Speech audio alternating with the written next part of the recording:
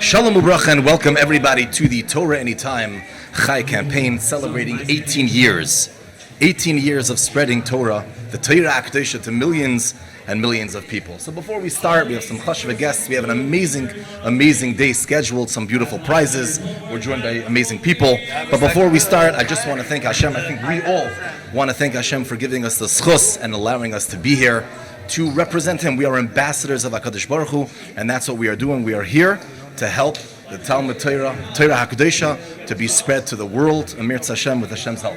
The entire goal of today is to help TorahAnytime continue the amazing work that they do, and therefore we need everybody to join forces. Baruch Hashem, so far we're almost by $1 million. Baruch Hashem, we are going to try to get everybody to join forces. I just want to mention one thing before we start, and that is that this year has been a very long year for Klal Yisrael, as we know. And the most powerful thing that all of the people are speaking about, and all the Rebbeim are talking about, is Achdus. There is no greater Achdus, or at least it's one of the big, great things in Achdus, for all of Klal Yisrael to come together and to donate money for the Torah HaKadosha. So like that, let's bring Achdus together, come together, and make Hashem proud, and Hashem bring the Geula b'Meira, v'Yameinu. Yeshua, take it away. Amen. Thank you very much, Rabbi Sperling. Beautiful words. We're sitting over here today with our first very special guest. Special guest not only for TorahAnytime, but also special guest for me. I, Baruch Hashem, had a schus of getting to know Rabbi Leaf for many years when I lived in Brooklyn. And I can't say how much I gained just, not even from the shiurim, just from the conversations that we had over the years. So it's a huge honor. Besides the fact that Rabbi Leaf is the Rav of the biggest Agudah in the world, the Agudah of Avenue L in Flatbush, a beautiful, amazing place. So we're zeicha to sit with us today with Rabbi Moshe Tivia Leaf, who has over 2,000 shiurim already on TorahAnytime. We can begin to imagine what an impact it had on Klal Yisrael. Thank you, Rabbi Leaf. Thank you for joining us today. That was first Seder, from like 9 to 2:15, including Shir. Second Seder was from 3:30 until 8.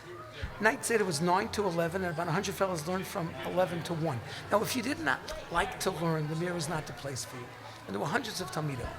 And our total inspiration was Reb Shmuel, exactly as you say. We just looked at him, watched him, smiled, laughed, and said, I want to be not like Mike, but I want to be like Reb Shmuel. Yeah.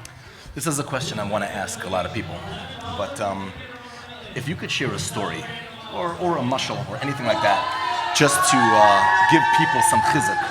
There's a lot of people that donated, but there's a lot of people that didn't donate. We're going to focus on the ones that didn't donate, thank you and everything, but the ones that didn't donate, if you could say something, 1 million people were listening, something, a mashal, something about tzedakah, about TorahAnytime, to just get more people to donate a little bit towards TorahAnytime, which really the whole goal is to spread Hashem to the world. What mashal would you say? What story would you say? What chizuk would you give? When I came to Minneapolis, the day school was a fine day school, but it needed to be upgraded. We flew to New York and we met with my Rebbe Shmuel Bernbaum, the principal, myself, some key balabatim.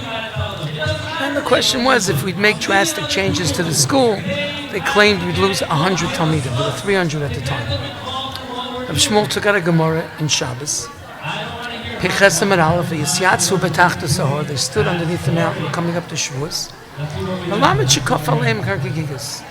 The Torah was coerced onto Klal Yisrael. He asks Taisus, coerced? Nasav and Ishmael. Says Taisus, because Hashem would give the Torah, Be'esh HaGedayla, the spectacular pyrotechnics, he felt that Klal Yisrael would be terrified and they'd be sinned on their Kabbalah. So they had to be forced. This Reb Shmuel, for 1,000 years, they're receiving the Torah under duress, to the extent that Rashi says, Mikam Meidorah B'Laraisa, people were asked when they came to Shemayim, why did you speak Lashon Hara? I was forced to receive the Torah. All because Eish HaGedayla, give Torah without Eish. Said Reb Shmuel to us, Torah without Eish is not Torah. If Torah is not given with this spectacular, overwhelming presence, you don't appreciate what Torah is. Take the Torah, go back to Minneapolis and do what you have to do. We didn't lose one Talmud. So that is what Torah is all about, and I believe what TorahAnytime is all about. It's the fire that ignites and inspires and gives you life and makes life worthwhile living. And it's also enjoyable. So that's something that people have to learn Torah with Eish. with the bren, with the geschmack, with the slavas. That's what our Rebbeim taught us. Well, And that's really what Torah Anytime is all about. I really think that the Torah Anytime listeners can really appreciate that, because when you're giving a shir and it's like, here's, okay, the Rabbi says this, and you keep it going to it, no one can connect it. But the more that you put really the Asian side of you inside of it, people can connect to it, and people be like, okay, I need that emotion, I need that fire. Besides the fact that we are battling the other world, it's this world, but it's really the other world, so strongly with so much entertainment going on, that we mamish have to come in with such a power that otherwise, and I really think that's what Torah Time represents. It has so many people, so many speakers that have that. If you don't like this one, you go to this one. You don't like that one, there's so many out there, and you could see the fire burning up in them. You mechaven to go, Reb David Shistel? I'm done. I'm good to go. So we're speaking at an event about the internet. So David, what should I say? He says, my shtufi is no competition. If you have a geschmack in learning, there's no competition. And that's the essence of Torah, and that's really what Torah Anytime does for us. And for all of us. there's another thing, if you think about, sometimes in shul, when the Rav speaks or whatever it is, so people are there because they're there in shul, they have to have musaf. By Torah Anytime, every single person that clicks onto your shir wants to hear you. Excellent. And they give that opportunity all around the world. And also, there's millions of people, not millions, there's a lot of people that don't have shuls around them, that they have no access. It's like this, they have access. It's also access to the quality of all the other Rabbanim and Rosh Yeshivas that speak. You know, when I was moving to New York about 15 years ago, my brother Rosh Yeshiva, who plays a tremendous Talmud Chacham, he told me, Moshe, it's the Aguda, you got to be a little bit more aloof. That's what he told me. A little more standoffish. That's what he told me. Tonight I'm going to a chasana of a Talmud's daughter. His name is Dr. Yitzchak Shmuel Nussbaum, Eric Nussbaum. He's married to Dr. Leslie Nussbaum. They're both neurosurgeons. He's a Talmud Chacham. He's written Sfarim. He's an amazing person. So I learned with him Chavrusa. So I'm mentioning to him the Rosh Yeshiva he knows very well. My brother, Rebbe, said, you got to really be aloof. He says, Rebbe, you can't do that. That's your koyach. You have to connect to people. And that's what I did. So even though, I get good for it, I'm not palsy-walsy, but exactly like you're saying, the learning has to be geschmack, and you have to connect to people, look them in the eyes, and see that reaction. And Yidvor Mayetzim Nechnasim, that's what it's all about. Okay, before the Rav leaves, if you could just give a bracha. I see we just broke 1 million. Wow. Baruch Hashem, Chazdei Hashem.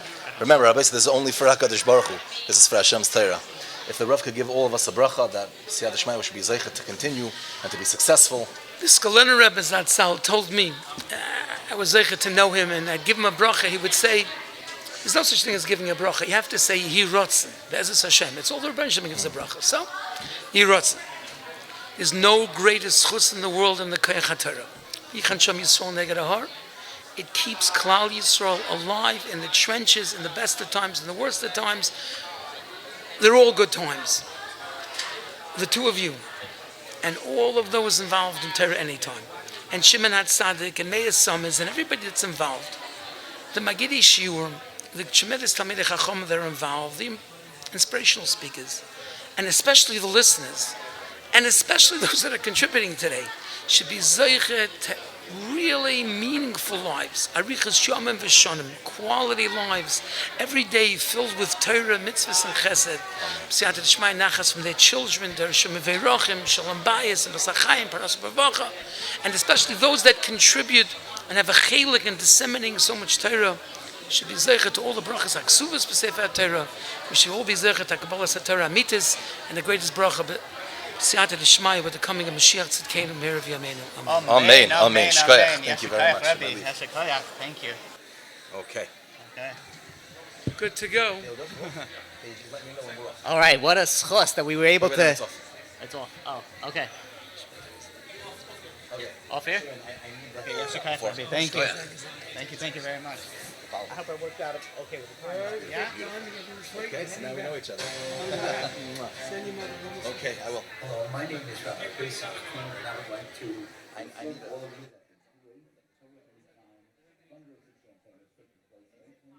that 27th. I don't only speak for Torah Anytime, but I donate generously as well, because I believe it's one of the greatest organizations in the world.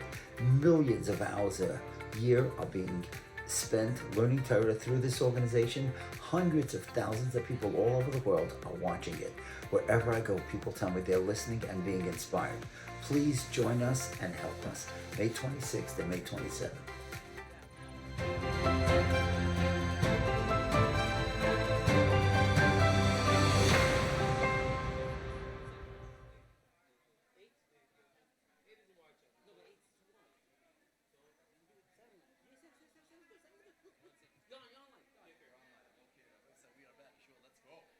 So we are joined today by Rabbi Scheller. Baruch Hashem, one time. One time. Should we do harmony, no? Should we try harmony? A little higher One key. time,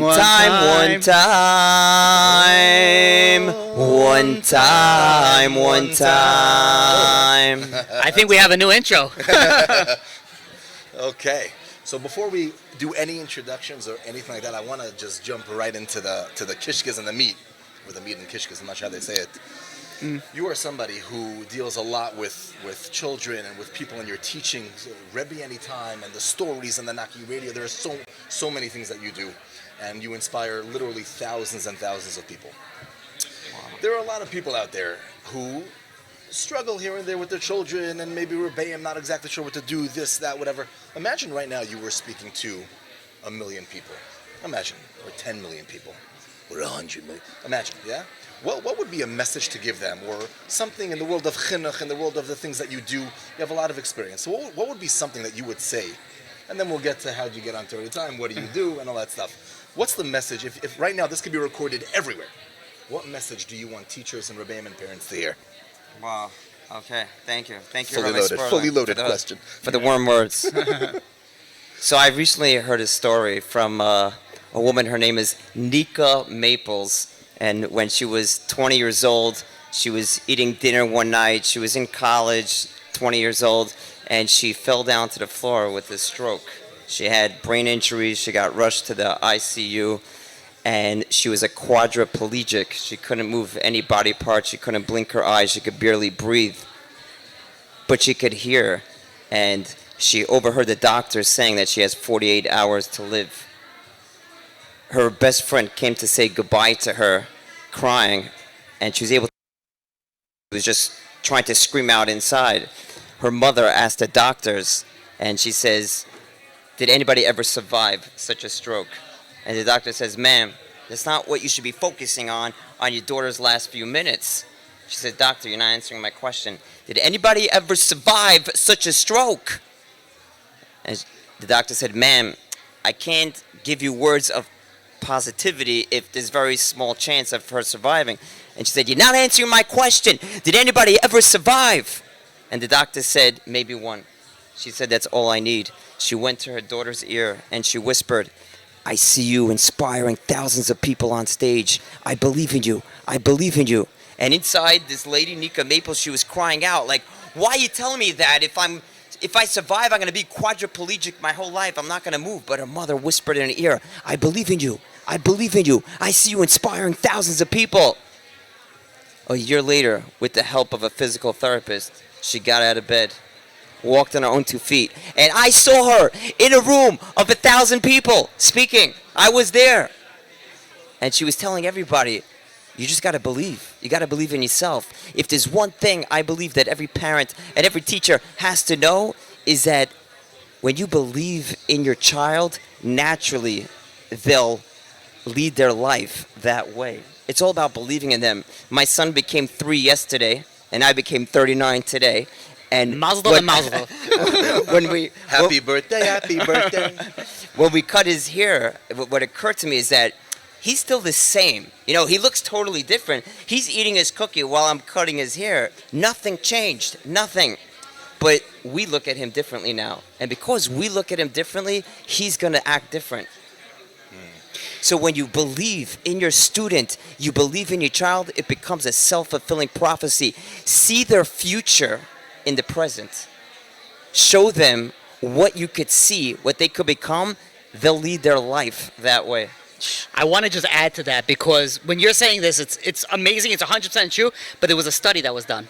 I forgot who are the two people in the study, but there was a study done Reuben by and Shimon. Reuben and Simon, more from Harvard. I love a shalom now. Harvard is no longer something special. But basically, they came in and they said they're doing a test to see who are the special people, like a very, very sophisticated. They gave everybody a bunch of, you know what I'm talking about, right? They gave everybody a bunch of tests. All the children they went, they wrote all the answers. They brought it in. These people went into a room. They came out a half hour later, and they started calling people. It says, you have the ability to exceed expectation. You're going to be a superstar. And they picked at random a bunch of people. They come back a year later to this. It was a public school. Come back a year later, and they and they see the people that they said you're going to be superstars. They went crazy above and beyond. What anything that expectation was, and what they were doing from the previous year. Afterwards, the principal came over to them and said, like, what was the test? Like, how did you figure this out? And they said the test, we did not even look at the answers. We gave them answers that we just threw it in the garbage. We picked up people at random and said, you're special. And when they heard they're special, they were able to. That's the famous. There was the Daily Dose that just went out of Edison when he came home from school, and the teacher gave the letter. Right. That's awesome. Yeah. You know the story. The letter came, and you're the best. You can't be in the. But you know what? It's so nice. We were sitting over here. Yeah, be good to your kids. When you're sitting in there and you have one kid crying, another kid screaming, and another kid says, just leave me alone right away. But it's such an important lesson that we have to like take that pause when we're raising the kids or dealing in chinuch, whatever it is we're dealing with, that we have an opportunity to change people's lives. Wow. What is your goal, your overall goal when you tell a story? You have a room full of children, and you go to a camp or whatever it is, and you tell a story to them. What's your goal? To put in this message? Or other messages? What's your overall goal? This message that I just said is really for parents and educators to believe in the child, but for kids, I like to give them values and Torah values and just talk about self-greatness. Like, what is the difference between wanting to be famous and wanting to be great? Or what does it mean, or what is the importance of helping other people? And really break it down to them in a nice story. Like the dentist gives you drills in your teeth, but he'll give you some painkillers. I put it into a story just to make it enjoyable. But the overall thing is, when a kid like gets something and he realizes, okay, if I win this game Barisis, it's not like my ultimate goal. Tomorrow's a brand new day. It starts again. When they realize it, like that puts me on fire. Wow, he was able to like recognize something new, learn something different. That's my overall goal of the story. Or make Yiddishkeit exciting. Break down like, what is Emunah B'tachim? Yirah Shemayim. What does it mean? Yirah Shemayim. What does that mean in practical terms? A way that a fifth grader could understand it. And hey, if you could explain it to a fifth grader, then you probably could get it yourself. You know what I mean? If you can. So it's important to We always don't ask break those questions. We don't ask those questions. I'm asking you that question. Right? Wow. All you do is stories on TorahAnytime, or you do other things? Like what do you? Okay, so Let's start from the beginning. Yeah, let's start. Well, I think the beginning we have to start with one time. Like we have to hear that origin. No, we can't overdo it. Yeah, we can't overdo it. How did you get onto TorahAnytime? What are the things that you do on TorahAnytime besides stories? Were you always? Is this how you saw yourself all the time? How do you keep yourself motivated? A lot of questions. Let's go. Questions. Okay, let's go. The floor is yours. Yeah, I didn't see myself doing this as a kid because I was always on the other side of the door in the hallway waiting by the principal's office. So I definitely didn't see myself doing this as a kid, but deep down, because I had no adults that I really looked up to, deep down I promised myself that I got to do this right. But it never was on like, the surface of it. It was deep down. That's what I had inside. I was doing Kiruv in California, and I was public speaker, speaking to people, and I met TorahAnytime team, and they said, you gotta speak, you gotta talk for TorahAnytime. Where did you meet them? Over there? I met them by convention, a Torah Masorah convention. Okay. And I said, they gave me a video camera. I had the video camera literally in my closet. Never took it out. I tried it once. I'm like, I can't do this. I'm not like such a speaker. I don't have so many things to say. And it was just literally collecting dust. And then I met Moshe Sofer. You know Moshe Sofer? It's always Moshe Sofer. It's all, I'm so close with Moshe. I happen to be. I don't want to interrupt you in that, but I'm gonna. So whatever. Obviously, I don't want to. But I remember, now that you mentioned that, I remember Moshe came over to me one day, and he's like, "You've got to hear." It was in Ar Yitzchak, and he's like, "You got to hear the speaker. It's unbelievable. He's going to be on TorahAnytime. He's like something unheard of. We didn't have that for children specifically. Wow. Like he was speaking praises, and now I completely forgot about that. You mentioned that. It just like clicked into. Wow. It's unbelievable how highly he spoke of you and how Your kids. Do your kids listen to him? My kids do. So do mine. Let's go. Do your kids listen to him? You know what? I tell them this story is always fun. Shout us. Do you like this one? Totally. Okay, so go back. So go back. Okay, so that's how you joined Torah Anytime. Moshe Sofer convinced you. Moshe Sofer said, you got to record for TorahAnytime. I heard you speak a few years ago. I said, listen, I don't really, I can't do it. It's, and I only talk to kids. He said, kids, that's exactly what we need. I said, but how am I going to record it in the classroom? How am I going to record the kids, like put a video camera for TorahAnytime in my classroom? Like, I can't get away with that. He says, You didn't believe in yourself. Totally. Yeah, it was very hard for me. And that's what I really want to get this message. It was hard with the capital H. It was hard. But I said, you know what? Let me just try it. It was the first day of the school year. And I said, guys, guess what? We're going to try something new. We're going to record for TorahAnytime. That's right. I want you guys to give me a title for the stories. And they came up with the title, Tales from Room 401. Every day, every boy got a turn to press record. It was big. Cool. It was big. And What grade was it? What grade was Each it? one of them feels special. Totally. Yeah, There you go. What grade was It it? was 5th grade. 5th grade. And wow. that's how it started in the classroom. And I just did it for my class. I did a story every day. And little did I had no idea that it was really like, I put it on TorahAnytime, but I think when COVID hit, that's when a lot of people watched Your numbers, videos. by the way, are very high. Wow. Yeah. Thank you. Are they? No, they are. Well, okay, so before we get to the question of motivated, how do you keep yourself motivated? Do you have one story that like knocked it out of the park? Was there like the craziest story, that feedback that you got? Do you have one of those? Yeah, I shared it like several times, but there's a story that a lot of kids connect to. It's my Michael Jordan story. You Is that know like one? no? Is that like one of your first ones? That was my first story. Oh, there you go. There you go. Even like Okay. Shimon Kolyakov is like, you got to record for the adults, But it was like that story that my father promised me to take me to a Michael Jordan game if I got a 90 or over. I never knew what a 90 looked like, and I did like all sorts of tricks to get 90s. I called the best kids in the class, asked them what's going to be on the test. I didn't cheat, but I did What's ways. the questions, right? And then I ended up getting 90s for 6 months. My father took me to the game, and we got fake tickets. And I got kicked out of the stadium when I almost got to see Michael Jordan. Now, Michael Jordan was like my superstar. I had T-shirts on Michael Jordan. His posters were all around my bed. This is no joke. Who's around your bed now? Chaim, Rebel Yashiv. Wow. Okay. Oh, wow. And, so that's the kids relate to that because it's like, oh, so sad. I never got to see him. They always ask me, like, so your father never took you again? And honestly, like, now it doesn't really make a difference to me that I never got to see Michael Jordan, Because I realize that we are all Michael Jordan in our own way. You are the best at something, and you got to find that thing. Every kid is a star, and that's what I really believe. Like, in my classroom, like, I'm going to find that one unique thing that you're a star. And that goes back to the beginning of the conversation when you praise your kids and you believe in them. It's got to be real. Right, 100%. You got to They can find... tell. Totally, yeah. It's You like when you come home, like my Rebbe said to bring you flowers, honey. and oh wait, I mixed up the English card. Wait, like tell your Rebbe I don't. Right, it's gotta be You real. gotta Real from find the heart, something right. and like boom, take that home. Right. Like Wow. look at that. Wow. Look at that. You know what? I just got such a haskell from what you just said because like your goal was to meet Michael Jordan, right? And it didn't happen. And now you're looking back, you're like, whatever. Like it doesn't matter. Like I couldn't care less. Like we have so many goals in our lives, and then we don't reach them, and then we're crushed. Like that's it. Okay, like it's ruined. And it takes us weeks to get back up. Well, and there is going to be one goal that we are going to one reach. goal that Yeah, well, 1.8. 2. Maybe Yeah, we'll let's make just it pause right now. 2.8. Please donate. Please donate to TorahAnytime. TorahAnytime does so much for me personally and so many other people. Let's make sure we're clear. If you're watching right now, just click. Just click at the button. And if you have any akara satov, maybe not for you, but at least for your kids, $10, $12, Rabbi say, and for $200 and more, we're going to talk about some raffles very shortly. But Rabbi say, let's go. We need the Olam's help. We need everybody to group together to try to reach our goal. I would say even if you don't donate, something I should not say right now, right? But like even if you don't plan to donate, get your kids to watch Rabbi Shalosh and then you'll realize how much you really should donate once you actually give. And how much do people pay tutors? What are we at? Right. Like if you're listening and like we're saying we gained from TorahAnytime because we definitely have, but like the people that are listening, if they're here and they're listening on a Memorial Day, they for sure gain from it. Right. So the question is, did you donate?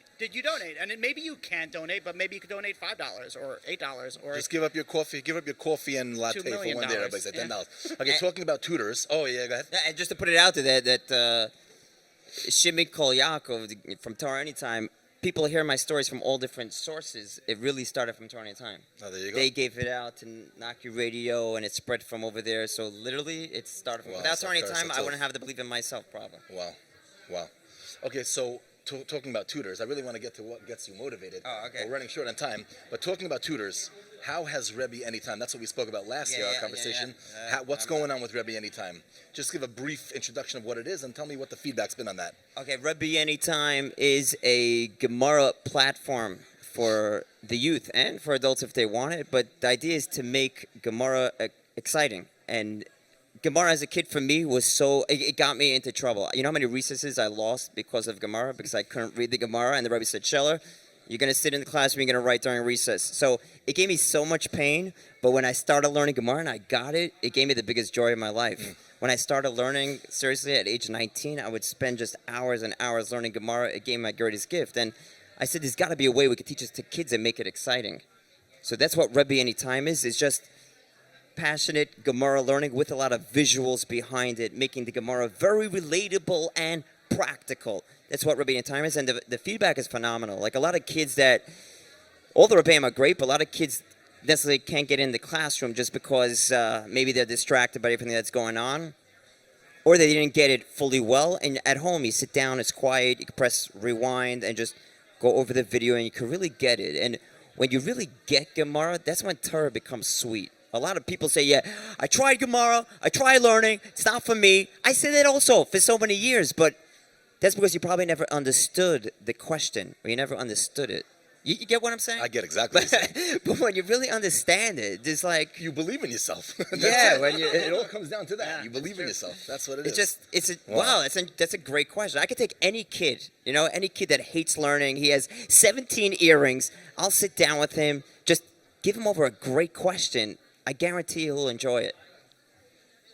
Does that make sense? That makes a lot of sense. It's interesting. I remember, I forgot which gadol it was, but someone asked a gadol, like they were in Kiev, what should you learn with somebody who has no connection to Yiddishkeit? So you think you open up a Gemara, it would be the last thing that you would open up. Ramchal Perak Aleph, that's what you think. But you know what? The gadol said you learn with them Gemara, because eventually once they get it, that's it. They're hooked.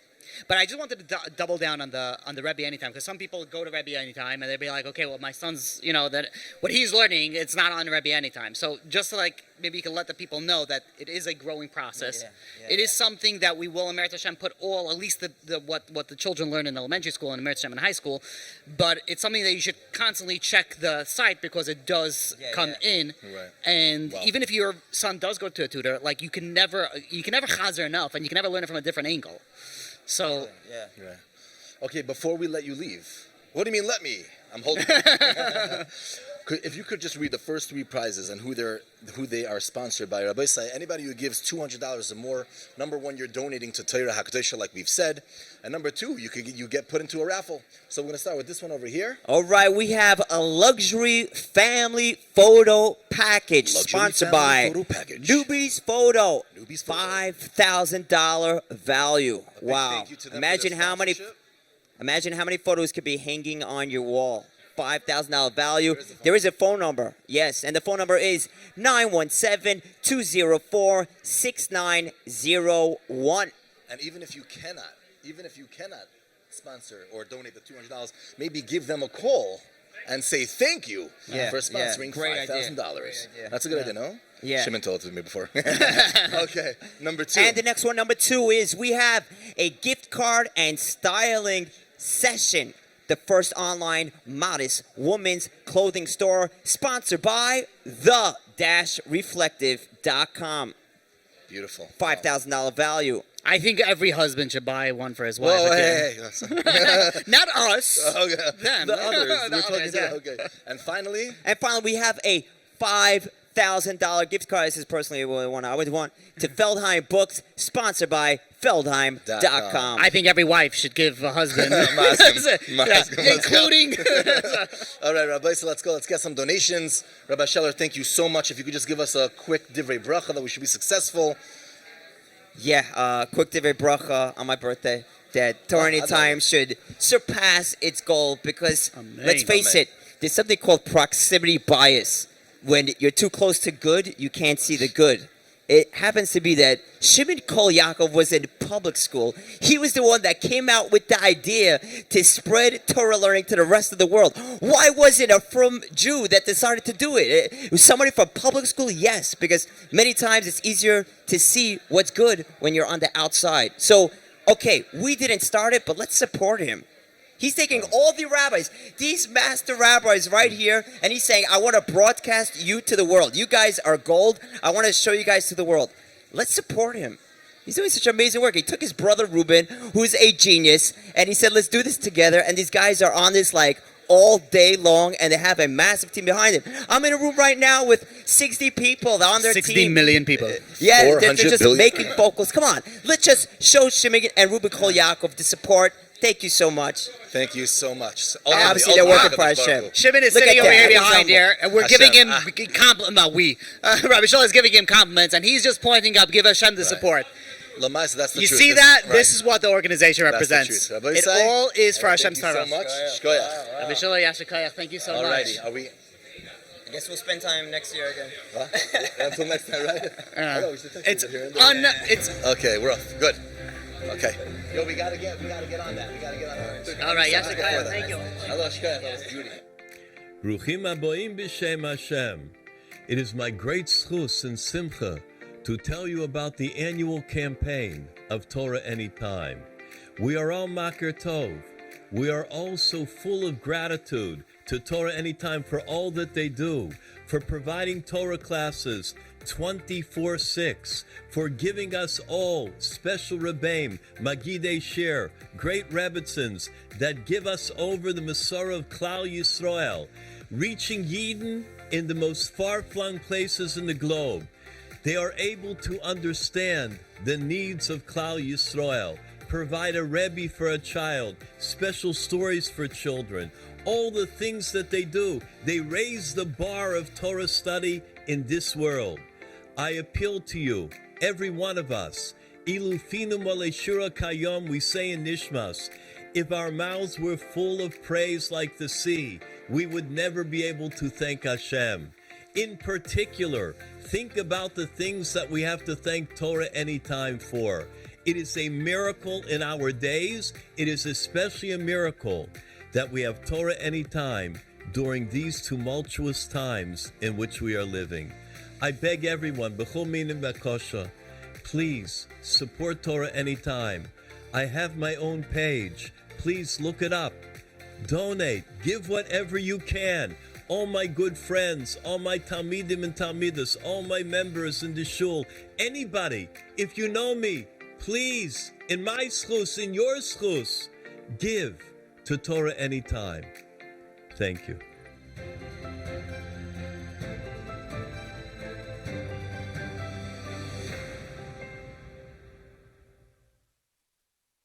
And welcome back. Okay, so before I continue with the fundraising, I just want to give a tremendous shout out to Team Pink. And that is Rebbitzin Ween's team.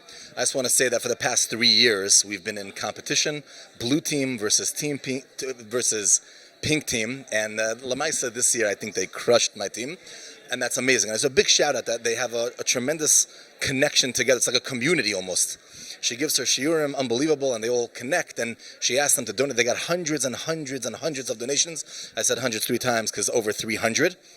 They already hit their goal before this campaign even started. Unbelievable. Team Blue is, you know what I'm talking about? We're getting there. We're getting there. So just a big shout out and a thank you to all of you.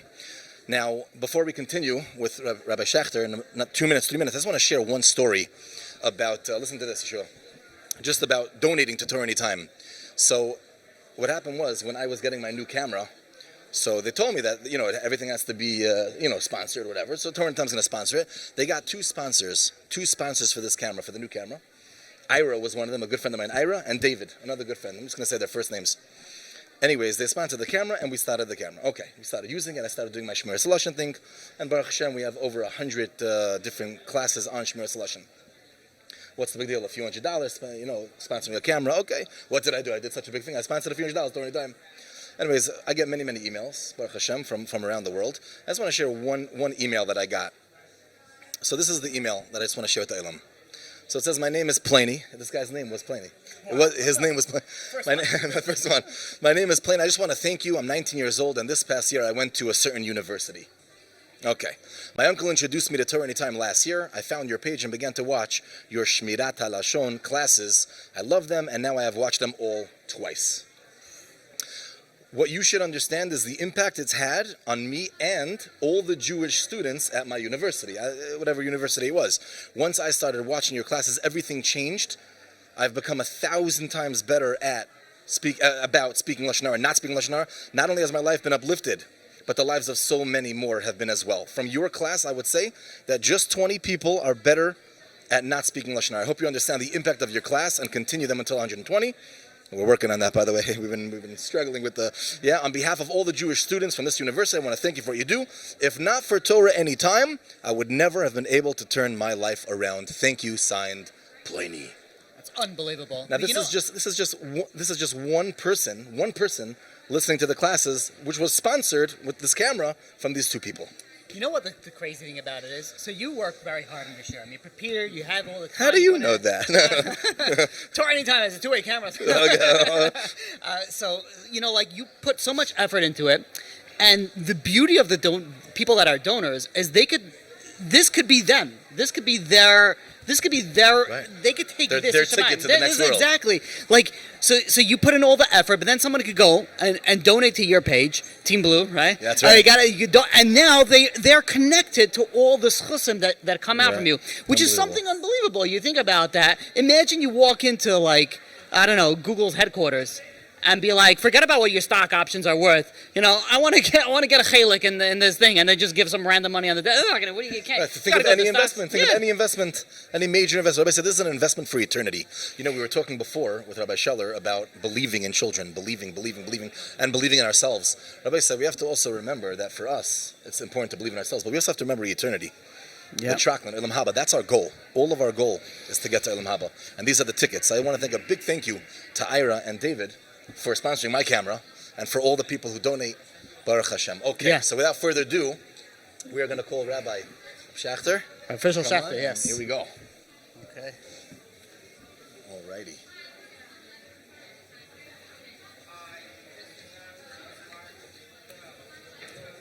Rabbi Shalom Aleichem, thank you for coming. Wow, it's been a year. That's already. It's been a year. It can't be. It's been a year. Oh, yeah. I just have to give a little bit of a background. I think the first time I saw Rabbi Official Schachter was in Or Yitzchak, which was my home stomping ground when I would at least live in Brooklyn, and I remember just seeing the Shabbos HaGadol drashas or things like that. It seemed like so many shuls lost their mispal for that speeches because it all just came flocking. There's enough for everyone. Baruch Hashem, there's enough. Enough for everyone. But it was no standing room. It wasn't even. And that just shows, people could tell you, that okay, people want to be good. It's people true. Want to be good. It's true. It's true. Okay, so before we get started, we're gonna jump right into it over here.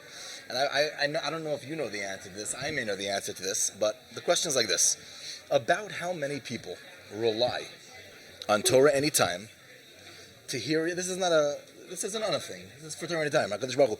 How many people rely on TorahAnytime to hear your Torah each week?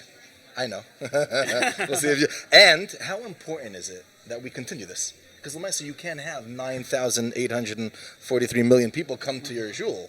Well, you can't have that. So how important is it? It does say maximum occupancy. Right on the side. You can push it in Iran. Nine, how many? A lot. 900? No. Whatever. A lot. Baruch Hashem, a lot. Okay. So how important is it to get this fundraiser going and to hit our goal so we could continue to spread your Torah? People just, I guess, I was speaking to Shin, people have to understand what this costs.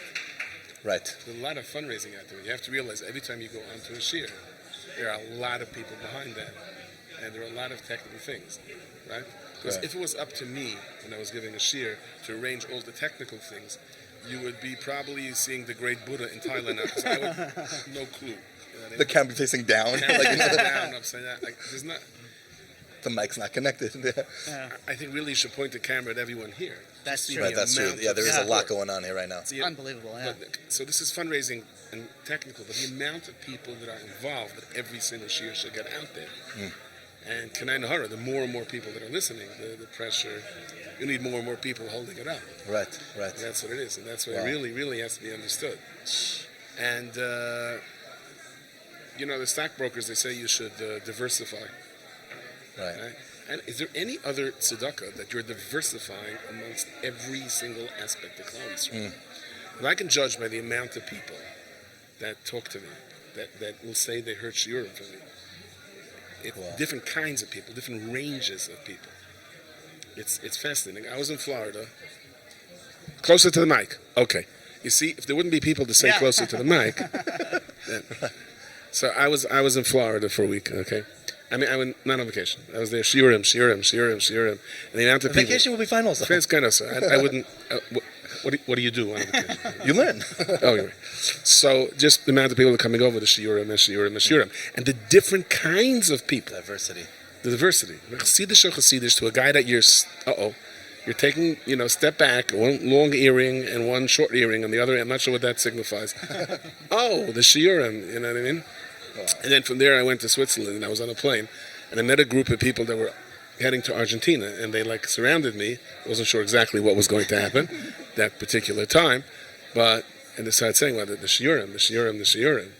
And then in Switzerland and then in Davos, it was all for shiurim. But I said, you realize, was there ever a time like this in the world? Literally, you're going from one side of the world to the other side of the world. Every single different kind of yid, and everyone is involved, and that's just saying my shir and all the shiurim that are going on. The Rebbeinu Shem gave this as a gift to Klal Yisrael. Wow. The Torah has to go around the entire world, not because Baruch was saying, okay, just stay put, okay? There's not enough time for this. Just stay put where you are. Let's get it all in. Wow. Yes. I heard B'Shem Rabbi Victor Miller, Zecher Tzadik Levracha, who said at the very end, I guess at the last few years, where he was giving Sherm, he said, now that they have the tape recorder, my share could go to 20, 30 houses, 40 houses at once. Unbelievable. We're talking about thousands and thousands of people, and weekly. In different situations. Yeah.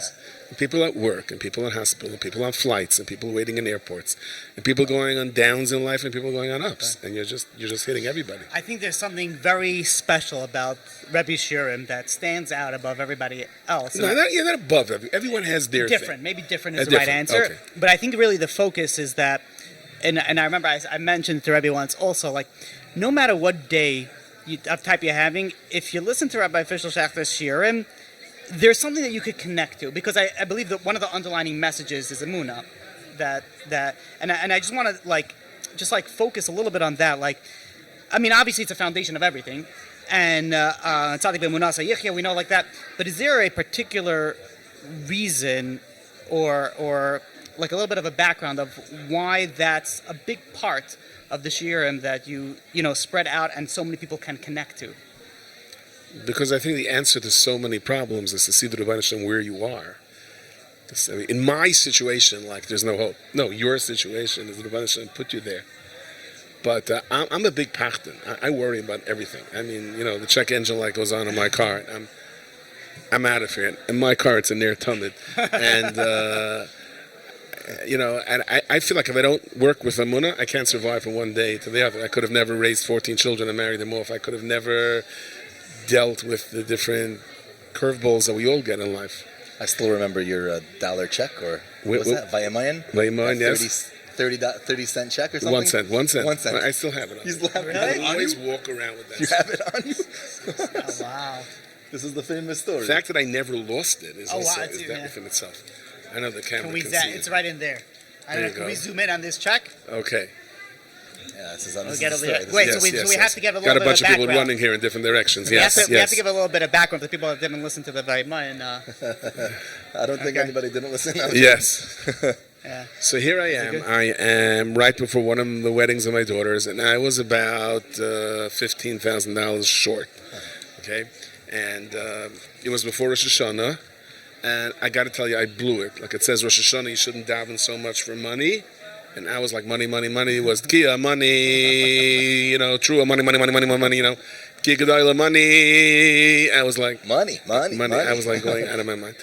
And Rav Meir Pamishlan said, if you look into Yiddish tefillos, all you'll hear is money. But if you look into the money, why do they need the money for? Marry, you have kids, and your kids the chay. You got to look a little deeper into it. Anyway, so I come home at Rosh Hashanah, we see the mail. And there's a letter from the bank. Oh, great. Now what?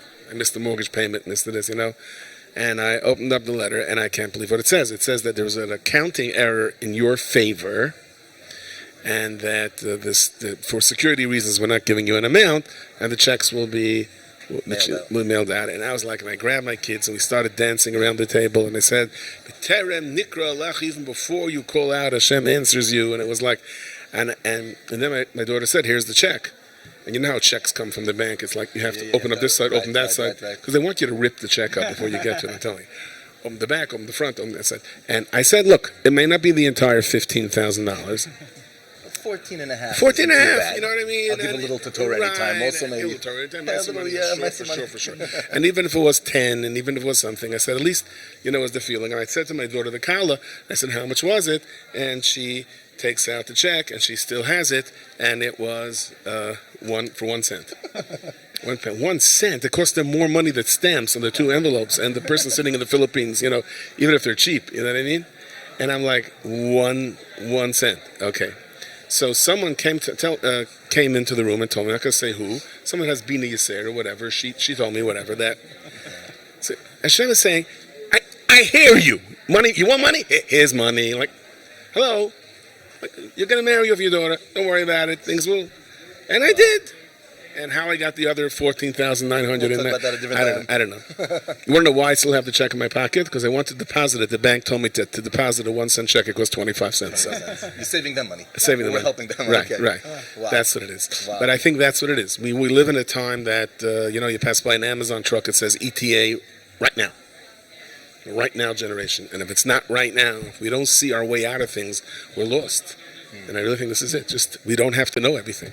What's going on in Eretz Yisrael, what's going on in the world. There's no diplomatic answers. There's no political answers. Wow. We just have to know we don't know. And there's nothing wrong with knowing you don't know. Wow. That's it. That's Rabban Hashem around the world. Such a powerful message. No. What's a very powerful response that you've gotten from your sherm? And what type of responses do you like to get from your sherm? In other words, what type of feedback do you enjoy? And what's the craziest feedback that you got? So, everyone likes to hear compliments. I know the Iraq guy, right? In Iraq. Yeah, by you. Right. Something different this year. Right. So, wow, what kind of... people always say to me, you have Ruach HaKodesh? So I wait before I answer, because I figure the longer he thinks I do, why not? No, I don't have Ruach HaKodesh. I learned to share my own experiences with others. And somehow people say, wow, that's exactly what happened to me. And I said, that's the point. If we share things with each other, then there's a Yeshua. Then we know where we're going. But so often I've heard that, I heard what I had to hear at a given moment. Wow. And to me, that means anything. Because it means, I got to do what I have to do. And let it settle where it is. Right. Let it settle where it's going to be. People also like to be involved with the characters, the people that are sitting by the shir. How many people sit in your actual shir? Meaning in the actual place? In the actual place. Yeah. Depends which shir. How many do you give a week? Well, Sunday morning, Sunday afternoon, Sunday night. Right. There's about 20 to 30 people sometimes. And 9,000 in the background, 10,000 and 9,000, whatever it is in the background. But my focus is really on the people. Of course. And you could tell that. Focus is on the people. Call everybody by name. I'm not acting. I'm not acting on the camera. Right. Focus is on the people, and let everyone join in. And you're all invited to join in. Right. And people identify with the people. Wow. I think it's also interesting that Rebbe never wants, one of the famous sayings, I like to say stories, I don't like to be in stories. Right. For someone who doesn't like to be in stories, you've been listening to pretty much, yourself. Yes. You got a lot of stories that come for someone who doesn't want. People always say to me, why do you have so many stories? And I don't. I said, you have to see them. Right. You have to see them, that's all. I was in the place Shabbos, someone came over to me and said, I can't wait to hear what happened over here. But, Develop it a little bit. You add a little life to it, yes. Okay, we're going to pause for 1 second. I just want to mention that right now we have just gotten we have $13,000 since we hit the 1 million. Wow. So Rabbi said we need the Olam to pick up. Rabbi said we have 9,000 people sitting in the back of the shir, Rabbi Schachter, and those 9,000 people could only be there with Torah Anytime functioning. So Rabbi said we need those donations. And remember, it would be nice to have the schus of all 9,000 people. Yeah, the schus. The more you do something with a tzibur, the more there's safety in numbers. Yes. Unbelievable. Really, yeah. Can I ask you a scary question? Who? A scary one? Yes. Is there any topics that you're afraid to speak about, or you're nervous to speak about? Because how it's going to be taken, or these topics I stay away from. Well, if I tell you, then right? There's certain things you want to stay away. Anything you could feel is going to touch people off the wrong way. It's going to lead to a machlokes, lead to whatever, lead to things that we could be taking sides in something. We're on? Yeah, we're on. Yeah. Okay. Turn it off. Almost said something. Okay. Anything that's a hot button topic, where you know that there's a confrontation, and just you want to stay away from. Because the whole point is to help people get close to Hashem. And also, when people tell you personal stories, you want to share the story, but you don't want to give away confidentiality. If you don't want to say anything that's going to trigger someone's shalom bayis situation. Wow. Especially my own, yes. Yes. But you need siyata d'shmaya to stay away from the wrong thing. One of the things I say before I start a shir, hope I don't say anything that's going to hurt someone. That's indirectly someone's going to misunderstand. Wow. Or try not to take sides in politics. You can analyze things, but not to take sides. It's not the role of TorahAnytime, I don't think, anyway. Plenty of political things you can go after, yes. All right, Rabbi Shachter, we're going to ask you to read, if possible, the bottom three prizes for the Olam. If you donate $200 or more, you get a ticket into all of these things. So if you could just read the bottom. Oh, you have it over there? Right over here, the bottom three. Rabbi, so you get into a raffle of these things besides the investment you're making for the next world, for your eternity, for all the Torah, all that. There's also a little bit of Gashmias too. Maybe So Gashmias. My age, the only way to see these letters, you have to take off your glasses. Now, you lift them and you close one eye and look up. Otherwise, it doesn't work. Right. Okay, so it says over here that if you donate how much? 200 or more. If you donate 200 or more, so you have a schus in the limit of Torah of all the people that are there. But hashgacha pratis is a nice thing, and you just may also be the recipient of who's going to call and let the people know. Who's going to tell them if they when want? we do the raffles, we'll let them know. Doing the raffles was going to be soon, right? It's going to be a few minutes, on okay. The hour. Okay, so let's go. Let's Wait, get so the you have 2 donations minutes. in. We're by 15,000 now. In 2 minutes from now, in exactly 2 minutes from now, you may be getting a call that you received a $10,000 gift card from, how do you pronounce Facets. Facets. I thought Facets. Facets Fine Crafted Jewelry. Yes, I don't want to say the wrong jewelry store because then you're going to come banging on that store. And we want to thank them also for Facets sponsoring. Fine Crafted Jewelry, facetsnewyork.com, $10,000 gift card. Yeah. That you can. What do you want to say? All husbands? All husbands should give for the wife. So let's put Yes, this donation in. yes. Okay. You could also. This is in the next couple of minutes. This is very instantaneous. Custom painting from Devorah Rhodes Art Collection, a $5,000 value. A big thank you to her as well. And the number is 646-770-3727. You could just call her and say thank you for sponsoring. Right. Of course, if you want to just buy the painting and give the money anyway, you can do that also. And $6,000 in cash. Okay, so a big thank you to the United States Mint for printing that money. It's sponsored by Vogue Surfaces. Vogue, am I pronouncing it right? Yeah, you got it right. Custom flooring for all your commercial building needs. 732-496-2410. So here are people that are giving away their product. Away their product because they want you to learn. This is in the next couple of minutes. We're donating $200 or more, and the Rebbeinu Hashem should help. But when you donate, you are winning. You're a part of it. Okay, so before we close this, if there were 10 million people watching this right now, and don't say donate now, because that they know, there were 10 million people that you would want them to hear a message. So we had a message from Rabbi Scheller that everybody should believe in themselves and think of eternity and stuff like that. What's a message you would give? You could also say donate. But what's a message you would, if you know everyone in the world was listening to this right now? 10 million people. Could I give them my email address? Right. What would you say? What's a message, a story, something, just to give chizuk? The Rebbeinu Hashem knows who you are. He has your number. Okay? God doesn't make spare tires. If you're here on this world, there's a reason you're supposed to be here. And nobody else in the world can do what you're supposed to do. And no one else in the world is facing the exact nisayon and exact test that you're facing.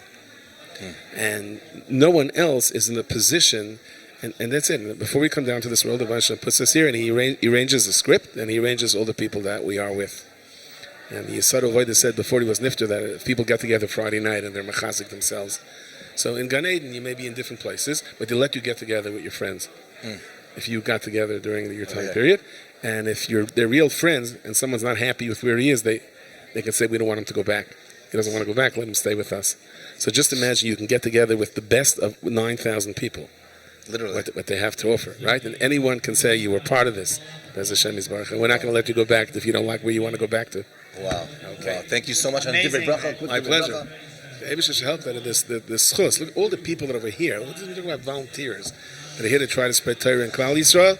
May the Rebbeinu Shalom help that this should be from Yerushalayim Yer HaKodesh next year, for Yerushalayim Yer HaKodesh, in Yerushalayim Yer HaKodesh. Amen. Amen. Shkoyach. Amen. Yashkach, Rabbi. Thank you.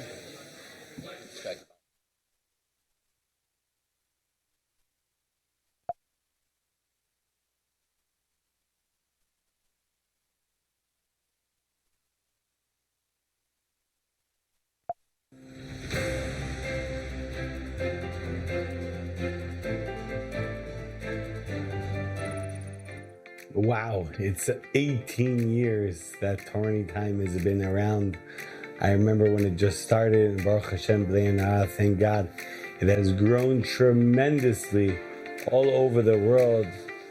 People watching, people being inspired on a personal level. I get tremendous feedback from the shiurim and from the chizuk and from the lectures, Baruch Hashem. And they have a once-a-year campaign. It's coming up. And it's so important for everyone to show hakarat tov appreciation to TorahAnytime. We encourage everyone, every single person watching this, to please create your own team page. It's very, very simple to do. It takes a few moments. And once you have your own link, you have a goal, you send it to your family, your friends, your neighbors, and everybody you know. B'ezrat Hashem, you're going to have the schut, you're going to have the merit of being part of the spreading of the Holy Torah that is going literally around the world.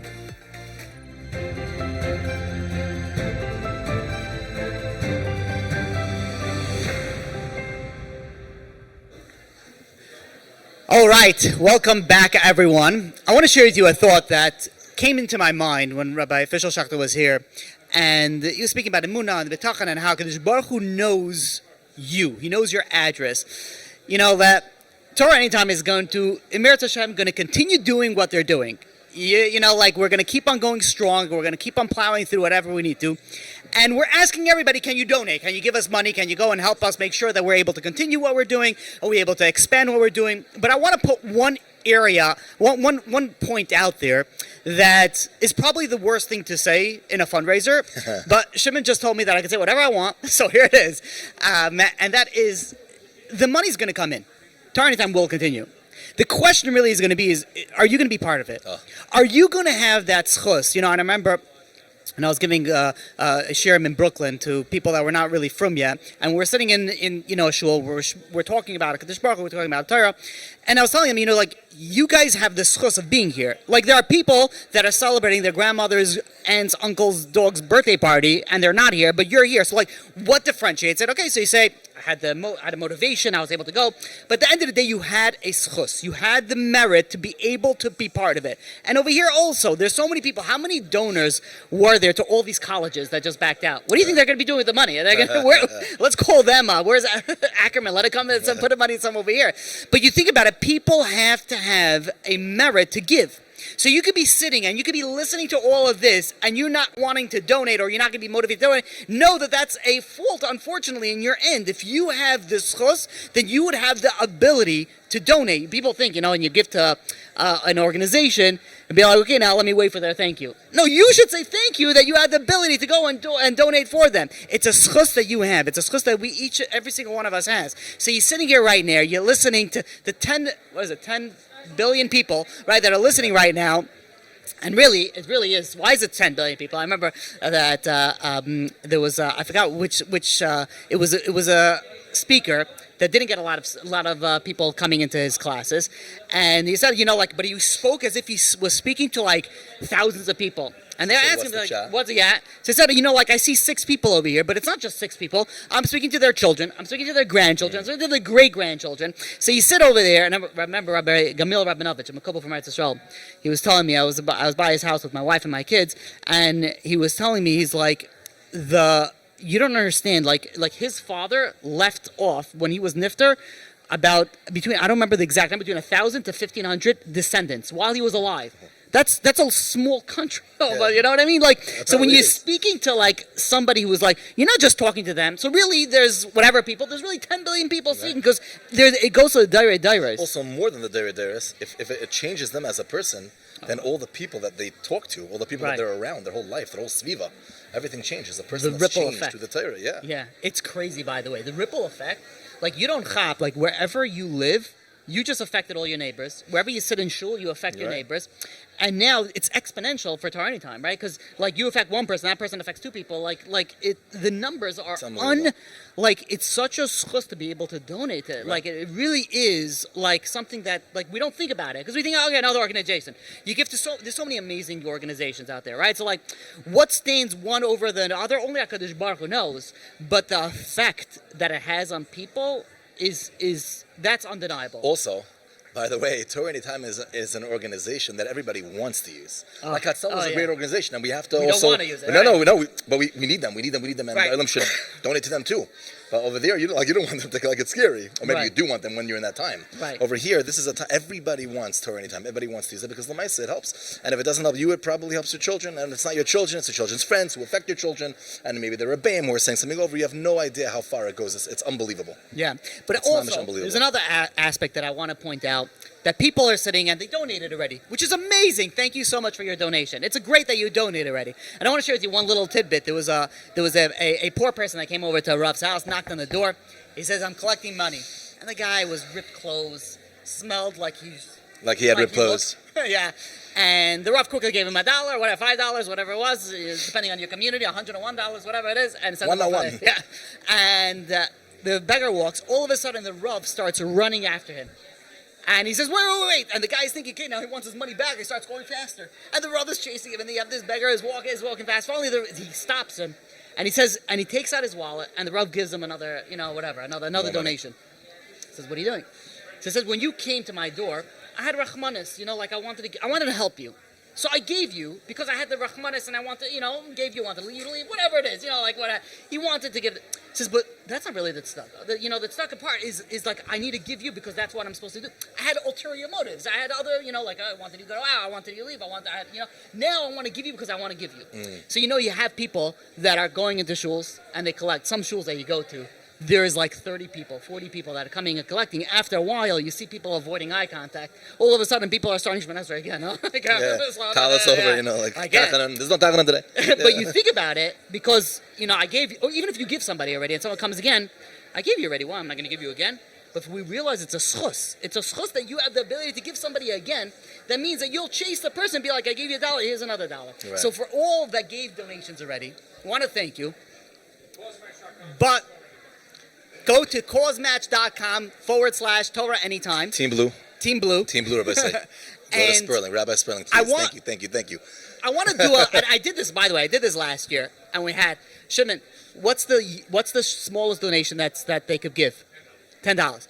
So right now, whoever's listening to it, let's see how many people, so let's say you gave already, give another $10. Let's see how many $10 donations comes right now for those that gave already. One. So we got to put it up on the screen over here. We have to see. You have the ability. You gave already, or you didn't give yet. Now you have the ability to give again. Because you could have, sometimes you give the money, you think you're Yaitza. I'm Yaitza Zayin already. I gave, I'm good. Now double down, give that other $10. This is where you show HaKadosh Baruch Hu. HaKadosh Baruch Hu, I was Yaitza already. I gave to TorahAnytime. I gave to all my teams. I gave to all my speakers. I gave to Team Blue. I gave to Team Red and Pink and Orange and all the teams. Oh, there's no orange. No, There's blue and pink. But now, I'm giving for you, Hashan. HaKadosh Baruch Hu, I'm giving for you. Wow, beautiful. Excellent. I just want to mention like this. Like we said in the beginning when we first started, we've all been through a long year, and even the year before this and the year before that, and there are so many people going through so many things. We could all use chesed, all of us. And Rabbi say, for those who could donate $1,000, $500, $200, get in the raffle, gewaldig, amazing, that's awesome, and you should do it, and it's a big chesed. But many people can, and that's okay. But I think everybody, or almost everybody, right, we're holding now 1% of the users are donating. So Rabbi said there's a whole 89%, I'm not so good at math, well, 99% Rabbi say that didn't donate yet. $10 I think everybody can do. Just take away one bagel and one coffee one day. And that's it, that's $10.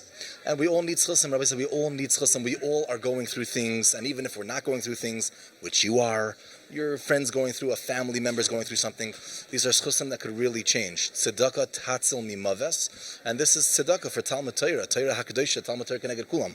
So Rabbi said we need the Olam to donate, everybody. And this could be that you don't know You have no idea if this will be the schus to, first of all, bring the geula. You don't know. Yeah. Prove me wrong. God, Rabbi. Let's get it and let's see. Yeah. You know? and if not that, which may hopefully at least to help you with your schusim.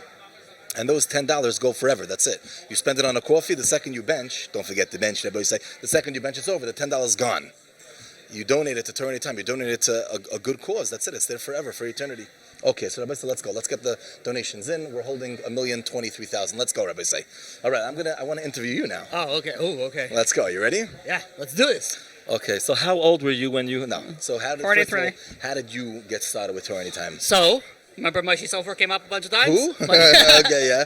It happens to you. It was all with Moshe Sofer. One time, but you had something to do with. Yes, before TorahAnytime. So this is where like is a big.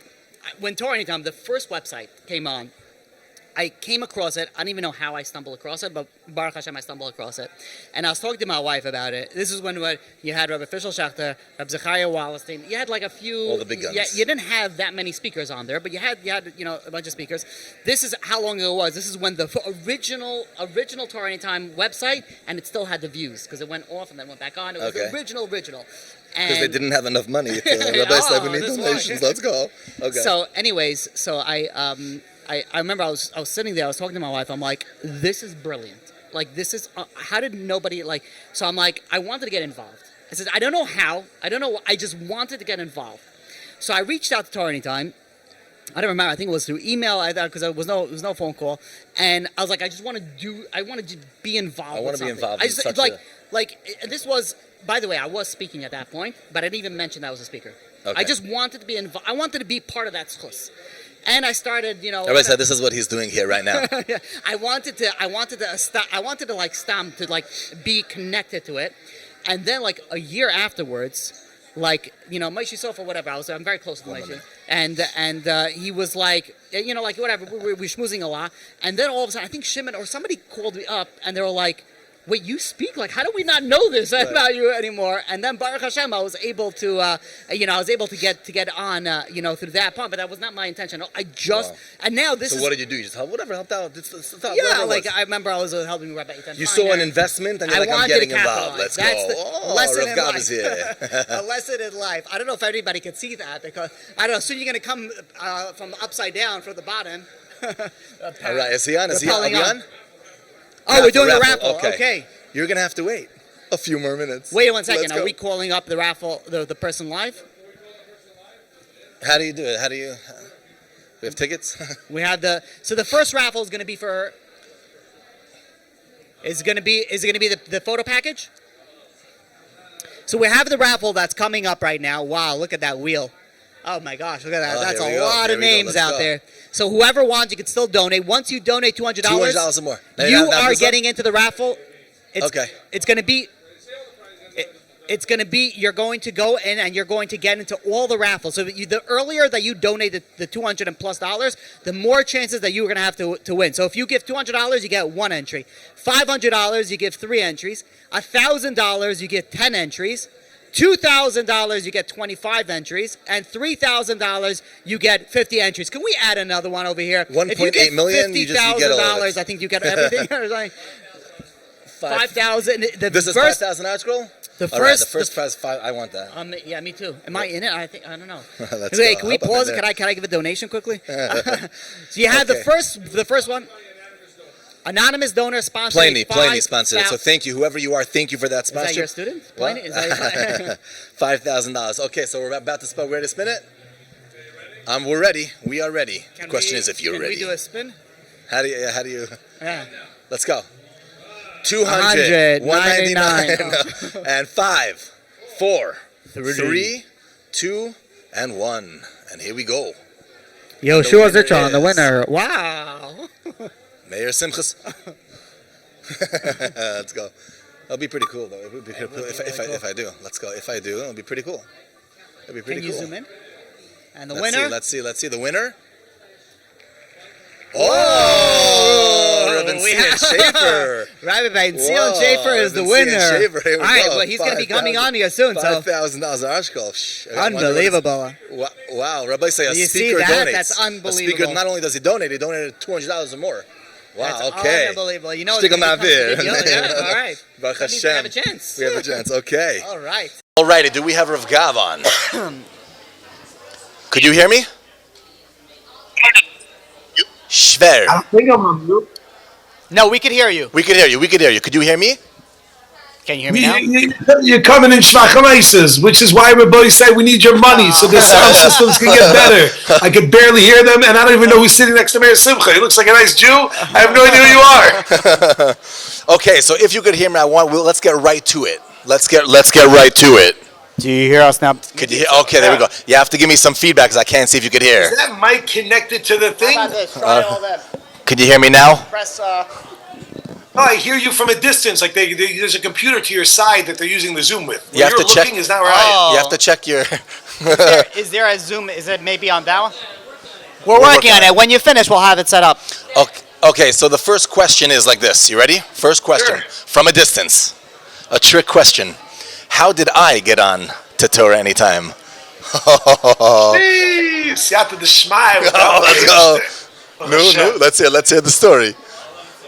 Let's hear the story. I mean, you know the story better than I do, but from what I know is that the first time I met Rabbi Sperling Shlita, I said, this is a Yid that needs to be out in the Welt. And that you could ask his mother, his father. Mom has said this. I said, this guy's got to get out. And then when it came to an opportunity that maybe to be involved with Torah Anytime, a lot of people are trying, oh no, this is going to get me in trouble. No, it's You could say it. say the number. Okay, so the kids are, a lot of people are trying to get on to Torah Anytime. And I happened to see Rabbi Shimon Kol Yaakov, and I sent him or I called him or I messaged, I don't know. I said, you got to get this Yid on. And he trusted me. And Baruch Hashem, since then, He certainly you're in third did. place or second place. Yeah, no. I don't even know if I'm in third place anymore. I don't know. I haven't checked. Anyways, you should know. I can't hear you at all. How about now? Yeah, shvach, but okay. My mother came over to me a while ago after seeing you. And she's like, Meir Simcha, I know who you're going to be in 10 years from now. I'm like, who? Bold. Bold. It was very, very funny. Okay, so let's get down to the real questions. Lamaisa, how did you get involved to Torah Anytime? How many people rely on Torah Anytime to hear your Torah? And why is it so important that we reach our goal? Right, so I'm really the wrong guy because I'm not one of these people who like buys into the, and if you do this now, you're going to win a brand new car. I don't know the answer to your first two questions. The third question I can tell you is that you certainly do. To have a website, the opportunity to have a website where you're going to be able to reach so many people and it's available. It's incredible. If you think back to a time where before Torah Anytime, someone's looking for a shiur, it was hard. It's very hard. It's hard. You have to either go to your local shiur, which maybe you didn't like so much, or who. And we are frozen in time. We lost, unfortunately, Rabbi Gavriel Friedman. All right, so anyways, until he comes back. Yeah. Oh. Let's go. Until he gets back on, I'll tell you the story. Yeah, I want to hear that, like we started off with like. So anyways, the story was that I was giving shir in Eretz Yisrael, and he learned with one of the bachrim that I learned with. That was my shir. So he came to my shir a little bit here and there, whatever it was. Anyways, we got in touch. We became friends. It was very, very geschmack. Anyways, after my brother-in-law told me, like, you should really be on Torah Anytime. Like, it's ridiculous. Like, you have such a limited amount of people listening. So I had to go to him. So, I'm like, listen, you're on Torah Anytime. Could you do anything? He's like, let's see. And like a minute later, 4 seconds later, literally after, he's like, all right, give it your best shot. Make a video, send it to Shimon, and let's go. I'm like, make a video, like, on what? Like, what do I do? It was amazing. But he's mamash amazing. But he has. But you know, like what's the unbelievable part is like. When you went over to him, did he realize what you would become? Like, I don't know, maybe yeah, maybe not. He'll say yes, right? Probably, of course. So such a special person.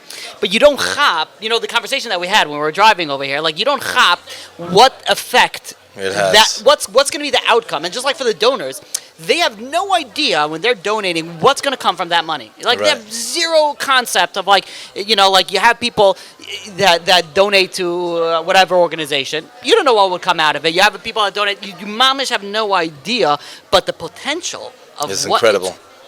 I am. You hear me? I hear you loud and clear. All right. Okay, where'd you lose me? I lost you by you're saying some story of something.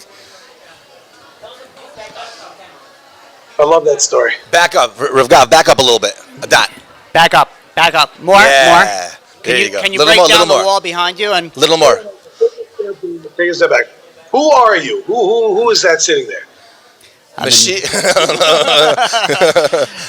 I am Yehoshua Zitron. I am He's telling you back up. He's telling me to tell you. He's telling me to tell you back up. Good. Just like that. Further. Back up. There's a wall there. Yeah, So break it down. Make a little hole. There you go. That's perfect. What's that? You want to make an extension to the house? Let's just go. Yeah. Who is this on? Look about. So what? Your mama's rocking this thing? How you doing? What are Where- you where- on where- anytime? I am on TorahAnytime. Yes. Yeah. That is amazing. You should mama shavatzlacha. Amen. Okay, so the other questions you totally avoided because you didn't know. You didn't know the answers. Okay. So how about this? How old were you? Yeah, you know what I'm saying? How old were you when you got involved to TorahAnytime? How did you get involved? And how funny do you think you were back then? Not as funny as Yehuda Zitron. This guy he's got it going good here. Yehuda Zitron probably very funny. I was 20, in my early 20s. So it was like, early. It was right when they started, very early when they first started. And how did that happen? They hounded me like a beast. They tracked me down. Don't tell me Moshe Sofer. They stopped reading orders. It was the whole Misa. No, tell me more. Make it into a story. So there I was. And make it funny. In the town. So anyway, it was just that back in the day, it was really, I think it was a few people. Shimon was like the number one driving force behind that. He loves when I mention his name publicly. So he would go ahead and Loshen Sagi Nahar. Anyway, so he would basically, and also Mayor Summers, of course, is always there. So he was just there. I was like, what is happening? I wake up in the morning, I walk out to get something to eat, and there's a camera. Are you speaking? What am I speaking? I'm eating. What are you talking about? Like there's a knock on your door 12 at night. Like, are you giving a shit now? I'm going to sleep. Yeah, no, Baruch Hashem, they're doing amazing things. Listen, I have to say one thing that I was saying, and the Satan kicked me off over there. It's a busha v'cherpa that my page is only at $25,000. But boy, you got to get into it. Really, it's only at like 1,000. So you got to hook it up a little. I was about to say, Rabbi, so let's donate to Team Blue. Let's go. Okay. So hello, 1 second. When did you start the daf? That's what I want to know. When did you start the daf? Why did you start the daf? And how many people rely, like I asked you before, how many people rely on TorahAnytime to hear your daf? I'm assuming you're talking about the recording of the daf? I don't know, whatever, you give a daf on TorahAnytime. I started learning many, many years ago, but in terms of the daf itself, in terms of recordings, this cycle, it's brachos, January 4th, 2020, whatever it was, that I started. And it wasn't, the intention was not to put it out. The intention was simply to record for myself, and that's it. That's why if you listen to Daf Beis and Brachos, it's 8 minutes. But if you listen to, afterwards, then it goes like 25, 30. But how many people rely on it? You got to ask Shani at TorahAnytime.com. Okay, 1 second. I just want to mention something to the Olam. I want to mention something. I'm looking at Rav Gavriel Freeman's page right now, and he has 39 donors. Raboisai. He probably has 2 billion, trillion. 30. Is that $1? There are it's people in Scotland. I have to give a shout out. There are people that gave $10, which I know they can't even do it, and that's amazing that you pushed and you did that. Some people give 150, 200. That's amazing. Anything that you're able to do, just a mitzvah is to do. Even if it's $5, $10. I have, I think, on average, about 50 to 70,000 listeners per share. Right, so one penny per person. Right, exactly. I'm saying 39 donors. Everybody said, let's go. If you have any akaras atoiv. How do you find this page? You go to causematch.com/TorahAnytime Team Blue. No, I'm joking. Speaker teams, find his name. Question, do we still have that if you go onto his speaker page on TorahAnytime? There's a link, so that's an easier way. Right, I was going to say, can we make it more complicated where there's a lot of words and a lot of dashes and hyphens? Yeah, fine. Straight up go to Great. You got to learn how to code. Let's go. There we And go. then once you learn how to code, you build a platform, and you go, and that's how we're going to get to you. all the But way first, up. we have to fundraise for the platform if we're going to build a code. Yeah. Okay. All right. Yeah. So Alrighty. right now we are $1,368 for Rabbi For Rav Gabriel Gav, Friedman. 39 donors. Rabbi, so let's get Rav Gabriel some more donations.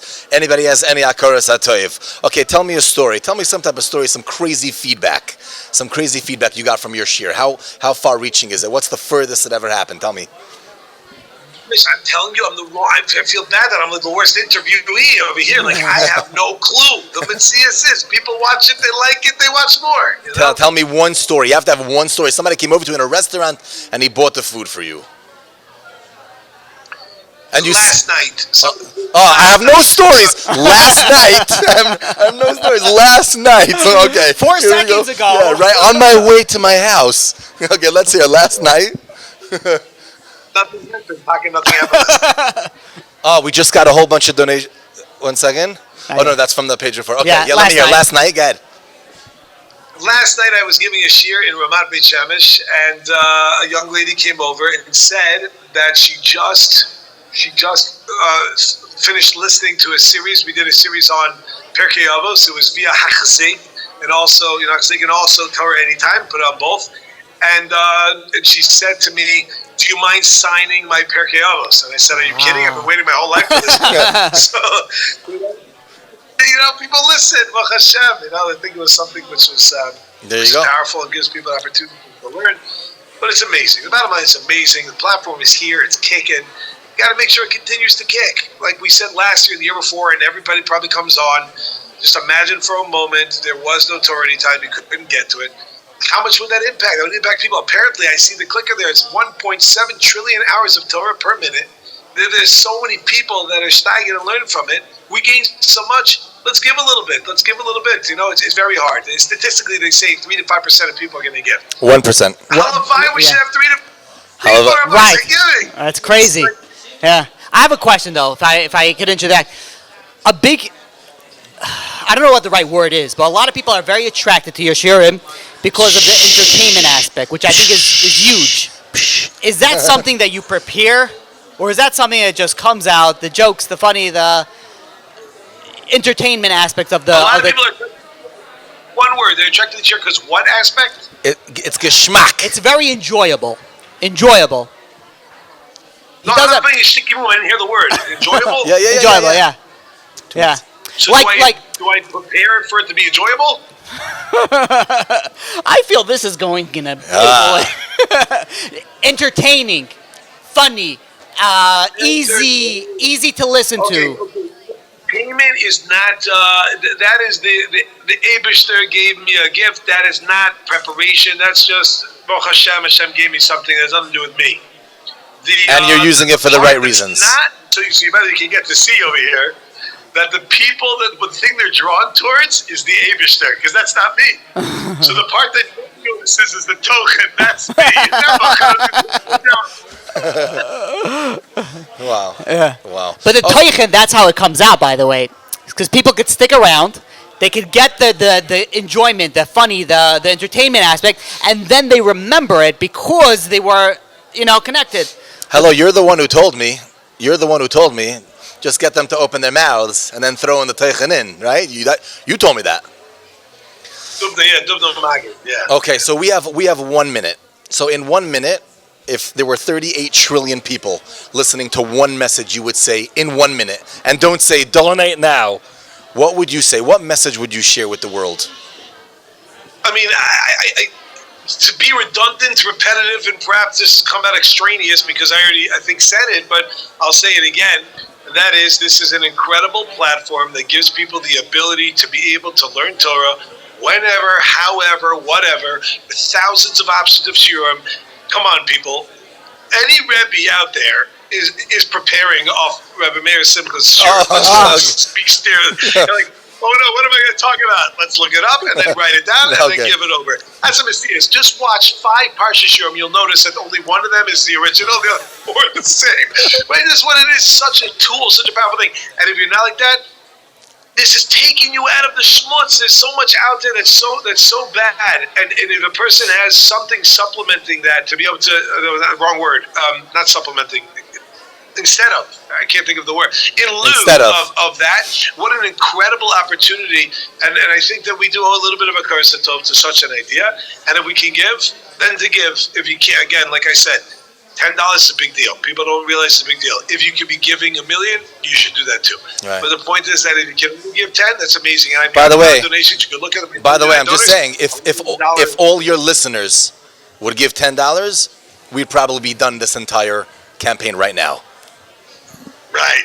Yeah. What your maximum budget is $1,500? No. Don't be little. You're big out there. Baruch Hashem. All right, Rav Gav, thank you so much. It's nice to see you, and we'll schmooze later. I'll call you in a few Rabbi minutes. Friedman, it's unbelievable. Thank you for everything that you do, for all the Teichen and the Torah. Rav Meir Simcha, Atzlocha Rabba Baruch Hamazon. Rav Zitron, I'm so happy that you're doing this, and I apologize if you've been doing this for like 30 years and I missed it. Not a problem. Keep up what you're doing.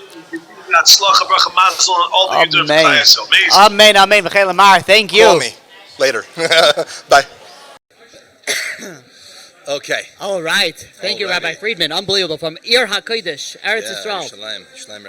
Unbelievable. He's still on. Pretend that you're not. So if you want to know the truth, if you want to know the real truth about him, I'll tell you. Oh. Okay. He's gone. Alrighty. No, he's not. He's still on. He's just behind. He's still on the way. He's still. Yeah. Okay. Oh, this is great. It's unbelievable. Alrighty. All right. Really, really unbelievable. Oh, okay. Whatever makes you feel comfortable. Oh, wait. Is this, we're not live, right?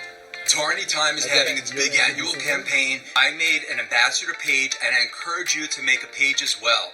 Having the opportunity to give back to TorahAnytime, it completes the enjoyment, it completes the process, it allows for us to enjoy the content day in and day out with that little extra special feeling of satisfaction and gratification, knowing that we did something to help build TorahAnytime into the juggernaut that it is today.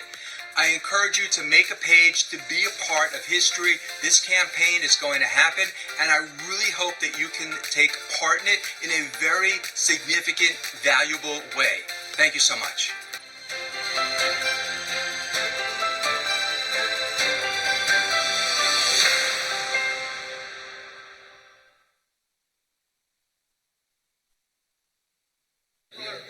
Thank you all for joining us back. We're here. We're sitting with Rabbi Meisels.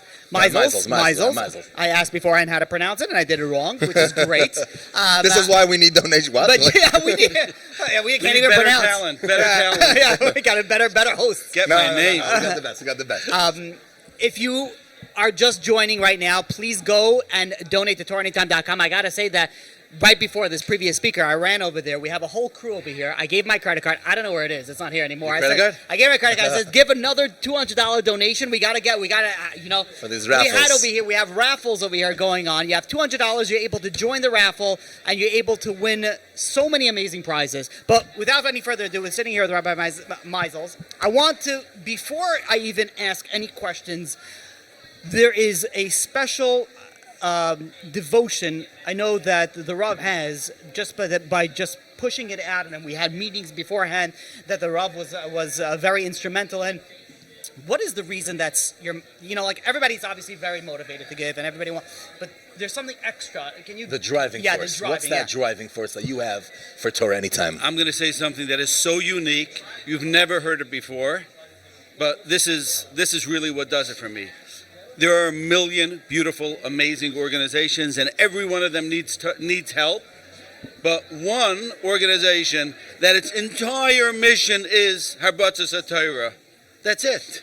Every other organization is nice, but without Torah, without being able to spread Torah throughout the entire world, which is really the underpinning of every other organization. So we are the organization that makes all other organizations go. So if you're passionate about Hatzalah and you're passionate about anything else, you got to be passionate about TorahAnytime. You just reminded me of a story of the Chavetz Chaim when they had a whole bunch of philanthropists coming to collect money, and there was one very wealthy person who said he saw somebody learning Torah in the front, a koil young man. And he said, I'll donate. They were trying to do for a hospital, I think. So he said, I'll donate however many beds he could donate. I'll like triple it, whatever. So the Chofetz Chaim clapped on the table, and he said his Torah prevents them from getting to the bed. They don't get to the bed. Don't even go there. That's right. So many times when people talk to me about a personal problem, we'll talk about that, but my first question is, you have a chavrusa, you have a shir. Because if you don't have a chavrusa and you don't have a shir, then there's no point in dealing with your other problems. First it starts with Torah, and then we'll see how many more problems you actually have. And that's TorahAnytime. Okay, so let's just, for those who don't know you, let's get an introduction. When did you first start? This passion is amazing. When did you first start giving shirim on TorahAnytime? How did that happen? How did TorahAnytime impact you as a person? Let's get the whole rundown. Oh, you got an hour? Yeah, we have 10 hours. Okay, we actually have Guys, if you don't want to hear the whole story, just give all the money. We can shut it down. Yeah, we'll all go home right now. Go to Right, go home. Let's go. Yes. All right. I think I started about 5 years ago. Right about now is my anniversary, my 5th anniversary. I think. How did it happen? Entirely unexpectedly. Like a nice fellow, I moved to Lakewood expecting, I hung up my shoes, I was done, I retired, that was nice, once upon a time I gave shiurim, but I'm done. I got a lot of things to do in my life, and I got a phone call, something about this organization, Kerev Tuni, they're having a Shabbaton, can I come? And I said, who's it for? Hasidim. I said, I don't know if you've seen me lately, but I'm not, and I don't think it's going to work. It was 10 minutes before Shabbos, 10 minutes before Shabbos. So I told the guy, I said, you know what? I know for you Shabbos doesn't start for another 2 hours, but for me, I'm going to be doing that soon. How about we talk next week? And of course, I never got back to him because I didn't think it was going to be relevant.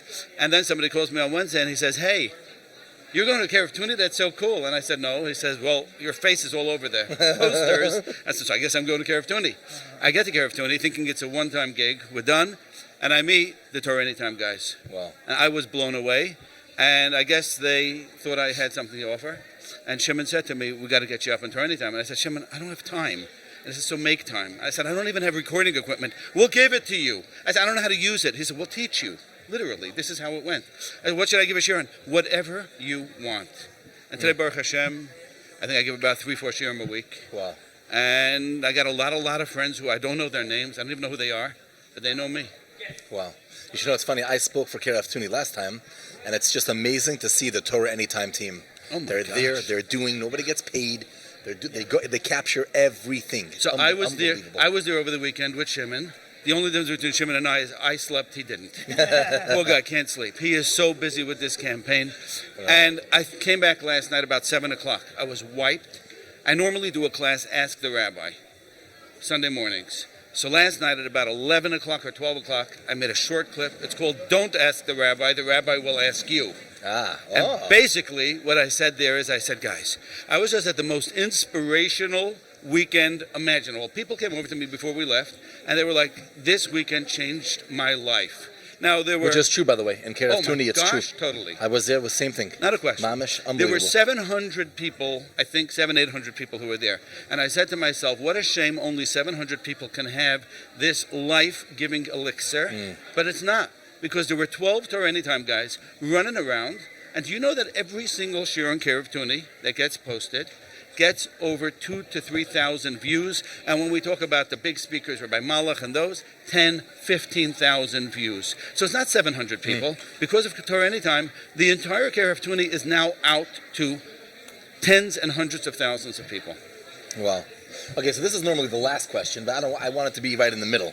If there was one message, because right now we're $75,000 past where we were an hour and a half ago. It's not going to work. Right, it's not going to work. So if there was one message you could give all the listeners, okay, imagine all the listeners were on, this is recorded and probably going to put it later, what's the one message you would give the world? And don't say, donate. No. If I would say donate, I'd say donate to my page, but I think you guys got that. Team Blue, Rabbi say. Yeah, no, forget the Team Blue. We don't do color war here. That's it, we got it. I've got a page, and I got to get someplace, okay?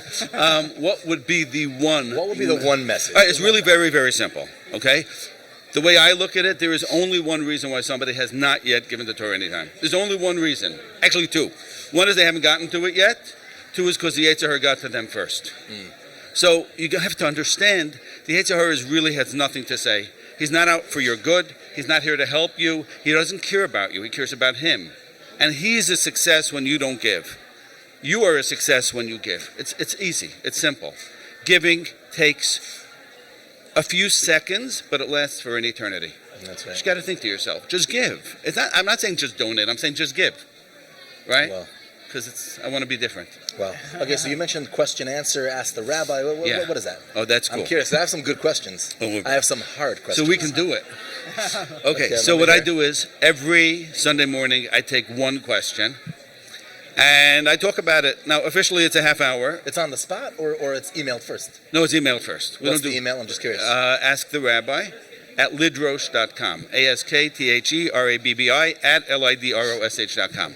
But You're you going to got get to be one from Mr. Smith. You've got to be patient because I Okay. got about a 2-year backlog. Okay. But we take one question. Should be about a half hour, between a half hour, 30 minutes, 50 minutes, 45, 60, and we talk about it. And the one thing I like to do is to be honest. So we go right to the point. We say it like it is. And what's the feedback been on that? Like, It is unbelievable. Glenn Hur. do you have any stories? I want a good story. Something. I will say this. I get emails from people. I don't even have time really to respond. So Friday mornings is when I respond to all my side emails, not my work emails. And I have stories from people who tell me that I never thought I'd be married. Whoa. And then I heard you. And you were talking about Emunah. You were talking about Petachin. And you finally made me understand that my problems are not my problems. My problem is that I don't know that there's a Rabbanu Shalom. And the Rabbanu Shalom is the one who's in charge, and he will get me married, and now I'd like you to come to my chasana. Wow. So those are the ones I don't like, those stories, because I don't really want to go to those chasanas. But Yeah, but you going, it will bring up yes, the whole, that's like yes. become a So I celebrity. send warmest wishes. Wow. But yeah, it's really the feedback I get and the number of places you get it from. I said this idea the other day. You grew up, I grew up, we all heard this idea. Rabbi Shaul Salanter said that if you speak Lashon Hara in the Beis Medrash in Kovna, a Yid in Paris is Mechal Shabbos. I used to think to myself, I have nothing to do with Paris. I don't speak French. I don't know what you want from my life. Then don't blame that on me. I get blamed for enough. Don't tell me that guy's been Mechal Shabbos because of me. Okay, I never understood what that means. How do I have that impact? Now, through TorahAnytime, I understand that. I say a shir. It's all over the place. And there's a Yid in Paris who's learning, who's not being B'chal Shabbos, he's keeping Shabbos, because I give a shir, because you give a shir, because you gave a shir. By the way, just like you mentioned, what was that email? We got an email over here from one of the speakers. Where is it? It's not here. It's got to be one. Maybe that one. The bottom one. No, it's not. Here, right here. Dear Rabbi, to one of the speakers, I want to let you know that because of your Shabbos vow on TorahAnytime, I'm keeping Shabbos. Yeah. Maybe it's you. Maybe it's yours. I'm Could just saying. Could be. Like, it's unbelievable. the way it Shabbos goes. and keeping Shabbos. That's the way it It's goes. unbelievable. Yeah, the power of the outcome. Besides, you were talking already the Olam Yainai, so the No, right here. But I'm saying, like, Right even here. right here, you could see the difference of how we were reading before. There was like people that were suicidal, and Mamish they started listening, and Baruch Hashem, yeah. I think those are the guys who were listening to me. And then they got off of me and they got better. Listen, you never know. You never know. You mamish never know. When you give a shir and you're preparing, is there like a goal, a focal point, a lesson that you always try to drive, or is it every shir is a different? What's your overall goal when giving a share? Because it's such a diverse crowd. Yeah, I mean, it's- and diverse topics. Mamish. So you don't even know who you're talking to. So I feel a little bit, if I can make this comparison, I don't mean it exactly, as you're going to figure out why in a second, but they say about Rabbi Aaron Kotler, if you've ever listened to any of his shiurim, his shmuzin, really his shmuzin. So when Rabbi Aaron would talk about Rosh Hashanah, bottom line is Rosh Hashanah was all about Torah.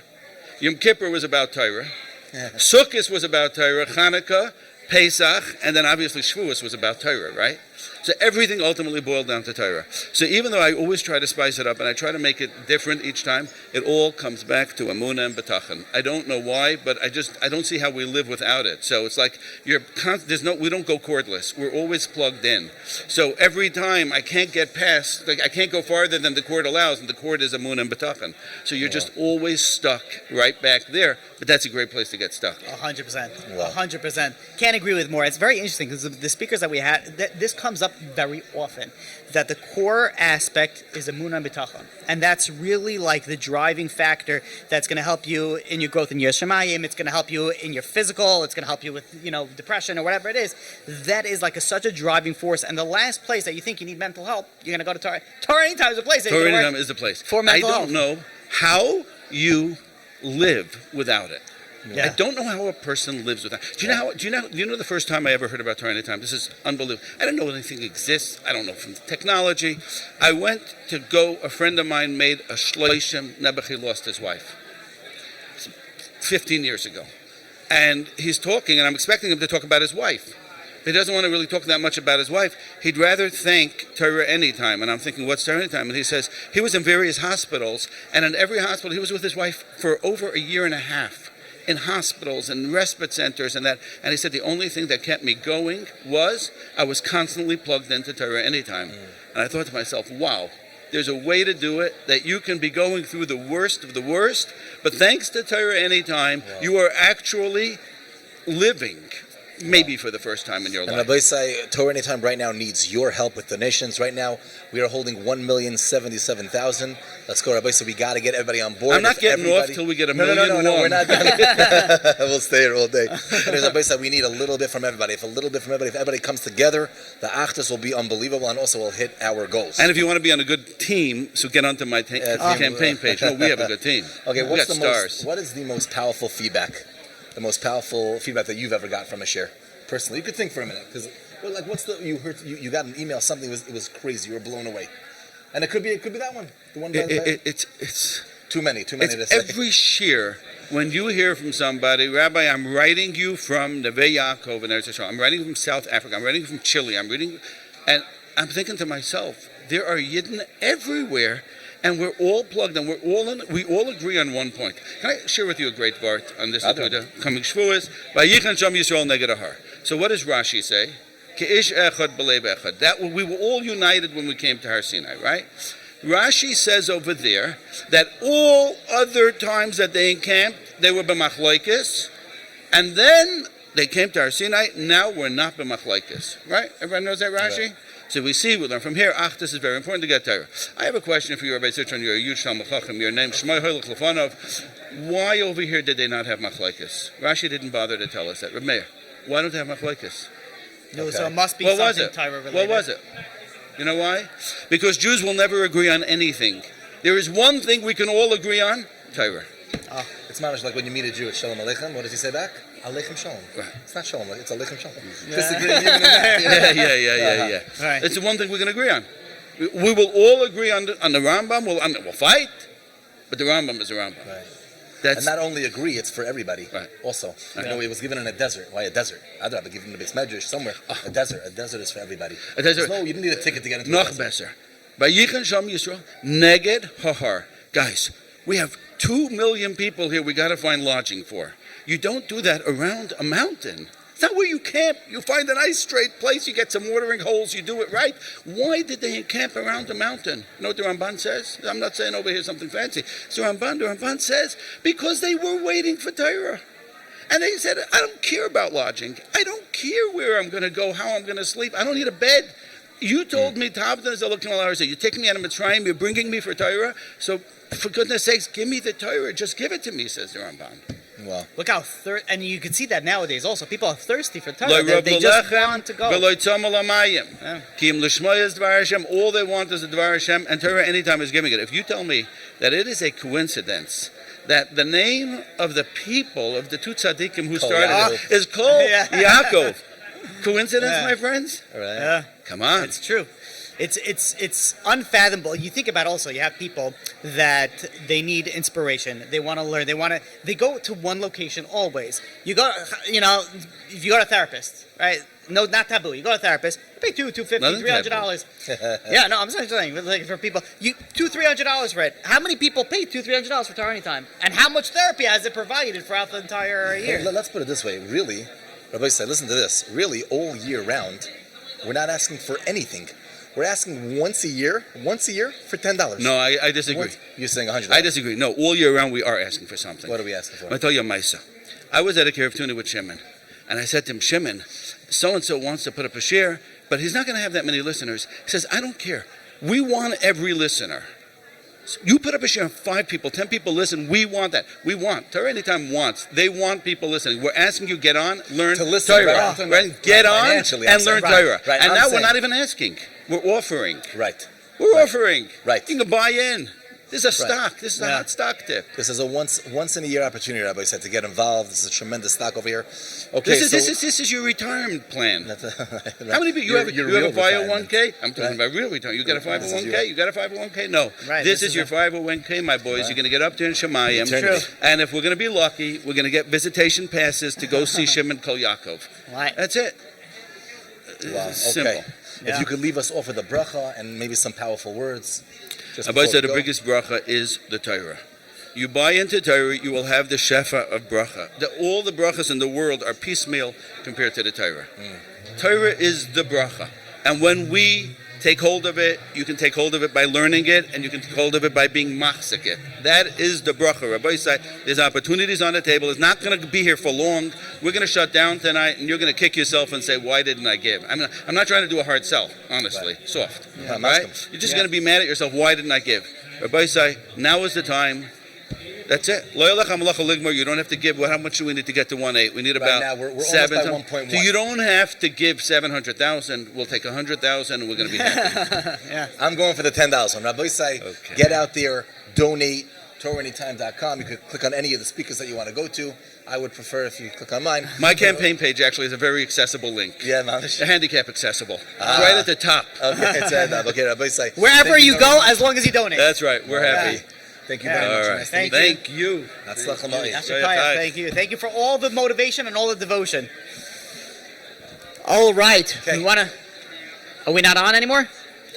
We We're are still still on. on. We're still on. That's how good we are. We are always on. We want to ask everybody during this time to please go and donate. We need a lot more, and you could help us get there. And not only that, I'm going to ask you something that we didn't ask anything yet. Share this information. So you're sitting over there, put it on your statuses, send it to your friends, call your grandparents, whatever it is, spread it out, because whatever we have right now, we got to get more people involved. And you might even call and you reach people and say, oh, what is TorahAnytime? I don't know if there exists anybody like this in the world, but if you might even help, even if they don't donate. You never know where you're going to go get. You never know where you're going to get out there and donate even $10.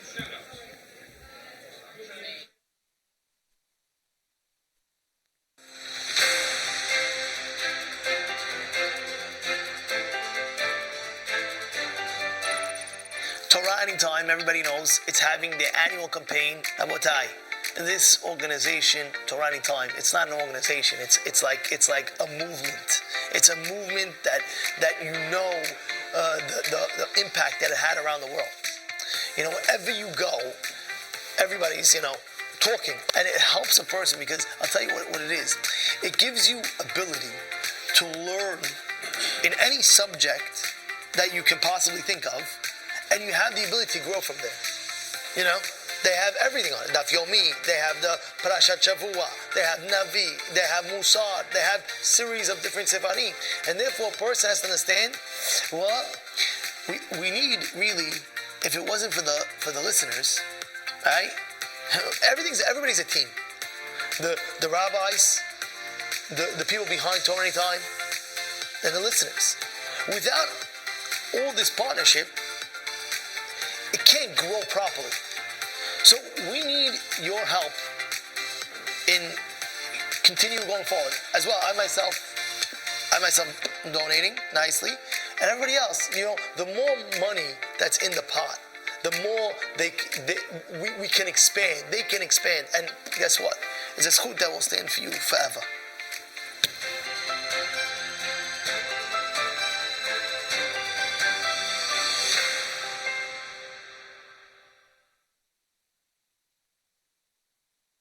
TorahAnytime. By the way, recently they gave us the opportunity to see how many views you have. 5 million, it's crazy. It's like 600,000 people. Yeah. Anyways, to make a long story short, someone comes over to me and says to me, I mean, how much is there on the topic of Shemir Seinaim? You could go a year, 2, 3, and they don't, by the way, they don't show every single video that's on there. So are you guys going to run out of content? So I said to him, no. As long as Klal Yisrael is going to struggle in Shemir Seinaim, HaKadosh Baruch Hu is going to give content. And this is the siyata d'shmai that I think all of us presenters and speakers feel. As long as there are people out there that are looking, Hashem will send us someone from a different part of the world that will share a story. I'll open a random sefer in a random shul in a random country, and there'll be something there that's exactly what I was looking for. Hashem will give me that vart, because I try to build my Parsha class each week about one theme.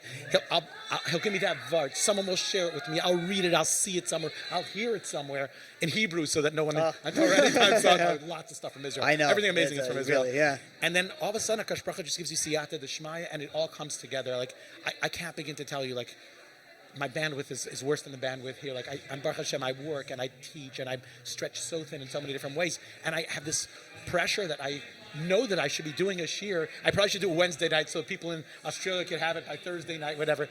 I don't always do it, but somehow HaKadosh Baruch Hu gives us siyata d'shmaya, and it comes through. And this is, like you said before, I think a big part of why we are so invested in Torah Anytime, because we see Yad Hashem in the craziest way, and I think that Yad Hashem comes through how we teach and what we do.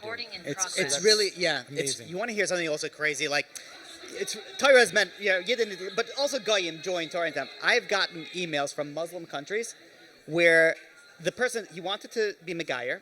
He's a Muslim. He's young people. And he said if people would find out that I'm listening to Torah Anytime, I would not exist the next day. But this is how you have devotion. The Torah Anytime reached to where the Muslim Brotherhood is protecting, and there are people that are trying to get closer to HaKadosh Baruch Hu, and they're trying to be Megaya, and that's how far-reaching it is. Crazy. That's the craziest aspect of it, that you never ever begin, I'm doing Kirov in Egypt. They're like, what? What shaykhs? This is like a pet peeve of mine. I want to pull all the Torah Anytime speakers and ask them where they've gotten reach-outs from. I've gotten Goa. Ooh, I never heard of Ghana. Oh, Ghana. Yes, I've heard, yeah. Hello? Yeah. And they're Yidden. Yeah. It's crazy. And look how far it goes. It's really unbelievable. That's why when you're supporting, you're not just supporting the guys in the tri-state area, you're not just in Israel, you're supporting people who have zero connection to Yiddishkeit besides for that. So donate, give. You are their lifeline to everything that's holy. Yeah. So please, whatever you were going to give, double it, triple it. Go to causematch.com/Torah Anytime to donate whatever it is that you can donate. If you donated it already, don't worry, we will accept a secondary donation. It would be okay, and you could keep on donating it. If you're even inspired throughout the day, give another $10, give another $15, send it over to somebody else. You'd never know how much you're going to be able to impact people and your own lives. As before, I believe I was either one of the speakers or Mayor Simcha Sperlin was saying, it's tatzil memavis. How many times people have to take their kids to to a doctor and they have a copay of $30? You don't think about it. Did you give $30 to to Torah Anytime? Swipe that copay that you have. Can I say something really interesting to you? Since I got more involved in mine, so I started looking down more than, not all the time, but down is a bigger place. Right. So you see everyone's shoes. I don't know if you know this. You see everyone's shoes. Yeah. So today by davening, for some reason, I was, maybe I should be looking at my sitter, but I'm looking down at shoes. You know how many guys have name brand shoes? Guys drop $600, $700, $800, $1,000 on a pair of shoes. Yeah. You should at least give whatever you're dropping on your shoes to Torah Anytime. Listen, that's one type of soul, but there's a very different type. I like that. Yeah. You could donate by phone also. You can call it in at 718-682-8111. Again, that's 718-682-8111. And by the way, you could win $6,000 in cash. That's like 5 pairs of Fire Galma shoes. Right there. Go for it, my friend. And you can buy something small with your wife for the little change that you have left over. And you could give Meiser back to Torah Anytime. That's $600, my friend. So we'll just give you $5,400 to start. Yeah. Okay, amazing. It really is unbelievable what you can come out of and what you can also win. It's so unbelievable that you had these prizes. And a big shout out and a thank you to all these organizations or companies or people that donated all these gifts, anywhere from a family photo to art scroll to of course $6,000 cash to paintings. Paintings are so beautiful. The Jewish paintings. I agree. And you can make a custom. You can make an Einod Milvade painting. I think that whoever wins the custom painting should say whatever I want to see that final version. We should say that for the next year. Maybe it's going to be the Torah Anytime Halo could be in the back somewhere. Yeah, it really is unbelievable. The far-reaching effect that you could have, that you could affect so many people just from a donation. You don't have to go and you don't have to prepare shiurim. You don't have to go and you could just give money and we will take it away and do the rest. It's really interesting. I'm looking at this watch here. You could get him and hers luxury watch from Watch Guru in New York. Thank you, Watch Guru in New York. Go to Watch Guru in New York, .nyc, a $5,000 value thing. I just shared a story with my kids this week by Shal Shidduch. I never shared this story ever before. Ooh, original. It's the story of Rav Pfeiffer. Rav Pfeiffer was the Av Bezdin in Johannesburg. And eventually he was in Bnei Brak. I think my first Zman in Panovich, he was nifter. I think I even went to his, I may have gone to his vibe, but I'm not sure. Anyways, to make a long story short, he's the Ab Bezdin in Johannesburg. He has his offices in the Bezdin in Johannesburg. A young lady knocks at the door and she says, I need to talk to you. She sits down and she starts bawling. She says, I'm a kala, I'm engaged, and my chassan's family is very generous and affluent, and they've been giving me gift after gift after gift. A bracelet and a diamond ring and a this and a that. and I really need to give my chassan something. I don't have any money. I would love to give him a watch. I push it, la Russia and color. I don't have a penny to give him anything.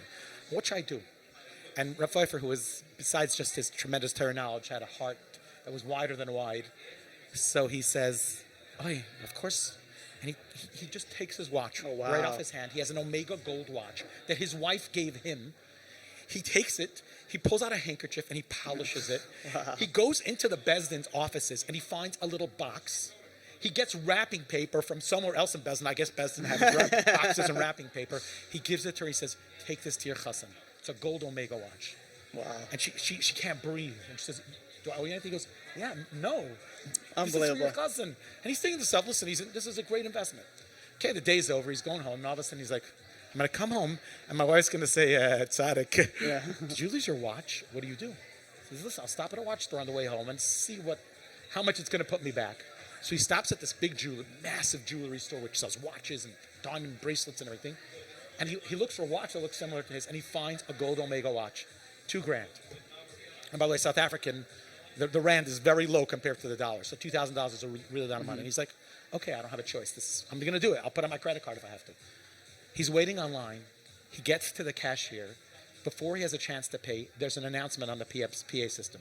Congratulations to the purchaser of a $2,000 gold Omega watch. You are our 1 millionth buyer. Your purchase is 100% That's free. crazy. That's unbelievable. And he goes home, and obviously he has a watch. And my kids asked at Shal Shidduch, are like, so did he find her, take back the watch his wife gave him, and give her the new one? And I'm like, certain storytellers and book writers would write that, as even though it didn't happen. The story I saw ended right there. Wow. So I think it's so appropriate. You could do it for the watch, by the way, but the money you donate, the money you do give to help other people, it comes back. We all said this. Noising is a palindrome, like Madam, I'm Adam, or race car. You can read them both ways. When you give, you always get. And the more you give, the more you get. Right. So whatever you're planning on giving, you just want $18 back? Okay, give $18. You want $1,800, you want $18,000, you want $180,000, you want $1.8 million back.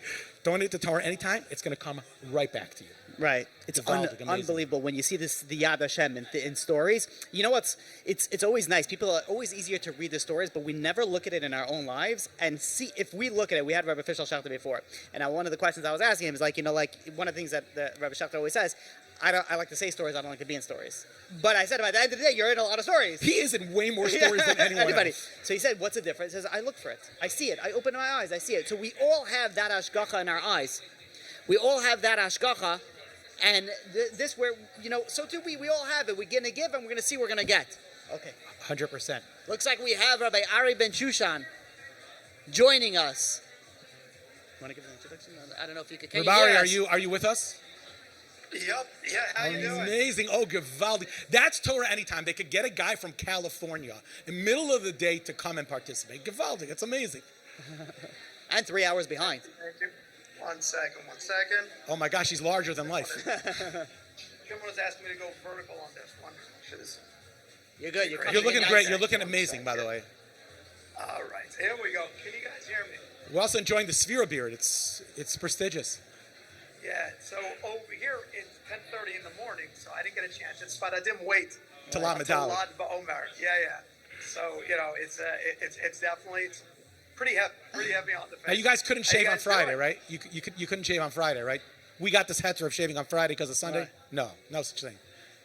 Okay, listen. I was on the Shabbaton on Friday with my 11th graders, so I was busy running from bunk to bunk, making sure they don't raid each other on the Shabbos.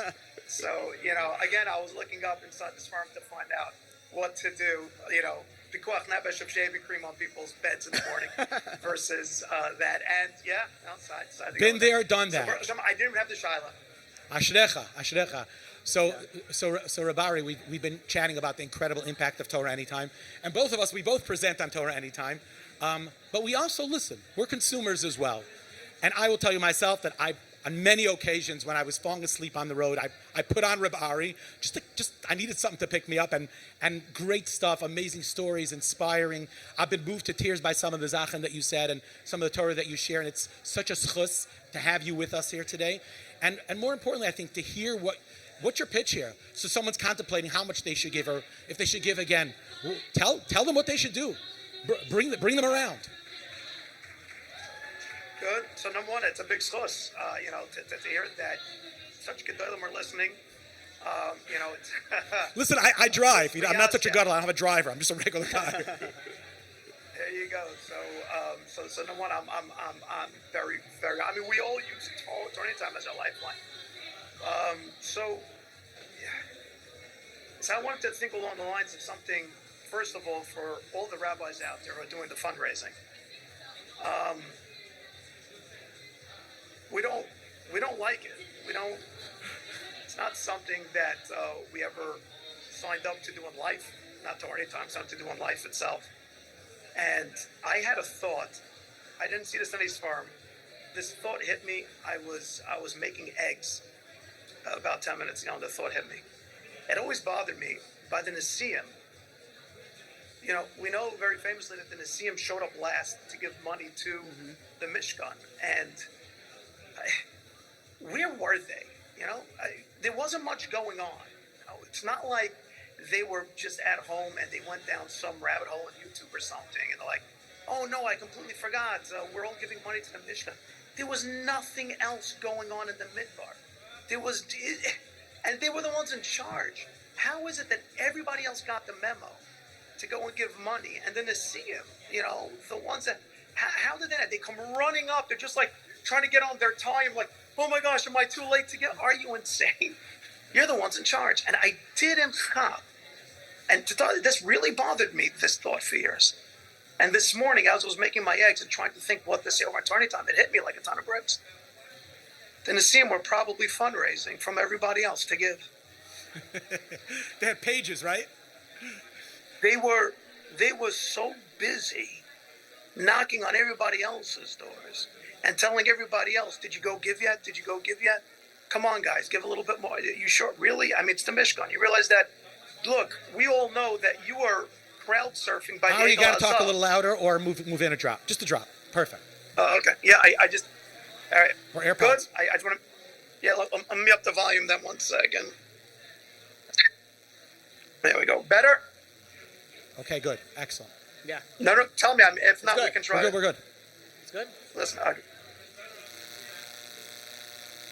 so, I mean, the Nesiim themselves are telling all the people, look, guys, you were the ones doing the Egel Hazav not long ago. I remember you crowd surfing, by the Egel Hazav. Just so, and they're getting everybody to give.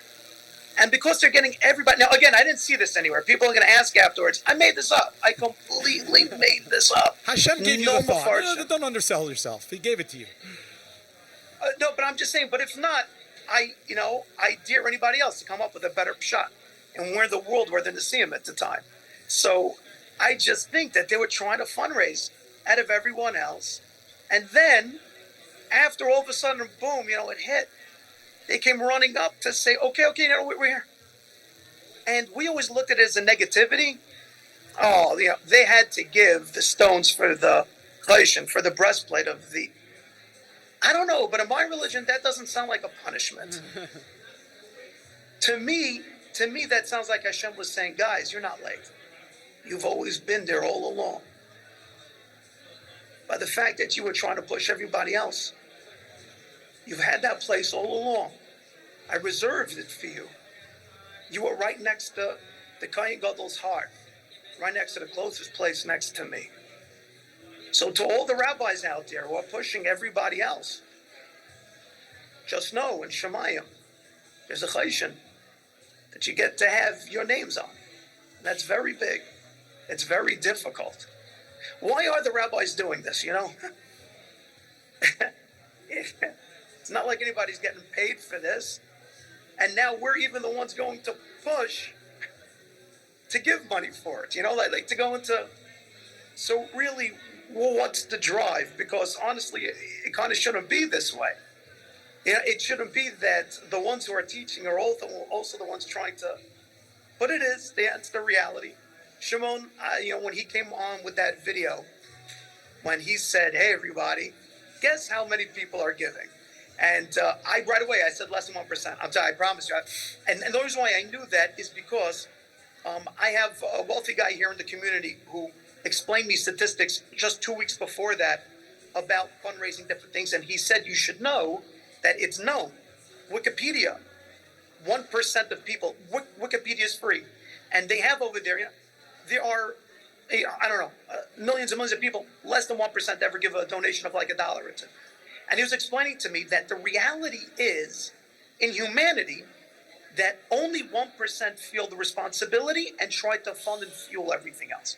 So everybody out there in TorahAnytime, don't feel bad. You're human. You fall into it. So we're not questioning your humanity. Instead, we're trying to kind of stoke the coals of your Judaism. Meaning humans may fall into that less than 1%. And so the 99% kind of get that freeload while the other 1%, but not Yidden. See, Yidden are different. Yidden are by themselves people who show a karsatayv all the time.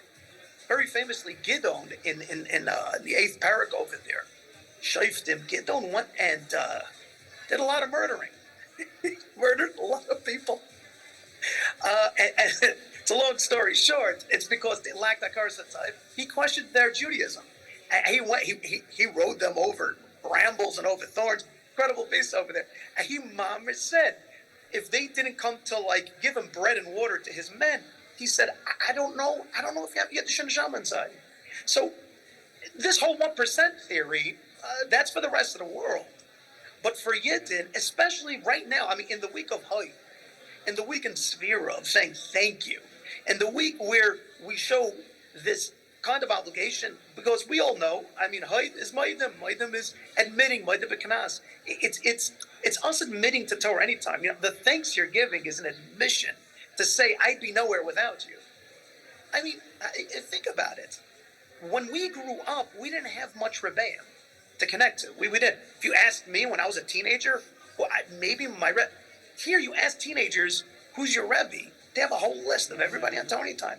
So it's so cool how people out there tell me, by the way, you're my son's Rebbe. We live in Cincinnati.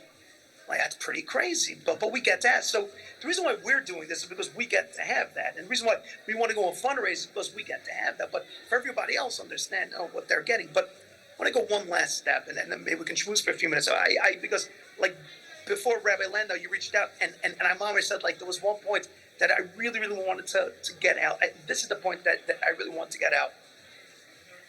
The Reb Shiloh book, terrific. The Reb Shiloh book.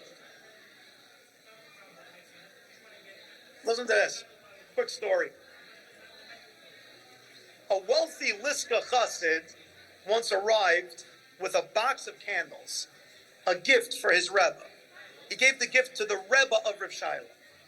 He entered the Rebbe's room, and Reb Hershela, he's the Rebbe of Reb Shiloh, accepted the gift gratefully.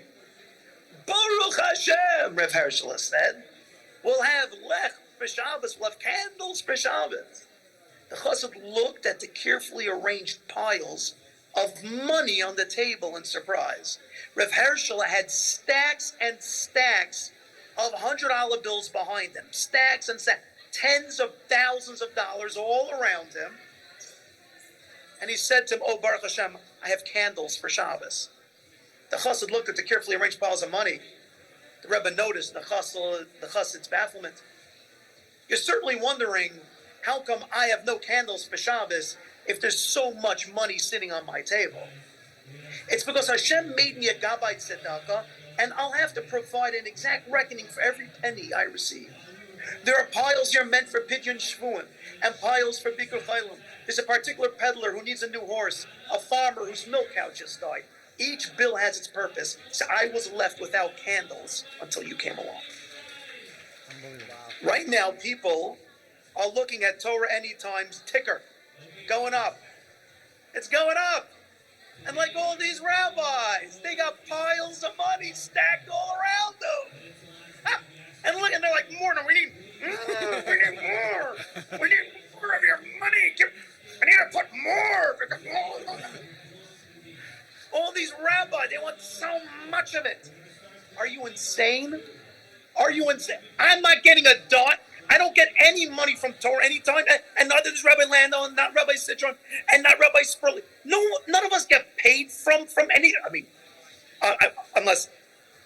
somebody else is getting paid. Right? But You got nothing to worry about. Huh? You have nothing to worry about. None of us are getting paid. And so you're like, oh, inside Shimon's vest is probably little pockets where he's putting all his money. You can make Shimon smile. It's No, such a he good doesn't thing. take any money from it. He's running the Jewish YouTube, Spotify, Instagram. He's running the Jewish tick. He's running the whole thing. There we go. It's the best. There it is. Give a look. Yeah, it's nothing in there. It's the best. I'm saying they're running it all. But you know what? Somebody over there has to, because if all of the programmers, all of the networking, all of everything, I don't know how it works. I'm not going to start to say words like I'm a Rebbe who knows all the different monies back in Russia, where Rebbeim starts to say, you know how much a kopek is worth, how much a zloty is worth. I don't know how the heck our third grade Rebbeim are current in currency of 1800s Russia, but I know that I'm not current in servers, all these different things. I don't know. The bandwidth. Shimon is sending me words right now. Stopping it. Storage. Hosting. He's just sending me words right now. All the software development. Okay, Shimon. So you should know that all of the money you see surrounding us on the table, all of it's already spent to give you back Torah. You're the peddler who just lost his job. You're the farmer whose cow just died. You're the one he's giving the money off the table to. He's handing it right back to you. I shouldn't say this out loud, but he's money laundering. He's cleaning your own money and giving it right back to you in Torah. That's what he's getting. So you need to know the money you're putting into my account. I was at 26% a little while ago. Hopefully keep on going up. It's not coming to me. Please don't think it's coming to me.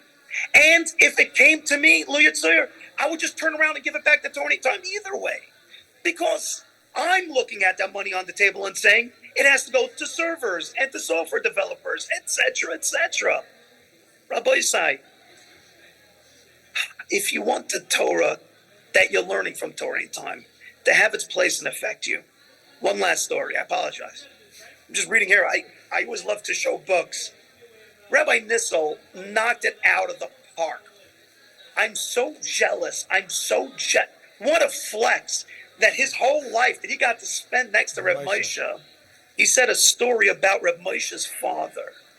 Reb Moshe Shapiro's father, Reb Yitzchak Meir. His whole life he was dedicated to Torah and Torah.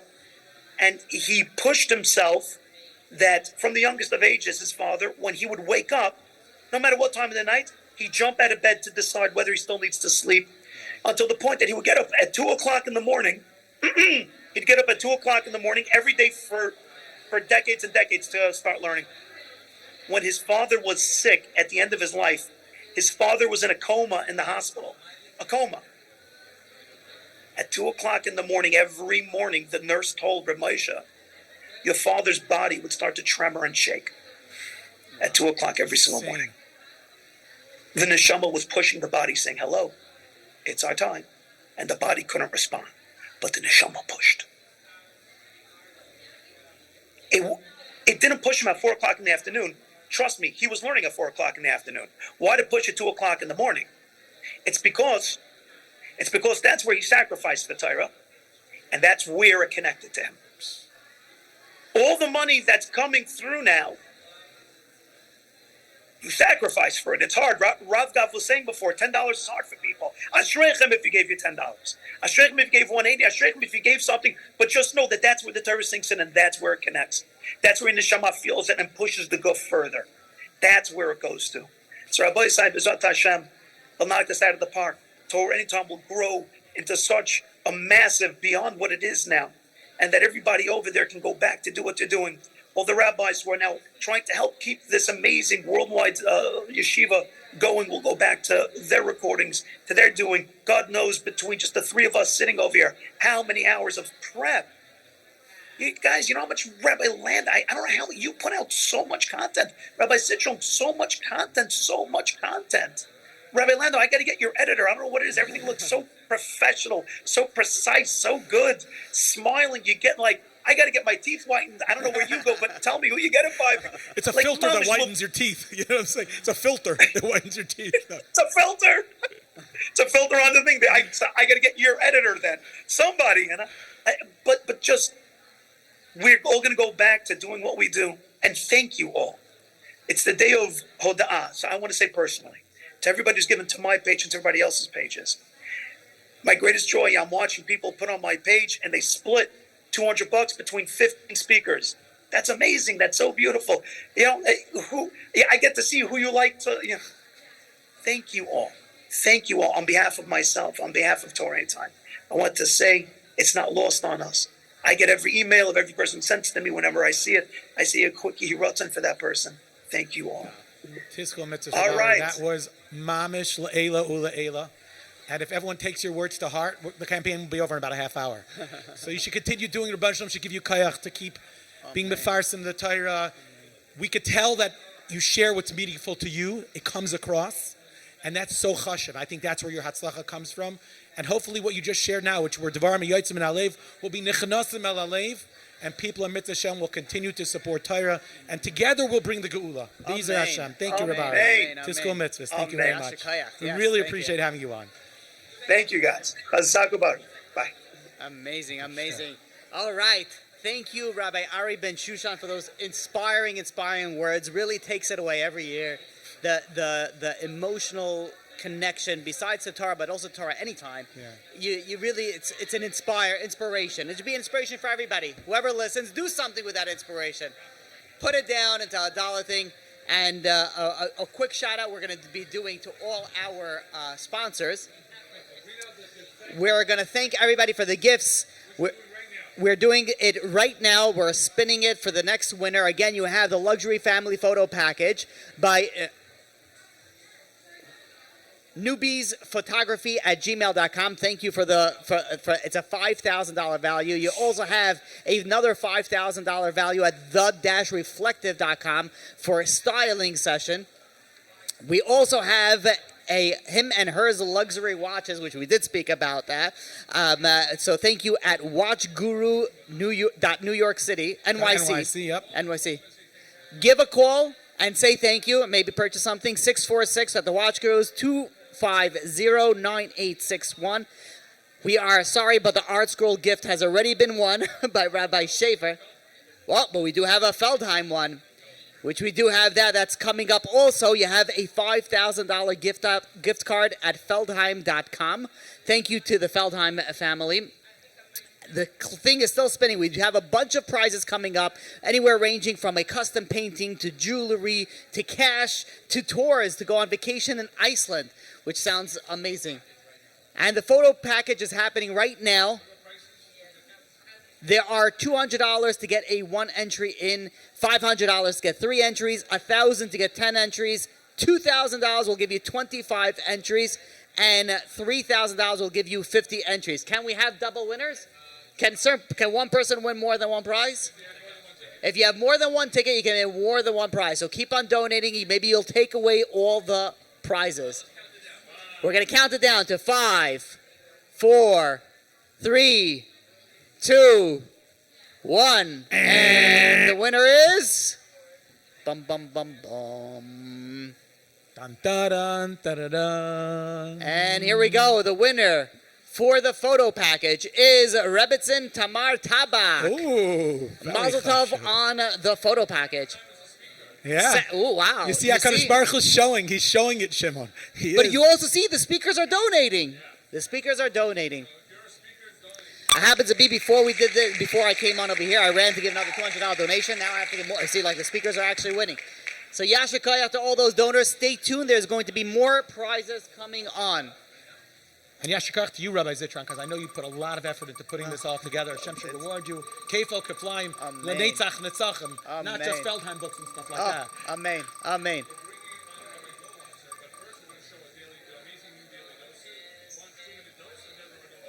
stay tuned for Rabbi Goldwasser is coming on, but watch now, we have some daily doses coming on. One daily dose. One daily dose. And by the way, coming daily in. doses, unbelievable. Game changer. Totally. Yeah. 2-3 minutes that totally recalibrate the rest of your day. Yeah. I can't begin to tell you how many people have told me that I needed to hear this. I just needed to hear this. I had this, I had that. And then 3 minutes or 2 minutes or even shorter, it was a game changer. Yeah. And the rest of my day, I was a better mother, I was a better father, I was a better parent, better coworker, better Rebbe, better you don't have to Yid. commit. It's okay. We're bringing on. Okay, we're going to be taking a 30-second break, so bear with us. We're upgrading the bandwidth, hosting / nothing. No, I'm just saying. I'm just throwing words. We're pausing for station identification. This is the Torah There's Anytime going to be a 30-second network. video. There we go, and then we're coming on. So stay tuned.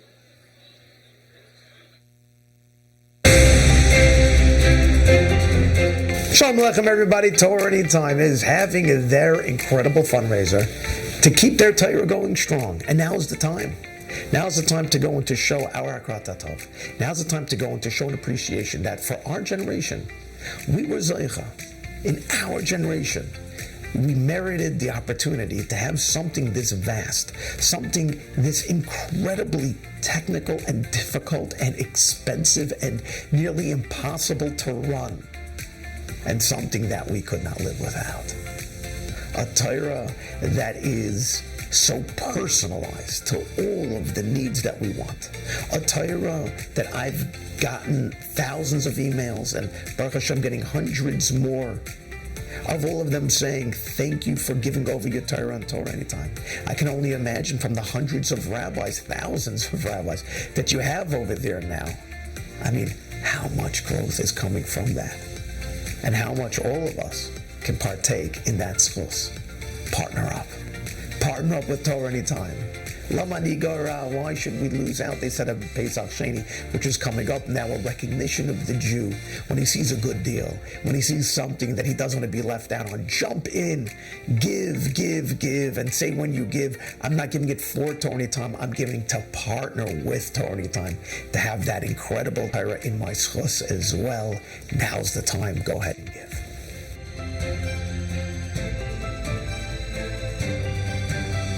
With you. So I was asked by Reb Shimon Kol Yaakov Yedidi, member of my own mishpacha, to give a bracha to anybody that will call in right now. We'll see the name. You have to move in just a little bit. We will see the name.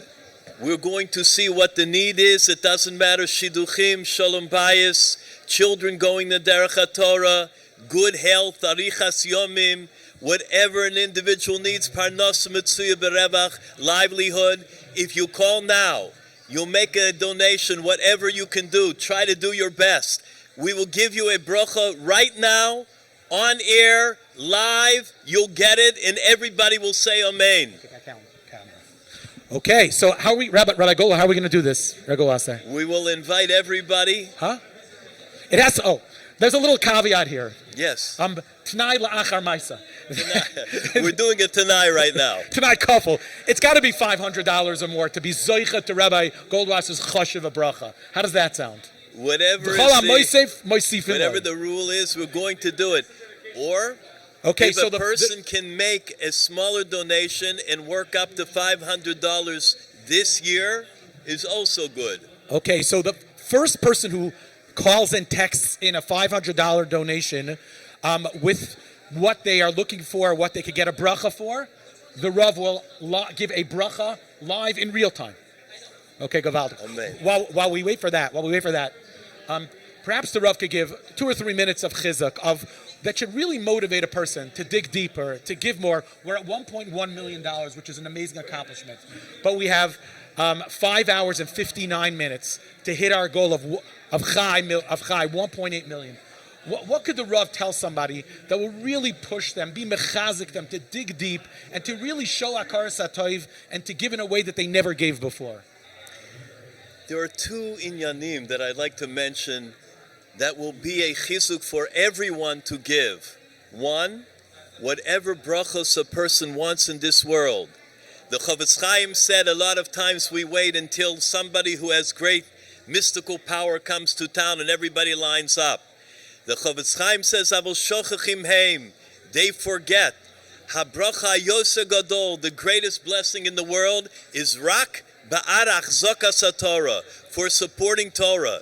If the Chavetz Chaim would be in this generation and he would see Torah anytime, I believe the Chavetz Chaim would come here today and be a volunteer, because his entire dream towards the end of his life was to go from city to city and get people to learn, get people to be involved in mitzvos. If he would know the technology that was used, l'shem shamayim, he would be from the biggest supporters of Torah anytime. And he said the following, which is for all of us. We see the news, everybody, shreklach, we shake, we are terrified. It is at this time that the entire Jewish world, of course, is facing the greatest challenge. Eretz Yisrael, the chayalim, the soldiers, the chatufim, the hostages, everyone, anti-Semitism here on our shores. Everyone has to feel the challenge and wonder, what could we do? The Chavetz Chaim said, when there are times of din in the world, when there are times of strict judgment, the only thing that can help is tzedakah, money to give over to support Torah Mosdos. There were great people who dreamed in the world. Rameir Shapiro of Lublin, he dreamed that one day there'd be a Daf Yomi and people would learn Talmud throughout the world. That was his dream, and it came true. You had the Klosenberger Rebbe. He dreamed that one day there's going to be a hospital that is going to service the needs of all people on the highest level al pi Torah. He was successful. The dream came true. Kiryat Sanz Laniado Hospital was built. The Heilige Panovich Arov came, and he said, I have a dream that Torah would be spread on the highest level to the entire world. His dream came true. Panovich was grown, developed, and flourished. The Kol Yaakov brothers had a dream, the dream of all the staff of Torah Anytime. Reb Shimon, Reb Ruben, Reb Yosef, Reb Meir, all of them. What was their dream? That there should be Torah that would be brought to the entire world, that anyone, no matter the background, no matter how young, no matter how old, no matter how educated, no matter how uneducated, no matter how rich, no matter how poor, would be able to learn Torah. It would be accessible, and they're successful in their dream. If you could have supported the Heilige Panovich Arav when he built the Panovich, would you do it? Yes. If you could have supported Rebbe Meir Shapiro of Lublin when he created the Daf Yomi, would you do it? I would have. If you could have supported the Klosenberger Rebbe when he started the idea of making health care available, would you have supported? I would have. Today, now you have the chance. Torah Anytime is growing bigger and bigger. It's overwhelming. We have the chance today, during the next moments, during the next hours, to try whatever we can do to support the organization. It's a bracha for you, it's a bracha for everyone. It says, interesting, I know we don't have Averis. I know very few people have sins. But there is in the Heilige Sefer, which is so beautiful, Eitz Pri, the following, Godel HaSchus Shel Machzikei Torah. Great is the schus of people that support Torah, Lahagein Ba'adam, to shield over them, Lachaper Aleim, Af alachamuros, even the most difficult, the most serious sins, kapara shalema, a complete atonement, b'li yisurim, without having afflictions at all. All a person has to do, make the call, hit the spot. I have my own page that was set up, a donor page. Give today, give in honor of me. Give in honor of you. I don't care what you give in honor. Give in honor of the great host. Give in honor of him. This would be unbelievable.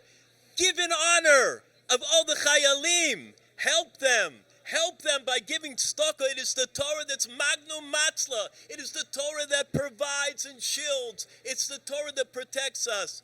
Give for the chatufim, for all the hostages, that they should come back and be released. Take off a miyad. Give for our brother, Arvin Netanel Ben Sonia Tziona, who right now his life is hanging in the balance in Iran, in the family of the people that are deciding his fate. should have a change. They should have a lave that is moved for Rachmanos, for great mercy. Give in his honor. But now is the time. Now is the Shasa Kosher. And never forget, it was during the Holocaust. During the Holocaust, and after already the Germans were marching away the people in Poland, one person was there and he saw his Rav as they were marching him away, and he screamed out, Rebbe, Rebbe, when you asked me for money, why didn't you challenge me? Why didn't you ask me for more? I would have given you, and now where's my money? It's all thrown out, it's burned. The Nazis have it, Yimach Shemam. And he was so angry at the Rebbe that he didn't push them. The Rav said, I tried. TorahAnytime comes today in a Tzara Yaakov, in a time of challenge for Klal Yisrael. In the Heilige, TorahAnytime tells you give. They can't force you. They can't push any more than they pushed. They can't advertise any more than they advertised. It's the future of Klal Yisrael is at stake right now. The more money that TorahAnytime will be able to raise today, the ease of their burden throughout the year to provide us with all that we need, it will be that much easier. All I can tell you is there is a wedding today. There is a wedding today that was held because of TorahAnytime. A wedding in Australia. You must hear this. TorahAnytime sent a clip. The clip was of a person that did not give up. That was not Miyayish. Not Miyayish. Why? Because somebody had sent them a clip from TorahAnytime. I had the schus to do it. It was about someone that didn't give up, that their parents would come to their wedding. That lady called me that day in tears, and she told me she gave up on life. She has a horrible, horrible situation. And I began to talk with her, and I tried to be mechazik her. I gave to her an eitzah, and she listened. It happened to be that she called me back and said, listen, can't you give me another eitzah I need? I said, I'll give you one more eitzah. I don't know why I said it. I said, go to a shul. Anybody who's giving a shir, go and be in a shir and see what you can do. She said, I'm not that kind of person. I don't go to no classes. I said, go to a shir. She went to the shir. She went to the shir. And she started to go week after week. One day she was down in the dumps. Her situation didn't clear up overnight. And there, when the Rav saw that she was so down, the Rav said, why are you so upset? She let it all go out. She said, I have a daughter. Because of my situation, no one will do a shidduch with me. The Rav said, you know something? Tell me about your daughter. She told him a little bit. He said, this is a crazy thing. I think that I have somebody for you. Someone for you. Reb Shloimeh just gave it over to me. I must show you TorahAnytime's wedding. Reb Shimon, you made a wedding today. You don't even know about it. It's most incredible, a wedding today because of TorahAnytime in Australia. I have the picture. Reb Shloimeh, can you get up? Incredible. They sent it to me for Hakara Satov. They're going to zoom in on it, Rabbi.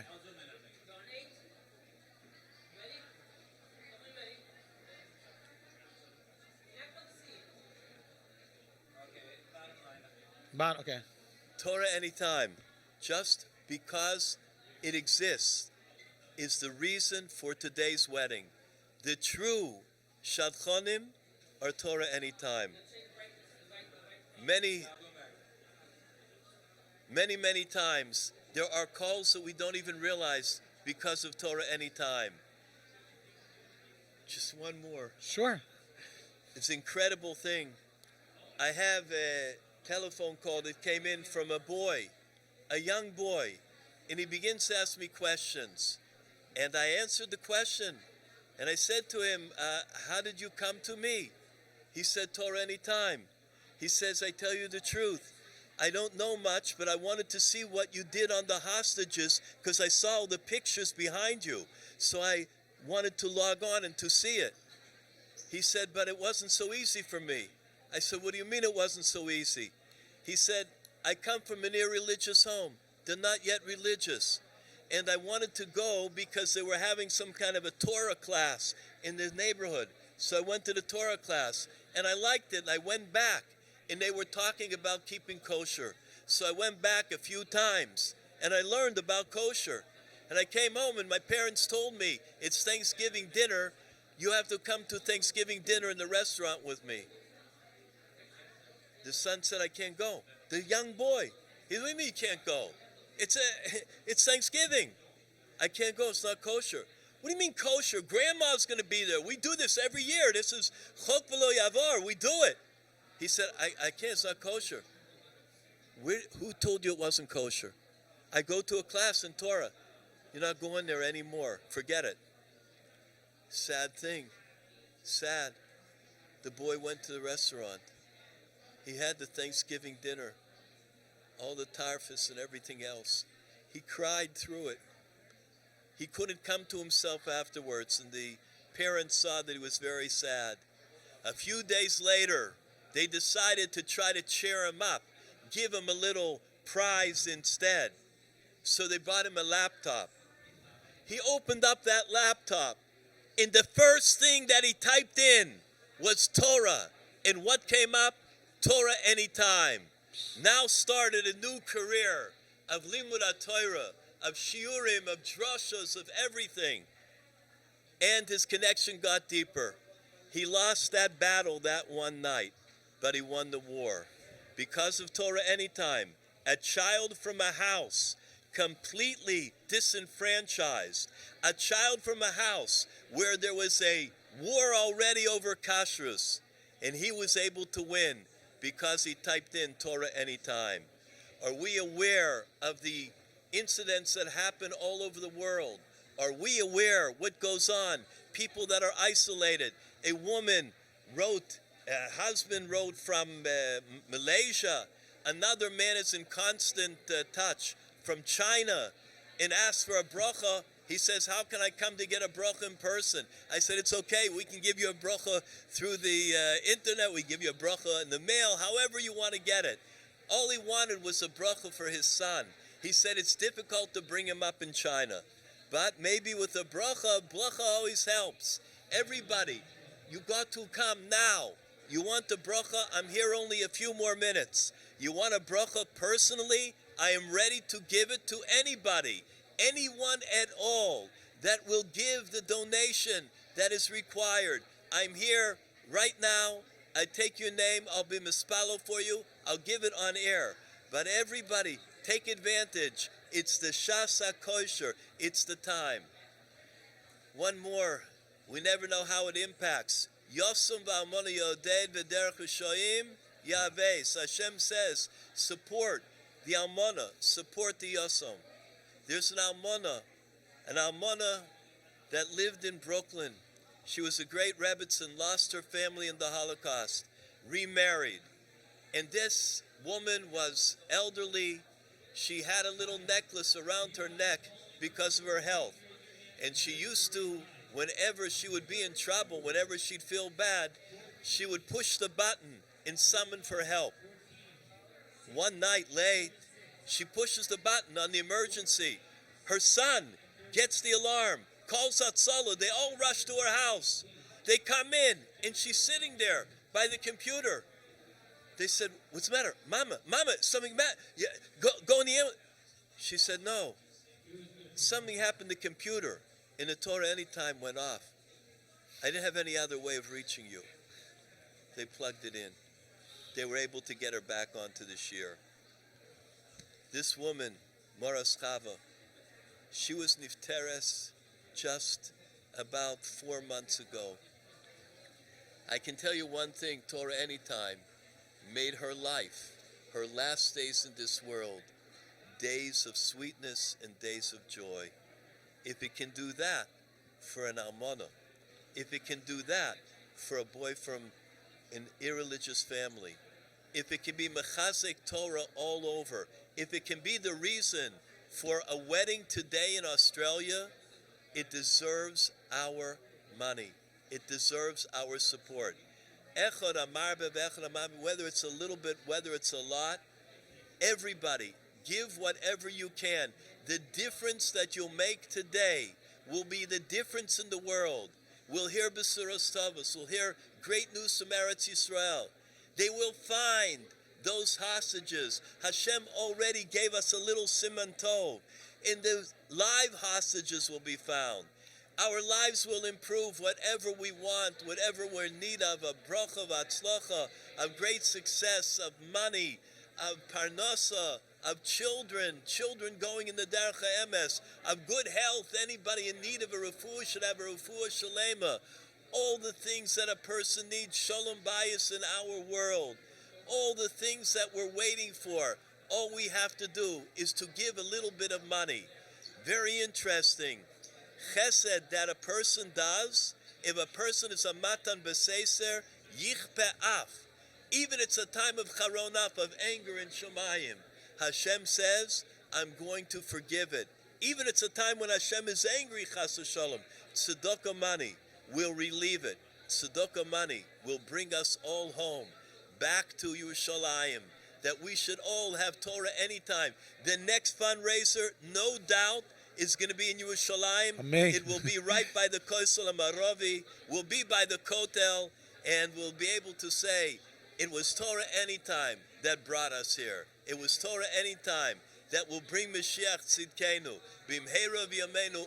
Amen. And if you are one of those people that in the last 5 decades listened to any of the shiurim, the chizuk, the morning chizuk from Rabbi David Goldwasser, please, in his chus, as Akar Satayv, get on there, make a donation in his honor. You could go to Torah, you could go to causematch.com/Torah anytime. Or you can call 718-682-8111, 718-682-8111.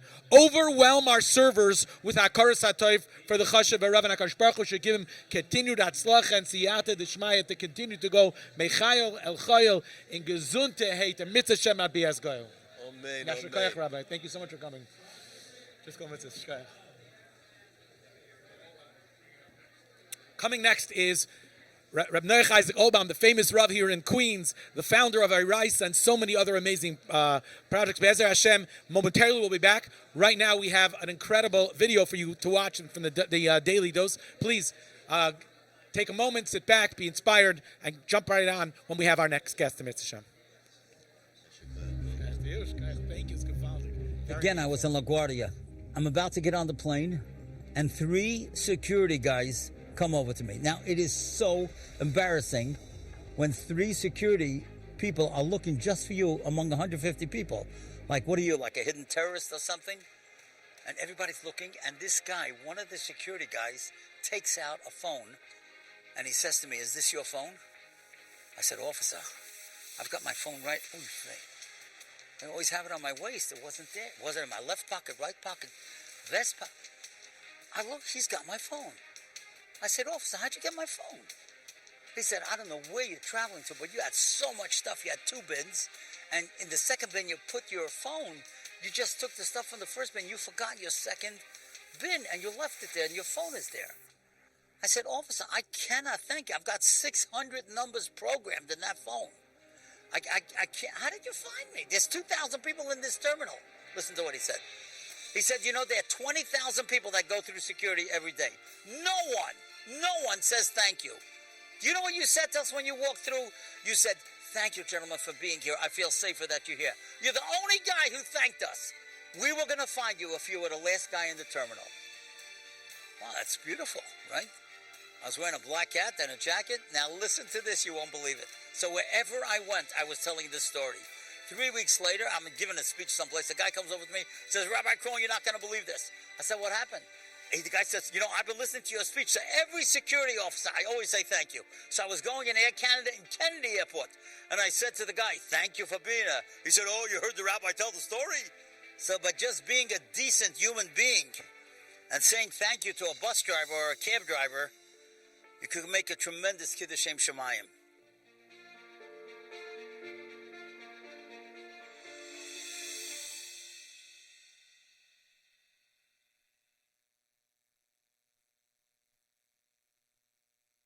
listeners, thank you so much for being a part of this very exciting day for Torah Anytime. It is such a distinct kavod, a schus, and an honor to have with us Reb Noach Isaac Obaum, who is a legend when it comes to being Marbitz Torah. He was probably the first, if not one of the first, Dial Adaf Magidei Shiurim, a mechaber of 20 plus Sfarim, a Rav for Yovel, 50 years, and he's on his 7th cycle of Daf HaYomi. Most recently, most people know Rabbi Obaum, many people know Rabbi Obaum as the Nasi. We spoke about the Nasiim. Rabbi Ari Ben Susan spoke before about the Nasiim. The Nasi of Eraisa, which is changing the playing field for so many people where they're learning and they're chazering and it's bringing their limud HaTorah to a whole new level. It's a kavod gadol to have Rabbi Noach Isaac Obaum with us. Shalom Aleichem. Welcome to the program. Aleichem Shalom. It's a very great pleasure. So Rabbi Obaum, you're going to have to speak mamish into the... Do you want to hold it? Is that easier? Maybe that's easier. Okay. Yeah, even better. Yeah. So, Rabbi Obaum, there's so many people out there that are beneficiaries of Torah Anytime, millions of hours of shiurim. What could the Rav tell people? How could they show their hakaras hatoiv? Why is it important that they support Torah Anytime so they could take things to the next level? Be mechazik, be ma'oided, the chevra that's out there. Okay, let me start with a vart that's really before Shuad, before Matan Torah. Yesterday happened to be like Baimer. Probably one of the most famous mamorim in Chazal that everybody's aware of is Rabbi Kiva says, and the basic question is, which is a very interesting chizul of some cipher.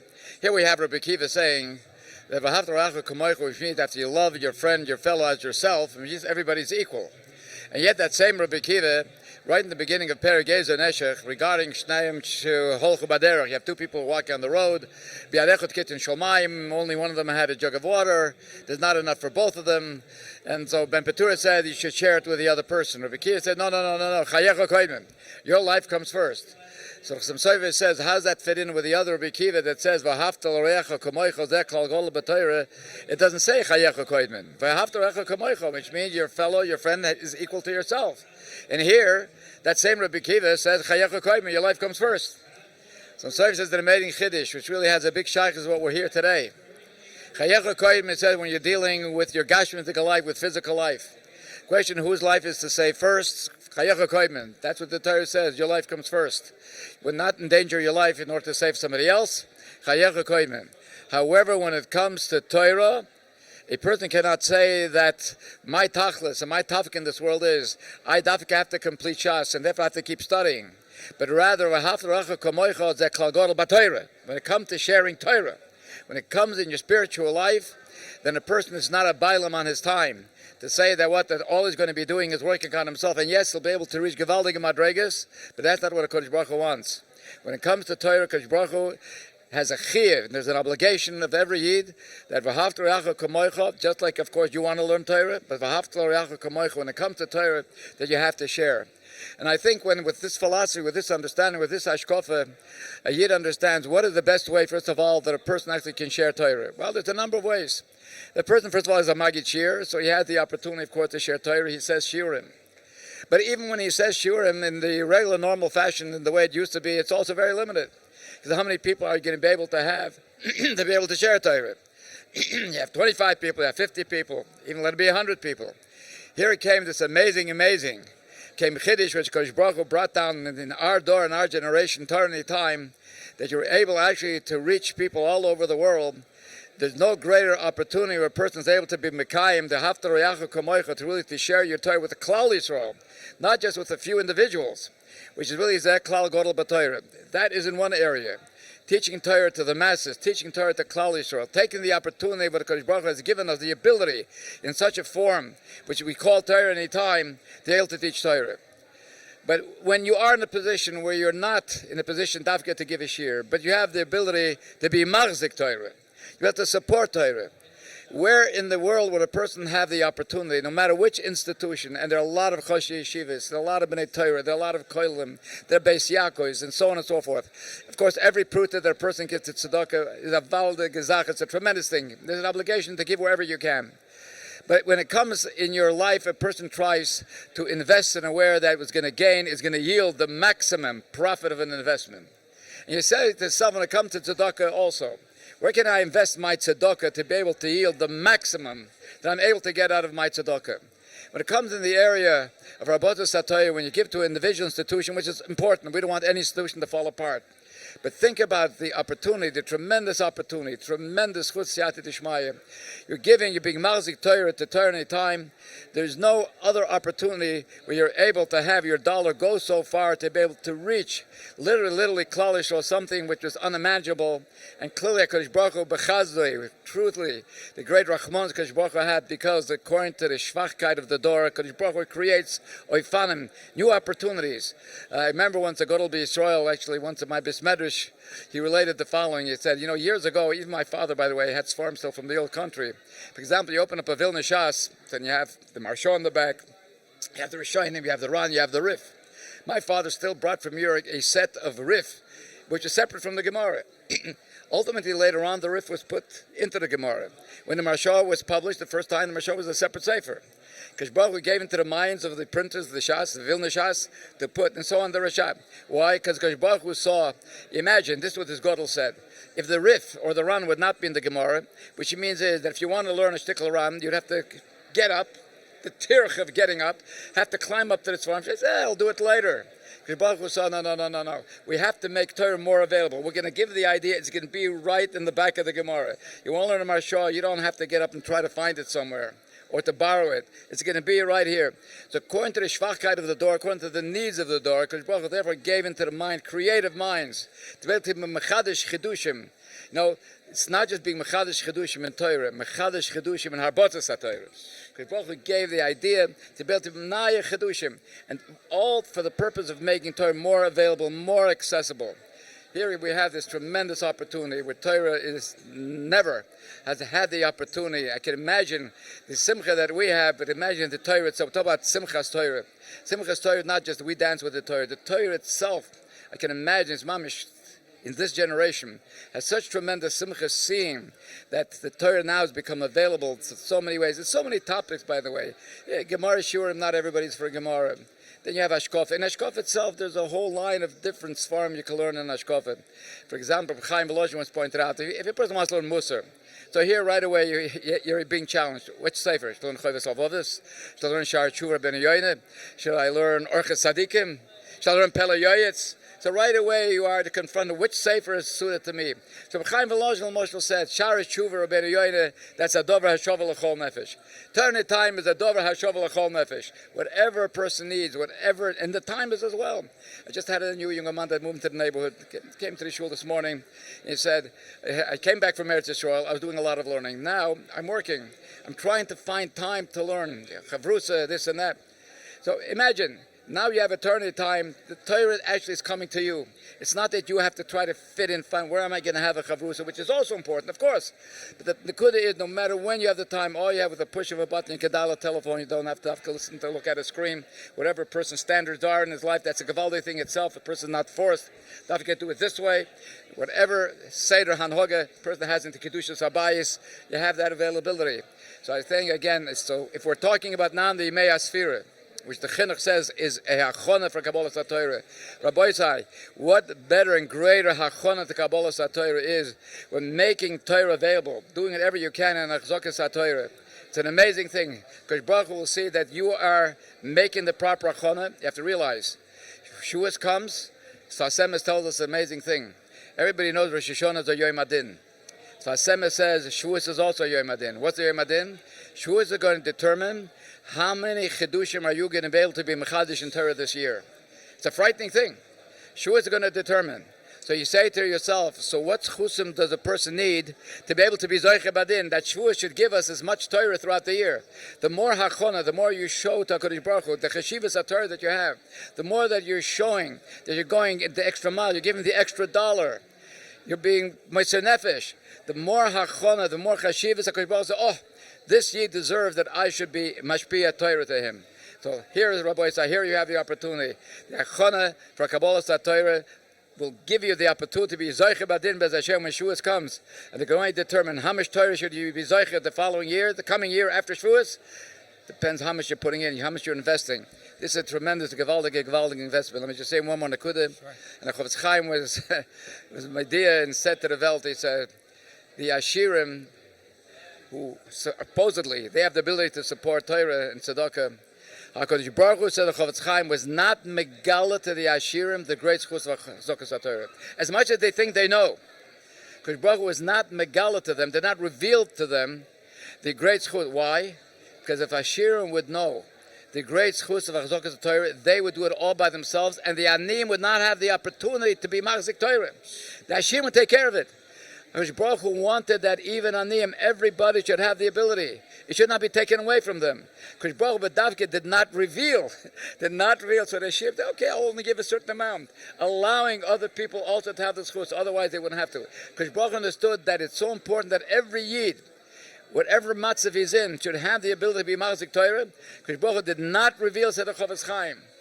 Oish, as much as he thinks, yes, if we know the chashivas, they don't know the real chashivas. Had they known how choshev it is, they would take care of all of it.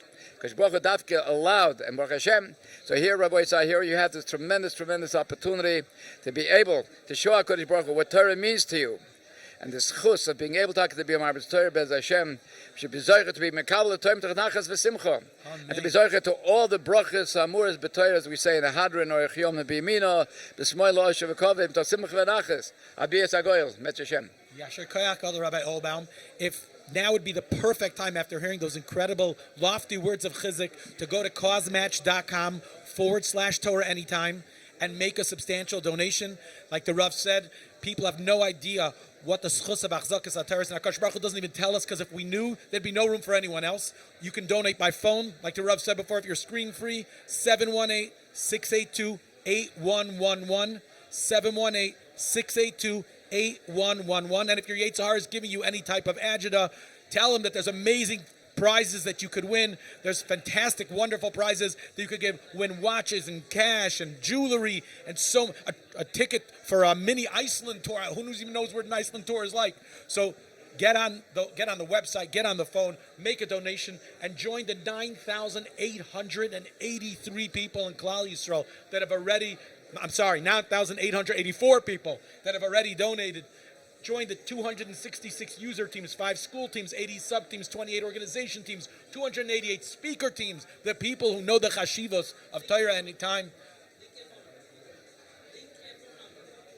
We just said causematch.com/TorahAnytime, 718-682-8111. Please make a donation. Help us reach our goal. We're at 1.1.5 million. We need to get to 1.8. We have 5 hours, 26 minutes, and 5 seconds left.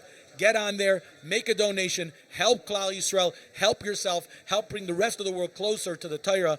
Yasher Koyach, Rabbi Olbaum, it's a tremendous chus that you were here, and you should have Itchasem Hatzlacha and Siyata D'Shmaya Weiter in Gesund. Halvai Weiter, call it to Shukadi, because it's called it.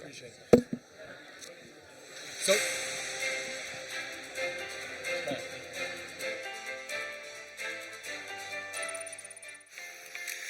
Hey there.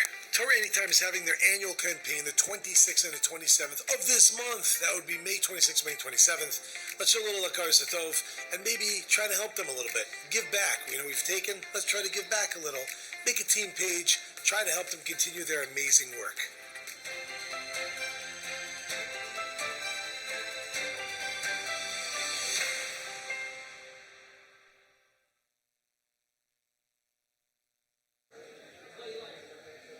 welcome back. Thank you so much for being a part of this incredible live stream and being a part of making the TorahAnytime dream a reality.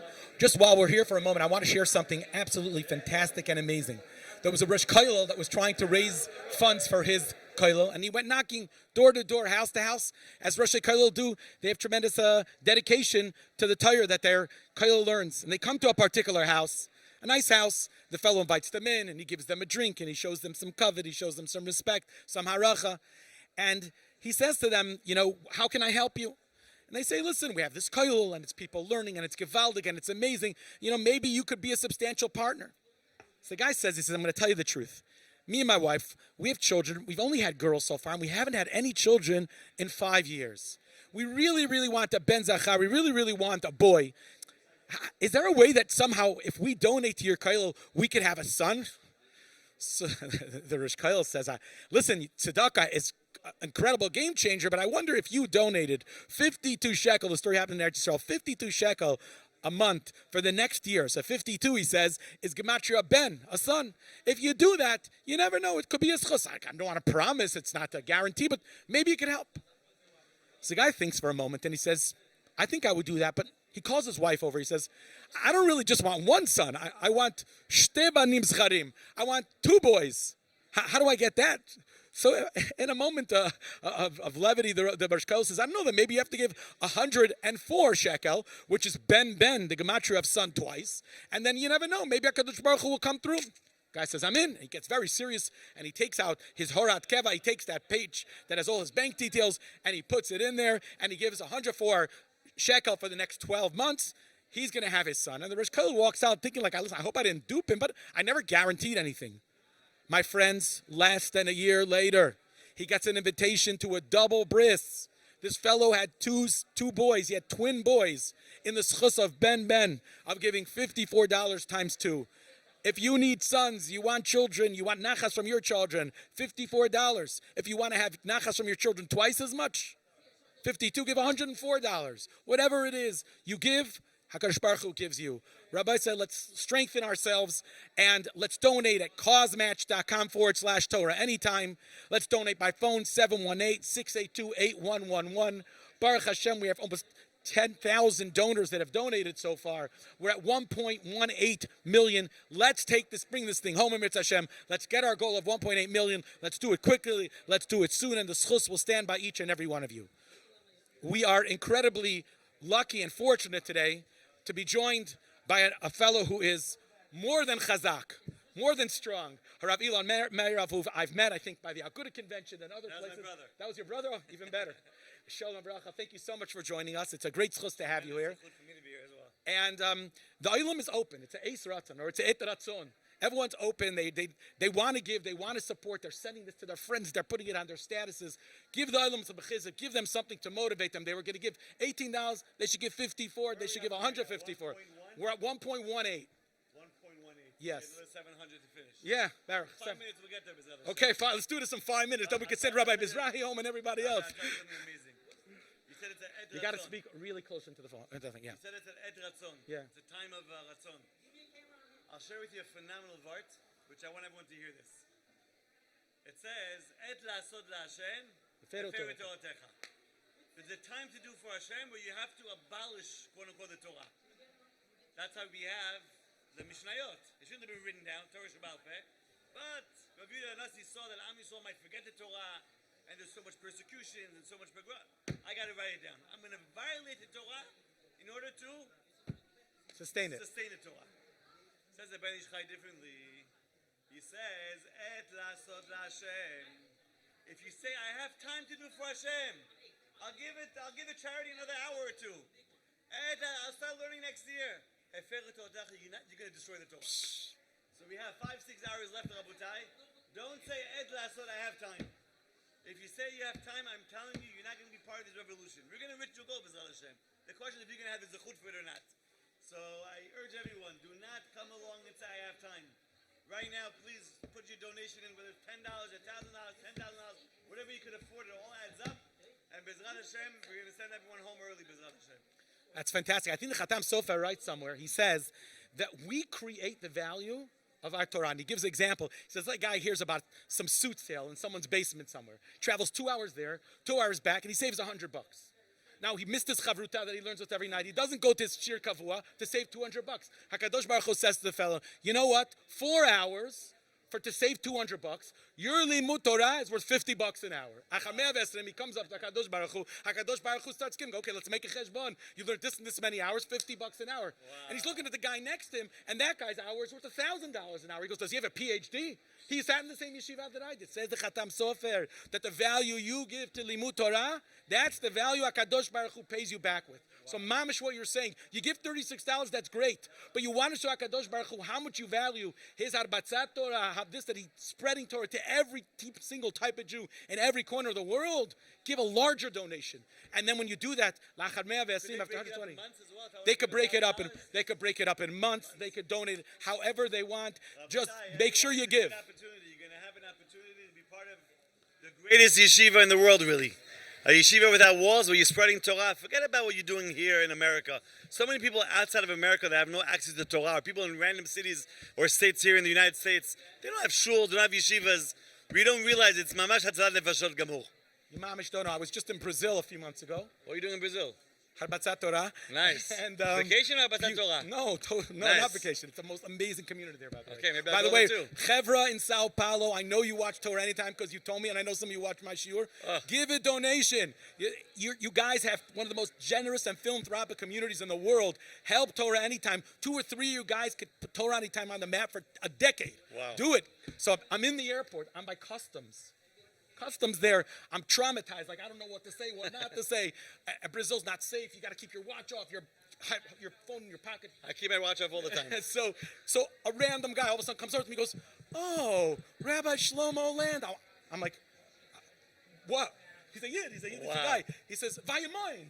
Wow. I said, he goes, "I watch Vayamoin." I said, I'm not looking anywhere. I shouldn't be looking. It's okay. I'm in Brazil. But we don't realize the reach and the scope that this organization has, and by doing and contributing, you're enabling that reach and that scope, literally the Arba Campus Arts to the 4 corners of the world. So it's incredible, and it's gewaldig that you're here. Share with us maybe what you think. A guy who's kind of in the back of his mind, he's like on the fence. Should he give it? Should he not? Explain to him what his donation is enabling. Go ahead, Rabbi. I'll tell you this much. I told this to Shimon about 2 weeks ago when he called me up about the campaign. I said to him, Chazak with the Q and TorahAnytime started together in Queens. There are 2 brothers, and me and my brother Rabbi Yaniv as well started Chazak. Same time of the year, same shul in Beit Gavriel in Forest Hills.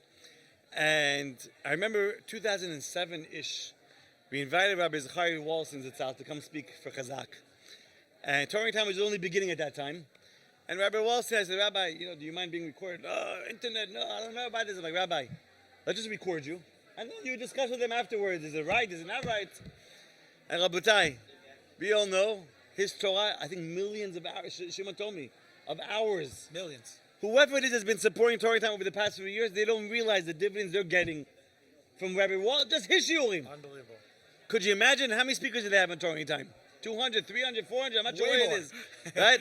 Could you imagine when you're giving, whether it's, like he said, $100 or $50,000 or even $10, you don't realize the sachar you have in Shamayim. We don't comprehend what sachar really means. If I give you a nice piece of steak for coming here, like, wow, it was worth coming here. Supporting TorahAnytime means that you and Shamayim have the zechut, the merit, the zechus of Torah that you don't comprehend how much Torah that even is. There's no number we can really get. They're giving us all these statistics. It's so much greater. You know why? Because when I watch TorahAnytime Get Inspired, I might make you come to my shul now. You're not watching it, but you came to shul because of it. And this guy started keeping this. The trickle effect, the domino effect is something that's beyond our understanding. I'll tell you something fascinating. I used to work in a school, and in the school, they had a coffee machine on the wall. It was like one of these nice coffee in the teacher's room, in the faculty room. Halavai, every school should have this. It ground the beans, and it went, and it made you that little thing over there, and it was beautiful. The coffee machine broke. It broke. A day or two it took till the company came. Guy comes, a guy's a fellow, he comes to fix the machine, and he fixes it. And I don't know, I couldn't control myself. I sometimes speak when I shouldn't. Maybe this was a good thing, maybe not. I go over to the fellow and I said to him, "Do you realize what you just did?" He says, "What are you talking about?" "I fixed the coffee machine." I said, "No, you didn't. You put every teacher in the school, Wow. every Rebbe, the custodial staff, the administrative staff, the financial office. Everyone was in such a bad mood for 2 days because there was no caffeine. And all of a sudden you did this, you changed us." I said, "More than that. When we came home at the end of a long day of teaching and we didn't have our coffee, we weren't such good husbands, we weren't such good fathers. You changed a community." Rabotai, my dear friends, brothers and sisters, Achenu B'nai Yisrael, if you donate to TorahAnytime, you're not enabling a shear, you're changing families, you're changing communities. How many times do people come over to us and say to us, the Dvar Torah that you said, the story that you said, I needed that so badly, it helped me get through the day, it Wow. upgraded me. So you're giving so much more. Rabbi Yeshua told me before, he says, and as us, as Rabbanim, we know sometimes we have to get a shear quickly, so what do? We listen to somebody else's shear. He says to me, "Rabbi Land, I listen to your shears sometimes, I share the stories and stuff like that." He says, the impact is not just on TorahAnytime, it's in my shul too. Wow, So it's wow. unbelievable. It's really, whatever you give, it's enabling in a way that's just not shaykh and unbelievable. So the Olam should give. Please don't forget, causematch.com/TorahAnytime. by phone 718-682-8111. 718-682-8111. 718-682-8111. You want me to sing it? Like Ura? Let's get a nice song over here. We got a little jingle going on over here. Bottom line is, we don't need no jingles, we don't need those songs. We need your contributions. But Please. Ed Lasod Lashem, don't say you have time. You got to make it happen. If you're driving right now, pull over for a moment, take out your phone, quickly give a donation. I'm telling you, the Yetzer Hara will fight you, because this is a battle the Yetzer Hara doesn't want to lose. He doesn't want this Torah to spread around the world. So let's make it happen, B'ezrat Hashem, together. Oh, we have another great speaker We're going to make a mizuman here. Wow. We're joined by one of Klal Yisrael's most inspirational and upbeat speakers. He will be on here in 1 minute. We pause for station identification, but the station identification here is more inspiration. Keep tuned in. Make a donation while we do this, and you'll see who our surprise guest is in just a minute.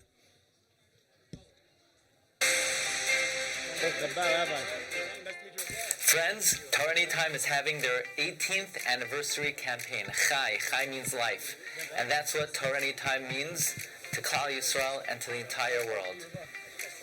They give the Jewish people chizuk, encouragement. They elevate us, they uplift us, they connect us to Rabbanim, they connect us to Gedolei Yisrael, they connect us to the Torah, which is a Torah's Chaim, they connect us to HaKadosh Baruch Hu. TorahAnytime is a wellspring of Torah and a wellspring of life to us, to our families, and to Klal Yisrael. Please show Hakaras HaTov and have a chelek. Participate in the greatest zechus available in this world, the zechus of Harbatzas Torah, and that merit. May HaKadosh Baruch Hu bless you and your family with Chaim v'Shalom Aleinu v'Al Kol Yisrael. Amen.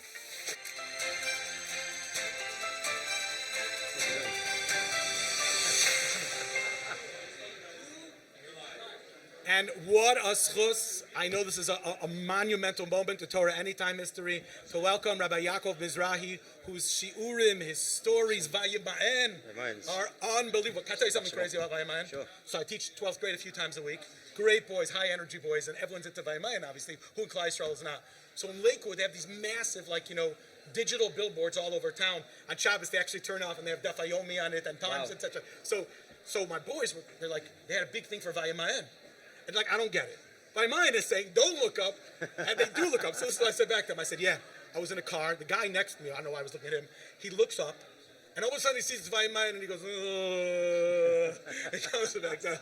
So shkach for all the chizuk that you give us. It's Givaldik. Rabotai, just before we have a word from our chashuv guest, causematch.com/TorahAnytime. Make a donation achshav now. By phone 718-682-8111, 718-682-8111. There's great prizes that you get if you need to motivate your Yetzer Hara. If you want to give altruistically just because of your Yetzer Tov, go into it. Rabbi, please share with us, how long are you on TorahAnytime for? Now it's you need around, to speak directly into the mic. Now it's around, I would say, 5 years, 6 years? 5 years. 5 years, 6 years? Yeah.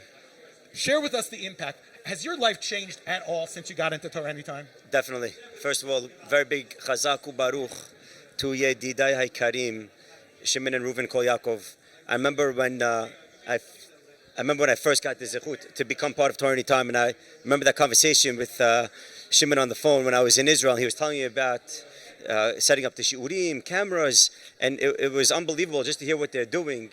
And you hear about TorahAnytime, but when you get to really know about TorahAnytime, and a big thing that Shimon really does, at least with me personally, is that he pushed me tremendously. Just keep a camera and record, because you never know who you could impact. You're giving a shiur anyways, 20, 30 boys. Anyways, you're already giving the shiur. Anyways, you're preparing. Anyways, you're already giving over the Torah. You put in all your time. Just to have someone put a camera in the back and they could record it, and who knows how many people he could help. And little did I know, that really helps me tremendously, because like our rabbis tell us, Masechet Ta'anit, mitalmidai yoter mikulam. From my students, I learned the most. The fact that you have students and people that are going to be coming to the class, it forces us. And I think, Rabbi Shlomo, you can really understand this. But when you have to give a shiur, that means you have to prepare even more. And we even get siyata dishmaya b'zchut tamidim. So we're not really helping the students. The students are really helping me. So forget that it impacted the millions of people in the world. What TorahAnytime is doing, from all the rabbis that are giving shiurim, it affects actually the speakers. And really what it affects the speakers, and a very big shout out, is to everyone that sends feedback to the speakers. I agree. How much does the feedback really help us? And also the chizuk is so special. When some person says, I listen to it each day, and it upgrades Priceless. my day, you're like, who's this person? And who am I? Where are you? Yeah, exactly. What are you? Thank you.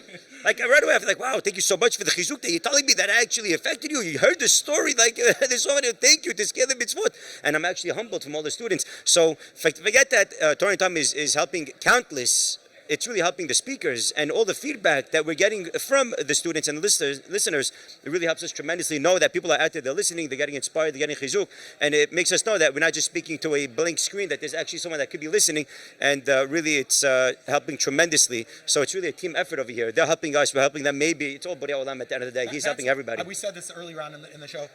We're here because of what we get, not so much because of what we give, and we really feel that way. We're here to say thank you. That's really what it is. If you do listen to my shir, you listen to Rabbi Yaakov's shir, anyone else's, show your akarat tov, make a donation, make a large donation. The more you give, the more chizuk we get. And the more we want to keep giving. Definitely. 100%. Baruch Hashem, they're doing a great job. The donations just keep on coming in, and people don't realize that it's not even the number amount.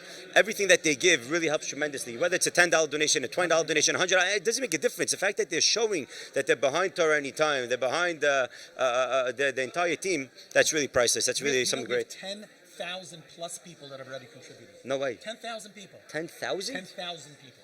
They're breaking records here. 10,000 what? And there's 1 million users. Do the 1%. math, Rabotai.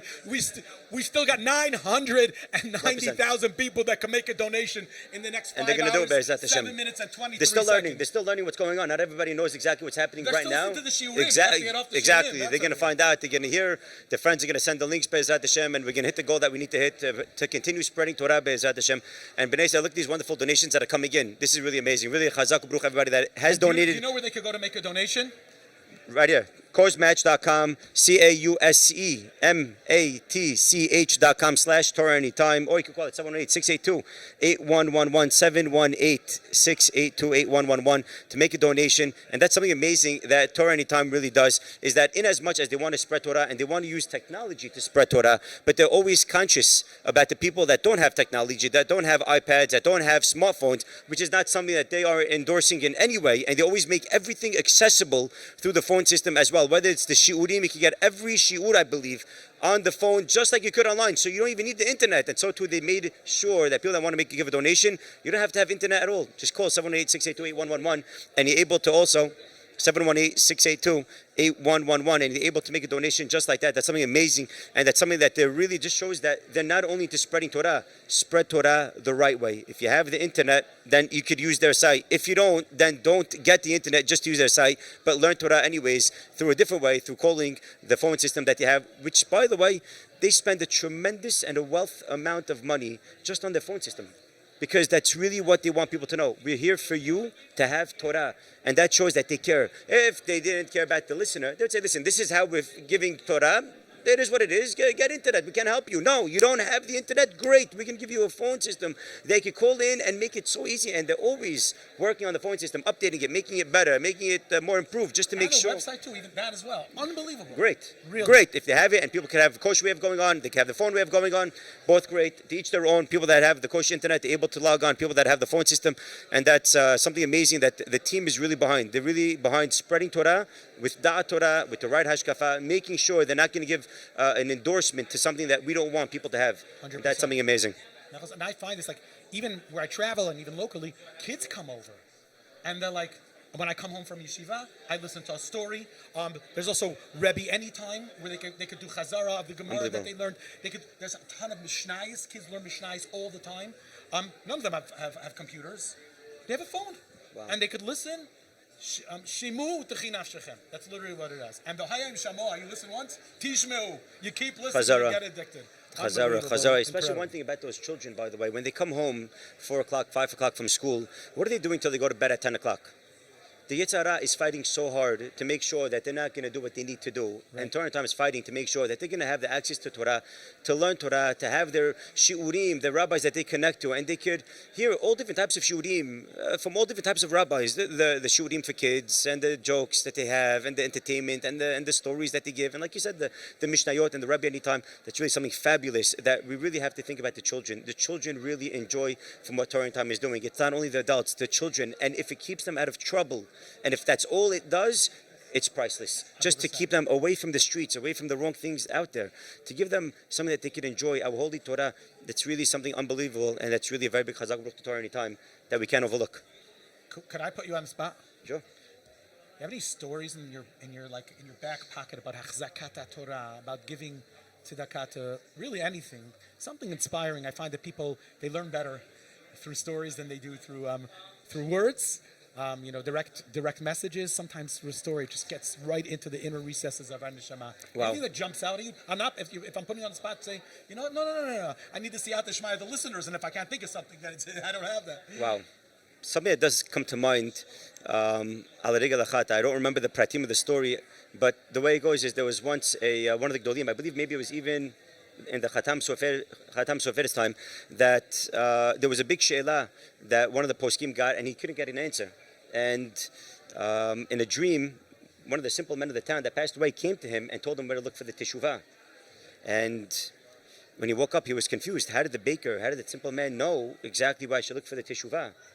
And it was revealed to him when he went to his rabbi to go ask him. He told him it was because that man used to sponsor Torah.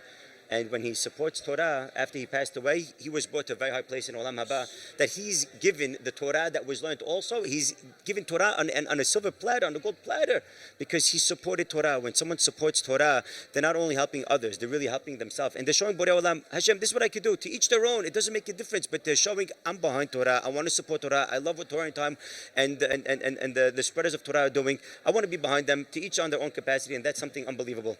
And when you do that, you're not only helping others, you're really helping yourself, and it's really a team effort. We don't know how much someone is able to gain, but when you give your donation, you're showing that you're part of a team. You know, something amazing I heard from Morenu V'Rabbeinu, Ateret Roshenu, Geon Ozenu V'Tifartenu, Mara Malka, Hagon Hacham Ovadia Yosef. He once used to say, we know about what he does in Israel, and in order for him to do what he needed to do, he needed a whole team. And he says, whenever you vote for us, whenever you endorse us, you are going to get Sachar in Shamayim for everything that we do, because we cannot do it without you. That means if our team is going to build a mikveh now in Petach Tikva, that's bizchut people that are behind us like you. You're going to get a chelik in everything that we're doing. It's an equal share. Yisachar and Zevulun. So anyone that supports after 100, they never know how many mishnayot were learned. And someone could say, but I don't have that much to donate. It really doesn't matter how much you have to donate, as long as you show your support and you care. And what's amazing is that some people, after they give again.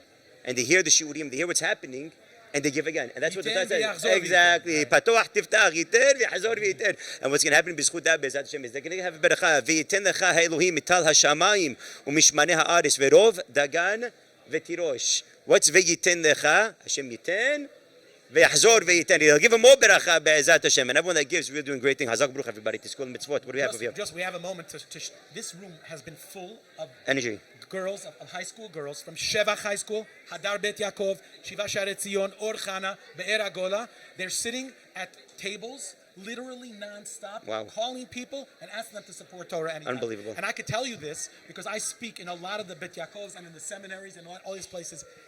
There's probably not a girl who's trying to grow that doesn't listen to Torah Anytime. They have their shiurim, and you know what? It's a whole new world of opportunity for them. It's not easy to be a girl who's a Bet Yaakov girl and keeping those standards and those values. And Torah Anytime is directly enabling them to become Bezrat Hashem, Neshechayo, mothers, people who could raise the next generation.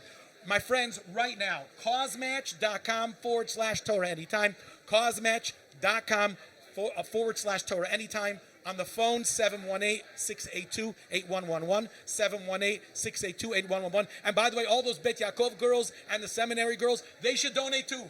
Many of them have maaser, they have side gigs and side hustles. They should donate too. It's an babysitting pays well. Yeah, the summer. It's for a family, babysitting. They do.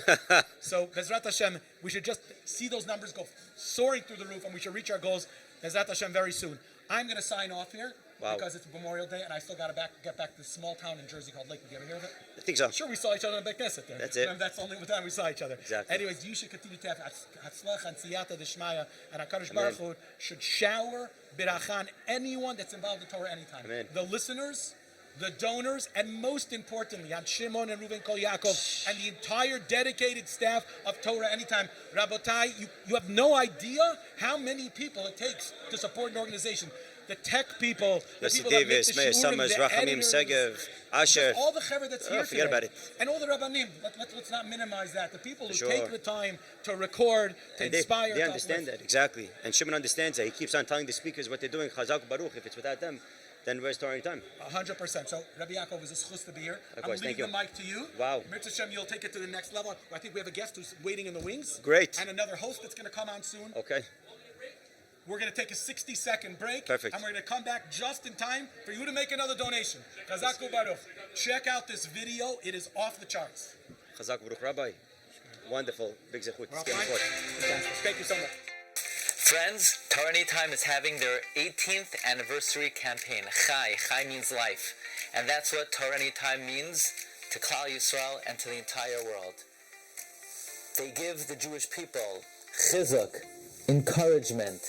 They elevate us, they uplift us, they connect us to Rabbanim, they connect us to Gedolei Yisrael, they connect us to the Torah, which is a Teres Chaim, they connect us to HaKadosh Baruch Hu.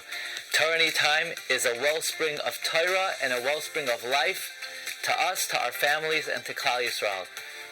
Please show Hakaras HaTov and have a chilek. Participate in the greatest zechus available in this world, the zechus of Harbatzas Torah, and that merit. May HaKadosh Baruch Hu bless you and your family with Chaim v'Shalom Aleinu v'Al Kol Yisrael. Amen.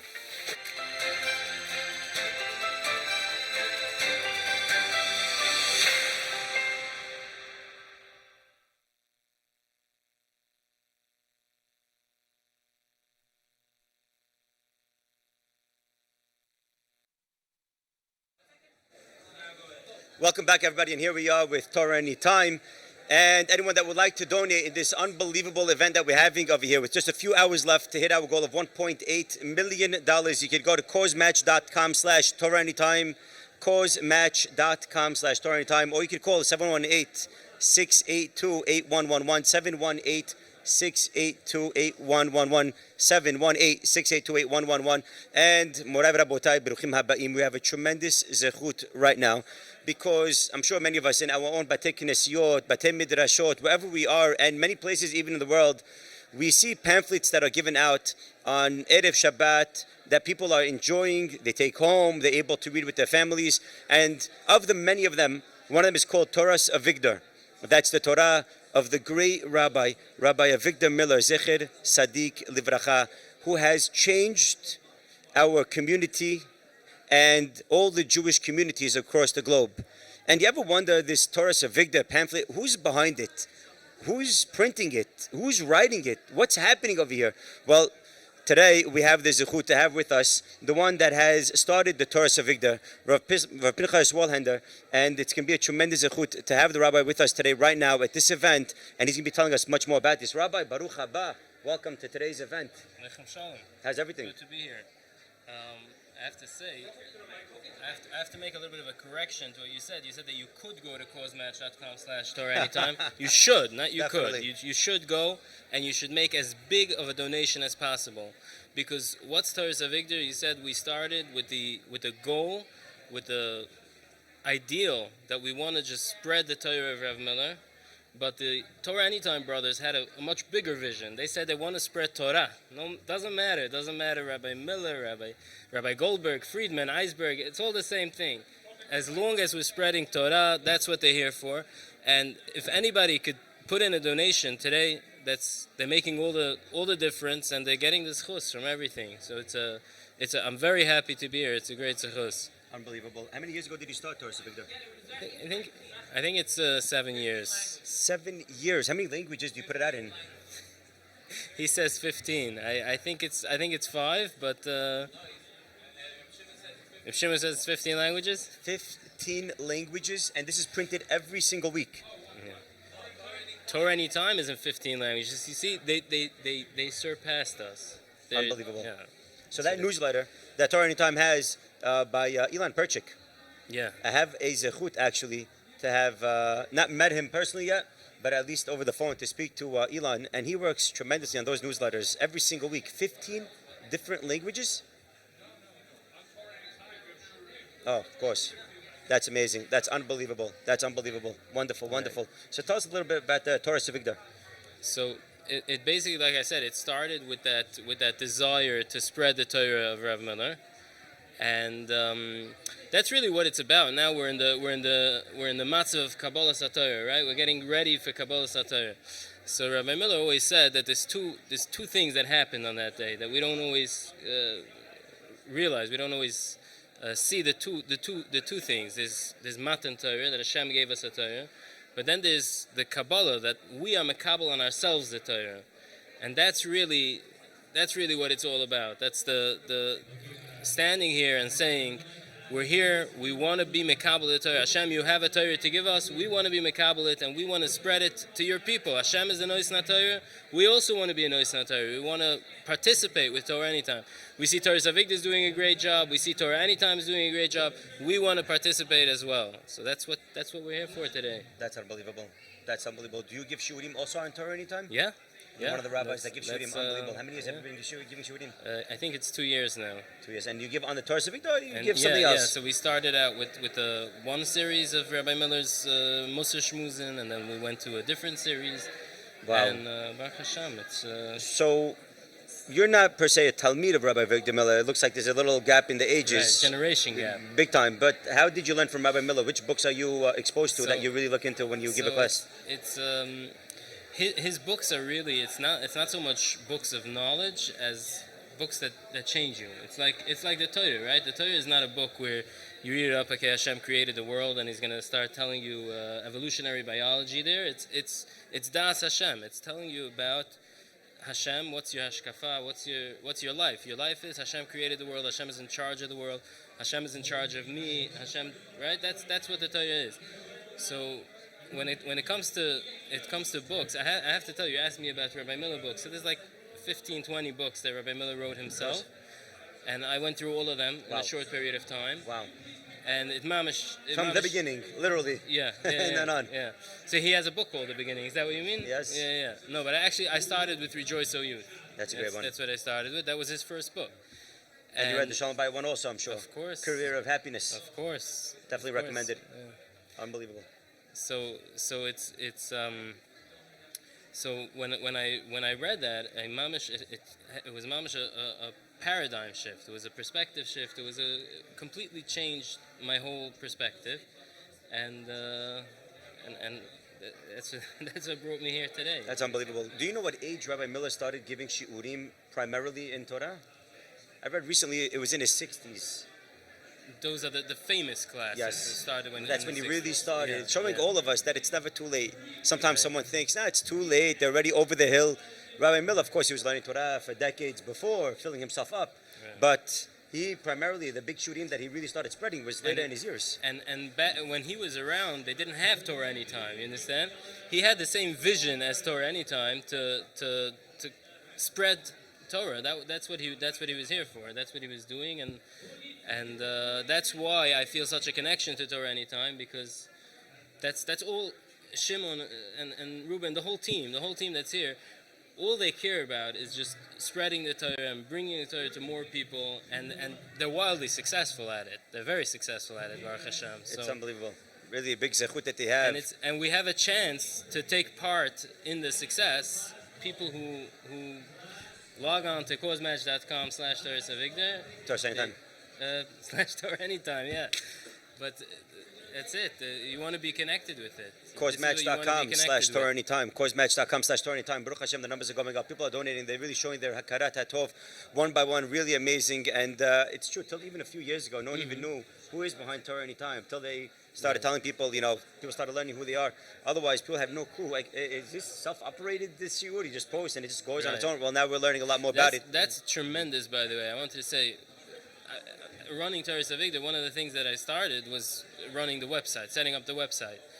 And people who don't have any background with websites and with how the web works, you don't know. You go on Torah Anytime and there's shiurim to watch, right? It's just automatic, but you don't understand the whole back end. What uploading every video. I was sure they would give me limits, because it costs them money to every video that they post, that they host for you, every video that gets watched, every shir that gets listened to costs Torah Anytime money, and there's no limits. Just Pinchas, put whatever you want up on there. As long as it's Torah, we're putting it, we're taking it, and people are enjoying it, people are listening, people are watching. It's tremendous. It's huge, and it's a very big favor that they're actually doing with the speakers. They have a database that they're able to have the shiurim on, and look at Rabbi Miller's Torah now, Ve'amidu Tamidim Harbeh, and how much Torah of his you're spreading. Who knows the Torah that's being spread by the speakers? And even after the shiur is already given, it doesn't go into some archive, it doesn't go into some CD that might get lost in the shuffle. It's there on the platform, and that costs a lot of money. Yeah. And that's something that people, I don't know if they really understand the cost. People don't grasp it. Yeah. People don't get it. If you're not involved, you don't see it. You really have to see the amount, the overhead that they have in order to run such an organization, the amount of full-time, literally, people that this is their full-time job, just to make sure that the site is going to be working, the phone system is going to be working, and let's not forget about the daily dose. Right. Daily dose is something unbelievable that they have. It takes hours just to send out the daily dose, to spread Torah to tens of thousands of people, that they get that 2, 3, 4 minutes of inspiration every single day. And the amount of people that it takes to make one clip of a daily dose. These are full-time jobs practically, and people might not know that. So they're thinking $1.8 million, but for what? When they start realizing that for every phone call that's being made, there's a cost to have a phone line. And for every newsletter there, and for the Chesed Anytime, and the Rabbi Anytime, and for the daily doses, and the mobile app, and the technicians that you need. $1.8 million is actually not a big goal for such an unbelievable organization. Please visit causmatch.com/TorahAnytime and give a donation. Show your hakarat hatov. This is something amazing that Torah Anytime does not take $1 for one shiur. They will not take $1, tremendous. and they're doing this so that they don't have to take $1. They don't want to charge for the shurim, and then they're never going to charge for the shurim. They don't want to. They want the Torah is free, and they want to have Bnei Yisrael have the access to Torah for free. That's why Torah Anytime does not have even a subscription. They don't have no. They don't want anything. Don't give a donation for being a member. The membership is free. You want to help us? They have the once a year annual campaign where they're trying to raise this year $1.8 million. Whoever could do that, causmatch.com/TorahAnytime, or you could call 718-682-8111. And up next, we're going to have a very special guest right after this short video. Thank you for joining, everybody, and we'll see you in just a moment. Thank you.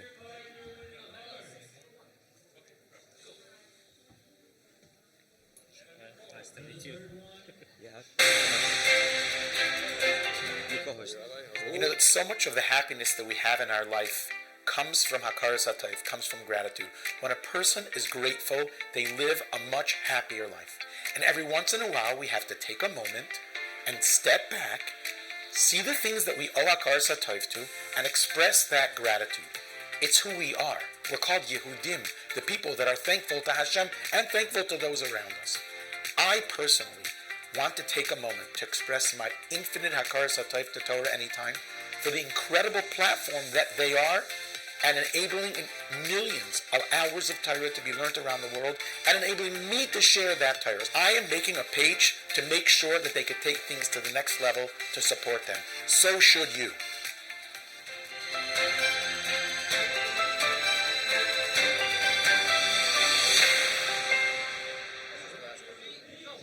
Beruchim Haba'im. Welcome back, everybody. Here we are with Torah Anytime, trying to hit our goal of $1.8 million for the phenomenal amount of Torah that Torah Anytime is spreading. Anyone that would like to donate, please, and encouraging everybody to donate, please visit causmatch.com/TorahAnytime or call in 718-682-8111. And right now we have a very big zechut to have a speaker who is a speaker for the past few years only, for a very short time, but has done a tremendous amount for Torah Anytime through his shiurim, through the daily doses. And with us we have none other than Rabbi Eliyahu Maximov. Baruch haba, Rabbi. Great to have you with us. Thank you for having me. It's an honor to be here. Wow, Chazak Baruch. What's it like to You be know, on Torah Anytime as a speaker? it's a privilege. You know, people ask me, do you get paid to be on Torah Anytime? Like, I would pay to be on Torah Anytime. What do you mean, do you get paid to be on Torah Anytime? We don't get paid. It's a zechut. Yeah, exactly. We'd This pay is if we could. This is our contribution. We want to be here trying to get Right, people to right. realize That's what Torah right. Time is doing, because they don't charge us anything to have all that platform, and we want to be behind what they're doing. And you know what? It's like what Rabbi Zitron said. In the end of the day, Torah Anytime, and I'm confident Torah Anytime is going to reach their goal. The question is, are you going to be part of this tremendous zechut of spreading millions of hours of Torah? I think it's 50 million hours of Torah every single year. It's countless. I mean, the question, It's ridiculous. you don't want to be that person who's going to go to Olam Haba after 120, stand before Bedin Shel Mala, and they're going to ask you, so what do you have to show for yourself? You're going to say, I kept Shabbat, I respected my parents, I said brachot with kavanot. They'll say, amazing, amazing. Here's your Olam Haba, and then you're going to see this other Olam Haba, and you're going to say, well, what's that? And they're going to tell you, this is the Torah Anytime Olam Haba. It's for those who donated to Torah Anytime, spreading millions of hours of Torah. And then you're gonna remember that day that where Rabbi Mizrahi was telling you to donate to Torah Anytime. You're like, I should have listened to Rabbi Mizrahi. They're listening, Baruch Hashem. They're giving. Ashrei Shekachol, they're doing a great job. And with us we have not only Rabbi Maximov, and we're going to continue learning about what you're doing really for Bnei Yisrael and the Bukharian community, but we're also going to have with us right now someone that's also a speaker for Torah Anytime, and they're part of specifically Jewish Anytime. We have with us Morav Rabotai, Rav Pinchas Landis. Baruch haba, Rabbi. It's great to have you with us on this event from a few states away, but he's definitely joining in. Baruch haba, Rav Pinchas. Thank you so much. Thank you so much. Can you hear me okay? Yes, we hear you great. From Ohio to New York, it's a long way. I just want to make sure you can hear me. Can you hear me in New York? Yes, Rabbi, we have a lot of questions about Jewish Anytime. We're really excited to know about it. But before we get into Jewish Anytime, we want to get to know you. Can you tell us a little bit about yourself? What got you into Kirov? Are you about Tshuva yourself? Yeah, first of all, thank you for having me. Thank you for interviewing me. And first of all, I had to say, Rabbi Maximov, I love Persians. I got to throw that out there. I grew up in Atlanta, Georgia. I learned in Ner Yisrael. I was surrounded by Persians my whole life. And I identify as a Persian, and I'm one day through that identity I'll get a last name like Maximov, because Persians have the best last names. I mean, in Yeshiva we had Sigan Kohanim, we had Fashker Haman, the best last names in the world, much better than a Vus last name like Landis. So it's really a pleasure to have you interview me. So thank you so much. But before we get into me, I just want to start. We're going to make this interesting. That I, like all of you, have a team page on this campaign. And if you go right now, it's 3:17 p.m. In the next hour, from 3:17 p.m. to 4:17 p.m., if you go to my page and donate at least $200, you buy a raffle ticket, at least $200, I'm going to send you a free copy of my new book, Today in Jewish History. Look at that. Wow, so all you got to do, you got to donate on my page, on Rabbi Pinchas Landis' page. Then send me an email at rabbilandis.com with your address. And as long as it was between, before 4:17 p.m., we're going to send you a copy of this book as long as you donate at least $200. If I split the donation to your page and my page, do I also get that free copy? Maybe. We'll think about that. But so that's what we're going to do to make it interesting here. But I grew up in Atlanta, Georgia, like I said. I am a Baal Tshuva. I became frum when I was about 16 years old through the great work of the Atlanta Scholars Kollel. And that was long before Torah Anytime existed, because I'm an old man already, grandfather of two, Baruch Hashem. And like I said, learned in Ner Yisrael. If you're from Atlanta, you got to go to Ner Yisrael. That's a must. And so Kiruv has always been a passion of mine. And that's really, I've been working in Kiruv for 20 years, and it's what led me to really have this concept of Jewish Anytime, which really wasn't only my concept, because when I approached the Kol Yaakovs about it, they already had the idea, right? They had the idea. It was already on their bucket list. It was just a matter of putting a team together and having someone who's interested in doing the work. So it's really my schut, as you guys would say, my schut to be able to be the director of Jewish Anytime, to have part of the amazing that Torah Anytime does.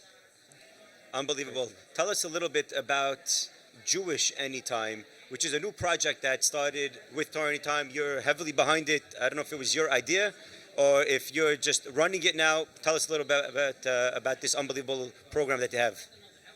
So So Jewish Anytime was independently. It was really my wife's idea. It started with my wife, who's amazing. She's really the brains behind everything. In fact, all those speaker videos that are going out, she's the one making all those. She's going to kill me later for saying this, but she's amazing. Like Rabbi Maximov, she's a videographer, a video editor, a graphic designer, all that good stuff. They share those talents. So it's an idea that I had, but then when I approached Shimon and Reuben, they already had the idea and they wanted to do it. It was just a matter of working together. And to explain the need for this, it's really quite simple. You know, we look at the world today, which you know, it's a scary situation. We still, you know, Rahman al-Islam, we still have the hostages in Eretz Israel. We have the war going on strong in Rafiach.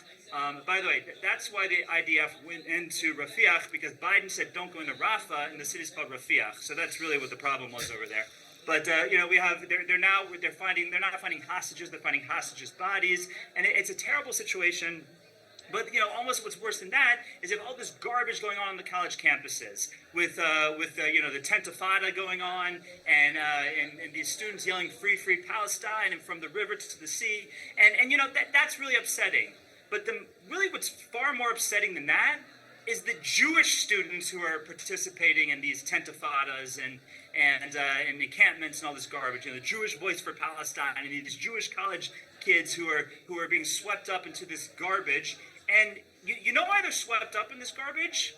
Because they're ignorant. They don't know the first thing about what it means to be a Yid. They don't know the first thing about what it means to be Jewish. I mean, you ask them, they say from the river to the sea. You say, you know, what river, what sea? And they'll say, oh, I don't know, the Hudson and the Caspian, or, you know, they have no clue what they're talking about.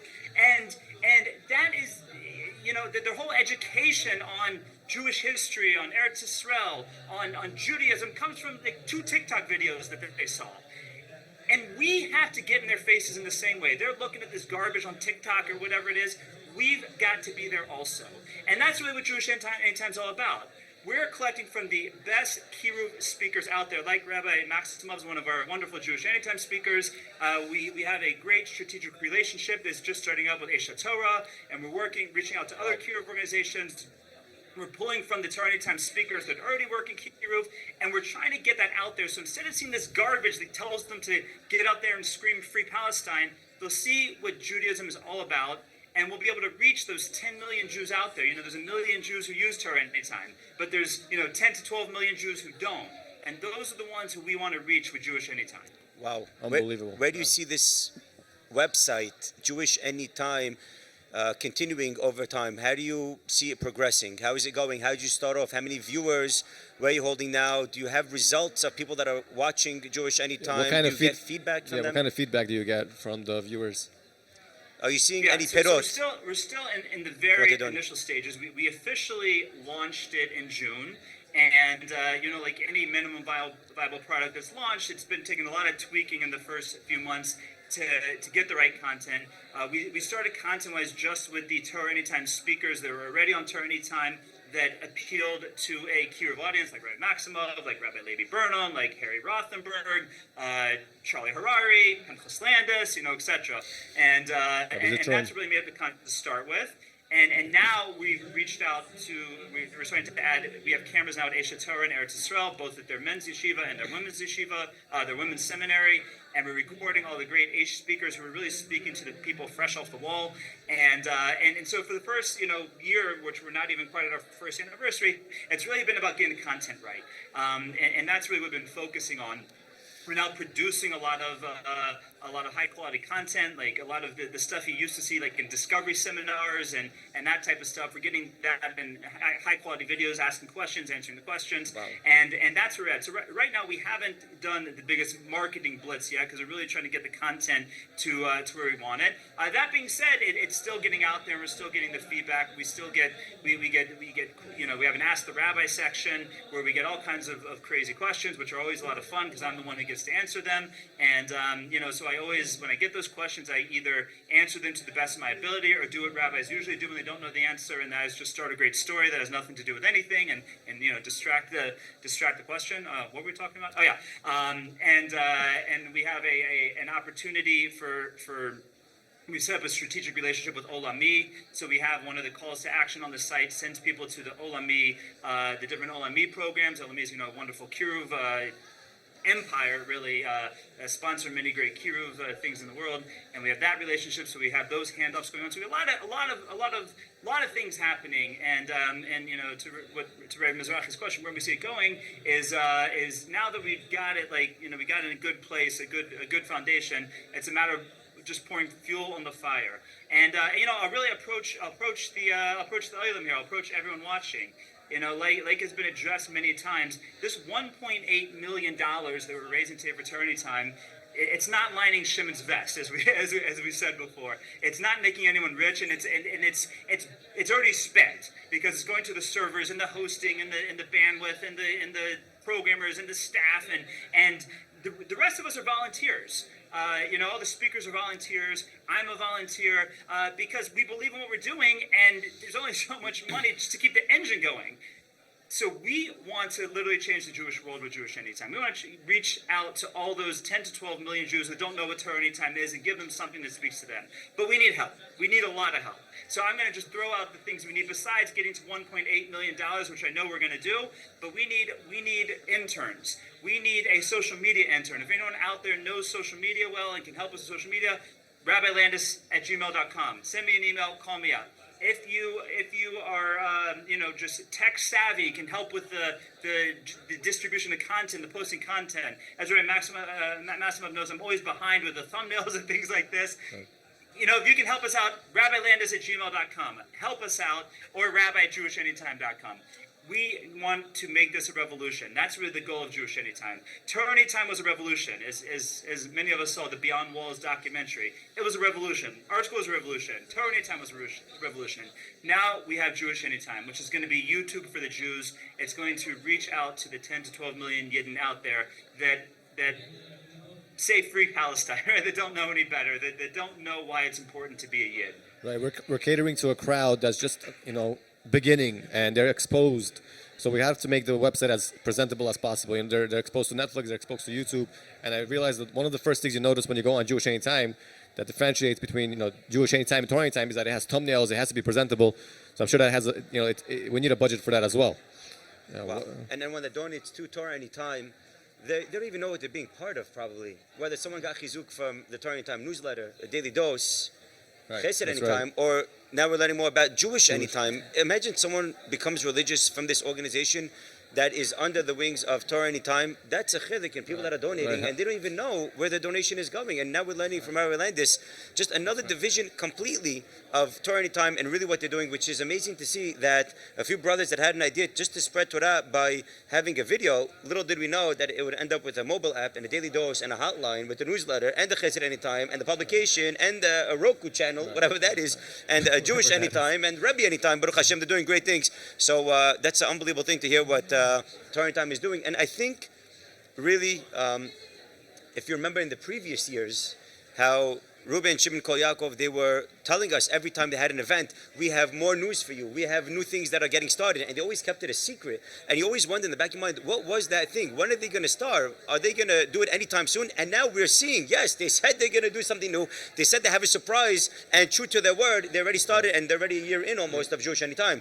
And that just shows they're always working on upgrading what they are doing, spreading more Torah. Rabbi Landis running this unbelievable part of JewishAnytime.com. Unbelievable work, Rabbi. Keep up the great work. You are investing into eternity. You are investing into constant service.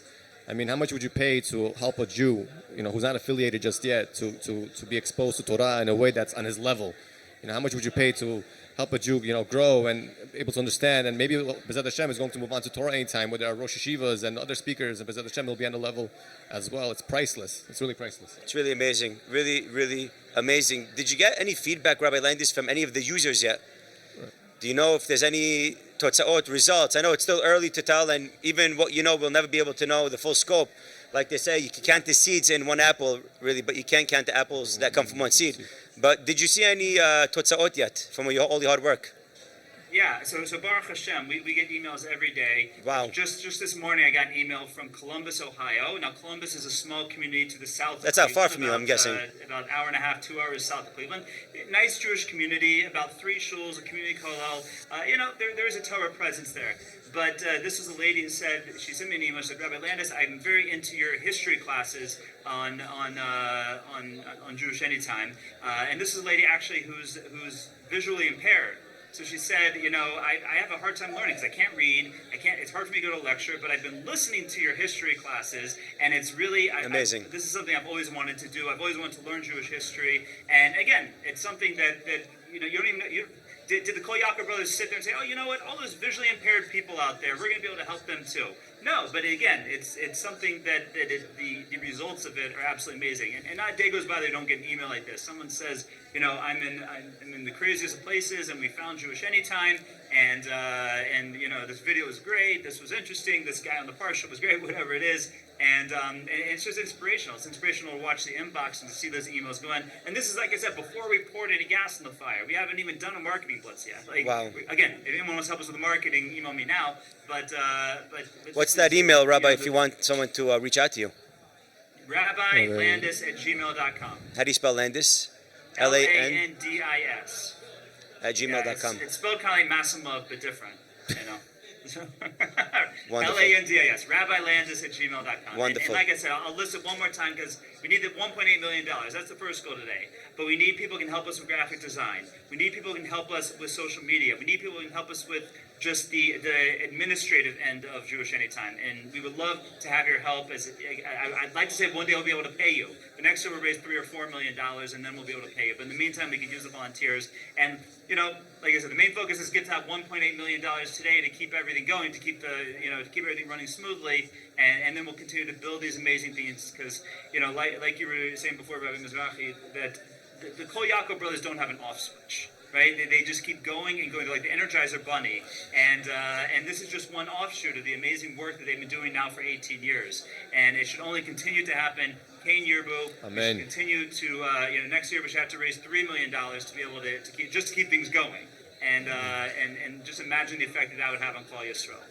Unbelievable. Rabbi, thank you so much for your time. You should have tremendous hatzlacha and beracha, spreading Torah to Am Yisrael, inspiring them with JewishAnytime.com on the TorahAnytime.com. Anyone that would like to donate, please get involved. Causematch.com/TorahAnytime, 718-682-8111.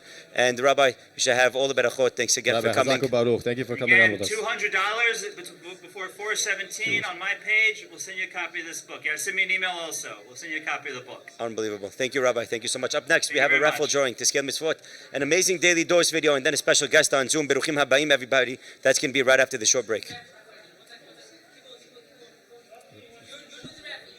The raffle is right now? Yes. Amazing. What's this raffle for? Luxury watch. Well, anyone that donates towards Torah Anytime, you're able to do that at causematch.com/TorahAnytime. We're going to have drawing number 3 right now, and we already have a winner. Charlene Yom Tovin.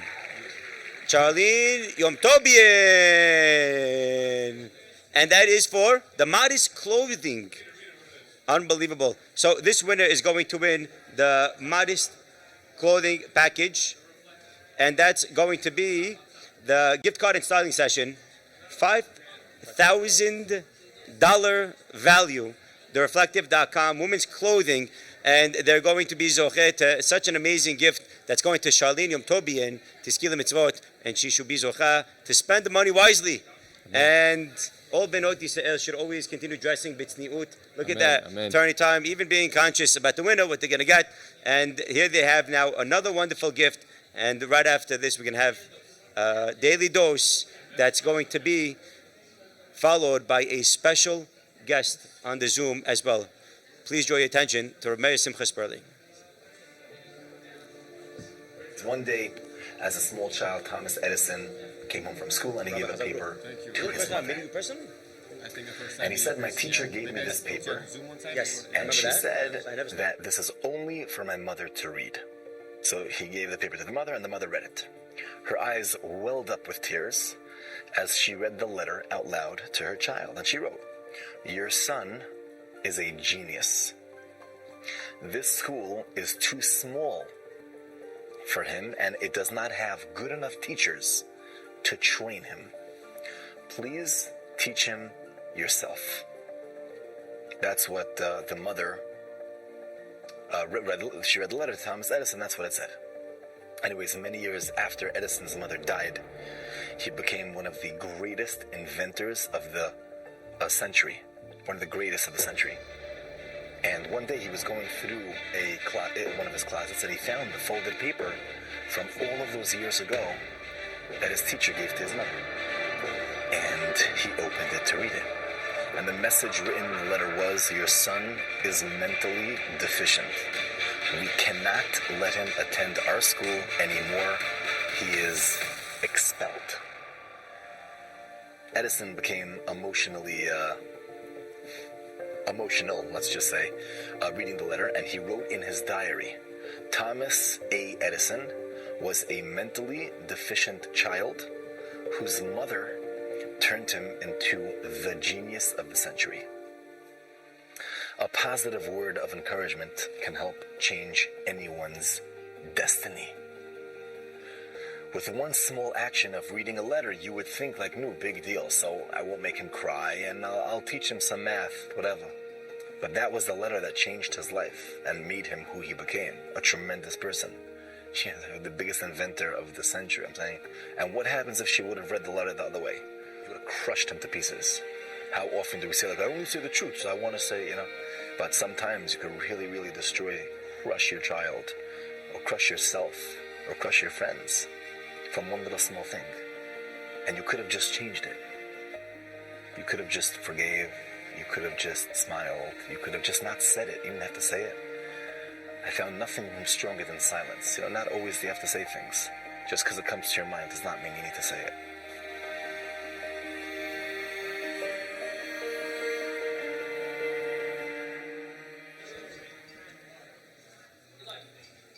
Unbelievable.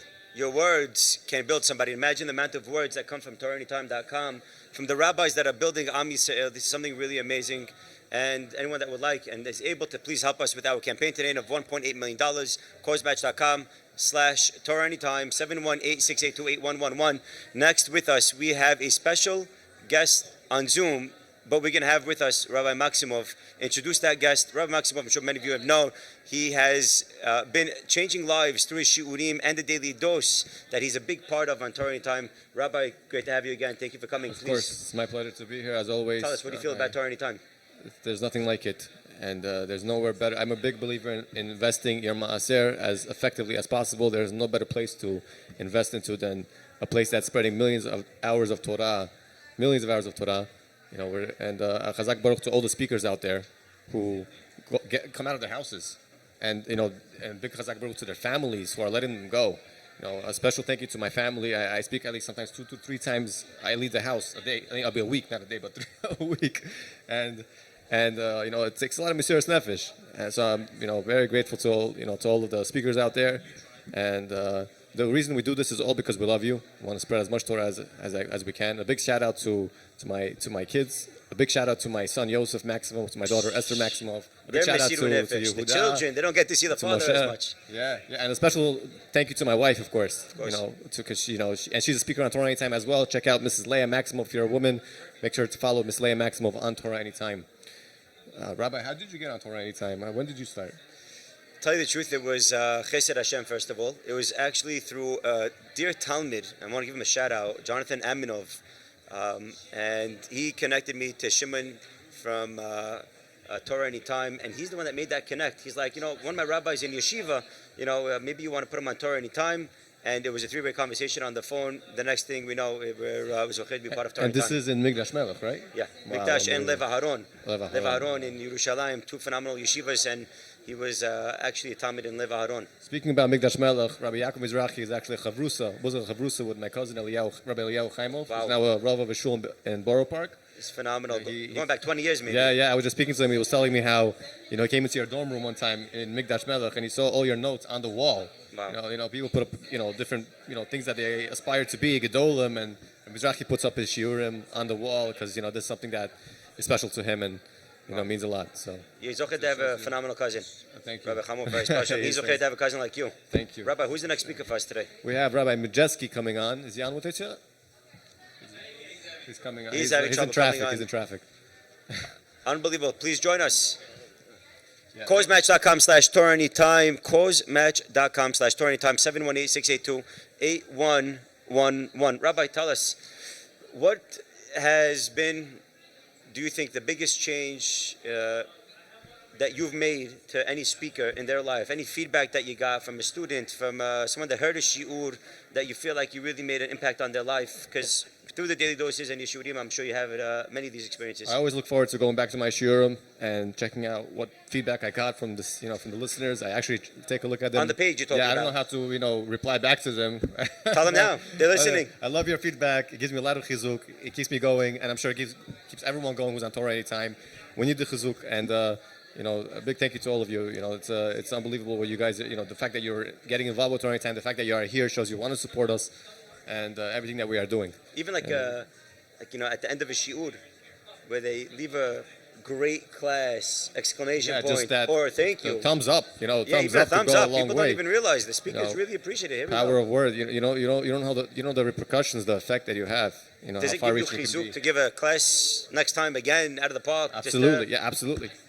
It's all the speakers. They don't know. They're not realizing it. So the speakers are really, getting affected by the listeners, and the listeners have a tremendous impact. And here they are today, joining us and donating to.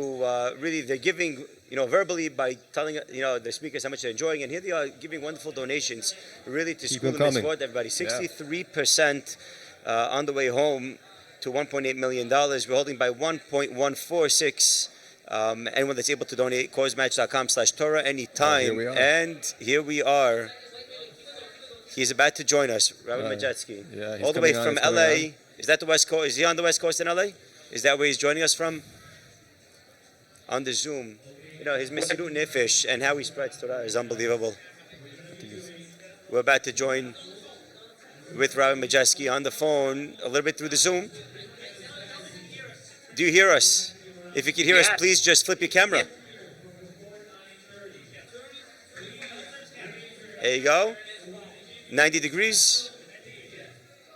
Rabbi, if you could please turn the camera 90 degrees. There you go. There we go. Great. Rabbi, where are you? Are you in your Lamborghini? Hello, how are you? Baruch haba, Baruch haba. Rabbi, where are you right now? Right now, I don't even know what street I'm in. I found a quiet street to pull in Los Angeles. Yeah, We're on the West Coast over here. And we're joining Torah Anytime. How are you guys? Baruch Hashem, all is well. What's the weather like over there in Los Angeles? They say we have four seasons over here. Before summer, summer, after summer, and almost summer, So now you're in the summer. We're by before and almost. That's what we're holding. Nice. Wonderful, wonderful. Rabbi, great to have you with us. Rabbi, how long have you been speaking at Torah Anytime? Torah Anytime. Torah Anytime is just, I'm trying to think about it. I was trying to think as I was driving how I could describe it. I heard a shot once from an Eitan Feiner. He said, "Do you ever someone called you about a shidduch, and you want to describe the girl? You say she has a lot of chen, You say, oh, tell me more. A lot of chen. Try. You can't describe it. It's sort of these. So he says, why not? So he says something amazing. He said, the S is L'mayla min hateva, number 8, right? And it's like the bris and Hanukkah, and it's above teva. And then we have Nun is also L'mayla min hateva. Right? We're counting now to the 50th day Shavuot. It's times 7 is complete within nature, and then 50 is the Medrash says Moshe Rabbeinu didn't even get to the 50th level of Chachma. No one got to 50. So he says the letter of Cain, Ches and Nun, are both things you can't describe. Nice. Rabbi Feiner style. So Torah Anytime, it's like that Cain. It's literally, how do you describe Torah Anytime? You can literally get a share on any single subject. From Chasidus to Dikduk to kids to stories. It's like the Walmart of Judaism. They made they put together this unbelievable, life-changing, website where Torah is just is accessible to everyone. Zelu Mazeh, the Gemara tells us. If the Yetzer Hara before Mashiach comes is going to have a platform to sell all this garbage, Hashem had to give us a platform Zelu Mazeh to fight it, to make it a fighter's chance. And it's a pleasure to be able to spread Torah on this website, and more than that, they get to listen to other people, and it's amazing to get to hear Torah on this website. So it's really just malichein. You can't describe it. It's God's reason for the internet. That's what it is. It's God's internet it's God's reason for the internet. Rabbi, what type of feedback do you get on your shiurim? What type of feedback do I get on my shiurim? It's a good question. You definitely get feedback. You see people. A lot of my feedback comes like when I'm like visiting New York, or I go out of town, and they're like, "Oh wow, thank you so much," or "I got to hear that shir." And then I get more than feedback on the shiurim is people just reach out with other questions. And just got a girl yesterday reached out that her mother is just got diagnosed with the machla. She's dating. She doesn't know how to deal with it. And she reached out to me just through a shir on TorahAnytime. So you're able to connect and give chizuk. That's besides for all the Torah learning.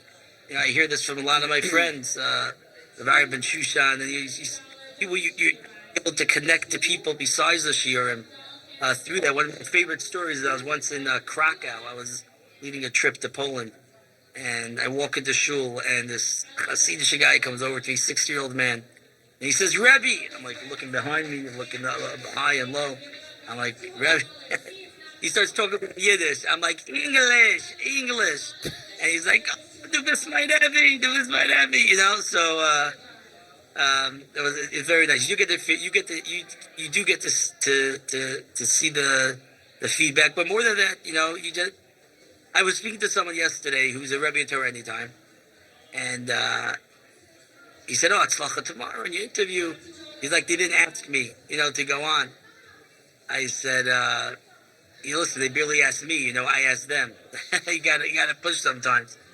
But he's like, "Oh, I give shiurim, but not so. I don't know how many people see it, and I don't know how many views, and I don't know how many, people get to see what I'm teaching." I think sometimes I'm just going to put it out there. I know we're very into numbers today. Definitely that number 1.8 is a number we want to get to. But both in terms of tzedakah and teaching Torah, I think sometimes we get lost in the numbers. It's a thing that we have to be aware of. Chazal tell us, "Loi alecha hamlacha ligmar." It's not up to you to finish. It's not up to you to always count stats and to see how many. And you put a shir out there. You don't know if that one person that you're reaching, that one, you're going to affect his life and affect that life. And all it takes is one. The Lubavitcher Rebbe once told a shliach who went out to give, I think he was in Asia, he gave a Taras Mishpacha shir, and he advertised for like 6 weeks, and one woman showed up. He was very distraught. I don't know, as a Rebbe, Rebbe Mizrahi, maybe you never had just one person. It happens to me a lot. One person shows up, and usually it's my wife. She doesn't have a choice. And he was all down, and he wrote to the Lubavitcher Rebbe. He was all down, and the Rebbe wrote back to him, how many mothers did Moshe Rabbeinu have? One person. You can't give $1,000. You give $10, $100. That $1 that you give that can affect one kid going to yeshiva, that can have an impact on the one person. That's the olam mali, and who knows what that could affect. So what type of feedback? My feedback is that I get to give shiurim and spread Torah, and if I'm able to talk to one person, to two people, to someone who listens and they can have an impact on their life, that's it. I'm a winner. And you're spreading to much more than one person, Rabbi. That much we could tell you. There's a lot more that are getting chizuk. But it's good to know that you value every single one of them, and that's the correct way to look at it. Right. That even for one Talmud, it's really worth spreading Torah. And I think something parenthetically that us coming from big communities, whether it's LA, Brooklyn, or Queens, So maybe we might overlook the necessity of Torah Anytime, which even there it can't be overlooked. But there are so many places on earth where there are Jews and they don't have the infrastructure that we have from big communities of Torah and Shiurim around the clock, and they don't have access to Torah. And if it wasn't for Torah Anytime, who knows the connection they would have to Yiddishkeit, and who knows if it's that shiur that they heard from the rabbi that kept it going for another 2 weeks till the next shiur that they heard, and they're just going on Torah Anytime's chizuk that they're getting, and it's really amazing. So like you're saying, Rabbi, every person counts, and the rabbis, of course, are not overlooking any neshama because everyone is priceless, and that's an amazing message. I'll tell you more than that. Like, when I go on Torah Anytime, I listen to a shir. So, I remember a shir that I heard from Rabbi Pesach Krohn on Torah Anytime. Telling you we should stand up, even wherever we are, we hear Rabbi Pesach Krohn's name. And I remember 10 years ago I heard this shir. It was on tzedakah. It was a beautiful idea. He was speaking about tzedakah, and he quoted the Dubner Maggid. It says, the Gemara says that when you see parnassah is tough, you should give more tzedakah, marvin b'tzedakah. So, from a business standpoint, it doesn't make sense. When times are tough, you cut back. Everyone who's watching this, listen carefully. Says the Dubner Maggid, he says, a guy, he gives an example like he always does. A guy comes to a post office, and he has a big box that he wants to mail, and he puts on a stamp. He wants to mail an air conditioner. The post office says, sorry, sir, one stamp ain't going to do it. He says, what? He says, your box is too heavy. He says, what do you want me to do? He says, you have to put on more stamps. So the guy said, make it heavier. More stamps, make it heavier. What's that going to help? The post office says, you fool, that's going to enable the box to go. So the Dubner Maggid said, when you give tzedakah, that's going to help your parnassah. You think you want to cut back? And that's what he said. So I heard that shiur, and whenever I speak on tzedakah, I go to an organization, I say it over. So imagine someone who sponsored that shiur 10 years ago. Very nice. He gave money, and now he had a video camera. You think you sponsor one shiur? If I said that over to, 2,000 people, you're getting all the zchutim that's going afterwards. And how many people are hearing other people? That's why only Hashem can calculate, the schar here, because it's endless. The ripple effects are endless. And right now, someone says, oh, I gave to this campaign, that campaign. Yeah, Torah Anytime is nice. No. You can double down now, say, Hashem, this is the zchut, for my tzedakah, whatever I need, that I should be able to push through. So, when you're feeling a little tight, you got to push. You got to push a little bit. It's your nefesh. So they asked one of these very wealthy people who was giving a lot of money to tzedakah. They said, you give so much money to tzedakah, how do you still have so much money? He said, it seems like every time I shovel out of my bank account and I give to tzedakah, Hashem shovels in. And it seems like Hashem's shovel is much greater than mine. So Hashem always, pays you back double and triple and quadruple. You have nothing to lose. We say, Mekalkal Chaim b'chesed. Hashem gives life with chesed, but the Chavetz Chaim learns these words a little bit differently. He says that you can learn these words, Mekalkal Chaim, Hashem gives life to those who do chesed, who contribute of themselves, who are giving, and Hashem will give you more life. You have nothing to lose. You only have what to gain. Definitely. Someone that donates, especially today, to TorahAnytime.com, in their causematch.com/TorahAnytime, 718-682-8111. It's going a very long way. They're supporting Torah. You're getting the value of your money. It's going to of the greatest organization in the world, a yeshiva without walls, where they have so many rabbis teaching Torah to so many people all over the globe in so many different languages and so many different topics. It's really a no-brainer. Anyone that knows what they're doing, it's a tremendous zechut just to be part of it. Right. Anyone that's able to give 50 to 100 any donation, but it does make a difference. Get the bigger the donation, they're able to get into great raffles as well. So anyone that's able to help, please help us today. causematch.com/TorahAnytime, 718-682-8111. Rabbi Majetsky, he did something very interesting that I saw my father, Shebadeh L'chaim Tovim V'Arukim, something that he used to do. When he mentioned his rabbi's name, whenever he used to mention his rabbi's name, he would stand up. And you just did that with Rabbi Pesach Krohn. That's very nice. I don't see a lot of people doing that.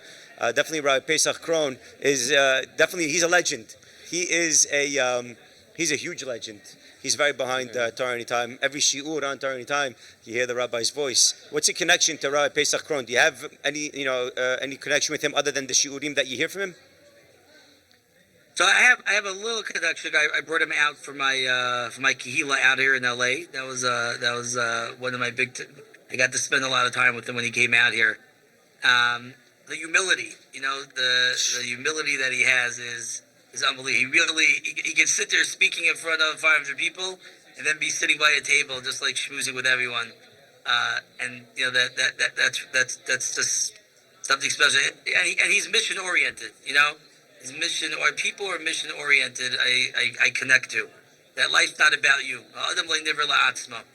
That's really what Torah Anytime is about. You're not created for yourself, and you created here to give. And if you have an opportunity to give to someone else, you know, Hashem doesn't want. I send my kids out to go shopping, and the first thing they walk through the door, they know I have one question: where's the change? How much change? You know, your father ever asked you that, Rabbi? Where's the change? I want it back, 36 cents, whatever it is. When we come back to Bolai Olam, he's not going to ask us where's the change. He doesn't want any change. He's going to say, did you use all your kochot? Did you use what you could? I don't want to see extra money in the bank account. You're only going to have there what you give away over here. It's a very funny ATM machine. Speaking about Rabbi, speaking about our Pesach Chron, I don't want to forget, he is a very humble man. I remember calling him up every year, every time I have, another son's upsharing. I use it as an excuse to go and get, blessings from all the different rabbis. I go to Rabbi Mansour, I go to Rabbi, Rabbi Mashgiach of the Mir. So one of the people I like to visit is Rabbi Pesach Chron, and every year he picks up the phone as if it's normal. I said, Rabbi, can I come to you and get a bracha for my son? His upshare. He says, absolutely, come on over. And he, we came and he signed a book. One of his book. He put a signature on it and he gave it to my son. He took pictures. He's just like an unbelievable person. You're right. He's by a podium in front of thousands of people, and he could be, in front of one person, and yet he gives you all he got. It's really amazing. It really is true. And, being that he's not only a great rabbi and someone that the Kehillah needs, and he's giving his own shiurim, he's also mohel, and it's how he's able to divide himself into so many different areas is really amazing. I remember this past summer I had his zechut to meet Rabbi Pesach Chron again when he came to Deal, New Jersey in Park Avenue, and I was getting to know him a little bit more, and it was so nice because after the Shabbat, he actually said, Rabbi, could I have your address? I want to send you something small for your kids. And he sent a package of books for my kids, for myself. Unbelievable. And he also gave a nice Hakdasha. And he's like, if you ever need anything, please give me a call. And I actually took him on the offer. I called him actually a few times, whether it's a question for chinuch, children, how to do certain things. And he made himself, like you're saying, Rabbi Maximov, he just made himself so available.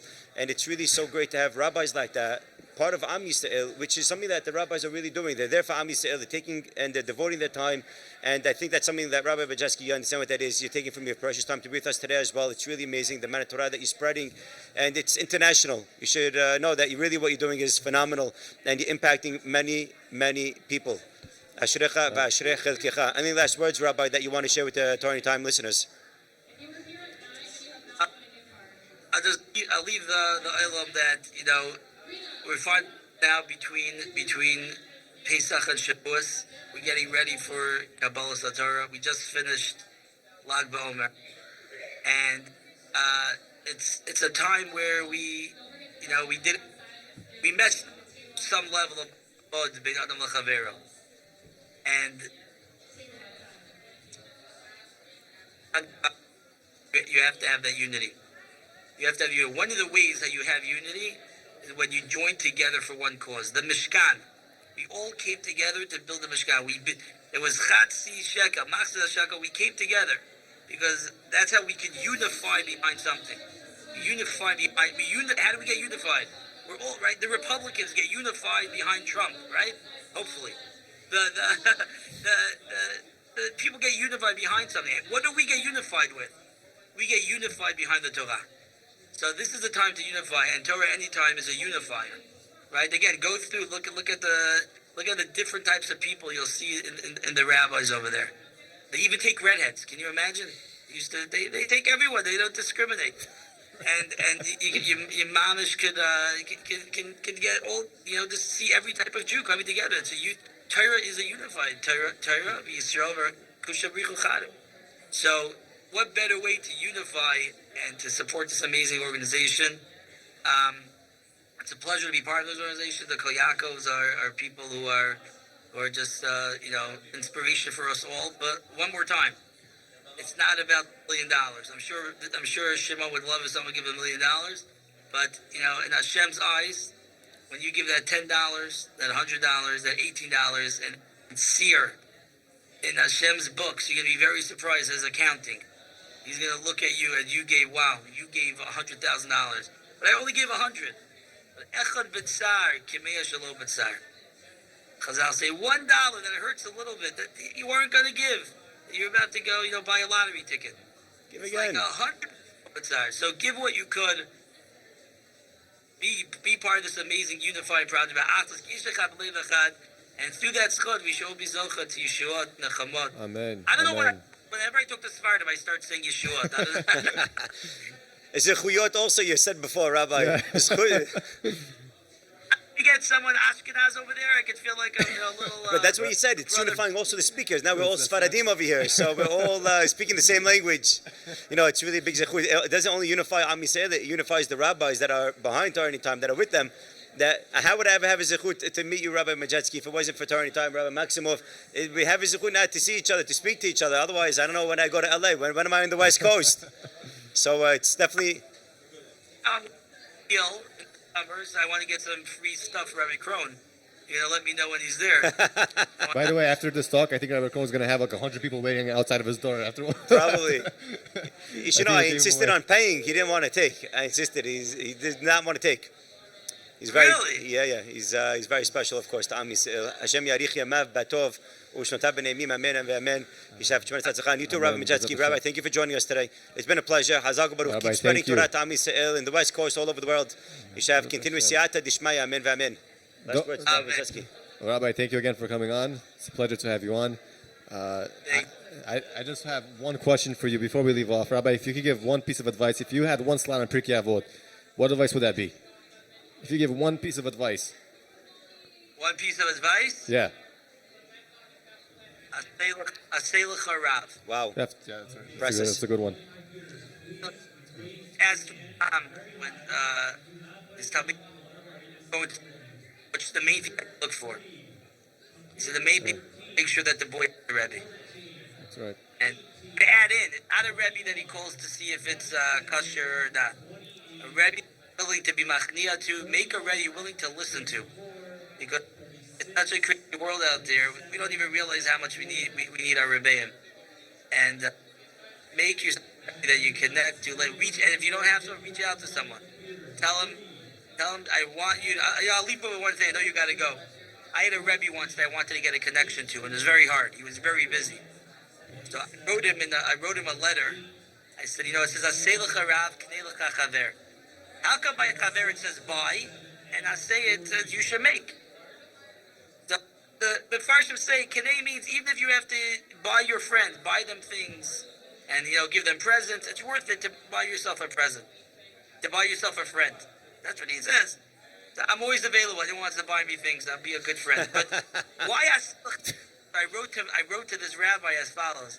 I said, if I want to make something, I don't need to ask anyone permission. I get the wood, I get a hammer, I make it. I want to make a recipe. I don't need any permission. A friend, if I want to buy, you have to be willing to be my friend, Rabbi, right? We can maybe be a friend. We have to have a kinyan. You have to want to sell. So I said, by a Rebbe, you have to make yourself a Rebbe. Even if he doesn't want to make you a Talmud, you got to make him a Rebbe. Wow. No, you don't. Rab. So that's what I told him. I said, I'm making you my Rebbe. Wow. Are you still in touch with him? Have a Rebbe you're willing to do, and that you won't, a Rebbe that won't judge you, that you can open up to and talk to about. There's a lot of Nisiyah note out there, from A to Z, and like the Ramachal says, they're our guide, they're our light, they're the ones who Hashem gave to Klal Yisrael. So get yourself a Rebbe. That would be my little. You can't just make Shiurim your rabbi. You have to have a real rabbi, someone you could call, someone you could open up to. It can't just be some speaker on TorahAnytime that you listen to the Shiurim, but you have to have someone that you could really call and get his advice and really open up to him. Someone who's going to get to know you. On TorahAnytime, you find someone that really connects to you, and you make that effort. You'd be surprised what time you can get this. Right, Mizrahi is going to be my Rebbe now. That's it. We're looking out. What's your email? Yaakov Mizrahi 26@gmail.com. Baruch haba, Rabbi. Come to the East Coast. You don't need my email. We'll schmooze. We'll chavrusa. We'll learn together. Be'ezat Hashem. Waiting for you on the East Coast, Rabbi. Brooklyn, New York. Baruch haba. Okay, Rabbi. Thank you for coming on with us. Funny. What was that, Rabbi? I'm sorry.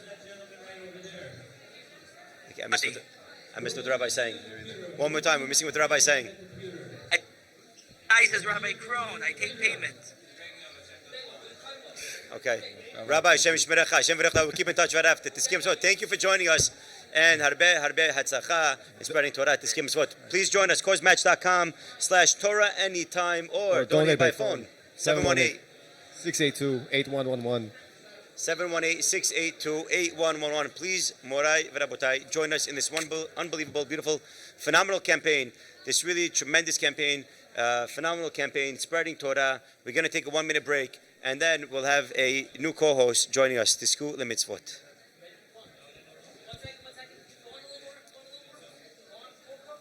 And we have, right after this, a new co-host. Rabbi, it's going to be a very big special event. Please join us. Torah Time, Baruch Hashem, is now on its way. And now is our time to show that occurs at time. Our time to say thank you, Torah Time, for everything that you've done for us, for my children, for my family, for my cousins, for all of Klal Yisrael. Kol Yisrael Arevim Zelazeh, everybody's connected to each other. And we see it in such a stark way when 1 million hours of Torah is being learned each month from people across the globe. Biyachad. Take part in this. Be a partner together with TorahAnytime.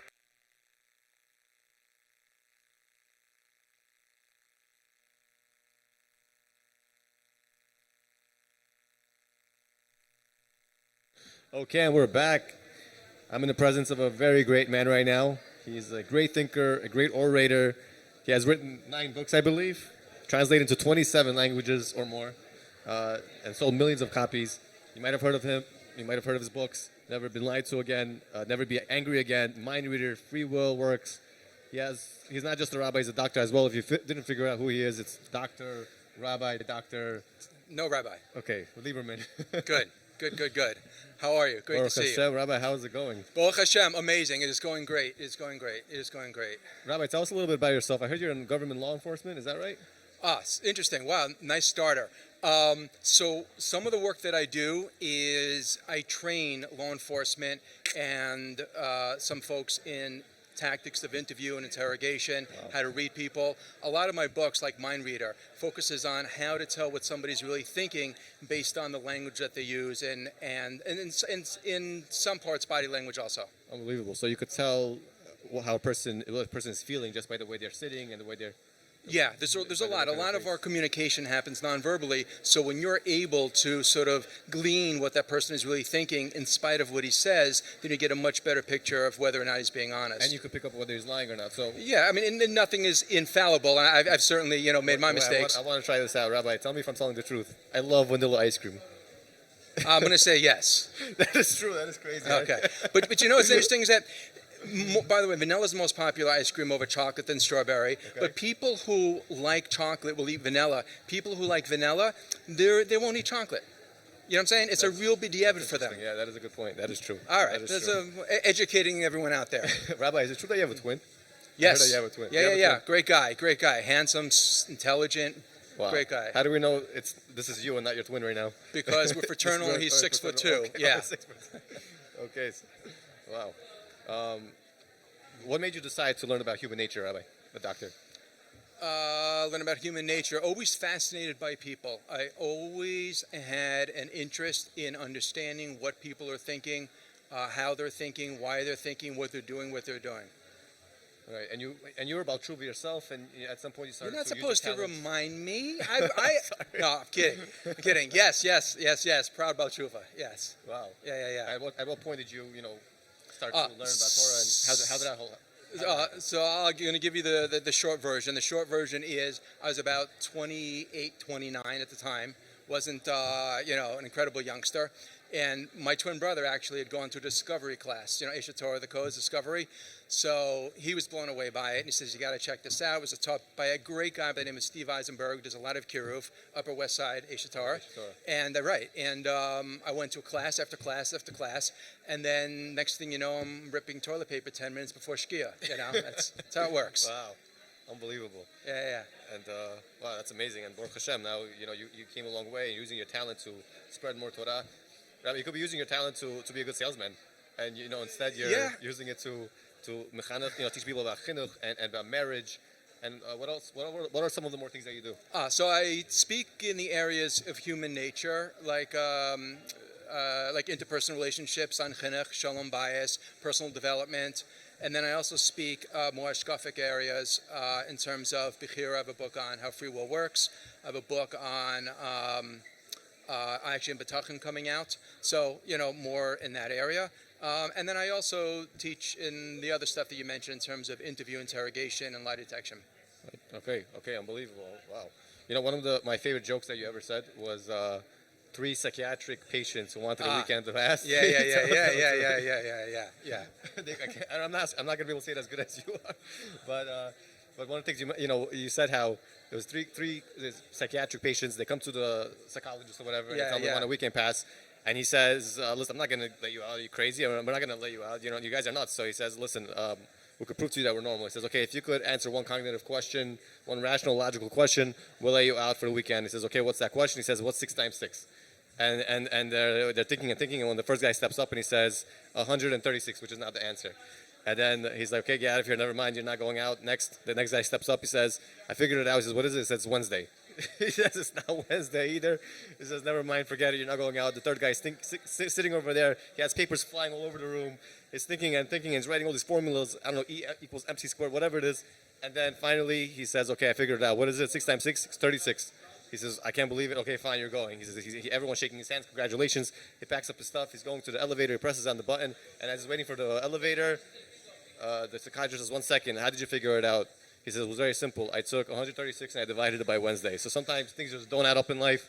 And somehow, Hashem makes things happen. How many times did you hear me tell that joke, by the way? Because you gave it over verbatim. I need to get more stories. I need to get more jokes. That was Gavaldic. That was very good.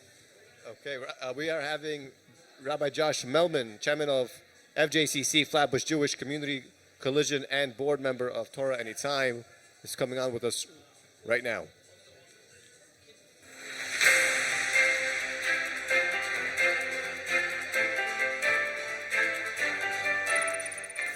I'd like to ask you to please embark on helping TorahAnytime. TorahAnytime is an amazing platform that allows everyone who has the ability to just tap in anytime, any place, any speaker, any topic. You are the beneficiaries of that. So please join me on my page where we have many people who have joined and Mitzvah Shem who are donating to this amazing cause, this amazing platform that anyone, anytime, anywhere, any place, any shir, any rabbi, any rebbitzin, makes no difference. Everyone has a platform. Everyone has something to say, to share Hashem's platform. I'm looking forward to seeing your donation as well. Join us as we make a Torah revolution. Thank you so much, and Tiskul Mitzvahs.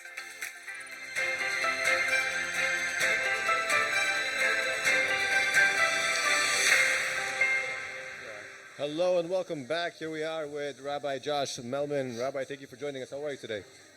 Baruch Hashem, doing fine. Pleasure to be here. An honor to be here with you guys. The pleasure is ours. Can you please tell us, I hear that you're a big part of, you have a big role to play in TorahAnytime, and you've been donating to them for all these years. What got you involved with TorahAnytime, and why are you so passionate about TorahAnytime? Okay, so I'll tell you two things. First of all, many years ago, when TorahAnytime was a lot smaller, so my good friend Moshe Sofer actually got me involved and introduced me to Shimon and to Ruvain, and I saw their passion and I saw their cause. Just amazing, the work that they were doing, how many people they were affecting, how many lives they were affecting, a lot smaller many years ago. When I saw that and I realized the potential of TorahAnytime, the reach that they have is really incredible. Can't be matched by any other platform, any other yeshiva. Obviously, every yeshiva's chashuv is important, but TorahAnytime is the world's largest yeshiva, a platform where people literally are learning TorahAnytime. And I come from yeshiva, Mir Yeshiva, where my Rosh Yeshiva, Shmuel Birman, his motto was always, Ki heim chayenu v'arichimenu. V'gisa b'yadin v'layla, that day and night, it's supposed to be learning. It's our life, Ki heim chayenu. Literally, TorahAnytime is V'gisa b'yadin v'layla. It is the one conduit that throughout the world, 24 hours a day, with people learning from one country to another country.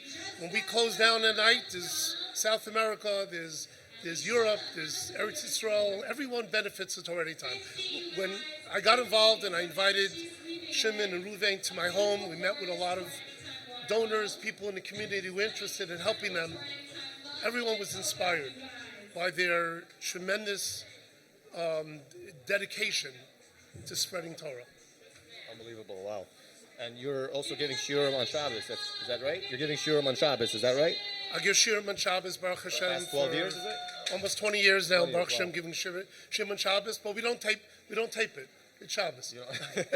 So it can't be a Torah anytime. But I could tell you is that preparing a shiur myself, I have an appreciation. What a mechayiv is, we have an appreciation for what the Magid Yeshirim go through to prepare. It's live and it's forever on the internet. Right? Hashem's reason for the internet is Torah Anytime. You know, I could tell you that, I'll give you an example. We had an interesting story a number of years back by Chaim Kanievsky was nifter on a Friday. The Levi was going to be Sunday morning, Israel time, Eretz Yisrael time. And we had, and I called Shimon or Ruvain, and we said, like, are we going to broadcast the Levi? They said, how are we going to get a live stream? And then people don't understand, will it be in Yiddish, will it be in Hebrew, in Ivrit, they don't know. So we did, Friday afternoon was ready, Eretz Yisrael was Shabbos.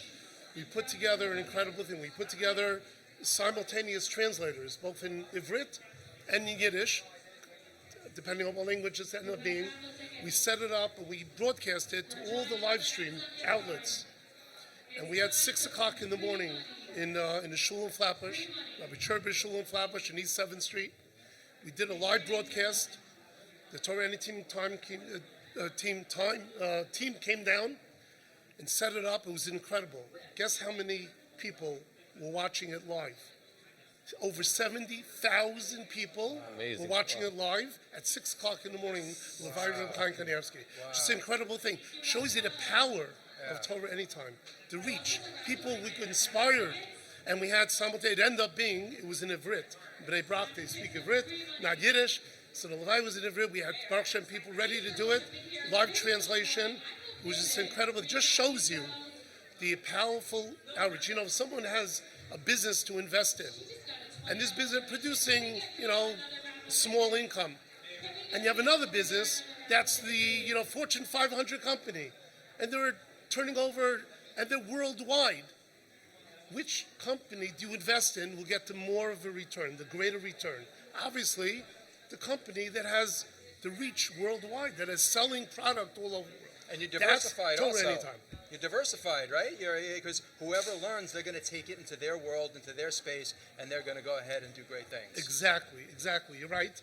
And I could tell you is that, you know, you speak on Torah Anytime, you give excellent classes. There's so many amazing speakers, Rabbonim, Rosh Yeshiva speakers. As a matter of fact, as a board member of Torah Anytime, I could tell you there's over 1,000 Rabbonim and speakers around the world waiting to get on to Torah Anytime, waiting to be on the list. We don't have the manpower to interview, to vet everybody, to put on. The backlog is tremendous. And the cost of providing cameras and equipment to every single Rav is just astronomical. That's what this fundraiser is for. That's what we're asking you, every single listener, everyone who's watching this now. Donate to Torah Anytime. Invest in the largest platform of Torah ever in the history of the world. You know, we're getting close to Matan Torah, right? We just had Lag Baimer. Shim Bai Chai was learning. Yom V'Layla, Pesach Sheni was the yard side of the Meir Balanes. We're now marching towards Matan Torah, Kabbalah Satira. What better way to show Hashem that we want a chiluk in Torah than to donate, to be a partner with Torah Anytime. That's the way to do it. We come into Shavuos, we say HaKadosh Baruch Hu, I may not be learning V'gisa B'Yom, I can't, I have a business, I have my family, I have to cook, I have to clean, I have to go to work, I have to take care of my children, I'm not able, I didn't go to yeshiva, I don't know how to learn that much. But you know what? I'm going to contribute to the greatest rabbis from around the world so they can teach Torah 24 hours a day, all over the world. we did two meetings on behalf of Torah Anytime this past week. One in the Five Towns. Pesach Krohn spoke beautifully, as he always does. He's the opening voice and the closing voice of every single share of Torah Anytime. Rabbi Krohn said over, he says, they're taking my voice now, and they're using AI. Torah Anytime AI team is now translating it live into Spanish. So in South America, there are thousands and thousands of people who are listening to Rabbi Pesach Krohn's speech that he gave 20 years ago in Queens and Flatbush and wherever, at a Gouda convention, a Thomas Torah convention. They're taking that speech, playing it as if he's speaking in Spanish live. And it's not just Spanish. Amazing. It's also in Russian and I think... Right, in many different languages. It's an amazing, amazing reach. And then we did another Parliament meeting, a fundraiser for the Torah Anytime in Flatbush a couple of days ago. And Rabbi Yisrael Brog, a Shiva from Wycliffe, Ohio, from Cleveland, spoke beautifully about how he had a call from a Talmud in Germany that he wants to learn more. He says, "You're my Rebbe, because I watch you on Torah Anytime." And he ended up, in the whole story, just to make a long story short, he ended up becoming a Baal Tshuva, full Baal Tshuva. His whole family came along. He ended up learning in Gateshead, learning in Eretz Yisrael, establishing a family, bringing others into the fold. And this is one of countless stories. Unbelievable. You hear what's going on over here? Causemash.com/TorahAnytime.com. That's causemash.com/TorahAnytime.com, or donate by phone 718-682-8111. And we have speakers who are speaking from all over the world, like Rabbi Lieberman, South Africa, and all over. And then you have a speaker who's going to be sitting in one place, and his shiurim are blasting all over the world. Torah Anytime is going to be more far-reaching than ever before. I could tell you that the impact of Torah Anytime, every single speaker, I see the emails that come through, the text messages, the Torah Anytime dose that goes out every single day, which is so inspiring. It has 50,000 people receive it on their WhatsApp or their email every single day. The feedback from that alone, the messages, people say, you know what? This message came in, I can't believe it. I was about to do whatever, and all of a sudden I get this message, and I listened to it, and I changed my life, and I didn't do whatever I was about to do. Or it's the lift that I needed. A very difficult wheat violin, or the person had challenges in life. All of a sudden I get this message, or I listen to Shir Torah Anytime, maybe it was your class, maybe it was someone else's class, and it changed their life. Yeah. And they changed it. Just amazing. How could a person not want to participate, be a partner? Everyone out there, join and partner with Torah Anytime in changing people's lives, on being a partner as we march towards Kabbalah Torah, to be a partner in Kabbalah Torah by spreading Torah throughout the world. There are more than 1,000 people who are trying to get onto Torah Anytime, and it's a matter of dollars and cents, because Absolutely. They're talking about very gifted speakers who can contribute so much. So if people gave, it's not like it falls into some sort of bottomless pit where it's just going to keep things going. We're going to be able to add more speakers, more talent, and distribute more Torah. I mean, it's going to make a quantifiable difference. Right. It's absolutely making a difference. It's just amazing how the dollars go. The short amount. You think someone who has the reach of Torah Anytime would need $100 million to run this operation. Right. They're all over the world, spreading how many millions of hours? 15 million hours of learning Torah? That's right. I mean, how could you get that anywhere else but Torah Anytime? During COVID, how many people were home? Yeah. Their entire yeshiva, their entire broadcast, their entire life was surrounding Torah Anytime. I know our organization, the Flatbush Jewish Community Coalition, FJCC, we sent out emails almost every single day during the year of COVID. We got unbelievable feedback. We sent all the shiurim that were going on. The amount of clicks, the amount of people watching Torah Anytime, and it didn't stop. It only grew since then. Because people are starved for Torah. As the Navi says, as we get closer to Mashiach coming, there's going to be a thirst, not a thirst for Gashmias, a thirst for Ruchnias. People are going to want to get closer to Hashem. And where do they get closer to Hashem? What's the greatest conduit that get them closer? Torah Anytime. Because they. Yes, Sorry, I was just thinking, like, how much would you pay to take a kid who's in yeshiva, struggling in yeshiva, and then give him something like Rebbe Anytime, and he's going to give him the confidence that he needs. He's going to become a better father. He's going to be a better husband one day because he got friends, and he's able to learn now at his pace. And then you have you could invest a little bit, and you're giving to Jewish Anytime, which we just spoke with Rabbi Landis about how far-reaching it is, and people are unaffiliated and not just Right. not there yet. They're going to get on Torah Anytime. They're going to get completely lost. They're going on Jewish Anytime. They're learning about their heritage. They're learning about what it means to be a Jew. And how much would you pay to do kiruv? You could say, I'm not a mekarev, I'm not an educator. You don't have to be. Just investing into Torah Anytime, you're giving yourself the greatest zechut. Helping one of the greatest organizations. I'm talking about millions of hours of Torah over here. It's you're talking about people's lives being changed, and as a mental health professional, you could attest to it more than probably most. You see how sometimes when you speak to a client, to a patient, and you say the right word to them. Right. We just had in last week's parsha, Oinoaz Devarim, Oinoaz Mamoy, right, in Parshas Bahar. Oinoaz Devarim means that you say hurtful word to a person, it's worse than cheating them financially. Because the Gemara brings down. Because financially, okay, you'll pay them back. But words, there's an American expression, sticks or stones, right? And words never, it's not true. Right. The Torah tells us that's not true. Right. Words are the most harmful thing. Who we all know, a counselor, a teacher who may have said something to us, or a friend who said something to us, we were, 30 years ago, 20 years ago, we were a child. And the rest of our lives was subconsciously, it bothers us. Do you want to something fascinating? I'm in shul. Let's go back just a couple of weeks ago.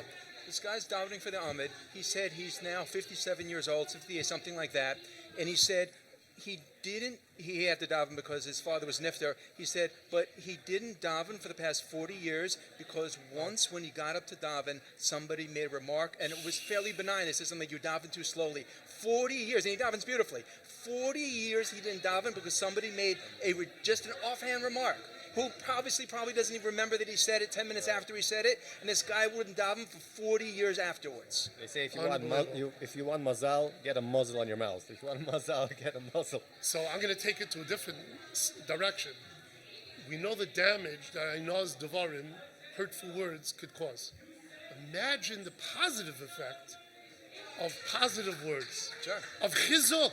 As a matter of fact, it's brought down that the Zohar says that loss of love, a person will be held accountable, not just for not saying a bad thing, but you had an opportunity to say something positive, and you didn't say it.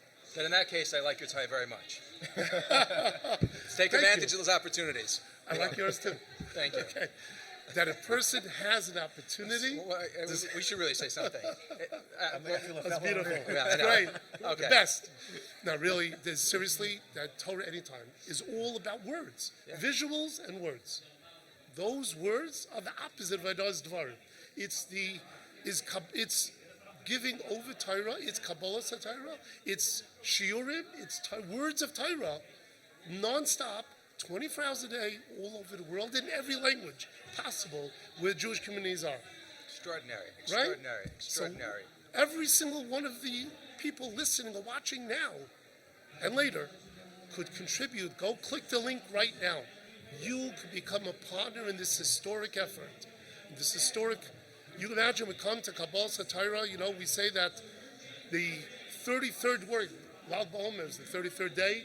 Rabbi B'Shim Baichoi's Gemara about his stories on Shabbos, Masechta Shabbos, Daf Lamed Gimel, 33rd page of, right? And the 33rd word of the Torah, starting from Bereshis, 33rd word is Toiv. Toiv is Gematria 17. We have 17 days from Lag BaOmer till Shavuos. That's Lag BaOmer. 33 plus 17 is 50, right? We get it right up to Shavuos. It tells us what's a Toiv, the Aragonos, the light, that hidden light of the power of Torah that Rishon Bachai gave over, and that's why his day that he was nifted, he said it should be a celebration, because the Kabbalah Torah of Nistar, of the Zohar, Kabbalah, we have an opportunity through Torah Anytime to spread the light of Torah, spread the Ar Hagonos of Torah, spread that Toiv, that goodness as we go through the days of Toiv, the 17 days from Lag BaOmer to Shavuos. every single person listening could become a partner and have a schus that will last you a lifetime.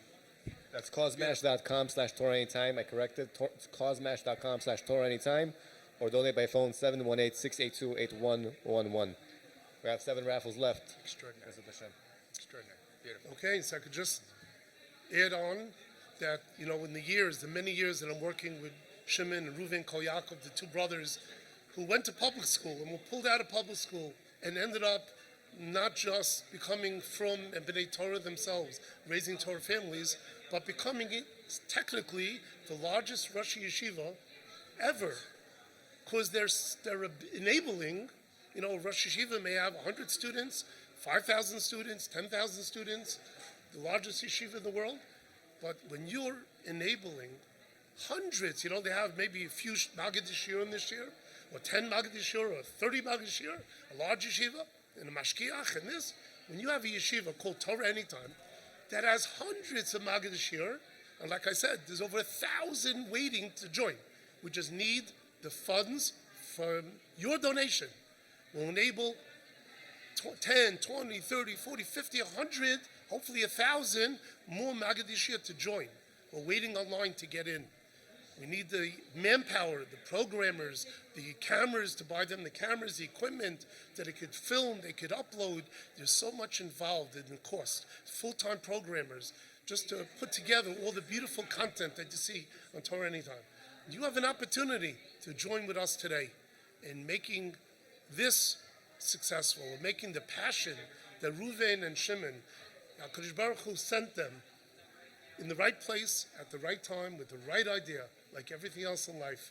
It's all hashgacha pratis, how Hashem puts it out, right? And it's not just an opportunity, this is an achrayus. We have an achrayus to give back to TorahAnytime. We can't be the type of people who are just about taking. We have to give back as well. You're benefiting from them, you're learning from them. Where is our hakaras? So if you didn't donate yet, go on causemash.com/TorahAnytime, causemash.com/TorahAnytime. I heard something amazing from Rabbi Ephraim Eliyahu Shapiro about the word achrayut. He says the word achrayut is spelled Aleph Chet Reish Yud Vav Tov. He says achrayut starts with the letter Aleph because the first one you have an achrayus to is yourself, ani. The next letter is Chet because Aleph Chet spells Ach, that's your brother. The next person you have an achrayus to is your brother. Aleph Chet Reish spells Acher, then comes everybody else. Aleph Chet Reish Yud spells Achray. You tell them, come with me. You make them feel comfortable taking from you. Aleph Het Reish Yud Vav is Achrav. Once they see that you are the real deal, they will follow along. And finally, the last letter is a Taf because the first letter is an Aleph. Because when you give, you got to give from Aleph to Taf from beginning to end. Excellent. You give everything you got. We gotta get TorahAnytime to the next level. And the truth is, I said it before, I'll say it again. TorahAnytime, B'ezrat Hashem, I'm very confident will succeed. They're gonna get to their goal. There's no question about it. They're gonna get to their goal. The question is, will you be part of this tremendous zechut of spreading millions of hours of Torah? You don't want to go to Olam Haba and find out that there was a great portion that could have been waiting for you. But to get into that portion of Olam Haba, you have to be part of the VIP club called TorahAnytime. Give in to distribute your money. I'm a big believer in distributing your money as effectively as possible. And there's no way to do that than to give your maaser to TorahAnytime. Absolutely, and I'll even add that there's probably not a Jewish organization that had speakers, that had Rosh Yeshiva Gedolim, Metzes Gedolei Torah from all over the world. Every time there's a convention or program, who does the organization call to come down to film it and to broadcast it for the world? TorahAnytime. Aguda Convention, Thomas Sora Convention, Project Inspire, you name it, And it's they're literally there. any time. It's literally any time. Anytime. And there's shiurim from all the conventions. You want to go back and watch shir given by one of the Metzes Gedolei Torah from 30 years ago or 15 years ago? Go to TorahAnytime. Look it up. You'll find it. From all the different shiurim. It's just amazing. Right? You didn't have the opportunity to go to the convention, the Thomas Sora Convention, or the Project Inspire, the phenomenal speakers, and many other conventions and programs. TorahAnytime is the place to go. Can you imagine, by you donating and becoming a shutef with the TorahAnytime team, you become a partner in every minute of Torah spread and learned worldwide. Click the link today, donate generously. Whatever you're thinking of giving, double it.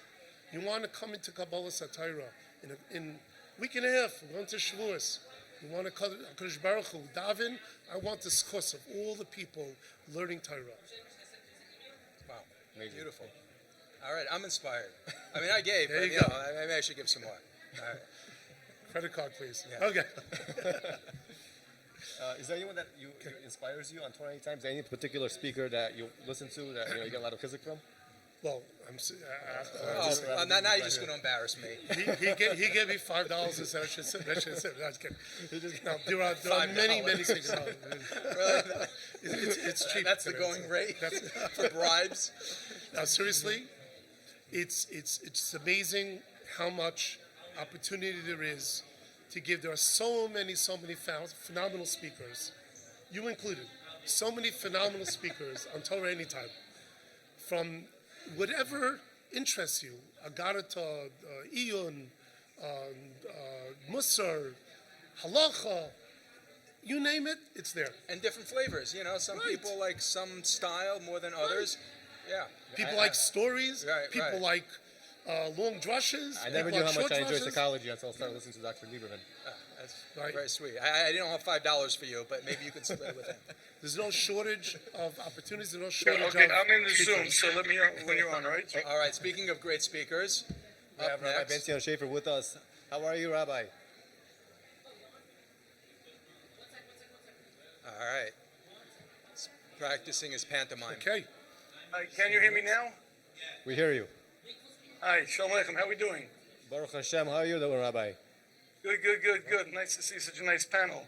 Dr. Lieberman, a pleasure to see you. Likewise. Thank you, Rabbi. Yeah. I'm going to get my mic working over here. Let me share my screen so I can actually look. And I'm signed in. Good. How are we doing, folks? Baruch Hashem. Rabbi, I heard we're having some sort of giveaway. What's that all about? A giveaway. First of all, let me hear some good things about Torah That's the first Anytime. thing I want to know. That's all I Say want to know. good about it. We just went on about it. Okay, here we go. I'm such a big fan of Torah Anytime that the Shmooze is sponsoring a giveaway. If you make a donation, we will take care of you. All right, let's start with the little ones. Here we go. Are you ready? If you make a $36 donation, I will send you a copy, free of charge, of the 2 Minutes of Bitachon. Good, that's $36. If you make a $72 donation, I'll send you any of the Shmooze books. Now, Dr. Liebman, you ready for this one? We got the You can send one of my books. One second, here we go. We got the Shmooze on the Parsha book. That one. Ooh. Right? We got the Stop Surviving, Start Living. Ooh, this is a good book. This is a good book, guys. We got the TorahAnytime, the Hebrew version of the Stop Surviving, Start Living. This is not a joke. Hebrew version.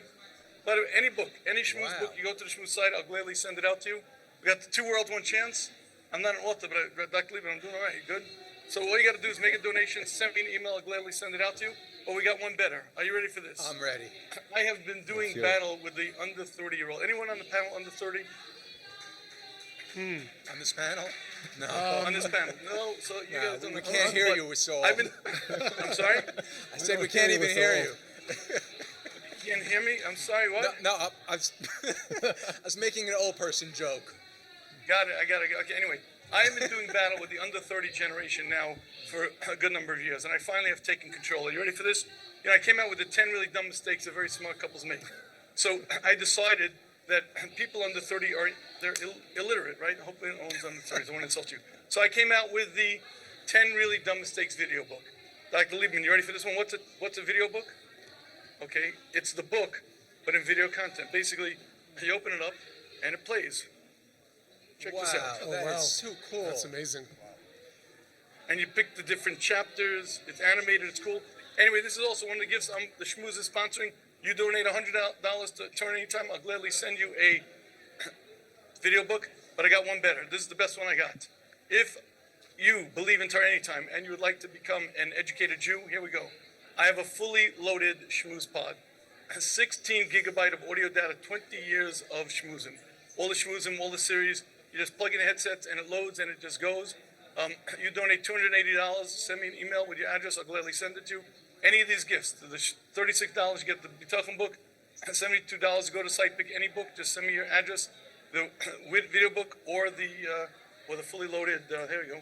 Fully loaded schmooze pod with all the series, everything on it. So that is because I'm a big fan of Shimon Kol Yaakov, the Kol Yaakov brothers, and Torah Anytime. They're doing phenomenal work, and I am putting my money where my mouth is. I made a donation myself, my wife and I, but more than that, we're donating schmooze material. So just go on, send me a link, tell me what you did, and we'll gladly send it out to you. Okay? Rabbi Schaefer won the first $5,000 raffle. Rabbi, do you hear this? I did? Yeah, $5,000 raffle. The first 5,000 raffle goes to you. In a few minutes, we will be picking the next raffle drawing, so it's not too late. Get in What that does that raffle. mean? You won the first one. You won the first one. Art Scroll gift card. Our school gift. Ooh, Wow, look at that. That I could use. I can't even donate that back to Torah If you don't want, you could just you could sell it all and just buy yourself another 30 tickets with it. All right, yeah, there you go. Very good. Excellent, very good. I'm very glad. Okay. Rabbi, we wanted to talk about your book a little bit. What inspired you to write a book specifically focusing on the common mistakes made by very smart couples? Okay, good. So I'm a little embarrassed because Dr. Lieberman knows probably more about the subject than I do. But here we go. I have been dealing with couples for the past 15, 20 years, and on a regular basis, I see couples doing things that my jaw drops. I get them in front of my desk, and they start saying things, and I say to myself, there's no way they can understand the damage that they're doing to themselves, to the relationship. And after working with literally hundreds and hundreds of couples, I found that there are 10, what I call the 10 really dumb mistakes that very smart couples make, and it's very common, and we all do it. And what I discovered is, the way I discovered this was the hard way. You see, Baruch Hashem, I'm married now 37 years. My wife is in the kitchen. She can hear me saying this. I hope so. I love my wife. We have a great marriage. But what I discovered was during this time process, I also had a chance to make many of those 10 really dumb mistakes. I had to make sure they work. They really do work.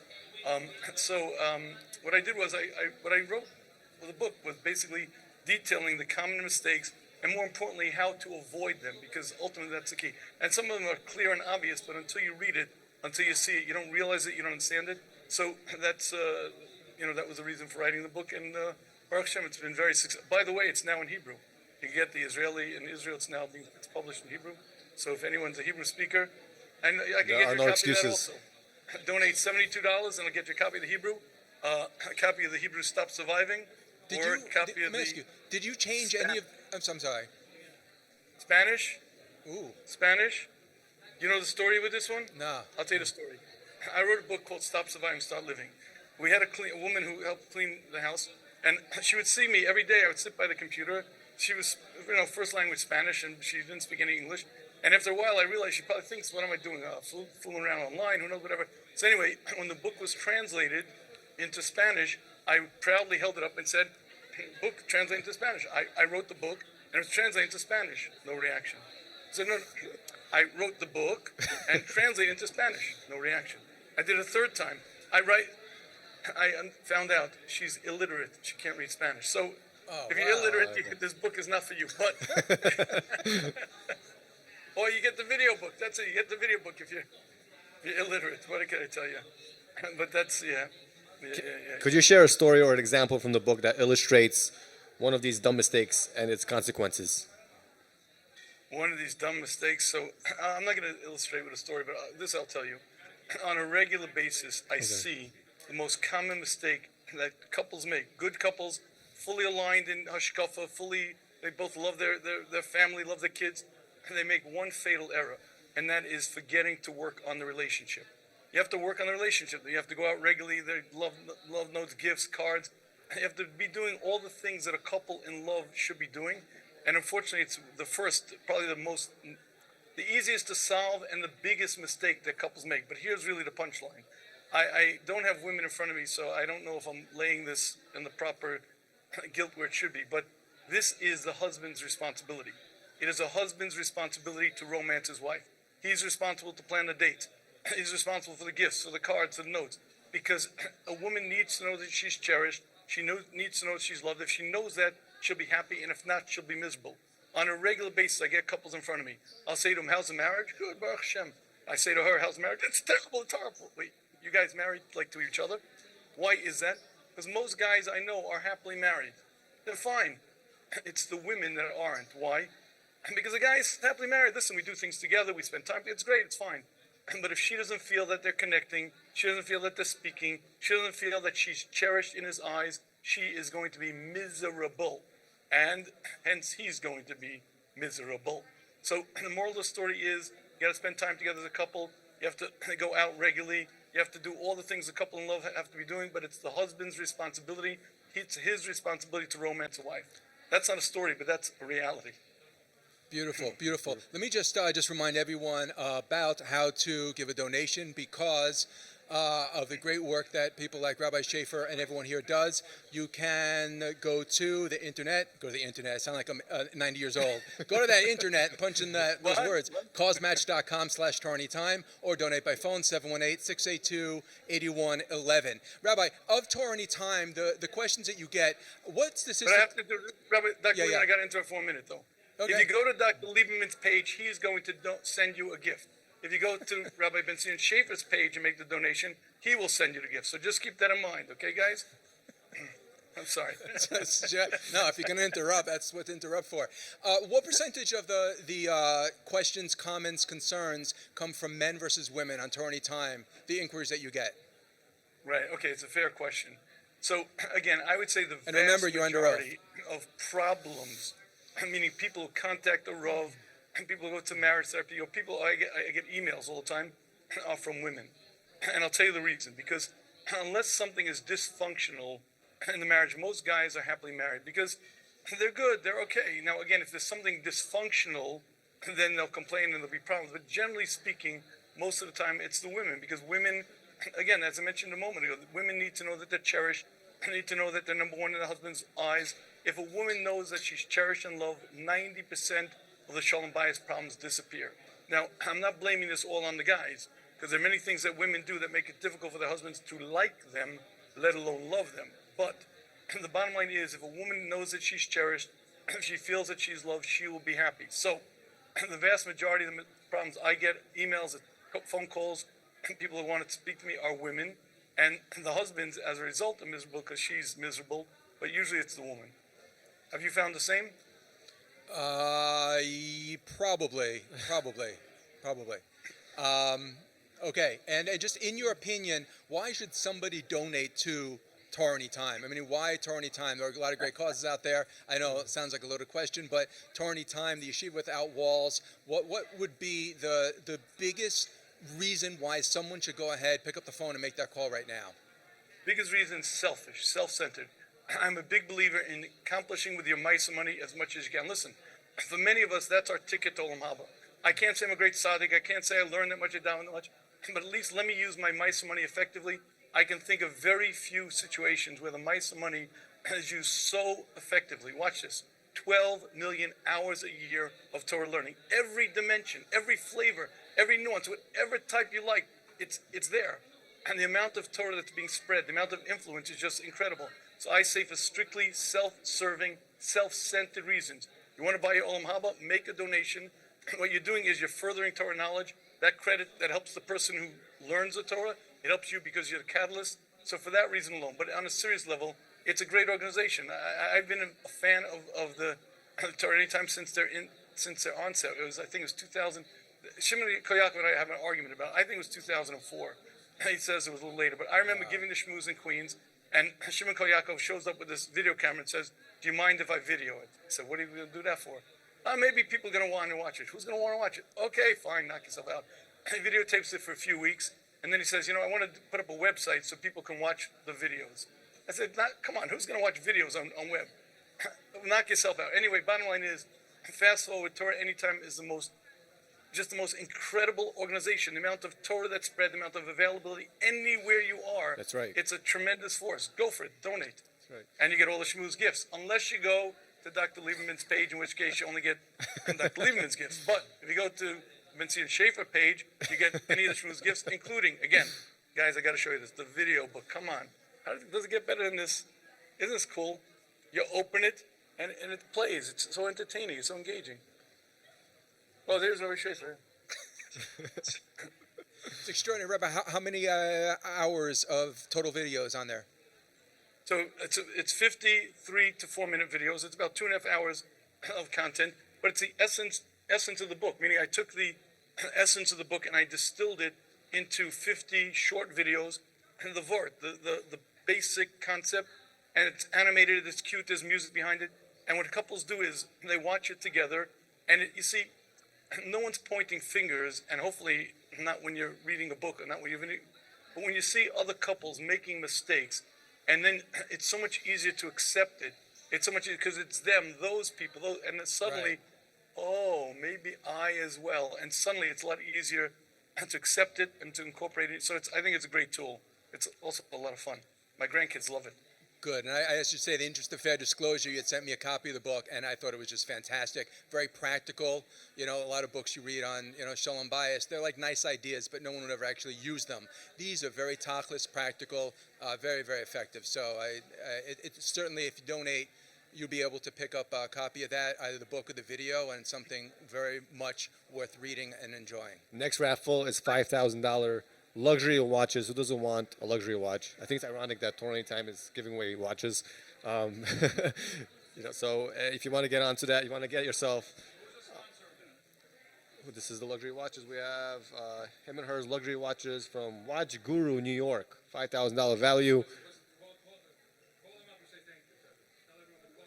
Call them up and say thank you. The number is 646-250-9861. That's 646-250-9861. Does he have texting, WhatsApp? Call him up. Express your gratitude to him. Tell him thank you for sponsoring Torah Anytime, and get this opportunity to win this watch. It's $200 for one entry, $500 for 3 entries, $1,000 for 10 entries, $2,000 for 25 entries, and $3,000 for 50 entries. And you could break it up within 12 months. You could break it up throughout the year. So even if you can't pay all at once, just break it up, and you could pay it throughout 12 months period. Yeah, it's the best investment ever. We're doing a raffle right now. We're gonna find out who's gonna win. What's the countdown? 5, 4, 3, 2, 1, and the winner is.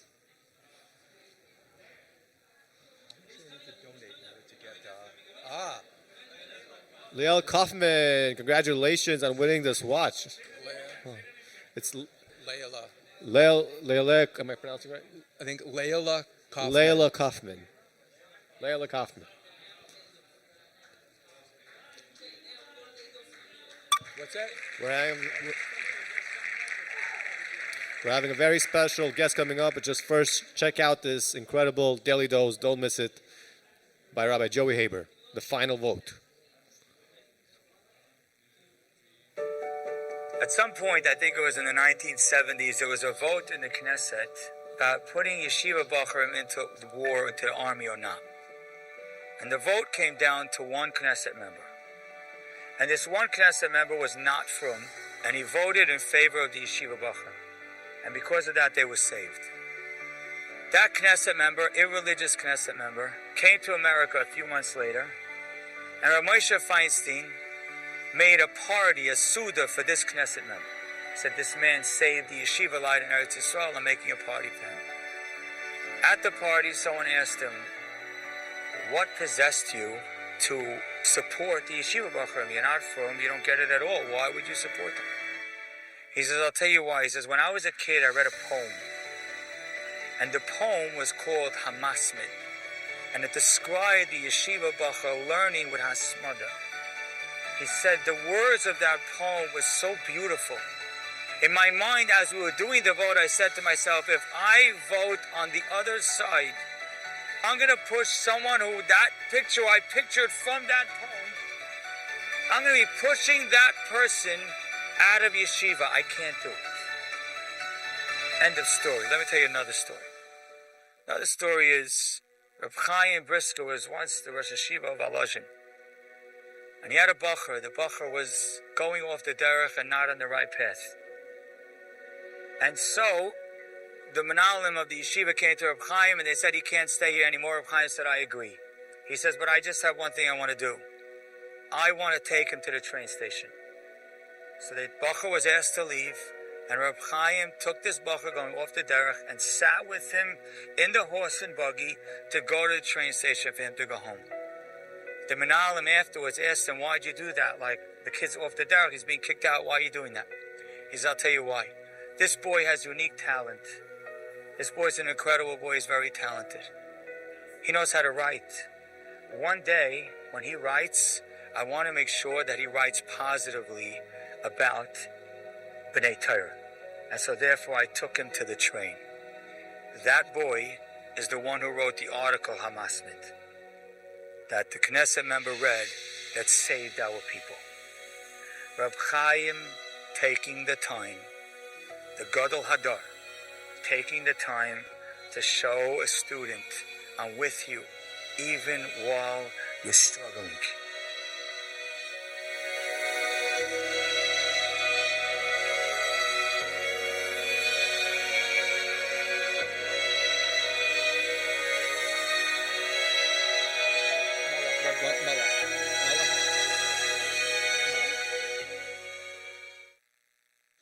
Okay, welcome back, everyone. Welcome back. Welcome back. We are joined by two amazing guests. First, Rav Mechi Spiro, the founder of Kiotuni, and the incredible Rav, forgive me, Malach, a senior moment. Rav Malach, an incredible speaker here on TorahAnytime, here to just inspire us and to share some fascinating insights and ideas. Okay. Rav Mechi, you started Kiotuni, the founder of it. I've been there many times. It's extraordinary. Can you share with people exactly what it is and why you pronounce it Kiotuni? It's a very good question. First of all, I'm not the founder. I'm one of the founders. Co-founder, okay. Co-founder. All right. We had, as you know, there's Reb Blazer. Yeah. Reb Blazer and Rabbi Vermatche, Ringel, and we did it together.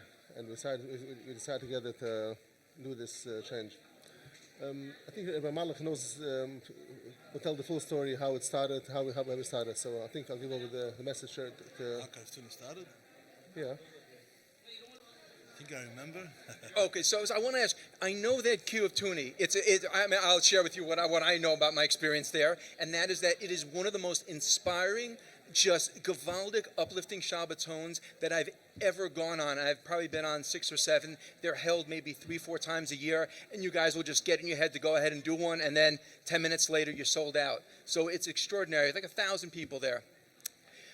And my understanding is that it accounts for an incredible amount, almost a disproportionate amount of people that call in on the hotline. Do you know the numbers on that? It's something like 1 million minutes or something like that. Are you familiar with what it is? It's incredible. It's over 4 million right now. 4 million. 4 million Wow. hits and on TorahAnytime itself. Wow. Since we started. Wow. And as a matter of fact, I forgot to say, we're just coming now with Rabbi Malach from the Kiotuni event. We just finished Shabbat. Oh, this was the gold one, right? This was the one I wasn't invited on, right? I remember now. Yeah, I'm so sorry about that. That's okay. We missed you, by the way. Right. And what does the Rev speak on when you're there? What are the most engaging topics that people are like, we have to go hear that? What I speak is basically Havas Hashem, how to get closer to Hashem Yisborach, Metoich Ahava, how to do Torah, mitzvahs, chinuch, shalom bayis, whatever you do it with a smile, do it with a geschmack, do it with a bren, and basically chinuch hayeludim, and inspiration. So, Havas Hashem, I'm going to ask you an impossible question to answer, but we'll ask anyway. Is that if you were to give over how someone can just feel closer to Hashem, to love Hashem, in just, a digestible soundbite, what would you suggest would be something practical that everyone watching and listening to now can say, I can go ahead and do that? Just start learning Sifra Musar, Sifra Chassidus, and see how much Hashem loves you. There's no way that a person feels love from someone and shouldn't give back love. We're just so misinformed sometimes how much Hashem loves us. I once had a bocher spoke to me, he has problems with Yiddishkeit and everything is no good. And I told him, let me be open with you. You hate Hashem, no? He tells me, yeah, but don't tell anyone, okay, privately, yes. I told him, now don't tell anyone I hate him. I hate him also. He says, what, Rabbi Malach, you hate Hashem? Yeah. But this Hashem that I serve is not that Hashem that you're talking about. It's not that. I don't know, where did you find this Hashem? Hashem that you find in our Sforim is Hashem that loves us, Hashem that really cares for us and wants us. And when you really know the Chashivas, you'll be machshiv. You'll be machshiv yourself. You understand who you are and what you're doing in the world. There's no way that the Hava shouldn't go back and forth all the time. Wow, wow. Well, what is, from TorahAnytime, what are the most frequently asked questions that you're like, you know what, if people would just understand XYZ, they would stop emailing me the same question time and again, or they wouldn't have this problem. Do you find like that there's a pattern to the questions or the inquiries that you get from TorahAnytime? The most question I get is why do I give so less shiurim? That's the most question. Why I don't give it frequently? Why you don't give more? Oh, wow. Halavai should get those. Yes, Halavai can answer it, yeah. I always say, giving a shir is fun. Preparing it is Shem Yerachim. Aha, got it. So, but I wouldn't say a specific. Okay. Basically, people need chizuk. A lot of chizuk today. Chizuk. People have challenges. People have struggles. Just tell me something. Just tell me. Give me something. They just want to, that's right. And that's where Kiruv Tuni comes in, is Kiruv Tuni really inspires people, and from what everyone there says, it's amazing that one Shabbos, those 25 hours, carries them throughout the entire year. It's extraordinary, right? You just get such an incredible sense for how much it makes a difference in people's lives just spending that time and getting inspired. Extraordinary. You told me a fascinating story. I don't know if you remember the details. If you don't, then we'll just skip it. But it sticks out, and I've repeated it to other people also. And I don't even know you want to say it here. You were telling me about someone who was a little bit challenging. Do you know what I'm talking about? And he came there, and he was fetching and complaining, and what you did when you went over to him. Does that sound familiar at all? And told him, thank you for coming? Yeah, and how you made, you know what I'm talking about? Yeah. Could you like just share that? It's just absolutely fascinating. Rev Mechi, I'll go ahead and set up. I can share it, yeah? He had somebody there, and there's thousands of people all the time, who was just a little bit on the shtickle difficult side. This guy could have been something that could have infected the entire Shabbos, and listen to just how masterfully he handled it. Go ahead, please. Yeah, there was once, right in the beginning, all the way, in English or Yiddish? English, okay. You understand it better. I think by now, David, you understand Yiddish already, right? By now. A shtickle. I mean, the Yiddish attitude, the Chassidish attitude, David knows exactly.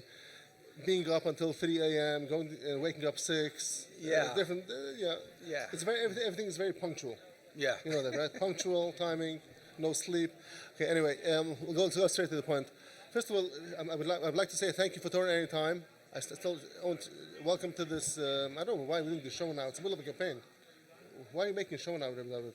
We need to raise money because there are 1,300 speakers, Chashava, Rabbanim, Rebbitzins, people who want to get on and can't because of money. It comes down to dollars and cents, as insane as that is. So why are we talking about? So let's get, I think everyone, I'm sorry, I'm taking the show now. Go ahead, take the show. Well, why not? I'm not taking the show by Karev not sure, I'm taking the show. My name is Mechi Spira, one of the founders of Karev Tuni. We have it with Rabbi Malach and my dear friend, Rabbi David Lima. I'd like to apologize for not calling you because we wanted to come to the next one. You're hired for the Karev Tuni right after Sikkis. Thank you. I'll let you know in a couple minutes the exact date. So you're in. First of all, before we go on, please pick up your phone now. Call 718-682-8111 now. 718-682-8111. TorahAnytime needs your money. I personally need the help of TorahAnytime. They should continue, and they should have enough money to continue because we need them. Without TorahAnytime, there's no Karev Tuni. We don't do conventions just for 1,000 people. We only do conventions for 100,000 people. Every Karev Tuni is a minimum Sima Shas in the Yankee Stadium with broadcast all over the place. Otherwise, we don't do Karev Tuni. The effort does not pay for 1,000 people. We only do it because there's TorahAnytime. That's why we're still in business. That's why we do 3 conventions a year versus 1 usually. Because it's broadcasted all over the world. We're changing the world very quick. We just finished the Shabbos Karev Tuni number 22nd. Like Boime, we had a Froshes Challah Friday, and as I said, Rabbi Malach was there. We had over 20 speakers over there. It was more like a Chassidish crowd, more like Yiddish speaking Yishtim this time. Because it was the goal 40 plus, from 40 and up, age 40 and up, couples only.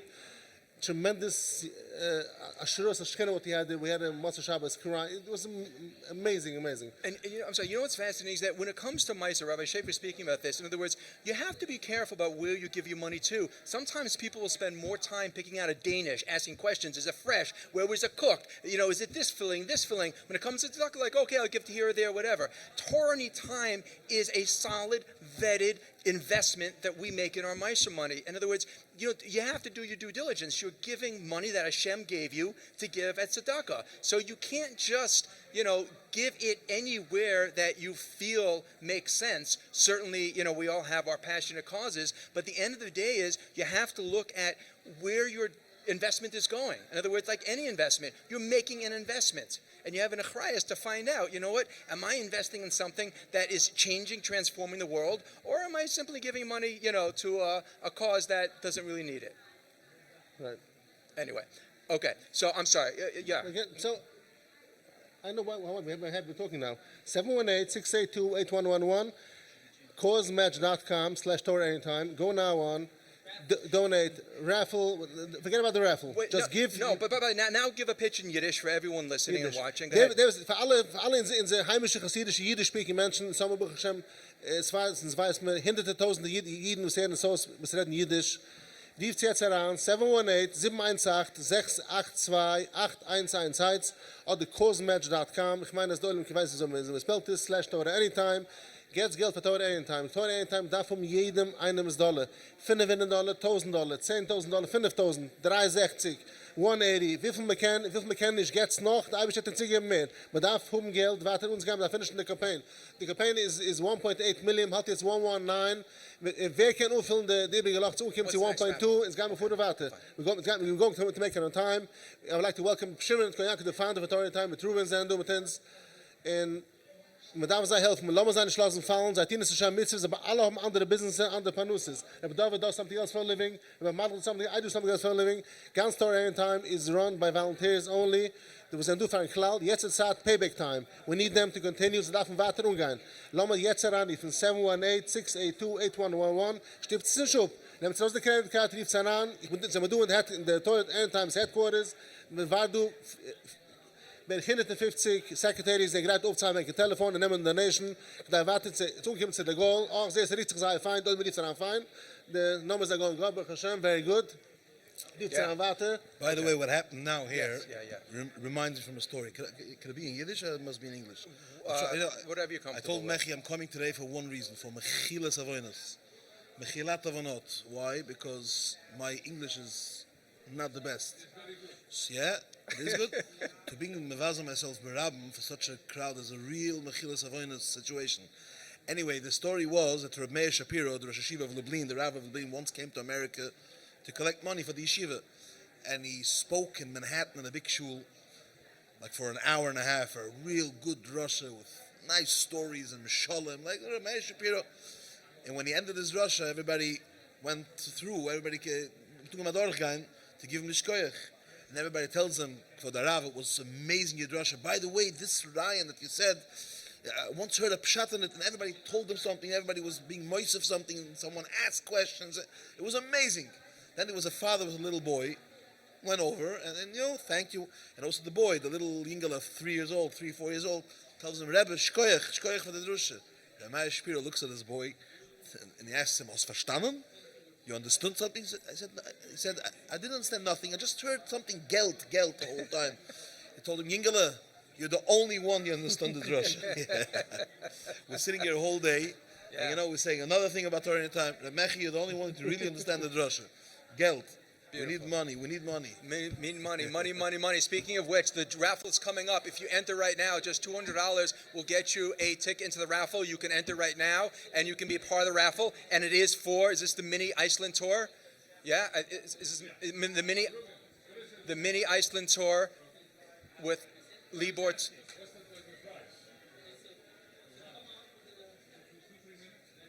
Okay. Yeah. In Yiddish. Yeah, in Yiddish. 3 minutes until the raffle. Go ahead and enter for 2 tickets to a mini Iceland tour. What? Pardon?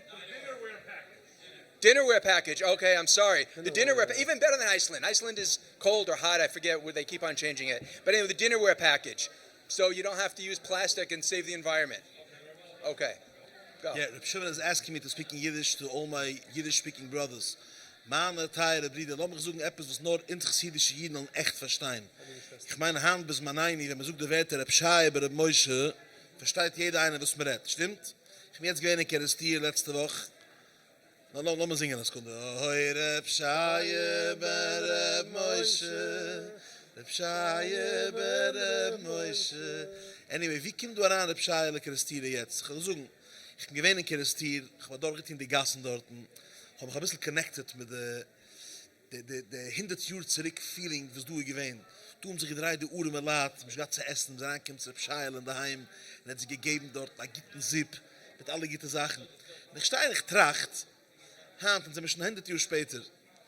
Ich noch du die Sort Uhren mit Laat, was sie damals gewähnt, was haben Mama sich kein Brot zu essen, es ist schwer zu sagen. Sie du, der Öl mal zu essen. Ich sage nicht, Panusse sei challenging, aber Essen ist du. Der größte Schlepper kann reingehen schon am Shabbos und treffen dort einen Bereich. Du zu essen. Rabbi sei, wuss ist Hand die Hinger? Der Nuvi sucht uns, loi ruav lalechem, ve loi zumul amayim ki im lishmoyes devar Hashem. Der Oilem Hand ist hingerig für Dvar Hashem.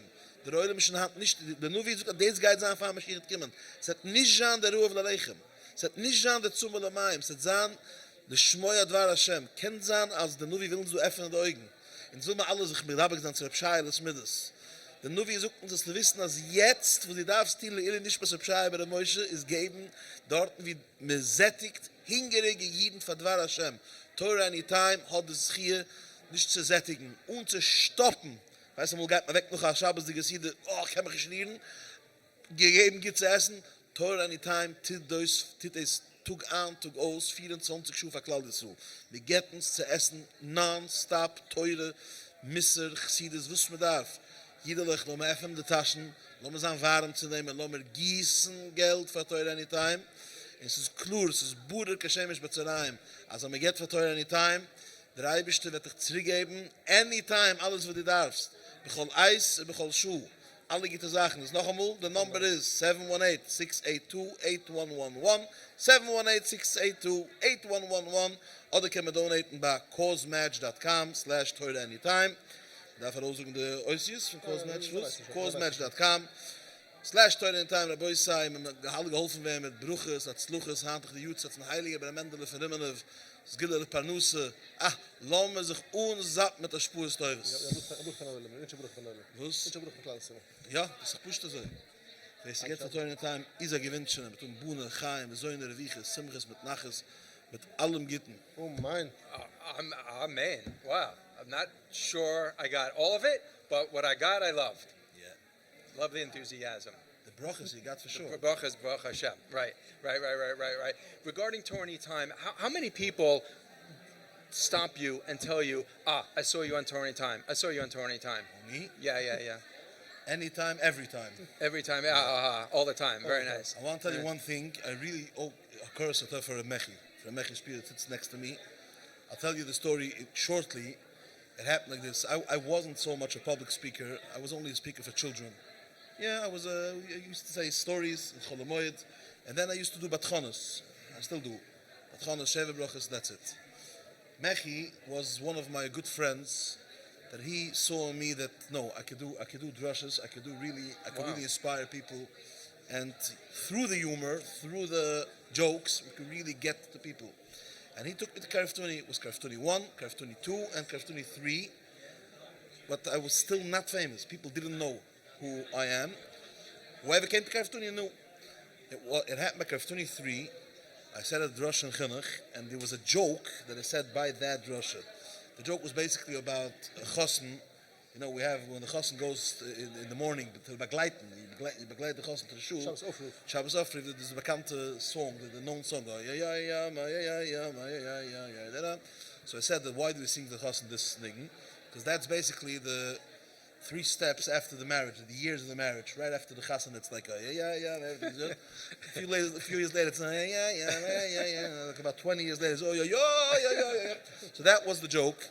So someone went and took this clip, this 20 seconds, and sent it around the whole world. Wow. People didn't know who I am. I went on the street, literally every child, every bocher, every person, every girl even, just said, and I went sick from it. Stop. I'm telling you the truth. Now I'm telling you nobody hears anyway. I was torn apart. That after so many drushas in Karaftuni, this is what I you give know serious for. juices. Yeah. That's the new way people will approach me. I'm the comedian. And I was really thinking how could I switch around this thing? I don't want this new image in Klal, so I'm the guy from Oyoyoyom. So this happened right after Kraftuni. Kraftuni was Pashas Vayishlach, and the clip was like a week before Hanukkah. That year, by the Hanukkah party of my family, I have a cousin, Baum. I don't remember now his first name. He worked for TorahAnytime then, and he told me that the people TorahAnytime are talking about maybe start doing with you a weekly shir. And he'll come over to my house, and so I was thinking then again. I think this is from the Shemayim. You have a momentum. Yeah, people know you. People know your face. You're now the talk of town. Take this thing and start doing a weekly shir, a Torah shir, a Chumash Rashi shir. I remember I spoke to Mechi about it. Mechi told me, jump into it. I told him, I don't know if I'll have so much information to give every week. Do it, come on, do it. And I gave the first shir, it was Pashas Vayechi. It was a little shir, a 30-minute shir. And that's it. It launched. One of my family members called me a day after it. He tells me, please don't give this shir anymore. It's boring. People know you already from the jokes. So much more interesting. The shir is nice. Nothing like family, right? Yeah. And I remember I called Mechi that day. I told him I gave a shir, the first shir for TorahAnytime. I think I'm not continuing it. It's time. Mechi calls me the day later, and he tells me, okay, tell your relative he should be gesinnt stark. He should be marach yomem ad meiv esem shana, and you are doing this year. You're continuing doing this year. And Baruch Hashem, since then, I think I gave already 170 shiurim. Wow. And Baruch Hashem, the viewers are... Wow. And Baruch Hashem. Wow. Look at that. A little chizuk goes a long way. Yeah. Wow. The ripple effect. Extraordinary. My pleasure. How many views does that share have? A lot. Okay, all right. Okay, we got the share coming up. The drawing is coming up right now for the dinnerware package. It looks absolutely beautiful. You go ahead and enter right now. One entry of $200 for $500, 3 entries for $1,000, 10 entries. And if you donate right now, you go ahead and be a part of it. To donate, you go to causematch.com/TorahAnytime or donate by phone 718-682-8111. Again, pick up the phone 718-682-8111. And we're going ahead, we're spinning right now, and we're going to read the name in just 10 seconds. Now we're spinning. Okay, looks dinnerware package. $5,000 value. Sponsored by Impressions China. The winner is Tzvi Black. Wow, Tzvi Black. Mazel tov. It's sponsored by Impressions China and Gift. Yeah, sure. Go to 718-338-GIFT. Say thank you. Or you can go just right online and look at the great things that they've got there at Impressions China and gift.com. Impressions China and gift.com. Beautiful dinnerware packages.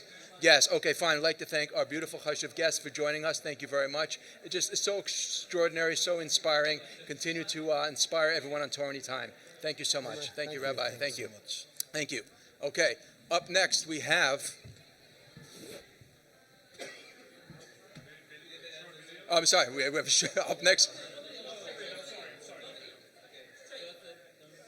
Okay, the name? I'm sorry. Rabbi Yitzchak Fingerer, a longtime friend. You look great. Nice to see you, Rabbi. Shalom. Wonderful to see you. Thank you. Okay, welcome. Wow, a special treat for everyone here. I mean, all the speakers are fantastic. Rabbi Fingerer brings a unique style to the presentation. So, Rabbi Fingerer, take it away. Please share some thoughts, insights, and inspire us all. Okay, wonderful. Thank you. So, thank you, Reb David. Thank you. It's an honor and pleasure to be with you. Baruch Hashem, you're a legend, and it's truly wonderful reconnecting here. Guys, we lost audio. Rabbi, I'm sorry to interrupt you. We can't hear you.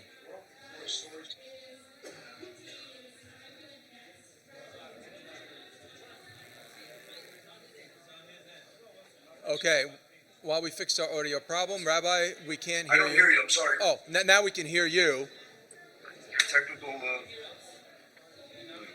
Okay, we can hear you. Can you hear me right now? Sorry for the trouble here. Oh, good. Are we good? Yeah, can you hear me? I hear you now. Thank you. Okay, great. Okay, so take it from the top. Okay. You started to In say my how humble amazing it is to see me. Yeah, take it from there. Yeah, my humble estimation, Torah Anytime is the Rosh Hashanah on the whole Dover Shebekdusha.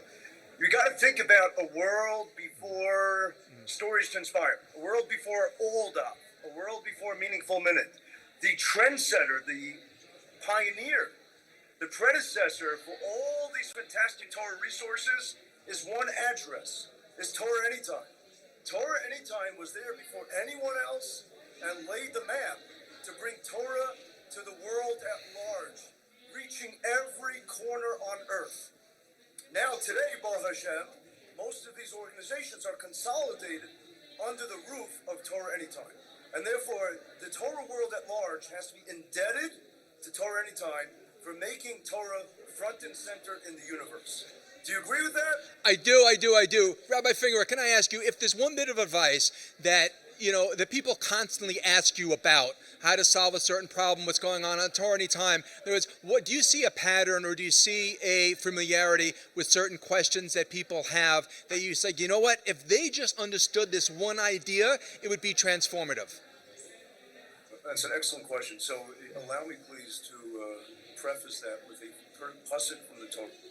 And last week's parsha said, "V'chiyamach achicha u'mato yado imach v'chazakta."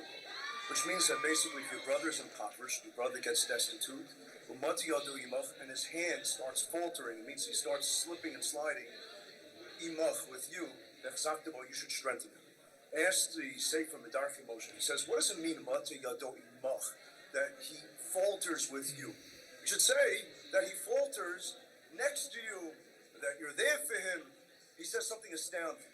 He says, means that he starts faltering along with you. You are also faltering. You're also languishing. You are also suffocating. Financially, maybe you're not doing well, relationships-wise, whatever it is. Don't think that you can pass the buck off to someone else. Just when you yourself need the extra lift, that's precisely the time. You got to give someone else the chizuk that they need. And then he says a phenomenal promise. He says, if in a time when you need your self-help, and you're willing to be there to step up to the plate for someone else, the pasuk says, Ashrei maskil el dol b'yom ra'ah imamteu Hashem. That when you need the Yeshua, you need the salvation, you will get the salvation. So, I'm asking everybody, today is a critical day for Torah Anytime. And a lot of people say that the economy's not good. We have Biden economics, we have high inflation, we have interest rates that are skyrocketing, and those in real estate industry are suffering. Those in other industries are suffering. We know that Target and Walmart just slashed their prices on 7,000 items. You know what? This is the time. When you also are feeling a little of a squeeze, go ahead and be there for others. I know I didn't address your question, though. You asked me what people actually ask most often on Torah Anytime. I want to use the same pasuk as a template for that, and really to be able to answer that and give clarity. It says that when your brother gets impoverished, ask the Avnei Nezer. He says in the desert, when the Torah was given, this mitzvah was given, he says people were not impoverished. They had whatever they need. They had the flying manna from heaven. They had whatever they dreamt of. They had steaks and shawarma and sushi, everything on a good Jewish diet, which really we shouldn't eat. But he says, what does it mean your brother's impoverished? He says this is a unique mitzvah which most people don't identify with. It's not a mitzvah of tzedakah financially. It's a mitzvah of chizuk, of giving people inspiration, giving people faith, giving people hope, being the lifeline for people. I think that today, this is the feedback that I get from Torah Anytime, is that today we have a lot of affluence, Baruch Hashem, even despite the economy. We have a lot of good things, but there's something that we're all suffering from, and that is that a lot of us, our spirits are not the way they should be. Emotionally, spiritually, psychologically, we need a boost. We need to be lifted up. And that is the mitzvah, according to Avnei Nezer, the biggest mitzvah. The mitzvah that was given. If your brother's impoverished, doesn't mean your brother's impoverished financially. It means your brother's impoverished because he doesn't feel good about himself. People are looking for a personal connection. People are looking, what does the Torah say? How does the Torah make me feel better? How could a Rebbe make me smile? You know, I can't give a hug over the camera, but I want to give a hug. I want to hug every one of you. I want to tell you that you need to be caressed. You need to feel, in a sense, coddled. Many of us grew up without parents. Baruch Hashem, most of us had parents, but we grew up without our parents giving us enough emotional love. They were there for us to give us, and Baruch Hashem, I can't say that for myself, because Baruch Hashem, I had parents that were very emotionally loving and supportive. And I think that they made me into the person I am today. But a lot of us, especially those from the Holocaust generation, they did not know how to give that emotional connection. They didn't know how to give the emotional love. They gave shelter, and they gave a good allowance, and they were there in many ways, but they weren't there to give us the oxytocin that we need. Right. You know, and a lot of people have, this cortisol, the stress hormone. They don't have the love hormone. Right. They're not feeling good about themselves. Right. So chizuk, that's actable. Let's Right. be chazik people. Right. Yeah. And in terms of, being mechazek, it's extraordinary that, yes, the dollar amount values what people donate, but the fact that somebody else cares enough to call in, to pick up the phone and to say, okay, I want to contribute, it gives a lot of chizuk to everyone here at TorahAnytime. So, maybe you can just speak just briefly about the idea about, give, obviously whatever you can reasonably do, but the fact that you are an other person, a single person who's choosing to do just an incredible thing of giving a donation inspires everyone here. It's, in other words, you would rather get, 10,000 people giving $1 than one person giving $10,000. In other words, knowing that people out there care enough to go and to do that. And it's very inspiring. Can you speak a little to that, just the value of somebody acknowledging your efforts? Yeah, absolutely. I'll tell you a little personal story. I was recently at a hotel speaking somewhere, and a guy came over to me. He says, I appreciate the fact that you join my Shabbos table every Shabbos. I said, well, what do you mean by that? I said, I don't know you. I've never met you. I said, where do you live? He says, I live in Staten Island. He says, Staten Island is over the ocean. I'm in Brooklyn. He's in Staten Island. He says, what do you mean? I listen to TorahAnytime every Friday. And you give me the chidushim that I can share with my family. He says, what you're giving us is Torah's Chaim. You're giving us a breath of fresh air. You're giving us spiritual oxygen. He says, you're giving us skills on how to live a life that's appropriate and proper. And I said, wow, that's a tremendous impact. One more story. Chalamoid Sukkos. I was at the Bronx Zoo. Now, usually when I go to the Bronx Zoo, I go to any zoo. Maybe not the San Diego Zoo, but any zoo that I've been to, the animals decide to hibernate just when I get there. And I feel like I should have a money-back guarantee because I always feel it's a waste of money. I go to the zoo, there's no animals to see. And it's disappointing. There I go to the Bronx Zoo, Chalamoid Sukkos, and I saw the most majestic and regal lion and it looked like it had a ravenous appetite. I was so scared to go too close. Baruch Hashem, we couldn't go close to it. But wow, what a presence. And we've never seen anything like that. Been so up close, with an intimidating, a ferocious lion. So I started actually impersonating the lion. It's Chalamoid with the family. I don't get a chance often to go away with my family on a trip, just us. A lot of distractions, a lot of diversions. So I was impersonating. I was having some good time and just impersonating lion.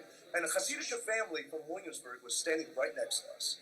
And they were the real McCoy. They weren't the tuna bagels. I mean, they were the real Hasidim. I don't think they understood English. That's what they looked like they just stepped off the boat. And the father of the family, a large family, he screams, Rabbi Finger!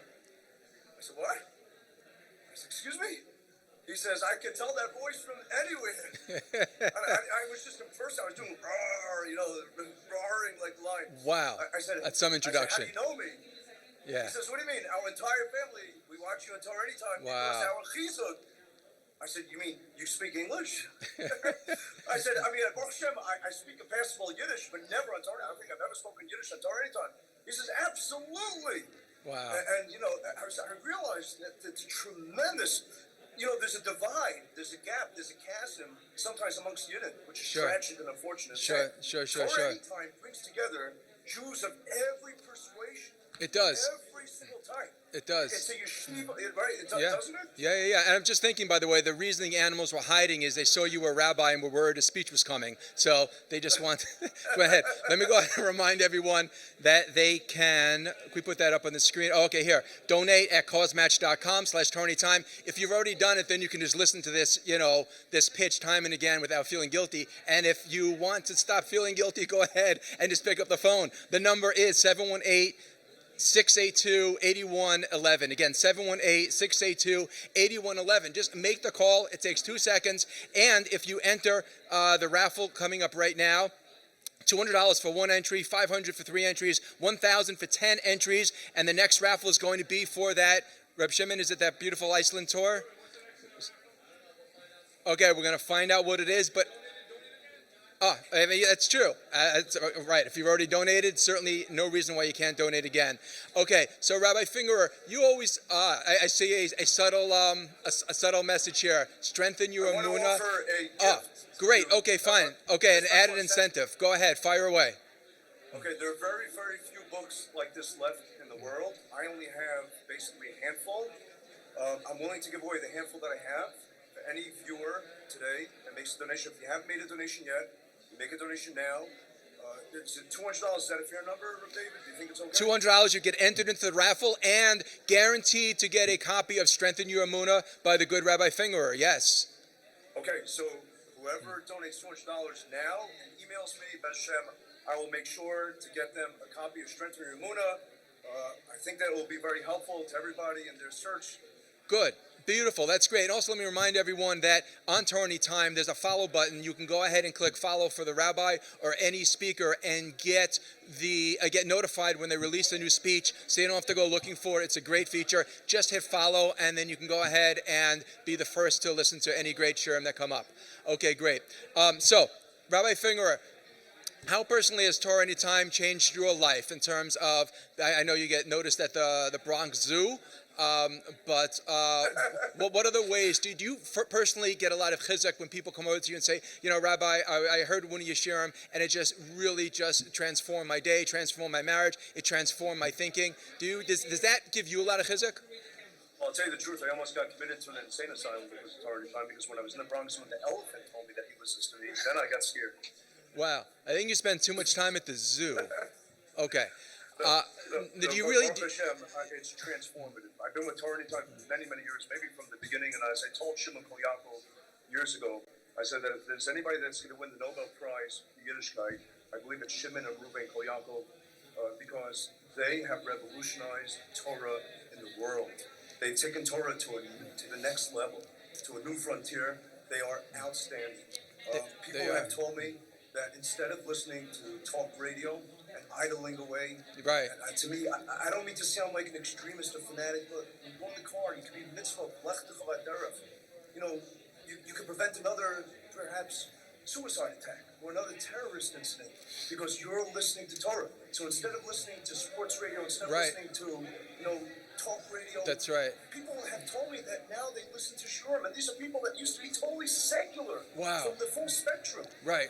And what's extraordinary is just because we're not on the front lines doesn't mean we have to be on the sidelines. Our Torah affects things, changes things, has an impact. It's just extraordinary. So let me thank you for having such an extraordinary impact on everyone that you reach. Thank you for your time today. Always extraordinary and great to see you, my friend. Thank you. A tremendous Yashar Koach. And Yashar to everyone in the TorahAnytime family. Let's pray, Hashem, very hard, David, that we reach our goal. Everyone, please make hishtadlus. Donate now. Amen. The incomparable Rabbi Fingerer. Thank you so much. Okay. Thank you. Up next, we have a great schos to introduce you to Reuben Kol Yaakov and Meir Summers. Reuben is a co-founder of TorahAnytime along with his brother, and Rev Meir Summers is the man. He's Oz. You pull the curtain behind and you see him there. He is the person that makes everything work. Welcome, guys. Thank you so much, Rabbi Dr. Lieberman. It's really a pleasure. I have Meir Summers over here to my left, and I got to say, we call him Meir the magician because he goes from here to there in the blink of an eye. It's really amazing to have Meir on our team. Baruch Hashem, because of Meir's really dedication, we get over 1,000 classes that we add every single week on TorahAnytime. It's never been like that before. It just keeps going higher and higher every month. That means it comes out to about 50,000, 60,000 classes a year. That, if you think about it, nobody can really watch that much. So we pretty much have unlimited content. So Meir, thank you so much for really giving it your all. Right. Also, I just wanted to say, like Rabbi Fingerer said, about people who are really in a dark place or they're really sad or depressed and they don't know what to do, or they're stuck at home, or they're in the hospital, or they are injured and they can't move. And Mamish, Torah Anytime is like a lifeline. It's like the lifeblood, of the world. And we have such a zechut. Everyone who's part of this organization really has such an amazing zechut to wake up every morning and just say, when we say a Modeh it's Mamish comes from the heart. Because think about it, tens of thousands of people every day using such an organization like Torah Anytime, and it's really Mamish a gift from Hashem. Extraordinary.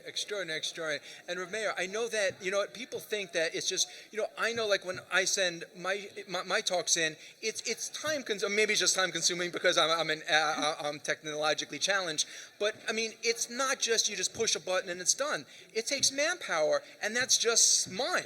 Yes, we do our best to try to have the speakers upload everything themselves these days. Oh, sorry.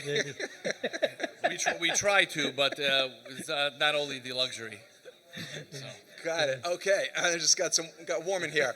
So I'm the only one that's WhatsApping you my talks. Very nice. I'm managing myself with a couple of people in the office, about 15 to 20%. Okay. Extraordinary. And how many people do you have in the office now? What kind of staff are you working with? So it's interesting because our office is worldwide. Because 1,000 lectures a week. If you think about it, everyone who is part, from the speaker to the volunteer to the employee, Baruch Hashem, we have dozens of employees all around the world, hundreds of volunteers all around the world, and we cannot do it without that much manpower, that much staff, that much dedication. And really, it's those who are part of the Torah Anytime team, and it doesn't just have to be those who are working for Torah Anytime or volunteer. The donors that are giving donations, and Baruch Hashem, we just hit over 11,000 donations, which I think for all the past events that we had, the fundraising events, this is the most donations. So Baruch Hashem, keep donating, don't stop. We really want to hit our goal right away. Don't keep us here at 9 and 10 o'clock. Baruch Hashem, we want to get it over with, and we want to be able to spread more Torah, which is what we do. But sorry, yeah, Rav Meir. Just what I was mentioned. Just remind all people the website to go to is causematch.com/TorahAnytime. That's CAUSEMATCH.com/TorahAnytime, or you can donate by phone 718-682-8111. Wow, that's extraordinary. And of unique users, there's probably hundreds of thousands. No, actually there's not. There's over 1 million on the website alone. Wow, unique users. Unique 1 million. Users, now, 130,000 app downloads, and almost 3 million calls every year on the hotline. Wait, but so that means then 11,000 people is extraordinary, but there's a lot of people who are gaining from Torah Anytime and just haven't picked up the phone. And I get, it is a commitment, and yes, it is money, but 11,000 people is extraordinary, but there's a lot of people who are gaining and not making the call yet. Right. What do we say to them? First of all, we want to thank everyone who's part of the 1% club of Torah Anytime, which is the ones that are donating. You're actually responsible for the 99% of the people that are learning. You're getting all of their schusim just from your donation. And again, you know why some people don't donate? Because they say, I'm seeing these numbers flying around, $180, $200, $50, even $26, $18, but they don't realize that $10, $15, $18, if everyone did that, we would reach our goal instantly. It's just people maybe think that their small donation isn't really doing much. Right, and it does, and it makes a big impact. And again, the fact that it's another person who took the time to go ahead and do it, it just gives a lot of chizuk. That's right. So I think that you should go to CauseMatch. I know you should go to causematch.com/TorahAnytime. If you're on that page already, please hit the donate button. Whether you're on the desktop, it's probably on that side. Whether you're on the mobile app, it's right below. If you're on Torah Anytime, click the donate button. Go to causematch.com/TorahAnytime. Help us reach our goal of $1.8 million so we can continue serving you with amazing content from amazing speakers such as Dr. Lieberman. Wow. I like how you ended that very much. That's great. I think, who do we have next? We have him coming on soon? We're trying to, Baruch Hashem. So we're going to take advantage of us being here. And I got to say, the Daily Doses, they are the most emotional platform that we have. And recently, starting at dose number 2000, which has just been a couple of months ago, we added such amazing visuals to the already amazing speakers giving over the amazing content and the background music and the ending words. Some people would think, isn't it enough? I mean, you're doing this every single day. How could you be doing this every single day? Doesn't it cost an arm and a leg and so much time? Yes, we actually got an update from our video editor that says it's about 15 hours to do one daily dose. So we just wanted to first of all thank our video editor, Baruch Shem, Ms. Esther Nyman. She does an amazing job, and everybody involved in making the daily doses. They are really amazing. They help spread Torah. And those people who don't have an hour or half an hour or 15 minutes to watch a lecture, they watch the daily doses, and then all of a sudden they get pulled in from those 2 minutes, and then they watch the entire shir. And not only that, they watch all the 500 classes previous. Right. Right.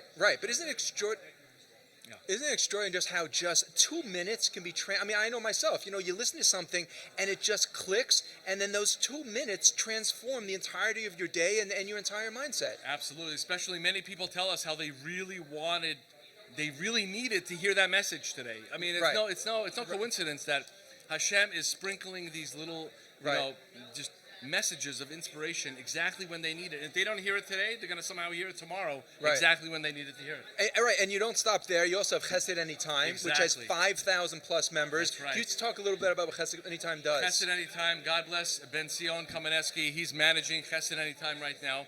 And it's just people who need a chesed done, connect with people who are so passionate and they want to do chasadim. And we're getting dozens and dozens of chasadim done every single week. And a little surprise, many people don't know about this, but very soon, Bezat Hashem, we're coming out with a Chesed Anytime mobile app, and then Bezat Hashem a website where we can finally get off WhatsApp, because right now it's a WhatsApp status. If anybody wants to be on, I believe it's 929-602-9300. Message add me, 929-602-9300, and you could be on the Chesed Anytime network. Could you tell people what it does, what you're able to do? So, for example, I used it myself. If I'm looking for somebody I'm looking for a ride for somebody or for myself from Brooklyn to Lakewood or from Queens to, or Muncie or something like that, or I'm looking for an item that I can't find, or I'm looking for some information, I just message Chesed Anytime exactly what I'm looking for, and they post it on the status on WhatsApp, and there's thousands of people who see it, and it's just mamish it's such a gift, where you have people responding, oh, I heard your message, I have this, I have that, and I want to help you out. And it's all free on our end and on the people's end. They just want to do chesed. It's really unbelievable. I was in the airport a couple of weeks ago, and I'm just walking by, and there's this older man from Guy. He goes to me, I have half a sandwich if you want. I'm first I'm thinking, what happened to the other half, but okay.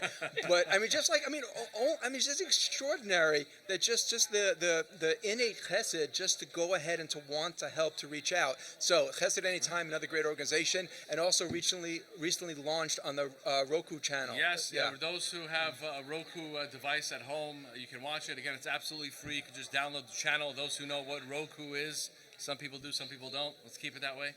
So, Baruch Hashem, we're trying again. We have the website, we have the mobile app, we have the hotline, we have the daily dose, we have the amazing newsletter with the publication we came out. You helped us with some amazing advice on the Rabbi Wallerstein book that recently came out, and Baruch Hashem sold almost 20,000 copies. That's extraordinary. Worldwide. But by the way, in the secular world, 20,000 copies is considered a very solid seller. Is it now? So 20,000 is extraordinarily. Wow. What's considered a great sellout in the Jewish world? So you know what? 5 years ago, it would have been 5,000 copies. Today, it's because there's just a proliferation of so much reading material, magazines, and other publishers. I'd say it's probably you sell 3,000 copies, really? and people are doing a dance. That's unbelievable. So we should be dancing our way. Yeah, you should be dancing. So Baruch Hashem, we have Chesed Anytime, we have the publication, we have Rebbe Anytime. I don't think we mentioned it until way before with Rabbi Scheller. You have yeshiva students who are struggling in yeshiva, and those who are not even struggling, but they need a review. Where are you going to go? Absolutely free service we have called Rebbe Anytime. We also have a phone hotline, 929-44-REBBE, R-E-B-B-E. We don't encourage anybody, especially kids, to go on the internet or smartphones. That's why we have a phone hotline, and it's all free. And we have amazing Rebbeim. They're going through these certain prakim that they learn in yeshivas. And you come home, you study for a test, you go through the lines that you're learning, and you come out more educated. Beautiful. And you know what's extraordinary is that, nobody ever listened to the news and then felt less anxious. So we go on the news because we want to find out what's going on, want information, but it just corrupts our betachin. Instead of just one time, person turning on 770 or listening to something else, they just called in the hotline or they went onto the app.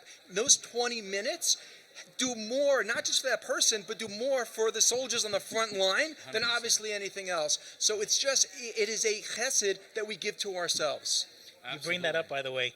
The number of people that have told me that they used to drive back and forth to work just listening to the news and have switched to Torah Anytime, I can't count them anymore. Wow. The number of times I've heard that. Wow. Can you imagine? Not only did they drop the garbage, right, but they started picking up diamonds. Wow, that's beautiful. You know what I'm saying? Yeah. It's they escaped the garbage. That's already good enough. Yeah, Like if they didn't do anything and they just drove to work and not doing, that's a huge upgrade. Right. But right. they transformed. Right.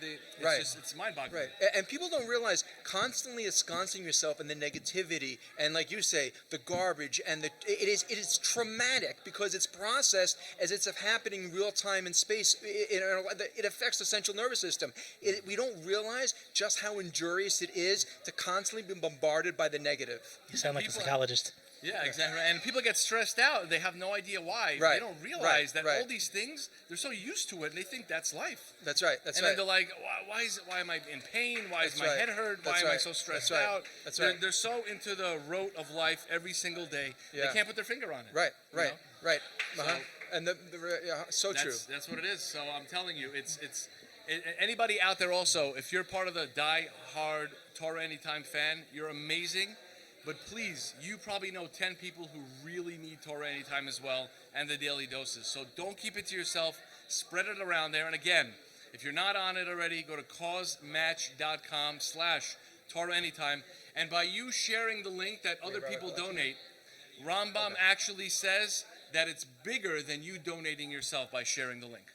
That's why those people who want to make a team page, those people who want to share a link, you share the link, you got a $1,000 donation, it's bigger than you donating $1,000 yourself. Now I think we can segue in. Are we ready for the we are. Ready for the next special guest? Okay. Yes. Go ahead and you can donate at causematch.com/TorahAnytime or donate by phone 718-682-8111. Again, 718-682-8111. And now we have the schus from hearing from the amazing, incomparable Rabbi Palachi. Thank you. It was a pleasure. Thank you. Shikayach. Amazing. How's everyone doing over there? Beautiful. Baruch Hashem. I wish I could be there, right? But Baruch Hashem, I have some great news to share. This year, I got a group of about 30 to 40 high schoolers, and the deal was, if they come a certain amount of times, I promise them, after Lag BaOmer, an amazing trip, and that's where I am right now. I have old boys that actually nearby, and they're listening now, and before I came, the parents actually called me up and said, you should know, it's amazing. I said, wow, a person has to know when you get incentives to do things, Great job. It pushes us to go further and further. So the incentive was they have to come twice a week for, like, no joke, the whole year, and they did it. And we're here on this trip. And now I want to also give all Torah Anytime listeners an incentive. Okay. And what's that? I'm not sure if everybody heard, but this is my incentive. It's personal to me, but it's got to be really, really within the next, I would say, in the next hour. And that is anyone, I know it's a little bit high, but anyone giving to Torah Anytime $1,000, I'll tell you what they're getting. Listen what they're getting.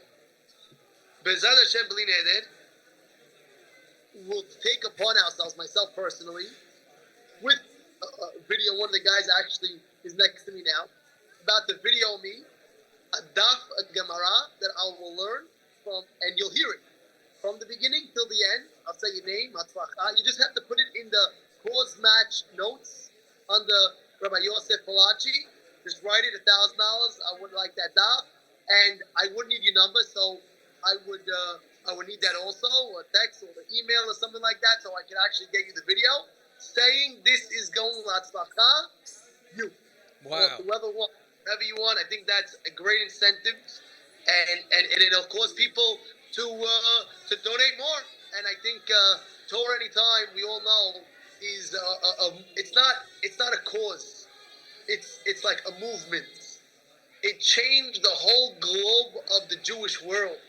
And besides raising the funds, which is greatly necessary and it is a necessity to continue, but more, and as well as if you see people that's around, you could be on anywhere, on a vacation, on a trip, or anything like that.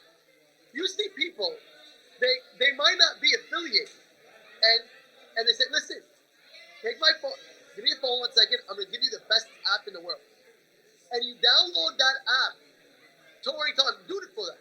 I'll never forget, it was about 2 years ago, I don't know where I was in some place, I don't know, I see a guy with a ponytail and a ring, and he starts talking to me, and he says to me, are you a rabbi? I said, yes. What's going on? He says, I don't know if you know, I might not look Jewish, but I am Jewish. I said, and? He says, like, I'm trying to get affiliated in this. I took his phone, I said, your phone. I take his phone, without even asking him. I said, I'm going to download right now for you the best app in the world. After I downloaded, he saw this. He said, are you serious? He says, this is all the rabbis in the world. All the rabbis in the world you can look in one shot, in 1 minute. And ever since then, he's been telling me, wherever I go, this is my Torah. There's a lot of people out there. I'm blessed. I live in New York, Brooklyn, New York. I know well over there where they're living. But you know what? I'm blessed that there's Torah busting in the seas where I live. However, there are other places in the world where unfortunately they don't have that system of Torah.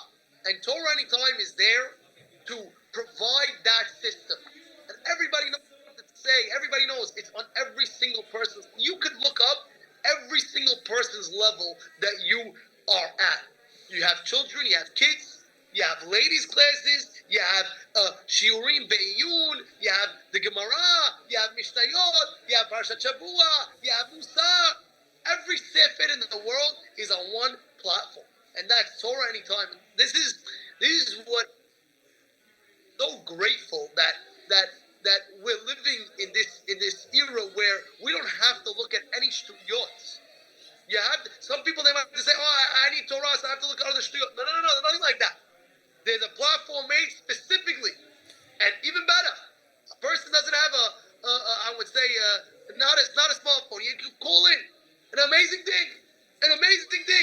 I was at a wedding once, and as I'm at the wedding, a guy comes up to me, Rabbi, do you know your number? I said, number for what? He's like, on Torah Anytime they have numbers where you can call in. I said, I really never knew that. And then he calls, I said, why do you need the number? He said, Rabbi, I only have a flip phone. I said, wow. I said, give me a bracha. Look at that. He has a flip phone. And guess what? They made it, Torah Anytime made it accessible to every single person, no matter what level, no matter what level you're on, and no matter what. Right.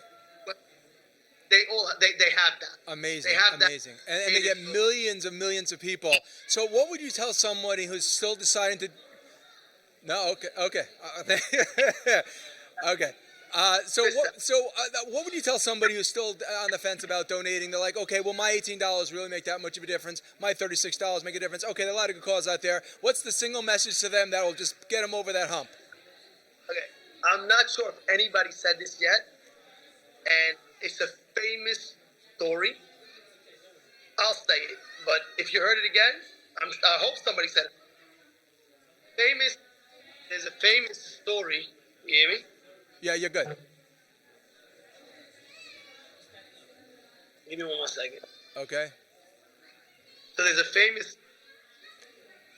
that's brought down about the Gaon Mevilna's wife. And I'm sure everybody heard of it, but I'll say it again. How she was collecting for a fund for poor people,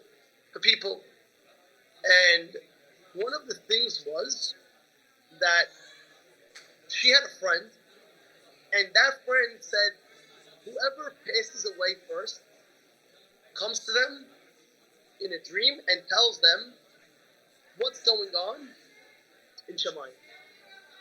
So the Gaon Levilla's wife, her friend passed away. And she said she came back to the Gaon Levilla's wife in a dream and said, look, I'm keeping my part. I'm coming to you. You want to know what's in Gan Eden? You want to know what's in Olam Haba? I can't tell you.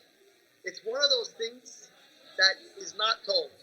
You cannot go to Olam Haba, come back and tell me the pleasure and what's going on over there. It's just, it doesn't go. You cannot. But one thing I will tell you, this is what she says. Says, remember that time where we were walking and we saw a wealthy guy and I just pointed. I said, let's go ask him. Let's go ask him for some charity. Let's go. She says, that pointing in Gan Eden, I'm getting amazing reward just for that. See, a person might say, what is my $10 going to do? What is my $18 going to do? What is my $36 going to do? What is my one-on-one going to do? What is my $1,000 going to do? What is my $1,500? What is my $10,000 going to do? The answer is, who's gaining more? Is it TorahAnytime or is it the giver? Is it the giver or is it TorahAnytime? Because at the end of the day, all TorahAnytime is doing is taking your money and depositing it in your bank account. After 120, you'll see the dividends. That's what's going on. That's beautiful. Right. That's right. So before we let you go, Rabbi, can you just tell us, if you can give over in just 60 seconds, something that if more people knew, it would just change the quality of their life or their relationships. There's just one idea or one edict to live by, something that you find has consistently inspired other people to go ahead and make a pronounced, permanent sort of change or effect in their lives. No pressure. And I would personally say that, I'll tell you what it is. You know, I had a friend, I still have my friend, he told me once, I told him I wanted to do a certain project in Shas, learning Shas a certain way, and I said, I don't know if I could do it. He tells me, of course you can. I said, how do you know? And then he tells me, Mashal, he says, if I were to give you $10 and I tell you, you have to learn for 5 hours straight, would you do it? I said, yeah, I would do it. So he just gave me that as an example. If a person would fathom and really, not just know, look, listen to this. I one time asked Rav Avraham David Bender, I don't know if you know what that is, Rav Avraham David Bender is a massive Talmid Chacham, and I wanted to ask him, how did the Chafetz Chaim become the Chafetz Chaim? You know, you have a lot of rabbis out there. There's many rabbis, and I'm sure in the era of the Chafetz Chaim there was tons. But what do you hear the most of? Chafetz Chaim. What do you hear the most of? Chafetz Chaim. So I said, what did the Chafetz Chaim, what was in his mind, in Chafetz Chaim's mind, that he was able to conquer the whole world and change the whole world? When you know that, you'll be able to be inspired yourself. So I said, what is it? And he told me it was the belief, but really believing in reward and punishment. Meaning to say, if you really believe that every mitzvah that you do in your life, you really gonna get a tremendous reward, not just a little bit. I'll give you just one small example. The Zohar. I saw the Zohar. The Zohar says, I'm going to quote it to you. Yarita mesechta chada, yarita alma chada. What does that mean? The Zohar says this. It says that if you were to know one Gemara, but you know it very good. Chafetz Chaim speaks about it in his Sefer. He says, if you know it very well, guaranteed you will get an entire world. You have to understand, what is a world? A world doesn't mean a town. It doesn't mean a house. It doesn't mean an island. Imagine this whole world. Imagine you know one whole Gemara from cover to cover, you get this whole world. Japan, Alaska, the whole world.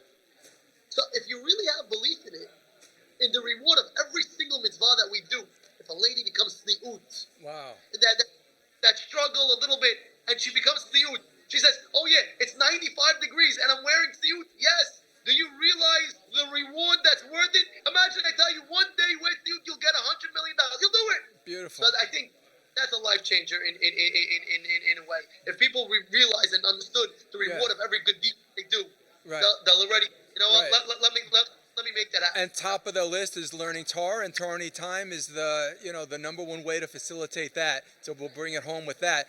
Amazing, amazing, so insightful. Always great to connect. Great to see you. Always inspiring, Rabbi Palachi. Thank you so much for joining us. Continue Hatzlacha and all of your great work. Okay, great. Okay, up next we have Rabbi Eli Carmel, who is doing some amazing work in terms of bitachon, inspiring people all over the place, and you're going to really, really enjoy this interview. Welcome, Rabbi Eli. Nice to see you.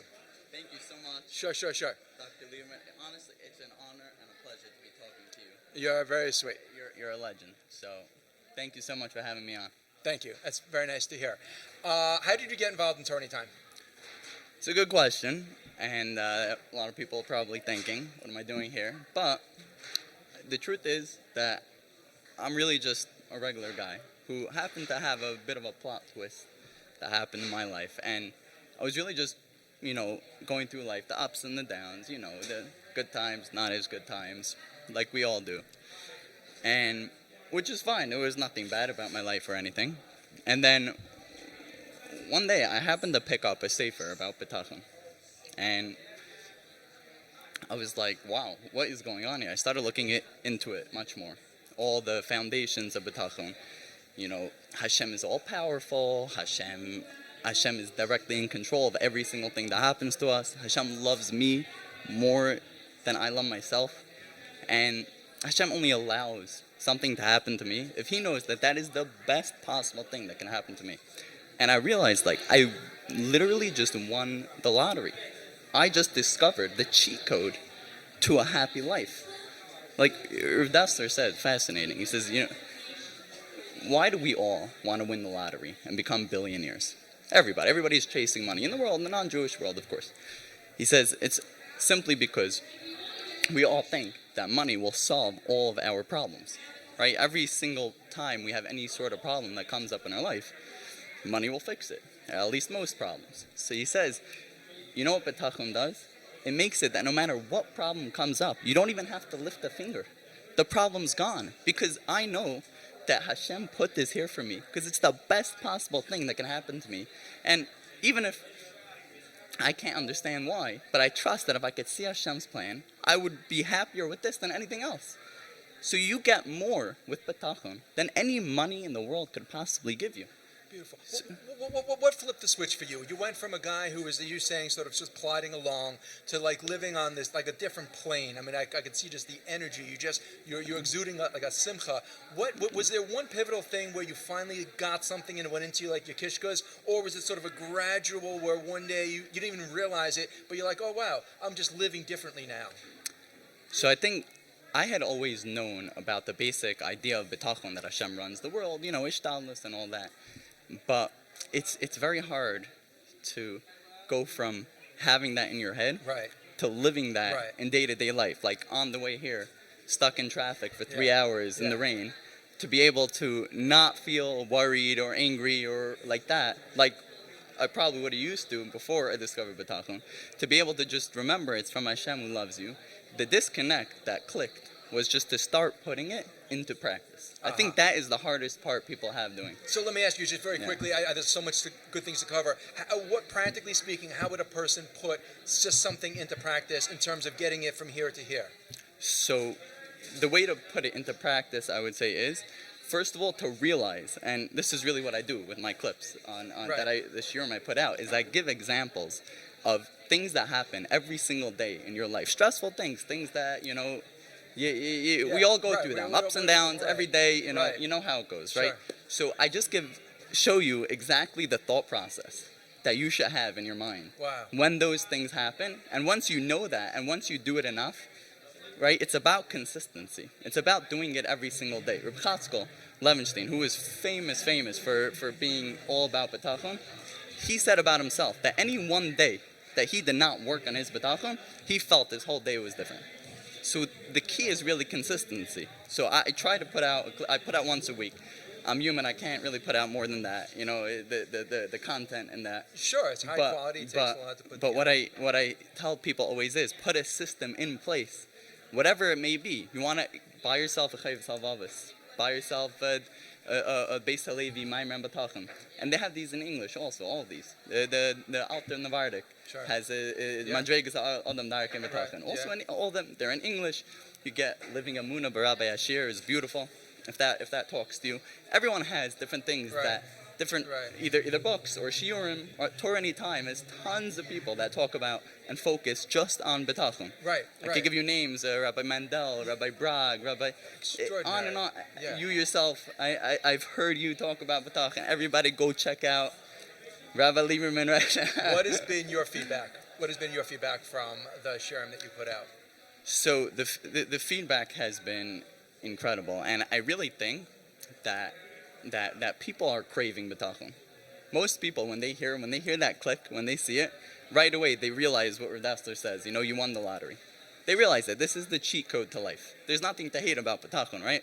It just makes you worry free. It makes you happy. It makes you think, what could you not like about that? So the best feedback I've gotten is really from just regular people who said that middle-aged people, whatever it is, that they really started living their life on a day-to-day practice, not just knowing about betachon. When I ask you, of course, does Hashem run the world? Of course Hashem runs the world.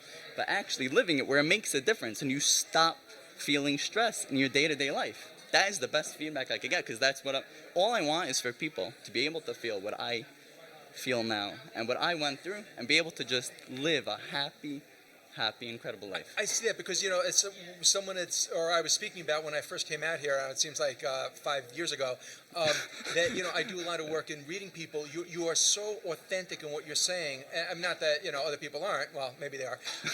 But in other words, you own it. You know, this is something you own, which is just extraordinary. Let me just remind everyone who wants to own a piece of TorahAnytime is causematch.com/TorahAnytime or donate by phone. The number is 718-682-8111. Again, 718-682-8111. It's great things on betachon.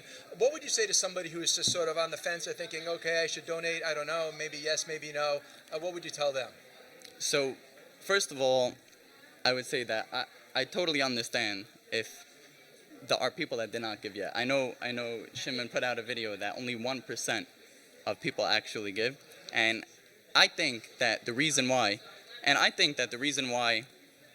the other 99% haven't given yet, even though many of those people are probably watching right now, because it's a great show, of course, with Dr. Lieberman, but I think it's because nobody's asking you in person, right? If somebody would knock on the door and sit you down, and they would ask, which is how a lot of tzedakah works. Rabbi Carmel is going to come to everyone's home and knock. If you donate $18 or more, he will knock, sit down, and have tea with you. Right? I'm not agreeing to that, but here's what I'll tell you.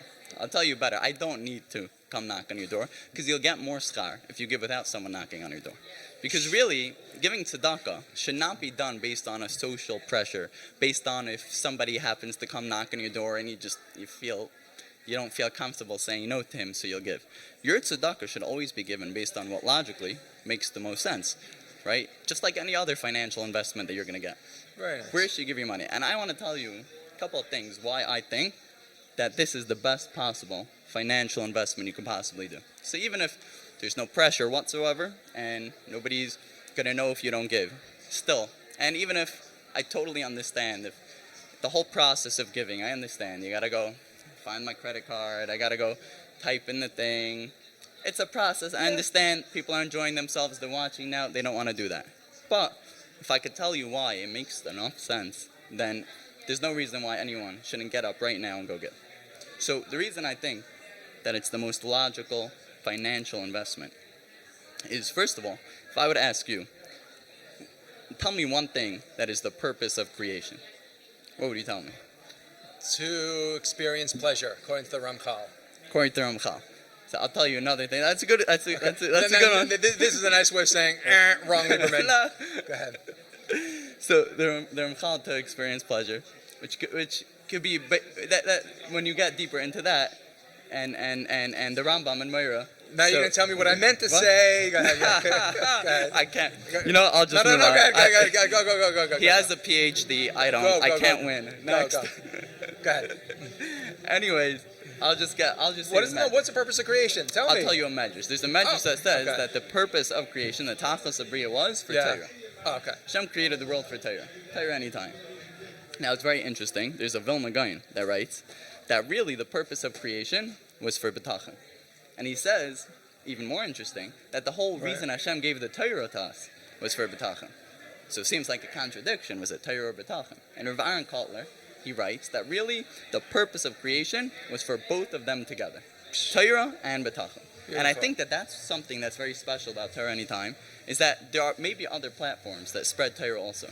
But the bitachon aspect, like I'm saying, you can have people that went through the whole system without getting that real thing, but there's many, many people on TorahAnytime that are spreading bitachon and working on bitachon. So the tachlis habriya, you want to support, what's a good cause? You have the medrash, you have the Mefarshim saying that this is the purpose of creation. Beautiful. And you get this exclusively over here by TorahAnytime. And I'll say one more thing. I'll say there's a famous Rambam, and the Rambam famously writes that the most ideal form of tzedakah is to give someone the ability to support himself. Right? You give a man a fish, feed him for a day, teach him to fish, you feed him for life. And I think that really applies over here as well, which you may think, what's the shaykhis? What does that have to do? But I think because if you support bitachon, like I said before, you're not just taking care of one problem in Klal Yisrael. You have sick people, you have all the different problems that you can imagine that you could give to. So beautiful. If you support bitachon, so then think of it. You're giving someone the tools, just like the Rambam says, you give the person the ability to support himself. So you give someone the tools to be able to take care and be happy despite any problem that will ever come up in his life. Beautiful. So there isn't any better zchus than that, I would think. What do you think is one of the biggest mistakes people make? They say, okay, fine, you know what? Who doesn't want, like you say, who doesn't want, menuchas hanefesh, that tranquility of the soul, as Chavos Leva says. So, what do you think one of the biggest mistakes a person makes in trying to instill more bitachon into their lives? I think the biggest mistake that people make, that I make myself, is thinking that once you have it, it's going to stay with you.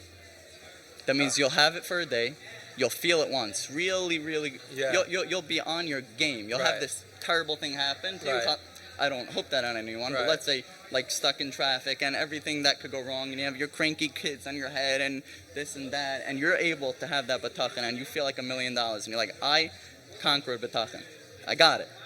And then a week later, something little happens, and you're snap, and you're angry. It needs constant work. There's no other way out. And it's really like, it's the struggle of life. Rav Dessler writes this. He says the struggle of life is to just keep reminding yourself about bitachon. And that's really why TorahAnytime is so important. Because that's what they do. They have the new shiurim about bitachon. It gets boring, right? You finish Chavos Leva, it's Shabbat bitachon, and what do you do now? Time to move on. Let me remind everyone, of course, is that you can hit that follow button and follow people like Rabbi Eli Carmel, and get as soon as he does a shiur on bitachon, boom, it goes right to you, which is just great, and just want to remind everyone also that the next raffle is for the Iceland vacation package, which is coming up after this. So again, one entry of just $200. For $500, you get 3 entries. For $1,000, you get 10 entries for a trip to Iceland, which is, I don't know, it sounds like fun. Anyone that wins and wants to take someone along, just let me know. So, Rabbi, as you said, the feedback has just been extraordinary, which is just great. And yourself, you said it's changed. How has TorahAnytime itself allowed for you to just get the message out there? I mean, the way they let me get it out is I wouldn't have had any other way. I had this idea to try, because, again, like I said, because I myself felt it so much, I simply wanted as many other people as possible to feel that. So I started thinking, what's the best way to get the message out? So I picked the medium, short clips that I do with the graphics, and TorahAnytime is the only one that has the capability really to put that out there. And they did. And Baruch Hashem, I reached out to Shimon Kol Yaakov, And good for him. I'm just a random guy, and he jumped the list of 1,300 people. Wow! And it's he like, saw what I did, and he saw the need for it, and he liked what I did, and here I am after 6 months, and it's been incredible. Well, I mentioned to you as I just finished writing a book on B'tachon, and in the past month, is it out yet? No. I literally just finished writing. It's going to be going into layout Mitzvah next week. When can people expect it? When they expect it, I hope Mitzvah You'll let them in know. a couple of Okay. months. Okay. But in the past I don't know, month or whatever, I got 2 calls from 2 other people who are writing books on B'tachon, and one was very funny. I mean, they wanted help with something, and one person said, I'm so surprised you're helping me. I said, you wrote a book on B'tachon. I said, do you really think, why are you, I go, maybe go reread your book, It's like, man, That's great. That's great. But B'tachon is going to be, I think, the next wave until Mashiach comes, because everyone wants to feel more calm, less anxious, less stressed out, and clearly it's you've got that magic sauce, which is incredible, and I thoroughly encourage everyone to check out the Good Rabbi's Shirim. Let me remind you to go ahead and to donate at causematch.com/TorahAnytime for the big raffle coming up, trip to Iceland, or donate by phone 718-682-8111. Okay, do we have that raffle coming up? I'll just say one more thing. Anytime. Okay. We have time. Go ahead, please. Yeah. I wanted to end with one thing, and I want to put a trigger warning on it, that you might not forget this for the rest of your life. Warning for you and anyone listening, of course. When you think about B'tachon, I want you to remember Bitcoin. Wow. And I'll tell you why. The connection is very simple. Yeah. If you would be able to go back in time to when Bitcoin first came out and buy $1 worth of Bitcoin, how much do you think it'll be worth right now? 10 million. I don't know. I looked it up. Yeah. Over $70 billion right now today. $1, right when it came out. $70 billion. Exactly. Wow. And I think that when you look at B'tachon, you get the same thing. Right? There's Gemaras, there's Rishonim. Everyone says the number one way, the Chovos HaLevavos says, the number one way to have a successful life in this world and the next world is through B'tachon. Wow. Through having B'tachon. And the Mishnah writes that an entire lifetime, imagine trillions of dollars, and try every pleasure imaginable in a lifetime does not equal 1 second of pleasure in the next world. So if you would just grab a little bit of B'tachon, you don't need Bitcoin, you have to go back in time. B'tachon, you don't. You have it right in front of you right now. You have the ability to grab B'tachon, and not only that, you have the ability. Not only should everybody be grabbing as much B'tachon as they could, but support B'tachon. Give the Torah anytime right now. If you're out there and you haven't given yet, all I can tell you is that you have an opportunity to buy Bitcoin at its original price right now. Wow. So if you don't grab that opportunity, what's the link? Closematch.com /TorahAnytime. We got this. If you okay, great. Just got this. If you did not give yet, you're giving up on Bitcoin right when it came out. You went back in time. You have the ability to buy Bitcoin. It's going to be $70 billion now, and you're passing that up. That's all I'm saying. In 120, the time will have passed, and now is the time. We're at 12,000, 1,002,056. I need to go back to school. We're almost at PhD. Yeah, I know. $1.3 million. We're looking for looking for $1.8 million. Okay, we're going to got the raffle. Help me out here. We're clicking. All right. Iceland trip. Clicking to spin. Go ahead. Get the donations in right now. To go ahead, and we're spinning. Okay, here we go. Here we go. Get excited. Very exciting. Winner is Elliot Beta. Wow, Elliot Beta, Mazel Tov on winning a trip to Iceland.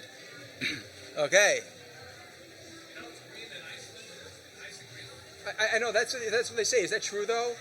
Yeah. So apparently it seems like I don't sound very educated by saying apparently, but I think Iceland's supposed to be very nice and Greenland cold. They did that so people wouldn't go there, right?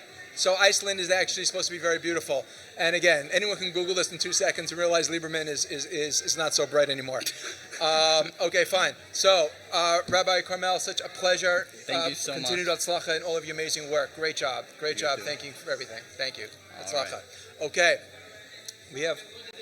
Okay, now we're going to go to a video. Stand by and enjoy. Or Rabbi Haber. We got Rabbi Haber. Okay. There are some things in the world that I find just hard to fathom. Like how big is the Grand Canyon? Or how many fish there are in all of the ocean? How many stars are there in the sky? How many cells are there in the human being? One of the things that I find really hard to wrap my head around is how many hours are learned on Torah Anytime every day, every week, every month, every year. Like, it's just so hard to comprehend. It's so unbelievable that you could put a shiur, you could put a class online, and 1,000 people, 5,000, 10,000, sometimes 20,000 or 30,000 people could watch one shiur. So right now, today, you have a chance to help sponsor these shiurim. Only 1% of the people that watch or people that listen are the people that support. Do you have the strength to be part of that 1%? Because imagine if I told you that for a few $100s, you could sponsor a shiur that's taking place in Madison Square Garden. If there was a shiur that was going to take place in the garden, someone would tell you, if you wanted to sponsor, it might cost you $1 million. But instead, for a few $100s, you could sponsor a Torah that's given over to the same amount of people that would fill Madison Square Garden. So it's our responsibility to get up and to donate. It helps make the website flow. It helps the shiurim get on. It helps them get downloaded. It helps them become more sophisticated. It helps them be able to have the bandwidth to have the amount of shiurim they do. It helps them be able to create new concepts and new ideas that they keep innovating in order to help Klal Yisrael, to help adults, to help women, to help men, to help children, to help people learn Gemara, Mishnayot. There's so many different ideas that are in the works that are dependent on your dollar. But I don't know if there's anywhere in the world that $1, $100, $1,000, or $10,000 could go further than on this website. Because you put in $1, and there's so many people that can learn Torah with your $1. And so unbelievable amount of people that can learn Torah with $1,000. So it's our responsibility to support. And when you do, when you get to Shamayim, you won't be able to put your head around how many zechuyot, how many merits you got from just the amount of money you gave, and the amount of people who learned Torah just because of you.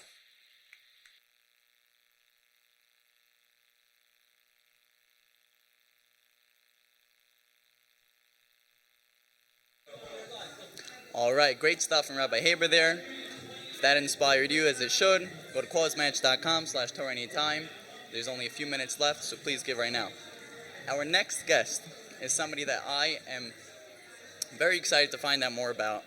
He is literally the voice of Torah Anytime. He is definitely one of, if not the, greatest speakers alive. The one and only Rabbi Pesach Krohn. Thank you so much for coming out for such a great cause. It's an honor to be here, Rabbi Carmel. Everybody knows that I think that Torah Anytime is from the greatest organizations in Klal Yisrael, and I'm so happy to be here. Of course. Please tell us, how did you first get involved with Torah Anytime? I'll tell you what happened. Many, many years ago, 18 years ago, I was at a Shabbaton, and this Shabbaton was being led by Zechariah Wallerstein, Zecher Tzadik Levrocha, who was a Goin in Kirov, and the brothers, Shimon and Ruvain, were there. And they came over to me to ask me a question. Now, I didn't know that they had been recording certain shiurim on cassette or on video.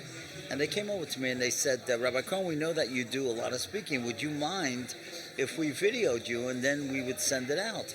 I said, that's a great idea. So, of course you could come. I'll be happy to tell you wherever I speak, B'kavod Gadol.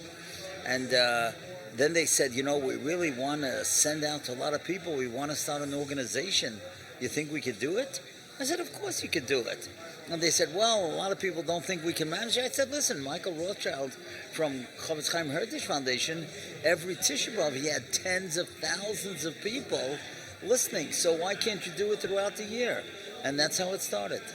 Wow, that is beautiful. I met his parents. His parents were the most lovely people, Shimon and Reuven Kol Yaakov's parents. Tell me, what do you think is the greatest virtue, the best part about Torah Anytime? You know, just last week I had the great zchus to speak at a parlor meeting in the 5 towns for TorahAnytime.com.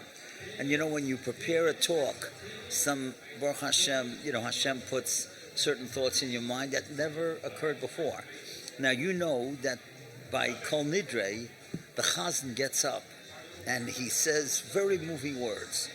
B'yeshiva shel Maila, b'yeshiva shel Mata, Onu mispalen, Onu matirin lispalel im avaryonim. And the yeshiva shel Maila, which is the heavenly yeshiva, and the yeshiva in this world. And I thought, you know what the yeshiva shel Maila really is? It's TorahAnytime.com. Why is that the yeshiva shel Maila? I'll tell you why. I made a list. There is no yeshiva in the world that has more participants than Torah Anytime. And I made a list. Men, women, Rabbanim, Balabatim, Rebbitzins, housewives, children, Sfardim, Ashkenazim, from and non-from. Even Lakewood can't say that, right? And Darkei Torah, great yeshiva in Far Rockaway. Panovich can't say it. Mika, who has accessibility to every part of Klal Yisrael? It's the yeshiva shel Maila of Klal Yisrael. I really believe that. And that's why I feel it's so important to support it. Because it is the greatest yeshiva, the most accessible yeshiva in the world. Wow, that is beautiful.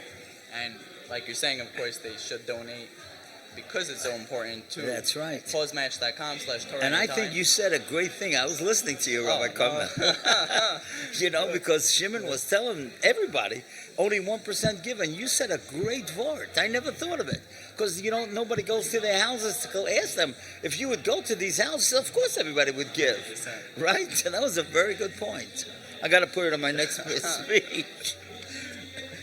All right. So you could donate at causematch.com/TorahAnytime or by phone 718-682-8111.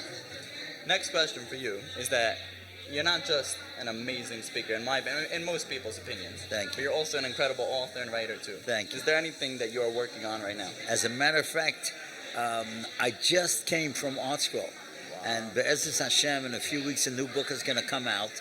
And it's on the 3 weeks, the 9 days Tisha B'Av and Tu B'Av, because I wanted to have, happy things, the Shidduchim. So it's called From Sorrow to Celebration. From Sorrow to Celebration. And just today I was working with the geniuses at Art Scroll on the cover with Ellie Krohn, no relation, and Shia Brander. And hopefully it'll be out, Mitzvah Hashem, for the 3 weeks. So 3 weeks, very excited about that. All right, awesome. Random question for you. I always notice, you always talk about your Rebbe, Reb David Cohen. Right, David Cohen. right. I learned with him today. First of all, how did that relationship come about? Mm-hmm. And second of all, why, in your opinion, is it so important for everyone to have a Rav and a Rebbe? Okay, so I know that the Chacham is supposed to answer Arisha, Valachar, Nachron, but I just want to answer on Achron first, because it is so important for every one of us, every man, woman, and child, to have a connection to Har Sinai. And how do you have a connection to Har Sinai? By having a Rebbe who had a Rebbe who had a Rebbe all the way back. And that's what I feel. Now, I just wrote the preface for the new book, and I wrote about my Rebbe, Reb David Cohen.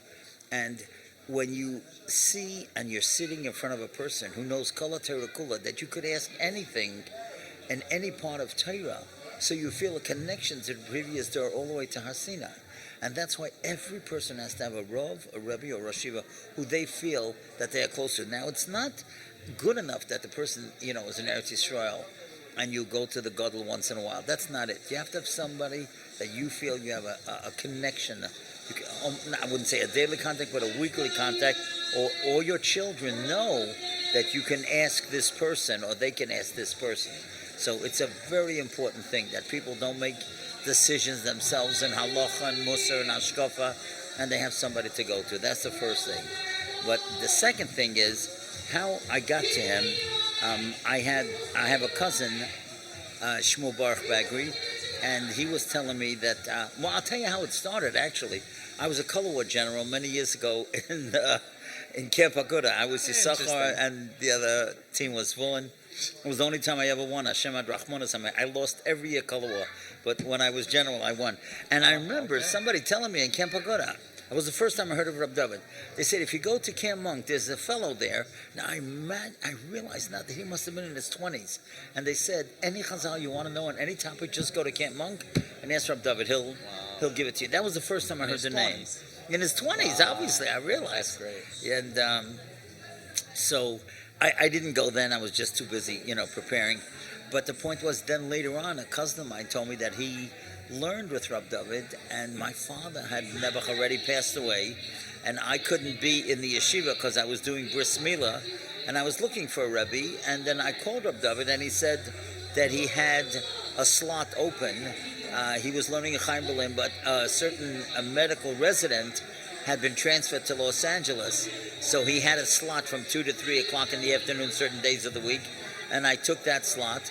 And we've been learning for more than 40 years. Wow. I learned with him this morning. That is incredible. Yeah. That is really incredible. As a matter of fact, the first, I would say, 10 or 15 minutes that we learn, I'm always asking him shilas. Now, I'll tell you, just this morning, I had an interesting shilah for him. Somebody asked me, can you take music lessons during Sfira? So, Rab David said to me very clearly, he told me, he holds very strongly, if somebody is taking music lessons just to learn because they want to know how to play, they can't take it.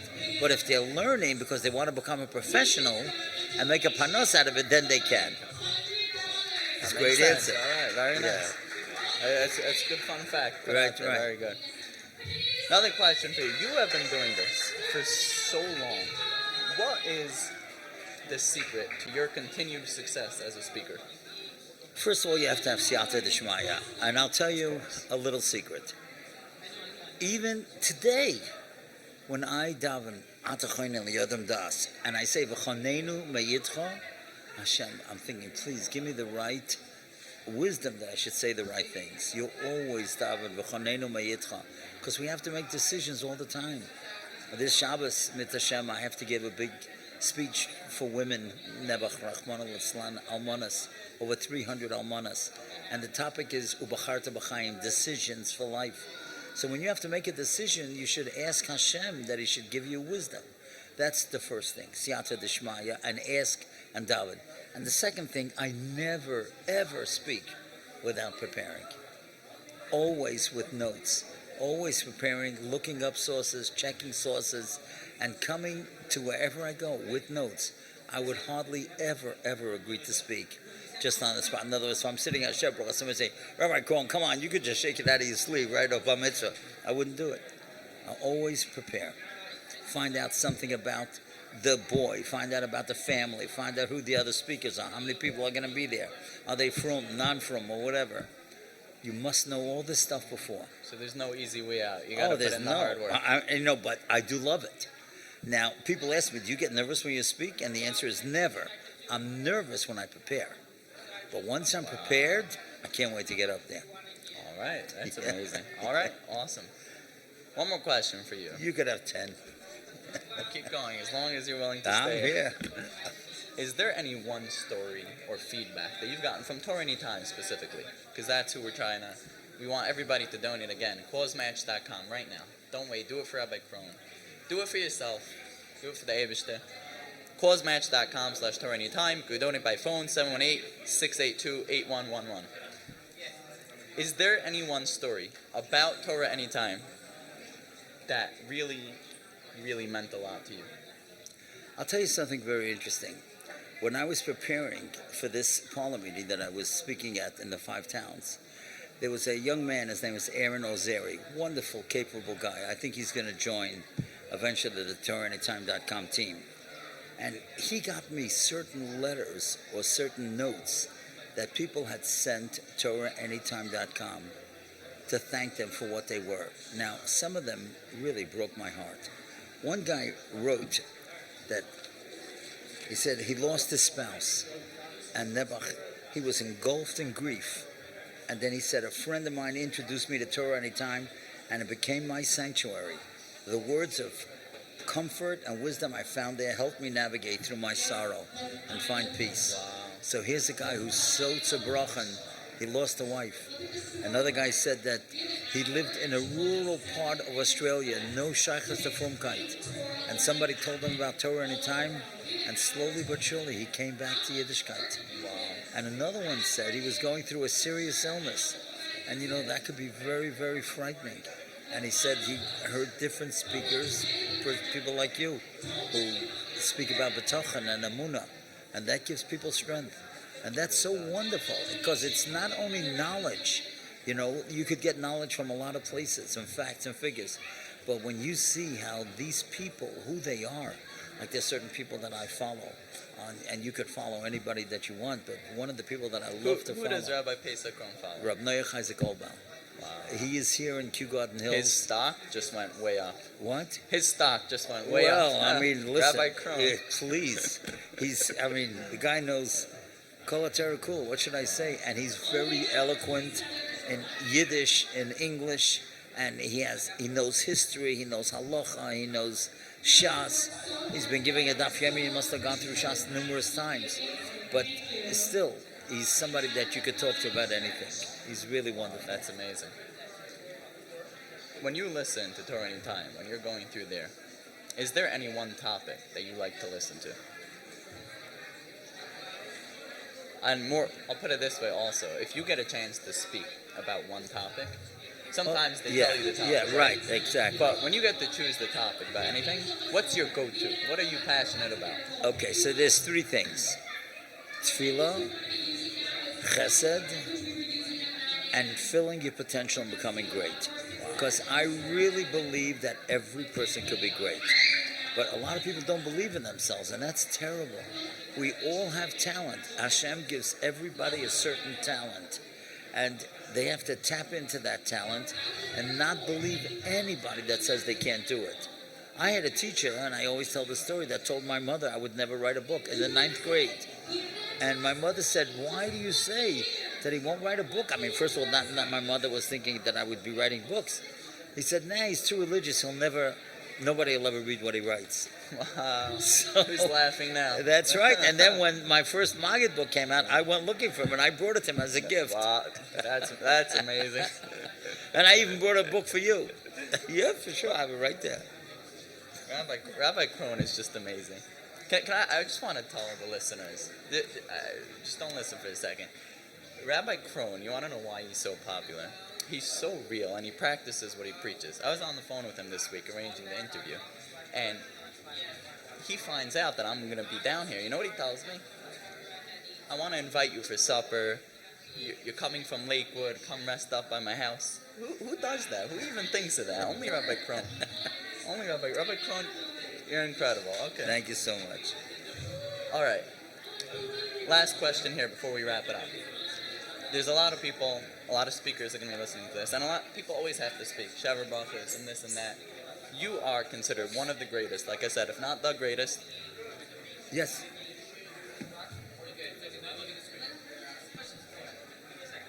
Oh, for sure. All right, here goes. Okay. Yeah. But who's going to pay for the book? Oh, okay, I just want to be sure. All right, we have a brand new, just in right now for anyone donating. Brand new, and Rabbi Kron's going to make the announcement. Okay, so anybody... In the next 20 minutes, New York time. Right. Anybody who gives $1,000 at TorahAnytime.com, I will give you a... Or more, of course. Or more. You will get a free book, a Maggid book, and I will sign it and write in a bracha to you and your family. It'll be just from my heart to yours, because I think it's so important. I think this organization really are the Rebbeim of Klal Yisrael. That's amazing. That's worth a lot more than $1,000 as it is. So okay. I don't even know if you could use MISA money for that. That's just the value in that. Of course they could. I'm joking. Of course, but it's a good deal. So everybody, go ahead and do that right now. Yeah. Again, $1,000 or more. I'll be happy to send you the book. Go to causmatch.com/TorahAnytime. You can do that right now, or you can donate by phone 718-682-8111. All right. Last two. Okay, so put in the comments when you donate right now, and again in the next 20 minutes. In the next 20 minutes, you have this opportunity at causmatch.com/TorahAnytime. You when you donate, put in, of course, a lot more than $1,000, but minimum $1,000, and you put in the comments, free Rabbi Cohen book, and then we will get that over to you. And all right, just in, we'll put it down. If you give $500, Okay, all right, $500, free signature and bracha. Something tells me, Rabbi Cohen, you're going to be very busy after this. No, it's my pleasure. We hope pleasure. you'll be very busy. $500 just went down. If you give just $500, you will get Rabbi Krohn to give you a book with an inscription, handwritten. Okay, and not just that, you don't even have to give. A lot of people don't have cash flow right now. You don't even have to give the $500 right now. You could pay it off throughout the year, and you could set up recurring payments, and you can get Rabbi Krohn right now. We'll send you that book, inscribe. So do it right now. Pausmatch.com/TorahAnytime. Make sure you put it in the comments. Free Rabbi Krohn book. You said you had one more question. One more question for you. There are many speakers listening. Many people like to speak. You are considered one of, if not the greatest speaker. Jewish. I don't know non-Jewish speakers, so I grew Tony up with Rabbi Robbins. Krohn, right? What, in your opinion, is the number one key to success in public speaking? The first thing is, you must respect your audience. Never do I ever speak any place without cufflinks. Notice? Always cufflinks. Always a dress shirt. I feel respected. Because if I'm going to a Sheva Brachas, a Chasana, I'm dressed to the hilt, right? So when you speak for an audience, you got to be dressed to the hilt. Tie's got to be up here, not at, not your collar open or whatever. It has to be perfect. And the key, respect your audience and don't repeat yourself. There are many, many people who have a point and they say it 10 different ways. And then by the third time, people are sleeping, 100%. And that's one of the things that I pride myself. I look around the audience, and one of the compliments that I give people when I see them afterwards, I say to them, you're a great listener. And they say, you were watching me? I say, I do, of course. I feed off to people. I do feed off to people. Incredible. And you really remember afterwards? Of course. I don't go over to everybody, but 2 or 3 people who I saw. And one of the things also, mention people's names in the audience. Everybody's listening then because maybe the speaker's going to mention me next. Okay. So, so that you always got them on their toes. There you go. And always, never, ever, I know most people are not going to believe this, never start with a joke. Do you know how many speakers start with jokes? And the jokes are ridiculous. And most jokes are not funny at all. And what happens is that the audience thinks, what is this guy, crazy? What does he think that's funny? Who does he think I am? Makes everyone comfortable. What? Right, makes it like, it's ridiculous. I never, ever start with a joke. I may start with a story. Everybody likes stories. And never say, on the way here, I thought of this. That's a chutzpah. What do you mean? You were asked to speak on the way here? That's when you thought about it? You should have been preparing. So you have to respect your audience, know who's in the audience, and speak accordingly. That's beautiful. Last question for you, which is just going to be to anybody listening. Yes. Talking to the camera, talk to them. If there's someone out there that's did not donate, for whatever reason, did not donate yet, they have the means to, and it's just about getting off the couch, getting the credit card, what is your message to them? Final message. It's the end of the campaign. What do you say? My message to you is, Rabbi say, we're going to Kabbalah Satira. Kabbalah Satira is not only being makabel the Torah, to learn the Torah, but to support Torah and to make sure that you, your family, and your fellow Jews, your fellow brothers and sisters are able to have access to Torah. And today, when you go on TorahAnytime.com, even if you just listen to the Daily Dose, they are so terrific. They do it with videos and they do it with music, and they have the sentence at the end. You can always walk away inspired. Every one of us wants to be inspired. And if you can, before Kabbalah Satira, make a commitment, you know something? I'm going to help Klal Yisrael absorb Torah. This is the organization to do it with. because they reach everybody, as we said before. It really is the Yeshiva Shamayla. And I give you a bracha from my heart that Hashem should bench you, that you should be able to be a giver, and the more you give, the more HaKadosh Baruch Hu will give you in return. And that's the biggest bracha. You give for others, Hashem will give to you. Rabbi Kron, thank you so much. You're incredible as usual. We're going to watch another amazing Daily Dose video, followed by, everybody stay with us, another surprise guest right after this. And 1, 2, 3. We're off. Rabbi. A modern Orthodox kid grew up. And after high school, he decided to put his name, to say yes to spending a year in Eretz Yisrael. Let's learn yeshiva. After his year, puts his name down again for a second year in yeshiva. Comes the third year, says yes again, I want to stay in yeshiva third year. 3 years learning in Eretz Yisrael. Comes back to America, continues to learn yeshiva in America, goes to college, decides he wants to go into chinuch. Family business, family had, parents were in business, whatever. No, I'm not going to follow that path. I'm going to go into chinuch. Puts his name next to that role in life. Gets a master's degree in education. Eventually he says, yes, I want to start dating. Gets married. Says, I want to get smicha. Puts his name down next to the smicha opportunity. He gets smicha. After that, opportunity arises to become a rav of a shul. He says yes, he puts his name down next to that. Then he says, I want to become a therapist also. Extra tool to have. Becomes a therapist as well. I'll tell you something else.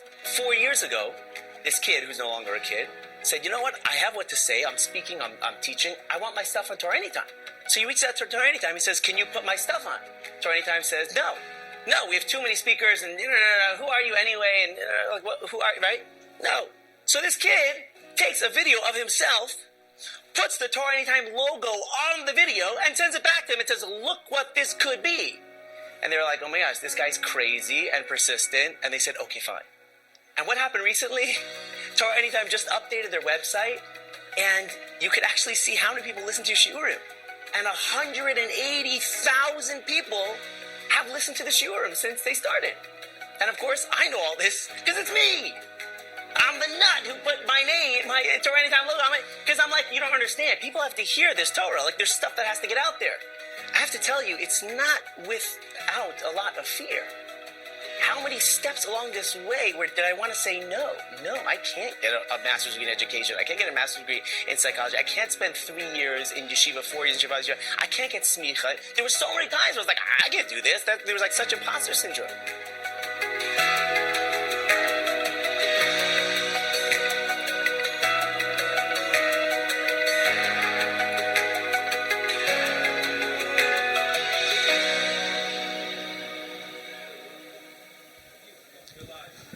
Our next guest that we have here is someone that Our next guest is one of the first original partners of TorahAnytime, the one and only Rabbi Yaniv Meirov from Chazak.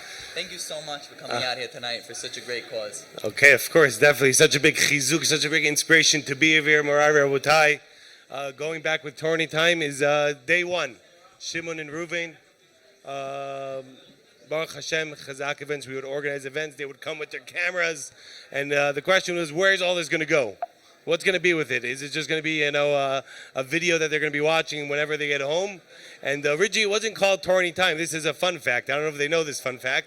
The original name was, I guess I can't hear the audience, right? The original name was KolYaakov.org. Wow. Interesting. That's right.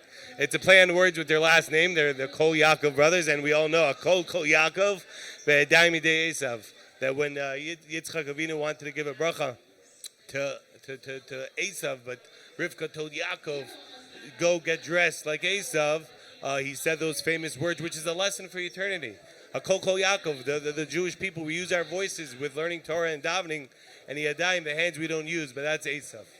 That's so beautiful. Baruch Hashem, they're doing great work, and we're very proud to partner with them since day one, and it's unbelievable. Unbelievable. What, for you personally, you've been doing this for so long, what's the greatest feedback you've ever gotten? Is there a story that sticks out to you that you've gotten about TorahAnytime that you could share? So I'll tell you, the best feedback is that before we say any feedback and talk the talk, we got to walk the walk. Let's speak little and do a lot. This is an urgent campaign, Morai Rabotai, ladies and gentlemen. causematch.com/TorahAnytime. You're most probably watching online, so you just click the button already, and you could donate on the phone, which is 718-682-8111. Just for the record, I'm usually on the other side. I'm with Torah Talks on Torah We're Anytime good. also. We're good. But It's a conversation. Yes. So it's very important that everybody contributes, everybody donates, make it happen. I know the way it works, by the way, Rebelli, is that for some reason, I don't know why this is, but people wait to the last minute. And that's really annoying as one that's doing campaigns, that has done campaigns. Why wait for the last minute? The poor guys over here, I'm watching them, and I can't even have a conversation with them because they're all trying to figure this out to reach the goal. So let's all help them get that good feeling. It kind of is the last minutes of It is here, kind of the last minute, so wake up. The mom is waiting for the last second. Let's not wait for the last 100%. second. What would you tell them? What is someone that's undecided out there, right? And he's just, he's machshav Torah, of course. He's a little lazy. It takes some time. Get the credit card out and put it in. What would you tell him to push himself, to just take it out and give right now? What We're would you going to say? go back for a second. The feedback is unbelievable. Everywhere I go, Chazeh Hashem Yishtabach Shemo La'ad. Do you have a story? I happen to travel a lot. Baruch Hashem, go to different places, events. And Baruch Hashem, constantly, the feedback is unbelievable. A specific story, it's actually a little bit funny that an individual stops me and he says, "Oh, I listen to your shirim all the time. I love it so much, and I get so much chizuk." And as one that has a shirim on Torah Anytime, I think it's important. We get a lot of chizuk from those words. And the funny thing is that they're like, "Oh, can we get your number? We want to invite you for future shirim." I'm like, "Yeah, sure, why not?" So I give them my number, and then they save the contact, Rabbi Ilan Meirov. I'm like, that's my brother. Oh, that's how you? That is great. I'm like, That is no, great. it's not me, but it's my older brother. He's amazing as well. I can give you his number. But That is great. But that's one funny story. But there's many stories. But back to, now forward to what you said about someone that's thinking twice. And I know there's a lot of people watching and thinking twice. It's tough. You gotta stick your head So you ready hand for in, this? get the credit card. It's I have a tough. beautiful chidush, a beautiful insight that I heard once, and I love it so much. And it goes as follows. You have an apple seed, and you put it in the ground. What comes out? An apple tree, right? So you have Did I get that right? Yeah, you got it right. You're good. You have an orange seed. You put it in the ground. What comes out? An orange tree, right? Say a watermelon seed. You put it in the ground. What comes out? Watermelon tree, right? So what happens when you take tzedakah? You take charity, like we're discussing today for Torah Anytime. What happens when you give tzedakah? You put it in the ground. What comes out? Listen to this. And now this is a very big chidush, a powerful chidush, and we should take this to heart, ladies and gentlemen, for everyone in the entire world watching. We say this every single day. Zorea tzedakot, which means, Zorea means to plant. You're planting tzedakah. What comes when you plant tzedakah, when you give tzedakah? And this is right now for everyone that's thinking twice. Matzmiach Yeshua. What sprouts Yeshua? It's salvation. Everybody needs a salvation. Everybody needs a Yeshua. Everybody has an Yeshua problem, no matter who you are, wherever you are in the entire world. Whether it's shidduchim, whether it's children, whether it's shalom bayit, whether it's parnassah, whether it's health. Everybody has something that they need. And this is your opportunity to give towards a cause that spreads millions upon millions of hours of Torah. It's an unbelievable cause. Talmud Torah keneged kulam. It's the most important thing you could do. You take all the other mitzvot, you put on the one side of the scale, you put Torah on the other side of the scale. You know what you get? You get Talmud Torah keneged kulam. Torah is heavier. It outweighs everything else. So, according to the screen over here, I see that it's wow, the numbers are picking up. I see someone just donated $1,000. Chayes Spiegel, Yeshua Kayach. Keep it going. I see donations are coming in. Yishtabach Shemolad. Maybe we should continue pushing everyone to contribute. Is the Rabbi Krohn? Okay. So, up until now, I've been hearing a lot. I've been getting a lot of messages, and I made this mistake as well. The message was always give an amount, any amount.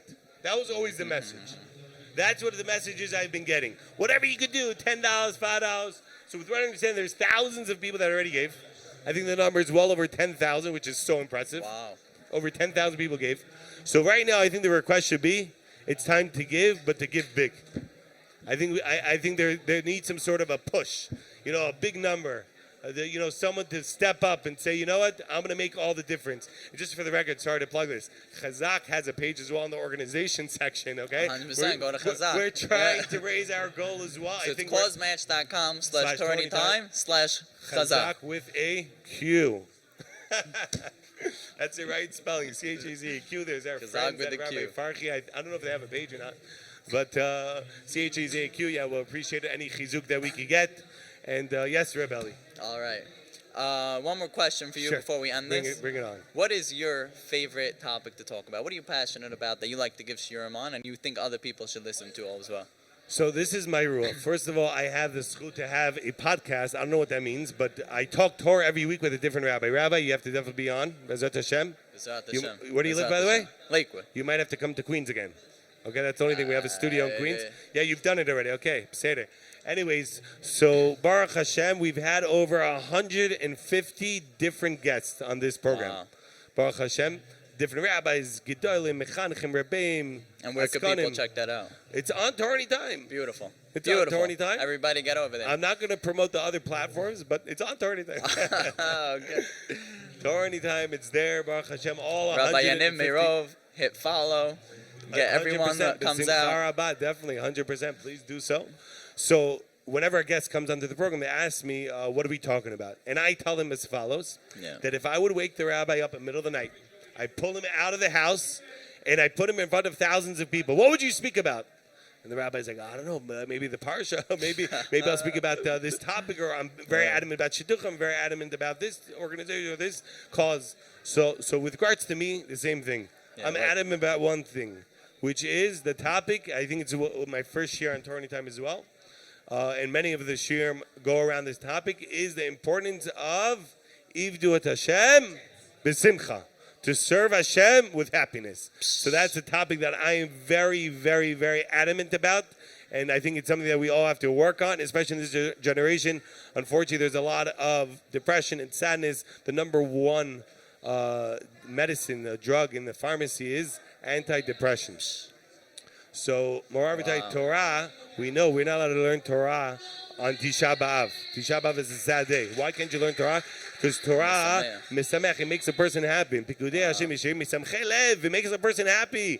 So Moravitite, the best way to make a person happy is through the Torah. And Baruch Hashem, this is a topic I'm very adamant about. Whenever people invite me and I get to choose a topic, I choose this topic. And I could go on and about how Simcha is Chamisha. What's Chamisha? Chamisha Torah. Simcha is Torah. Torah. So Torah and Simcha, it goes one and the same, and there's no geschmack. You know what's interesting? I'll tell you what's interesting. I'm looking at the screen over here. The next raffle is, in a few minutes, is a gift certificate to Feldheim's Farm and books. So once again, to Torah, tzedakah. It's all full circle. It's all full circle. Yishtabach Shemullah. So we kindly ask everyone, please, give those donations. And I see it's trickling. Maybe I'm biased. I feel like whenever I'm up here, things are moving. But stay. No, Baruch Hashem, I see the numbers are moving. Chazdei Hashem. We definitely need people to move a little bit more. If you've already given, there's nothing wrong with giving again. And if you've already given again, you should encourage your family, friends, and neighbors to give as well. Don't stop giving. Encourage your family, friends, and neighbors. And this is the best thing you could do. You know, Gadol ha'oiseh, yosim min ha'maaseh. It's better to Bezrat Hashem do as opposed to just doing yourself. Is getting others to do as well. So Bezrat Hashem, guys, continue giving. Don't stop giving. Reuven and Shimon are working Yomam Balayla. They're working non-stop. And Bezrat Hashem, we want to give them a bracha to continue Bezrat Hashem Labritz Torah. Yomam Balayla, day and night. Bezrat Hashem until Biat God. I remember Wallerstein Zatzal, a very dear friend of Chazak, of TorahAnytime. We worked very closely. He would say, I believe it was him, if I'm not mistaken, that Bezrat Hashem Mashiach is coming, and TorahAnytime is going to film the arrival of Mashiach, and for the live stream for the whole world to watch Bezrat Hashem. So you're supporting Bezrat Hashem, the arrival of Mashiach Tzidkenu. Bezrat Hashem Shekam B'meirav B'meinu Spin Le'ar Days. Is there a ticket to choose out of the hat? How do these raffles work? It's going to be coming. You're spinning it right now. It's going to be on the screen. I just want to say, you're doing it now. I just want to announce one more announcement. One more announcement that Rabbi Krohn was on here before, and they said that anybody that donates $500 and up, and they write in the comments free Rabbi Krohn book. He's going to give away one of his books, and he's going to sign it for that person and give it to them. So they said 20 minutes before, and there's another bonus 10 minutes. So if you're listening right now, and you're a fan of Rabbi Krohn, like most of you are. Everyone's a fan of Rabbi Everyone's Krohn. a fan of And Rabbi we're Krohn. in his town. We're It's in Kew Gardens. $500. Yeah, anyways, giving $500 Maisa money. You get autographed by Rabbi Krohn, the book. So do it right now for another 10 minutes, and that's it. Leave it in the comments. Make sure $500 and up. Of course, you can give a lot more than that. But even if all you give is $500, put it in the comment on quazmatch.com/TorahAnytime. Of course, /Chazak with a Q. You put it over there, and you will get a free book. Causmatch.com/TorahAnytime. The phone number is 718-682-8111. We have to repeat it because people might have missed the number. Again You and ready? again. That's the rule. 718-682-8111. And another favor, if I could ask from everyone, is to forward it. Don't just take it for yourself. Share the wealth. Give people the schut. Give people the opportunity to give. Don't think, oh, I'm being a nudge. I don't want to reach out to my family member that's very wealthy or a friend that's very wealthy. He could take care of the rest of the campaign, finish it, give it a night to all these hardworking volunteers and individuals over here. Make the phone call. Give the people the opportunity, the schut, the merit to be able to give. Tzedakah tetzid mimavet. Beautiful. It saves a person from death. So do I win the Don't prize wait. now? Let's And see who now the to winner the is. raffle right now. This is Let's see exciting. who it is. What's the prize? What's the prize? What's the the Feldheim? prize? Feldheim. $5,000 gift card to Feldheim Books. Here we go. The wheel is spinning. This is a very interesting setup for all those that are not here from the world out there. And the winner is about to be announced. But wow. How do you pronounce that, Rabbi? Help me out. Alahan family, Mazal Tov. Alahan family are the winners of the $5,000 Feldheim gift certificate. It is a lot of books, more Torah in the world, and that's what we're just discussing. I see Shimon and Reuven working around behind the screens over here. Guys, I want you to know, as one that organizes campaigns, there's nothing better feeling than finishing it off. It's very stressful. It takes a lot of your kochot energies. But So we if talk about how chilled he is, though. The bitachon. it's called olive Look at bays. that. You Look know at what the it is? bitachon on his Day face. one since I know them, it's olive bays. You know what olive bays is, Rabbi Eli? What? Olive bays is ABCs. What's the olive bays of Judaism? It's emunah and bitachon. Olive bays. Baruch Hashem, they have emunah and bitachon. Be'ezat Hashem, we're asking everyone, please roll up your sleeves, get to work. Listen, today was not an easy day on a personal level. Kids are off from school. Memorial Day. That's right. Yesterday they were I off was from school. on the way here, so I was good. Wow. Shkach to the Rabbitzins. All the 100%. Rabbitzins All out the there. Rabbitzins. Hashem should bless you guys, and the children, Hashem should bless you guys, and all those watching guys. Continue, please, pushing guys. I see it's going.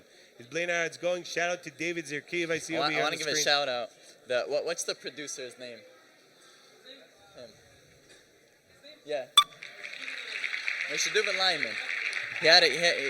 He's producing the show over here. He's doing a great job, along with Reb Asher. Reb Asher, Shekayach Gadol, to Shimon and to Reuven and to Reb Asher, Yosef they're both doing a Davis, great job. Mayor But he had a very Summers. good point. I don't see Yeah. Rachamim Segev, but he records me every week, my short and sweet in the parsha, which is on TorahAnytime. Shekayach to you. What was a good point he said? So he said a very good point that one of the things about this campaign is that we can't really see. We're not interacting with the people Yes, that are giving. it's very hard. So he said that there's instead of looking at that as like, oh, why should I give? No one's gonna see me. He said you get the maila of matna seise. There's a big maila where you give tzedakah without any big fanfare. With that you get much more schar.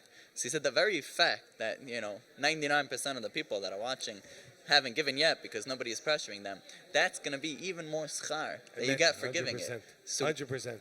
don't be from the 99%. Be from the 1%. Wow. Get that schar. Go right now. Wow. Let's give a shout out to all these amazing volunteers. I'm so happy to see them here. I know many of them, and they definitely deserve a shout out. Shevach High School, where my wife went, Baruch Hashem, and my niece is here also from Shevach, and my sister-in-law is here volunteering.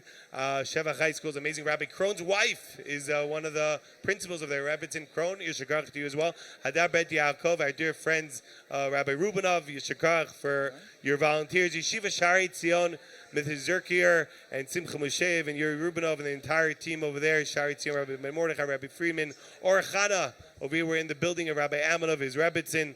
Ber Hagola, very, very amazing yeshiva. Yishkarach to Rabbi Germain and the entire staff at all these yeshivas for presenting their students to become volunteers in helping TorahAnytime make a difference and change the world. Marvite, changing the world, making the world a better place. It could be done by spreading Torah, by giving tzedakah, by doing chesed. It's like all in one. Chevra, this is a one-stop deal here. This is my first time meeting Reb Eli. And I must say his positivity is contagious, and I love it. And Bezat Hashem, we're gonna work together more. The feeling is mutual. Chazé Hashem, and I just can't stop begging and asking everyone, this is for your good. Don't think you're doing anyone a favor over here. This is your good. You're getting blessings. It's the opportunity of a lifetime, right 100%. Right now, just grab it. Spread more Torah. Torah is Horah. It's the way of life. Torah, it's our life. It's tov, it's good. This is the best you could do, Morav. Continue donating, continue spreading the word, telling everyone you know, sending out messages work. That's what we've done at Chazak. I don't know where our page is holding, but we got to continue pushing, guys. Continue plugging with a away. Q. You got it. That's What's Pshat Q? What's Pshat? What's Pshat? Where are you right now? You're in which city? You're in Queens. Queens. Just for the Okay. Strengthening Queens. That's the idea. That's where TorahAnytime was born. Beautiful. Baruch Hashem, 18 years ago. Same time, same location, same place, Beautiful. same events. I'll never forget it. But Bezat Hashem, they have to continue. They're not satisfied. They want to do a lot more. So Bezat Hashem, Yishakach for your time. Thank you so much for coming on. A pleasure. Thank you so much. We'll have to catch Shimon up more. Reuven, continue to tzlacha, change your world. Guys, please everyone continue pushing. Don't stop pushing. Whatever energy I have, I'm giving it to you right now. Please continue.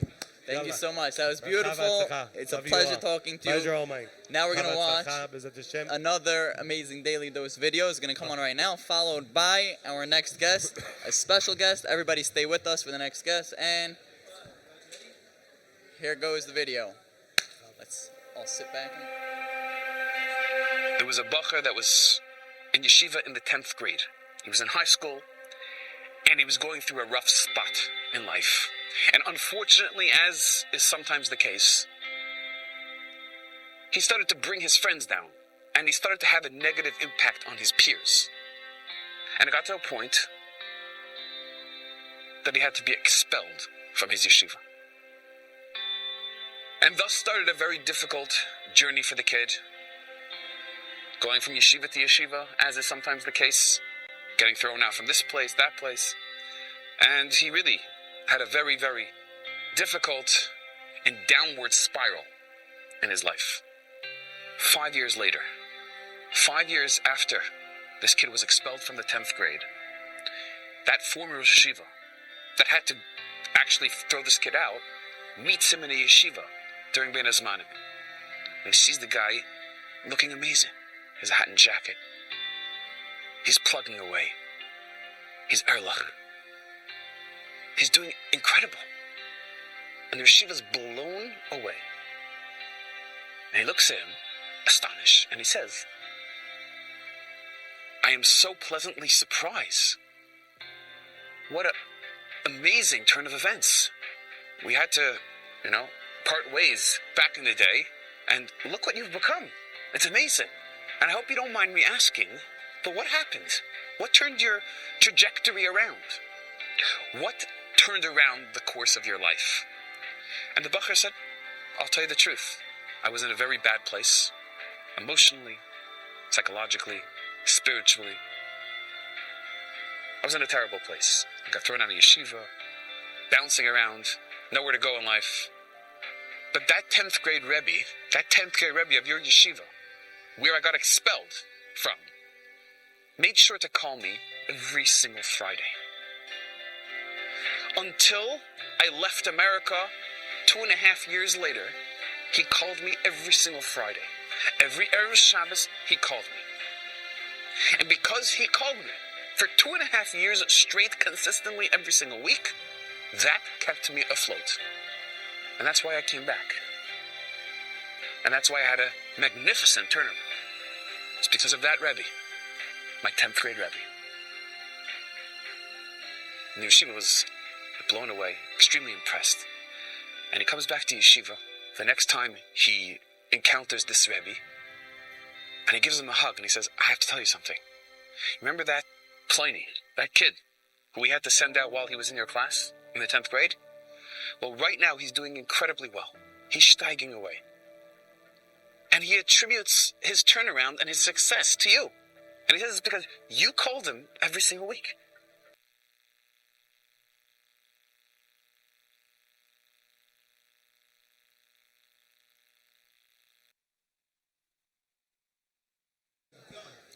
All right, our next guest, our last guest on this show tonight, Achrein Chaviv. You know, he's the man behind it all. You know, a lot of people I've heard say that TorahAnytime is the biggest yeshiva in the world. And that makes our next guest the biggest Rosh Yeshiva in the world. The one and only Rav Shimon Kol Yaakov. How are you? What's going on? How am I? Baruch Hashem. Baruch Hashem. Before anything else, thank you Hashem for giving my brother and I and the entire team tremendous zechut to start and run this organization. Tremendous thank you to our families, to our wives, to our team, Yosef Davis, Mayor Summers, Usher, and everyone else. Okay. Moshe Sofer, we don't forget about you. They're all hiding over here. I know you're in and out, but we love you. Yeah. What's the name of the company? Baruch Hashem. Yeah, so this has been not easy. I mean, people know it's not a secret. I tell people I don't look forward to these campaigns. And that's a very nice way of saying it. It's worse than that, actually. This is 100% Lishma, what he's doing over here. If you think he gets pleasure from this aspect of it, you know? It is unbelievable. I just wish we don't have to do this, but it's an opportunity, I guess, for everybody out there to participate and share in the tremendous success of 15 million hours. We're very much on track to break 15 million hours this year. Tell us some of the numbers. Yeah. These boggle my mind, these numbers. Let the audience know some of the... We're going to speak. I don't know if I'm going to be the last guest because we're going to be here. We're going to be here until we hit the goal. Bezat Hashem. 100%. We don't have a choice. We're going to be here until we hit the goal. Someone's getting a tent over here. Tremendous thank you to all these volunteers for all these schools and to all the users out there, all the speakers, the users, the donors, the supporters. It's just amazing. All of you make TorahAnytime what it is, and what it is something tremendous Kiddush Hashem. You know, I do want to encourage everyone to donate. Of course, this is what this is all about. 100%. Please go to causematch.com/TorahAnytime. Please push yourself, because that makes the mitzvah even greater. I just want to say, look how much this man is pushing himself. You get everyone around knows. Look at the amount of hours he's putting in, and if you could just take the time right now to just get your credit card. I understand it's a few movements. You get your credit card, you type in the thing. Right. Thank you. It's not about us. It's the least you can do. It's about the klal. It's about Hashem. It's about giving nachat to Hashem. 100%. It's about, what we went through in our journey, where we didn't know much about Judaism, and the tremendous passion we got. Incredible, by the way. And we just want that. We want other people. Do you want to talk about that, or tell people where they can watch it? There's a lot to talk about. Or tell people where they can watch it. Of course, you should definitely watch our documentary that was made last year by Tzvi Simchon Production. They did a wonderful job. Where can they watch directed that? You go to beyondwalls.film. Beyondwalls.film. I watched it myself, and it was incredible. I highly encourage everybody to watch that. Right. So please make your donations. I know it's not easy. I know it's tough. I know there's always a lot of campaigns going on. There's a lot of stuff going on. And maybe it was mentioned, but I'll just mention it again. One of the main differences between TorahAnytime and many other organizations, which are all very important, is that, for example, Chatzala or Amudim or High Lifeline or Renewal, and many of them out there, those are organizations you don't want to use. That's true. Wow. TorahAnytime is something you want to use, and you do use all the time. It means everyone hopes we should never need them. They should be exactly. able to shut down. Everyone hopes that you should never need them. And there's so many of them, actually. There's a very long list of those organizations. And they're all important. But how much more so to donate and to contribute and to partner with an organization that you literally do use. 100%. So it's a perspective to think about. And Hakar Satayv. People use it themselves. I mean, it's not about Hakar Satayv to us. I mean, this is our choice. That it's a tremendous self-sacrifice we're making in our own lives, on many levels, financially and with time and with a lot of 100%. things. It's just Hakar Satov to the organization, so we can just 100%. keep doing what we're doing and doing it better.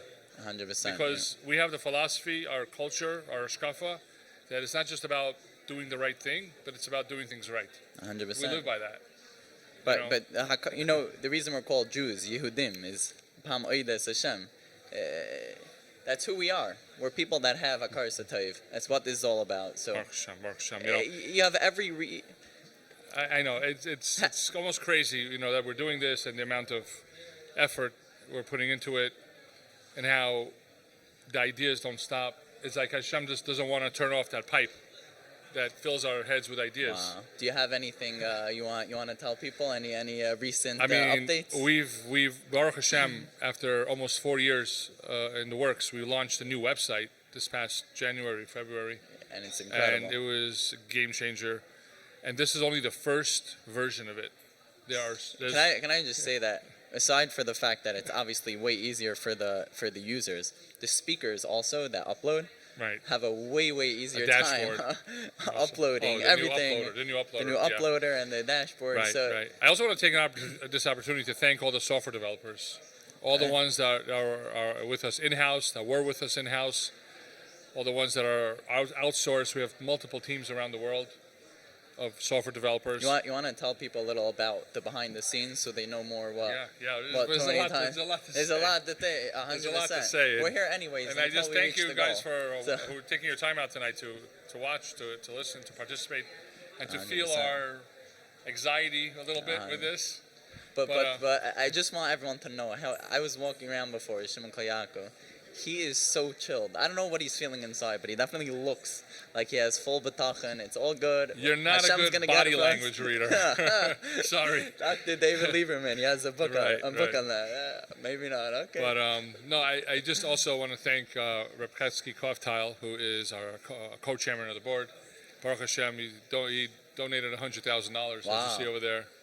Baruch Hashem, it's a tremendous thank you to also Reb Tzvi Ehrenfeld out there in the 5 towns. His brother, Rabbi Ehrenfeld, is also a speaker on TorahAnytime. So Baruch Hashem is a tremendous help, tremendous support. He donated $28,000. Wow, tremendous Yesher Koach, and a shout out to Ben Sion Steinfeld, $26,000. The Alaham family, $26,000. The Wolfson family, $24,000. $18,000 anonymous. Can we scroll it down a little bit? I just want to give shout outs to these high level donors, Baruch Hashem. They help make the average donation higher. What else do we have here? Baruch Hashem, the Ashkenazi family. I think that's their name, not that they're Ashkenazi. Oh, okay. But anonymous, $10,000. YN Consulting, thank you guys, $10,000. Park Avenue Hotel in London, 7,700. What is that? Pounds? Okay, yeah. pounds. It's more than dollars, I think. Excuse my ignorance. Maybe that's almost $10,000. Yeah. We have Rabbi Binyamin Gleiberman, who actually went out on Purim, and he says, "You know what? I'm gonna take care of this on Purim. I'm gonna take this opportunity when everyone's giving." And he raised a lot of money on Purim. That's amazing. And Rabbi Meisels, Baruch Hashem, God bless him, a tremendous help. Ari and Ruthie Parnas. And Rabbi Zalman Deutscher, I can't believe it. I owe everything to Rabbi Zalman Deutscher. He was the he's one. Tell us the pulled me out story of about public him. School, put us into his yeshiva, never gave up on us, and everything, all the shusam of TorahAnytime go back to him, and we owe him everything. And he ends up donating $5,000 to us. That's beautiful. Look at that. Full he circle. Should live and be well till 120 in health. Rabbi Zalman Deutscher, thank you. And we have Rabbi. Who's that? Ari Parnas. Oh, okay, twice. Ari Parnas twice. Okay. Rabbi Shimon Sofer, Tzvi Black. Thank you so much, Tzvi Black. Anonymous. Okay. We have Danny Sroor. You guys are amazing. I think that's from the Syrian community, incredible community, and much more. So the point of this is, of course, to show Hakar Satov and give them shout outs, but also there are people out there that Hashem has blessed financially. And they are there, and there's a nice amount of them out there. Even if it's a small percentage, just still a nice amount of them. We're asking you, please, help us end this campaign right now. We want to go home. We want to get sleep for the first time in a few weeks. We want to be able to exhale. So please, just make a pledge. You have a whole year to make your gift. Please, you could call me right now. You could text me, 917-681-0003. Text me, make a pledge. Say the number again. We'll work out the details later. 917-681-0003. Shoot me a text. You could email me at shimon@TorahAnytime.com. Help us get to this finish line. We're almost at 1.3. We need to get to 1.8. And again, causematch.com/TorahAnytime. Go there right now. Causematch.com/TorahAnytime. And the phone number to donate on is 718-682-8111.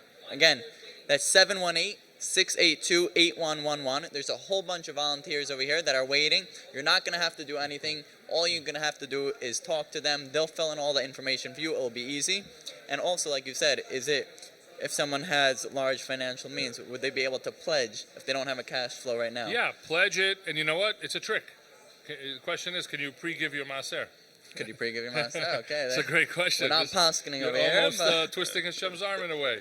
Not pasking over here. But it's an interesting concept. Also, just want to make sure I take this opportunity. Tremendous thank you to my parents, Baruch Hashem. And my mom is here in the room. Hi, Mom. Okay. Eliezer, you want to get Babuli's attention? Okay. Giving a shout out to my mom. All right. Hi, Mom. Okay. Thank you for everything. Okay. We love you. That's beautiful. Okay. Yeah. So Baruch Hashem. It's very important. Of course, to our wives, like I mentioned before. Okay. So, guys, let's go. Now it's time for the real stuff. Let's go. So, guys, all the regular people out there, not the super rich, all the regular people, you might know someone who Hashem has blessed financially. You know what? Let's get a little bit uncomfortable, and let's give them a call. 100%. Let's give them a call. Let's tell them what's going on. And it's a very simple thing you have to say. You don't have to be a good salesman. You just have to be passionate and believe in this. We all know the impact TorahAnytime has in the world. They're having their one-time-a-year campaign right now. And we need help to get to the finish line. There's no greater source than to donate to an organization that spreads over 15 million hours a year. It's a simple, that's it. It's simple. That's 100%. it. There's nothing more to say. 100%. The rest is commentary. You know, I heard even this farm, they write that it says Talmud Torah Connected Kulam. I saw that on one of your ads. And one of the things they say is that there's a chusim. Not only is Talmud Torah Connected Kulam, but there's chusim that you could get from any segula or anything from any other possible cause. You get the same thing by giving to Torah. Wow. So, like you said, it's real sources for this. There is no better cause than Torah. So, we have a lot of testimonials as well from people. Up next, all right. Yeah. So we're gonna take a break. I'll just share. We're gonna continue talking. Yeah. We're gonna go. All right, we're going to let everybody know. Guys, you still have a chance. There's a custom painting, $5,000 value. Let me tell you a little bit about it. Yeah. So, tell them how much they could donate for all Devorah Rhodes, who I believe lives in Queens, very, very talented artist. And she is donating to TorahAnytime for us to give away a custom painting that's worth over $5,000. I'm looking at one of these paintings, and it's absolutely stunning. I'm looking at the one with the Kotel. That is the next raffle. You still have a chance to get tickets for this raffle. It's $200 donation gets you one entry. $500 donation gets you 3 entries. 10 entries for $1,000. 25 entries for $2,000. And 50 entries for $3,000. And you could pay it throughout the year. And yes, tremendous thank you to all the 10 donors, the sponsors for the donors for these raffles. Absolutely incredible. Tremendous trust that they're getting for doing this. All the donations that came in because of this goes to these people. So if you're interested in sponsoring for next year's campaign, contact us right away. Okay, so what I was saying. In a few minutes. I'll All right, just- that's coming up in a few I'll minutes. just share All one right. of our very most popular testimonials we got. Oh, perfect. All right, let's hear. Probably the most popular testimonial is that because Most of Torah, common, you mean? Most common people send this in. Yeah, Okay. yeah. And we have endless amount. But here's a very common one. We have an endless. They say that because of TorahAnytime, we have gotten off Netflix, YouTube, and music that they shouldn't be listening to. Wow, that's beautiful. That's priceless. That's beautiful. That's amazing. When If we you read didn't things give like that, you hear this, you gotta go. What's the value of that? Causematch.com/TorahAnytime. what's the value of that? Right. It's Causematch.com/TorahAnytime. Or you could dial in 718-682-8111, make a donation. Let's see, has anyone texted me with a super rich person? All right. Okay. If All you're right. a super rich person out there, we're waiting for your text. The super rich. If, Baruch Hashem. Yes, and the 1%, yeah, you could spread it out 12 months. Spread out 12 months. Pledges, if you don't have cash flow right now, we Right, understand, right. even if you're super rich, you know. So You so make the sometimes pledge people right ask us, like, what are the expenses of TorahAnytime? This So is a very- let them know, this- yeah, and you yeah. know what? It's understandable that people might not understand. It's just the website. Right, Well, because the okay. same way that people don't understand how the body works when they move around, and they don't really think about it. I heard that from someone. This That guy. they don't know. I think it was you, right? Oh, man. With the knee? You were with the knee, right? I think it was Probably, you. yeah. Anyway, yeah. I All forgot right, who I'll I heard take it that, from. I heard it okay. from somebody. But anyway, so That's great. the same way people don't think about that, people don't think about TorahAnytime, but you know what? It's such a good product. Like I said, we don't just do the 100%. right thing, we do it right. 100%. And there are people don't realize that to store over 300,000 high quality videos, you have to pay for that. It's not just in thin air. It has to be on supercomputers, which are all over the world, because depending on where you're logging in from, it goes to the closest computer. And we pay a monthly storage fee to have those lectures there. But even more than that, every week we're adding around 1,000 new lectures to that. Wow. And even more than that, every time we record a lecture, which in itself is a whole project, and then we put it on another computer, not the one that gets stored in. I'm sorry if I'm being confusing, but sometimes people ask, where's the money going? It goes to it goes to a computer where it takes that video and puts it into different formats. For people, for low quality video, high quality video, audio only, for the iPhone, for the Android, for the Mac, for the PC, and many other things. Then those files go to the storage computers where they're served, the servers. And then we take it to the next level. What is that? Now we need people to go on. Did someone say they just raised $5,000? Congratulations. Congratulations. Oh, we hit 1.3. Oh, amazing. You saw amazing. Berlin, $5,000. Thank you so Chazak Baruch. much. But check this out. Rebelli, check this out. Then you need the highways for people to go into the servers to be able to watch the lectures. Now, the amount of lanes on this highway is called bandwidth. You guys listening? For those asking, where does the money go? What do you need the budget Can you all for? please just donate? Do you get the point already? The more bandwidth that we have, that means the more that allows us people to get on the servers at the same time, the more you pay every month for those amount of highway lanes. And we pay for that every month. And we hope And we you pay a wanna lot. use know that, why? exactly. Right. We want to pay a lot. Yeah. And then 100%. you have the actual platform. That's what people see when they go on the site. Like what they see. They can't see 100%. code. You have to make it 100%. in a way and that it looks they can it's so use. easy to use. It really is. That in itself, we invested over $1.5 million in the past 4 years just to put out this website. Wow. We're not even talking about the app. It's another million That's plus. incredible.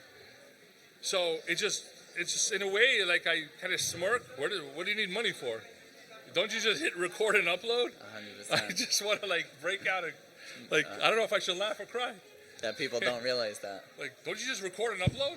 100%. Like my brother says. 100%. There's another company that does that as well. YouTube. And what's their budget? Hundreds of millions of dollars. What are their Billions? What are their software developers? The thousands of them How doing many all workers day. do they have? How many? We're the same as YouTube. Yeah, 100%. If our budget is $3 million a year and theirs is $1 billion. You want to be spreading Even with the percentage, even more ours should be videos more. than them. Yeah. One day, But it's TorahAnytime is going to have workshop. more But it's just videos like, than. where does the money go? What are the expenses? Oh my So, God, man. now that And you know people what? know Sometimes that, you yeah. ask this question. Ooh. I'm like, so if I explain to you how much you want to donate, I don't know. I'm not even sure I'm going to donate. So why are you asking? But I'm just venting to everyone. No problem. If someone is serious, they want to donate a nice amount, they want to understand, no problem. Let's talk. We'll show you 100%. anything you want. 100%. And everybody could watch the documentary about TorahAnytime where you go into details. You Yeah, can see yeah. all the teams of software developers and exactly what they do Yeah, and, each and so department on. in its own world. 100%. You have, just a hotline. There's like it's a handful of people working on the hotline. 100%. Not the internet, not the app, the hotline, the daily 100%. dose. There's a whole team. From finding the dose, which thank God, Baruch Hashem, a lot of the speakers are beginning to help us with. From putting on the music, you know what that's about because your Yeah. stuff. Putting on all the video, you do once a week. We do it 100%. Every day is incredible. We do it every day. 100%. And sending it out, and sending it on all the platforms. 100%. Baruch Hashem, Baruch Hashem. We're not complaining, Chas v'shalom, no way. But we just want people to understand that's where your money is going. 100%. And it should be a $10 million budget. But because we're so frugal, we're so thrift, we're so careful with how we use the money.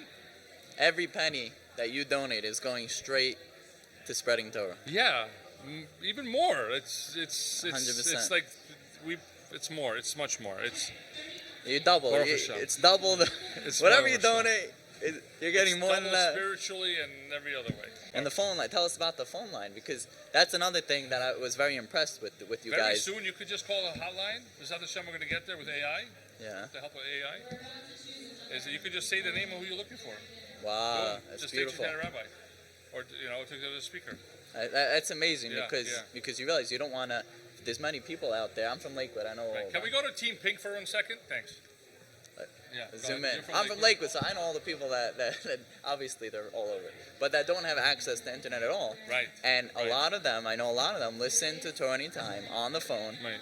All the time, and it's beautiful. You didn't just say, okay, we have the people No, that are of course anyways not. on the internet. No, you we went don't out. want people to Exactly. get the internet. 100%. We over the years we got a nice amount of letters from people saying that because of lectures on TorahAnytime, I got rid of my smartphone. Wow, you hear that? That's amazing. Because of That's lectures on amazing. TorahAnytime, and I people got rid think of my it's smartphone. the opposite. People think. We have to give this huge shout out over here. Huge shout out. We coming have over Team here. Pink, Rebbitzin Esther Wien, absolutely amazing, so inspiring what she's accomplished and her incredible Kevra, I don't know what you call it, for a group of How amazing many donors ladies. Is that? 445 donors. That's incredible. That's Guys, we could all do this. Look at this. Okay, over $26,000, Rebbitzin, Wien, and all your incredible friends and students and whoever, your whole group. From the bottom of our hearts, you have a tremendous chus in everything TorahAnytime does. Thank you so much. And of course, Rabbi Sperling, who is the head-to-head, always having, every year they have this little competition. I didn't know this. And I What's think this, last year Rabbi Sperling won, and this year it looks like Rebbitzin Wien is just like They have a killing competition. it. Okay. Yeah, you see, Well, if you you like have Rabbi team Sperling. red, Team Pink, and Team Red. I You mean, like Rabbi Team Blue. Sperling, Sorry, yeah, Team yeah. Blue. Rabbi Sperling. Sorry about that. He's doing phenomenal. 417 donors as well. That's incredible. Rabbi Meisels. Oh my goodness, look at this. $17,000. This morning it was like a few $1,000. Wow. I don't know what he's been doing, but whatever he's He's doing, been Rabbi working, Meisels, he's keep working. doing it. And of course, Benjamin Gleiberman, we mentioned earlier. Incredible. Okay, Rabbi Joey Haber, rocking it. Oh, he went way past his goal. Reb Shimon Kol Yaakov, I don't know how much. 14,000. Big I don't shout know. out. They might know me. Rabbi Callis, Josh Brody. Right, he's killing it. Some incredible speakers here. Thank you. Yeah, Rabbi Fischel Schechter, Rabbi Schaefer, Rabbi Brog, Rabbi Hoffman. Just let everyone know that if they want to help out. Yeah, by the their way, favorite you speakers, should, whoever's out there who listens to a speaker, donate to their page if they have a page, And and leave do a it in comment. honor. Do it in honor of them. Leave a nice heartfelt comment and just the thank them. speakers see each one. Oh, they do. I saw who They do. donated They to do. my page. You could also Yeah. donate to his page too, by the way. He still didn't get his goal. Where does he hold it? Can we help him out a little bit? That's it. I don't pressure anyone for me. Do it for yourself. Get Right. the scar for yourself. Get to his page. That's it. There you go, Rabbi Eli Carmel. Okay, we're doing it. We're getting 37 donors. 37 of you are very, very 37, lucky. okay. Very smart. You have the schus and everything he does and everything TorahAnytime does. Yeah. Let's get that number up. All right, so Baruch Hashem. Guys, causemash.com/TorahAnytime. Donate by phone, 718-682-8111. I always end up getting on the mic in the end of these things. How does this happen? I wasn't even on the roster. You have a raffle? On video? in 2 Okay. minutes. All right. Yeah, tremendous thank you to my Daily brother dose. as well. I don't know.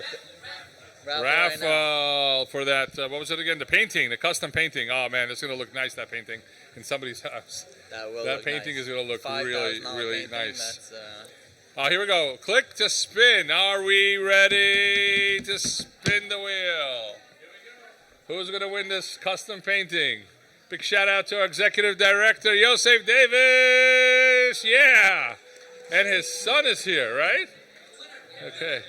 We have a winner. we have Mordechai Wow, Kolatsky. another TorahAnytime speaker won. Guys, Look it at pays that. if you're a speaker to make some more donations. Yeah. By Mordechai Kolatsky. Is gonna have. Wow, he's gonna he have can a have a beautiful new picture. background. He can make his videos there now. Oh, that's true. That's true. I have to find a way to get it to him. I think he's in Cleveland or somewhere like that, or Ohio. Well, I'm not sure. Congratulations. Cleveland Either way, is and there's Ohio, anyway. more raffles if anyone wants to. Yes. Yeah. Okay, donate guys. The right next now. raffle's coming up. Two more left. One of them is $6,000 in cash, cold hard cash. And what's the other one? The other one is something What else. is the mice, $10,000. $10,000 a gift certificate to a very luxurious jewelry place. Anyone has any ladies in their life that could use some jewelry? I think Or a maybe lot they of even people sell do. watches for men. Who knows? But anyway, that's the story. Okay, guys. Also, some great news. We are coming out with the Daily Dose book, B'ezrat Hashem. Hopefully this year. Yeah, probably this year, B'ezrat Hashem. The Daily Dose book is going to be revolutionary. Very similar to the book of Rabbi Zachariah Wallerstein that we put out that sold, Baruch Hashem. We're about to hit 20,000 copies. Wow. That's big for a book. Yeah, a Jewish book, especially. Yeah, definitely, yeah. And of course, the unique thing about that is that after every chapter, over 100 chapters, there is a QR code that you could take out your phone and scan. And if you don't have one of these, Good for you. Good for you, and give me a bracha. You could dial in on the hotline, and there's also the ID number, so you could listen in what you just read. We can't forget about the special people that don't have smartphones. I'm jealous of them. You should know. I really am. 100%. I wish to get there one day. It's just what I do. Really requires. This is for anyone. anyone. Give me a bracha right now. I love it. Okay. You don't That's need so my cool. So brachas, cool. yeah. Yes. What's the and the people on the phone who we're pumping up right now? They could donate at 718-682-8111. 718-682-8111. Give big, guys. Give big. You can never lose by donating to Torah Anytime and to donating to an organization that spreads so much Torah. Let's put up the cause match page. All the recent donors. The recent donors. he'll shout them out. Oh yeah, we almost have 1,300. No, was it 121? 12,000. 12,000. 12,000 donors. Wow. Over 12,000 donors. Whoa. That's the most I think ever from any campaign we did. This is a new record. We just hit a new record. The here. most donors. Baruch Hashem. We're at 1.3. What else? Okay, let's talk about some other stuff. So yeah, the Daily Dose book. Yeah, that's going to be something very amazing, and there's going to be a lot of Daily Doses there. The Daily Dose app is out. If you have an Android or if you have Apple, download the app. And of course, if you don't have those devices, good for you. You could also get it on email. Daily Dose at. What is it? What's the email for the Daily Dose? Daily Dose email at TorahAnytime.com. If you email that email, sign me up, you'll get the Daily Dose every day via email. That's beautiful. Daily Dose email at TorahAnytime.com. And of course, we take it to the next level if you want the Daily Dose on the hotline. There's a phone number for that. I was waiting for that. Ruben, if you could, the hotline. What is the hotline number for the Daily Dose? But it's only there for 24 hours. So you got to call every day. You got to call every day. It's a daily dose. Yeah. So you got to call every day to listen to it. No, that's not it. 347-541 dose. 347-541 DOSE. Yeah, so that's the Daily Dose hotline. So we got you covered. We do. There's no, and the book as well. When it comes out on Shabbat, you got the Daily Dose. And we're moving on to Talk about the newsletter. I know you. newsletter. You Big shout out to Rabbi Elon Perchik, our very talented writer. And it was mind-boggling. How many people you have signed up for that? Baruch Hashem, well over 130,000 who get the newsletter every week. Baruch Hashem. All this costs money. 100%. All this costs money. You don't think about it the same way you don't think about when you flip a switch, when you go into some building, or you turn on the faucet somewhere. Someone's paying for that. Every time you click on a share, you download a share, someone's paying for that. Baruch Hashem. So how do you sign up to that, by the way? How do you sign up to the newsletter? Yeah, how do you? How do you, right? Yeah. Newsletter at TorahAnytime.com?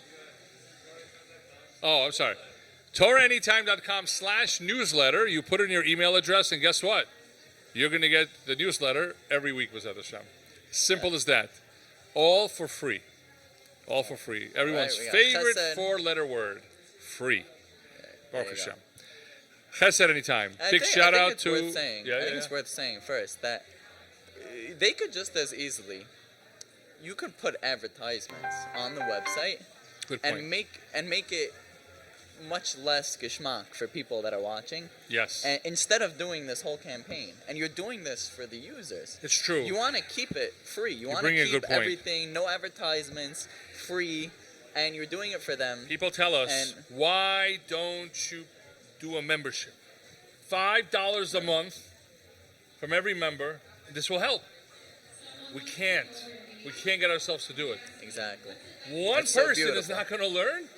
One person is not going to learn. The whole thing is not worth it. We can't. And we look can't what they're forget willing about to that do. guy. Then I have people telling me 30 to 50,000 visits a day. Put ads. Look at the yeshiva world. Great business, great company, great people.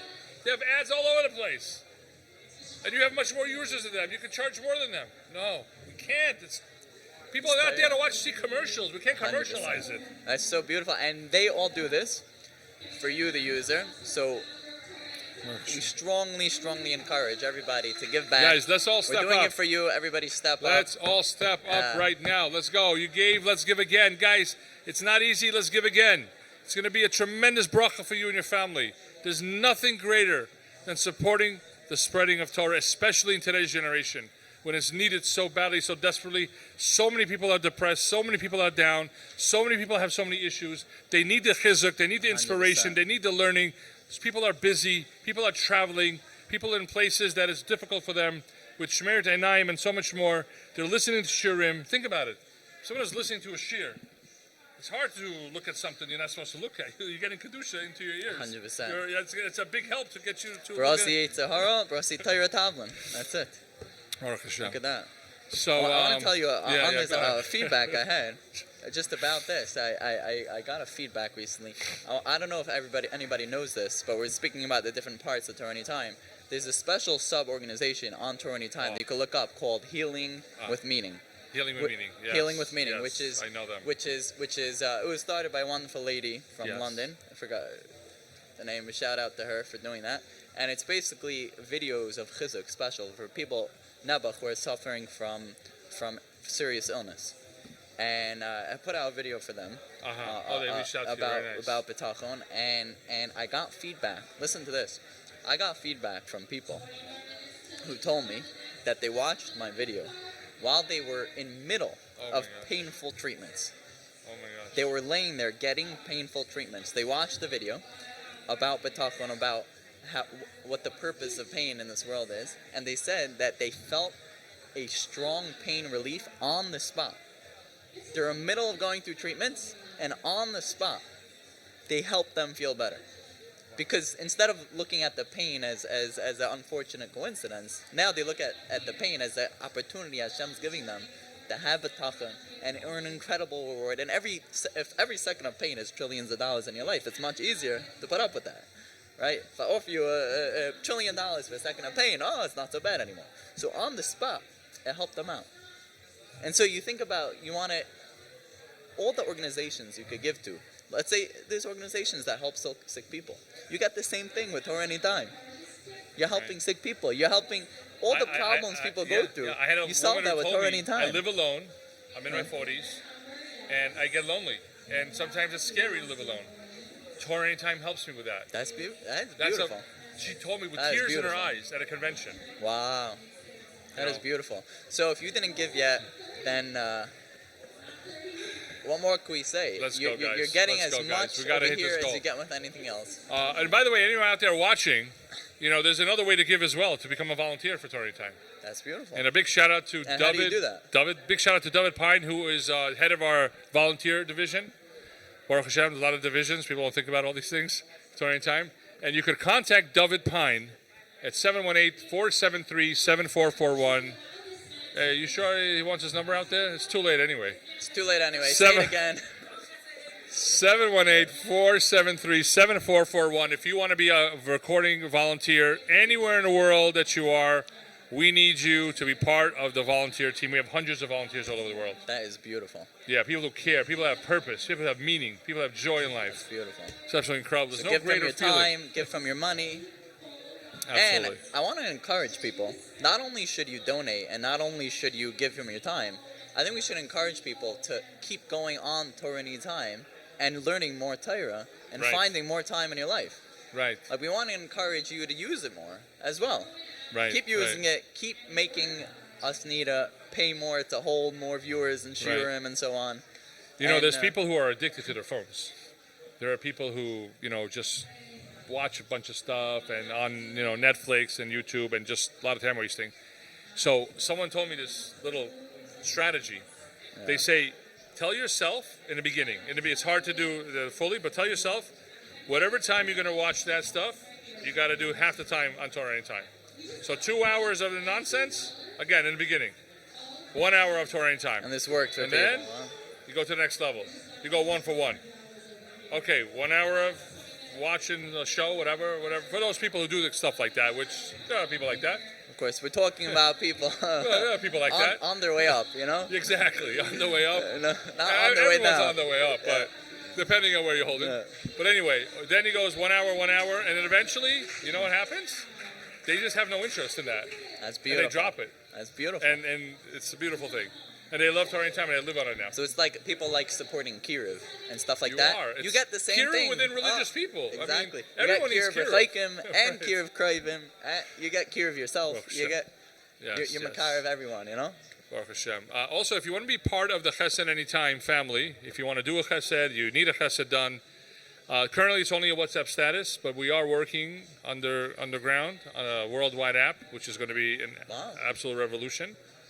What it's going to do is going to be mind blowing when it gets revealed.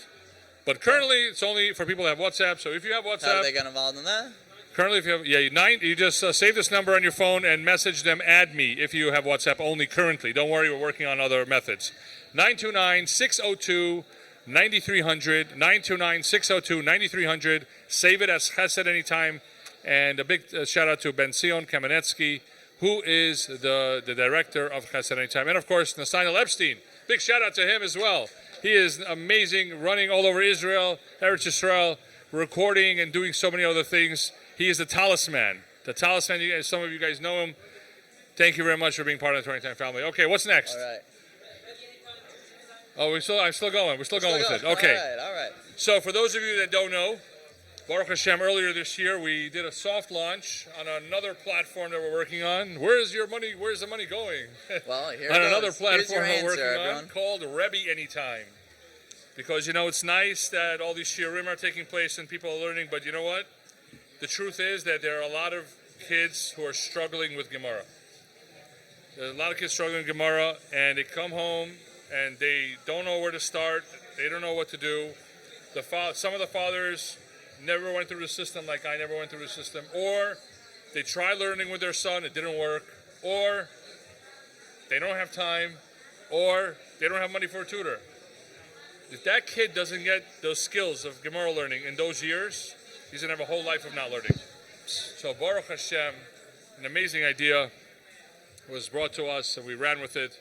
What was it? Rabbi Newman. I think Rabbi Newman from over here from Queens. That's beautiful. Let's do something for the kids. Baruch Hashem, 100%. Rebbe Anytime was created. There is so much work that gets put into it. It's And so if people detailed. like that idea and touch play it, Yeah. where should they donate right now?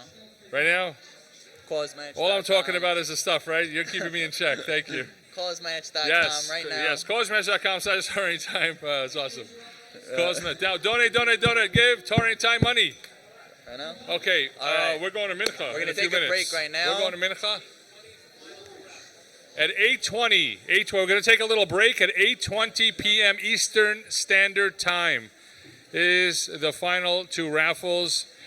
Everyone who's watching, please text all your friends, your social media, everyone you know, the link to causemesh.com/TorahAnytime. Get everyone to donate something. It's impossible, no matter how much someone is struggling financially, it's impossible they cannot give $10 over 12 months. Over What 12 is that? 80 cents a day? A month? Probably doable. Come on. It's probably doable. I don't fall for it. And if they are really in that situation, it sounds like they really need to give it tzedakah for the schus to get out of that situation. Man, it really sounds like it. And if you're really there, let us know. We'll try to. Unbelievable. help you Okay, yeah, out. we're going to take a break for Mincha. And again, Thank we'll everyone see for you watching soon. so Get far. everyone Come back back. here at 8:20 New York City time. Thank you. We love everyone out there. Thank you. All right, Rabbi. You're great.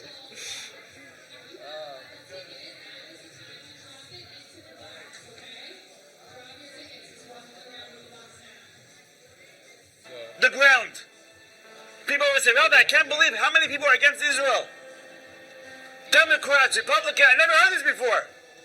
How is it possible? People are slandering the country as if we're trying to kill people and innocent people. How is this possible? They're talking like this about us. We're not that kind of nation. Rabotai, the Chachmei HaKabbalah teach us. Every power the Goyim have against us, it's caused by us. Meaning, if we're talking Lashon Hara about each other, I badmouth you, and you badmouth him, and he believes it, and everyone's believing each other's Lashon Hara and Otzat Shem Ra, and we're not trying to stop it and correct it, then the koach the Goyim have is to speak Lashon Hara and Motzi Shem Ra against us, and people will accept it. The same way when Sarah speaks to Rivka Lashon Hara, and Rivka says, really? Wow, he really did that? I can't believe it. He's such a terrible person. Oh, you believed it, you accepted it? Now the Goyim have more power to speak against Am Yisrael, and the world says, wow, look at Am Yisrael, they're so terrible. We have to stop the Lashon Hara. We have to stop the Motzi Shem Ra. You have an issue, go confront the person. Sit down with the person. Don't spread rumors. Don't spread lies. Because when we spread lies here, we are allowing the terrorists to spread lies about us. And people believe it.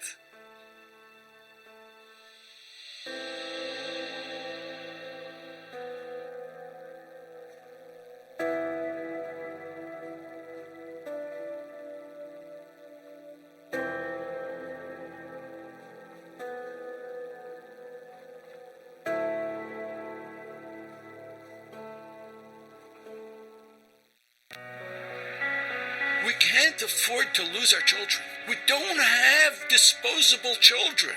Children you can't get at the store in plastic. Doesn't work that way. You can do that for cups and plates. You can do that for silverware. But you can't. We don't have disposable kids. We don't have any to spare. We don't have a single one. Not one child is extra. And not one child can we afford to lose, Rahman al because we don't want to change our way of speaking to that child or our way of understanding that child. There isn't a single child in the world that we can afford to lose, Rahman al You see the efforts, the limits we go to fight, to go get back every single hostage as it should be. Every single one till we're done, we gotta get them back. Why? Because every single one is a Yiddish kid. Doesn't matter where they are in the spectrum. It doesn't matter how many times they put on tefillin. It doesn't matter how much they eat kosher. Every single Yiddish neshama is precious. And if we have one in our family who hasn't been taken hostage by Hamas, he's been taken hostage, Rahman al by TikTok. He's been taken hostage, Rahman al by social media. He's been taken hostage, Rahman al by who knows whatever, the taiva, temptation, or whatever else is out there. We got to get that child back, and we got to get that child back. And the way to do so is not with machine guns, and it's not with RPGs, and it's not with drone attacks. It's by changing our language to our children. And if we can do that, and we can humble ourselves enough to do so, we will get our children back. Bring them home, right? Bring them home is right. Bring home those children. Don't let them go. We can't afford to lose a single one of them.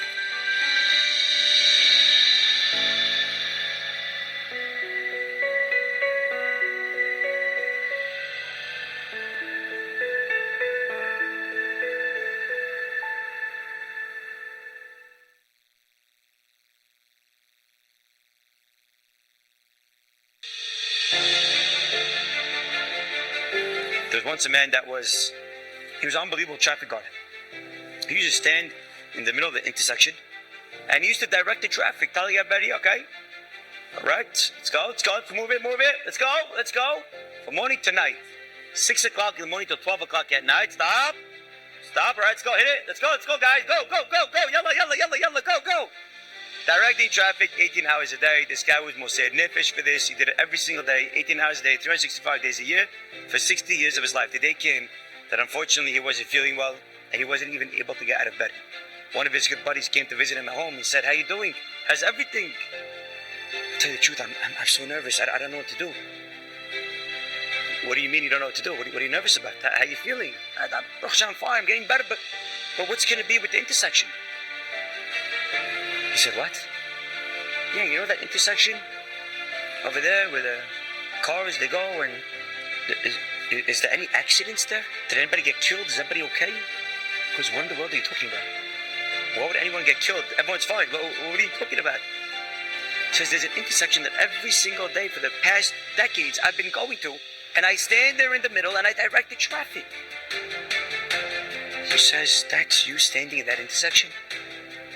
Yeah, of course. You see me? Of course I see you. I didn't know it was you. You have the whole thing on. I know that's you. Of course, I'm standing there. I'm directing traffic. I'm telling you what to do. He said, no way. He said, yeah, that's me. Is everything okay? Of course everything's okay. How? Someone else there? He says, no. No, you fool. What do you mean? No one listens to you anyways. No one listens to me. I'm the one telling everyone when to go, where to go. If it wasn't for me, who knows what would happen? He says, little did you know maybe, but right on top of you there's a traffic light. Everyone looks at the traffic light, and that's how they know exactly where to go. If anything, you're just getting in the way. And in life, so many times, a person down here, he thinks, I'm doing so much, I'm making so many things happen. I'm the best on earth. What's going to happen with the shidduchim after this person's 120? What's going to be with this organization? What's going to be with the shul? Habibi, there's one above that's conducting the traffic. Did you really think that it was you? So of course you have to do your ishtalut.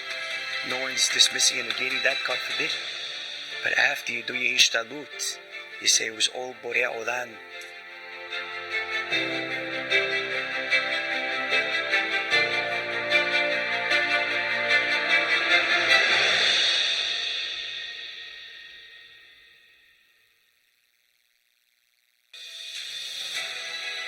Everything you do is so significant. Skills you have that are unique to you, your time and your abilities, everything. The simplest things to some of the most complex things. From advice to a smile, from a mitzvah to Torah to davening, saying Tehillim for somebody, you could save their life.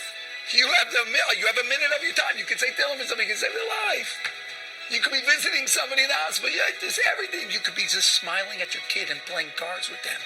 Maybe that's your truma you need to do, because you don't want to, because you want to be busy, because you have a meeting, but you make some time so that you could spend some time with your kids, so that you could have a conversation with your wife, so that you could call your parents who don't hear from you too often or often enough. So many chances to give.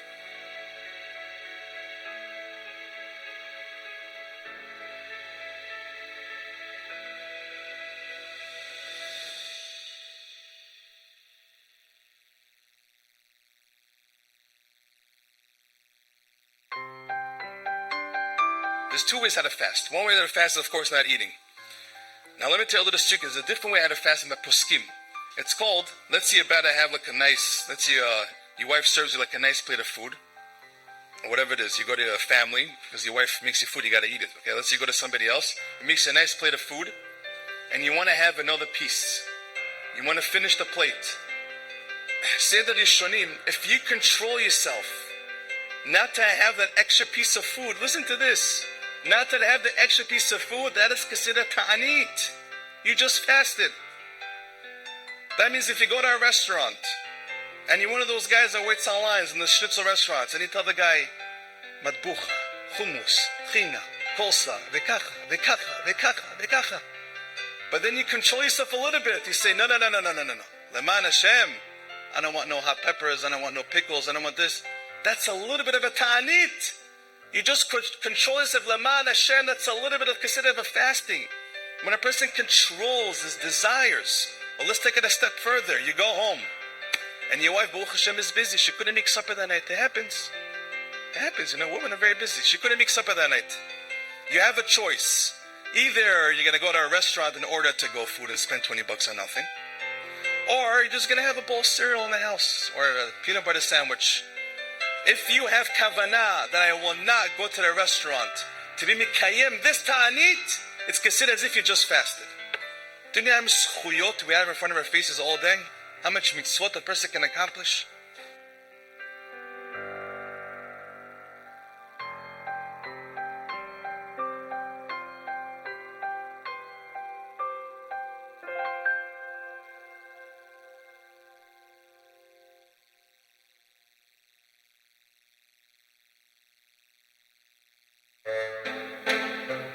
There was a story about a lady. She was rushing to the airport. So she realizes that Baruch Hashem, she made it to her flight. The flight was delayed. And as she's sitting in the airport waiting for her flight, she sits down next to a stranger. And she was busy and her mind was everywhere. And she sees a pack of chocolate chip cookies. And she takes a cookie. She sees the guy next to her also grabs a cookie. So then she takes a cookie. And she's wondering, who is this guy? What chutzpah does he have to eat my cookies? I didn't give him permission to eat my cookies. And then he takes a cookie, and then she takes a cookie, until finally they get to the last cookie. And now she's wondering, is this guy seriously going to have the audacity to take the last cookie? Doesn't even belong to him. And then he goes ahead, takes the cookie, breaks it in half, he gives her half, and he eats the other half. She says, I can't believe this guy. Thank you for doing me a favor and eating my last cookie. She doesn't say anything. She gets into the plane. As she's putting away her luggage, suddenly something falls down from one of her luggages. She realized she dropped her bag of cookies. And in reality, it wasn't him who was eating her cookies, it was her who was eating his cookies. But she was so quick to judge. So she was put into a situation where it seems so clear that clearly he's taking something that belongs to me. But sometimes that happens to us as well in life, where we run into a situation where sometimes things seem to be so obvious. That obviously this person is wrong and I'm right. Or obviously this person is doing something that is terrible. But is it always true? Is that always the case?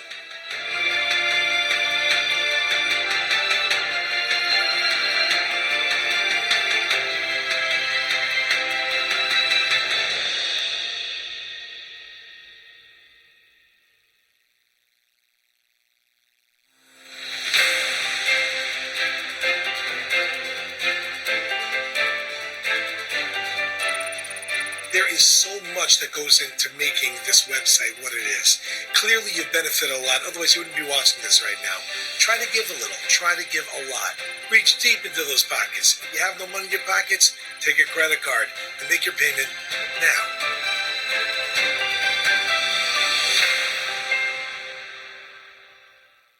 TorahAnytime's 18th anniversary campaign is now underway. Everybody wants to get the most bang for their buck. There is no greater investment in the Jewish world than to invest in Torah on the grandest scale in the history of the Jewish people.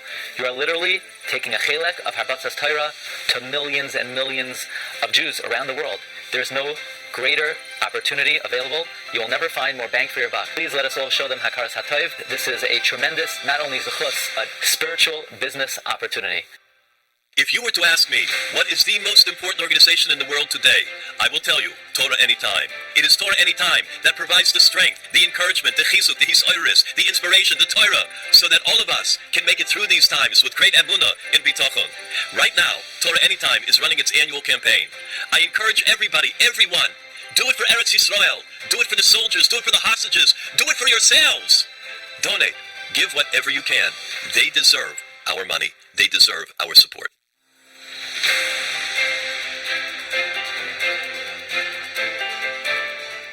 Hi, I'm Rabbi Pinchas Landis, the director of Jewish Anytime, a division of TorahAnytime.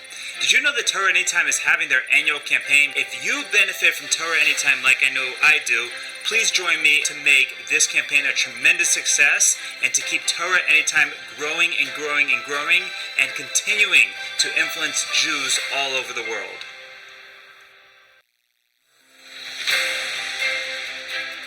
Torah Anytime is having its big campaign right now. If you've already given, thank you so much. If you're watching this, it's because you are getting great content and enjoying Torah Anytime. I encourage you to go ahead and give. It will make you feel great. It will make us feel great knowing that people care enough to open their wallets and to contribute to this great cause. It is the Yeshiva Without Walls. It is an opportunity for everyone and anyone to come and to learn. Please be a part of it and continue to make Torah Anytime as amazing as it is year after year. TorahAnytime.com is having their urgent campaign right now as we speak. And if you're watching this, that means you're using Torah Anytime. You're benefiting from this amazing organization. We encourage everyone, please contribute as much as you can to keep this great organization going full force, spreading Torah all over the world. Be'ezrat Hashem, we should be zocheh, we should merit. B'zchut the merit of tzedakah to see the geulah, the complete redemption. B'merav v'nisvin ha'adez. Amen v'amen.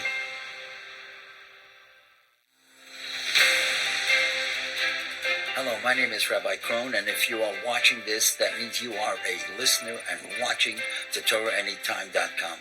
Please help us in the campaign that's going on right now. Millions of hours are listened to TorahAnytime.com. Great Torah is taught all over the world. Over 100,000 people watch it every single year. Please participate in one of the greatest organizations in Klal Yisrael.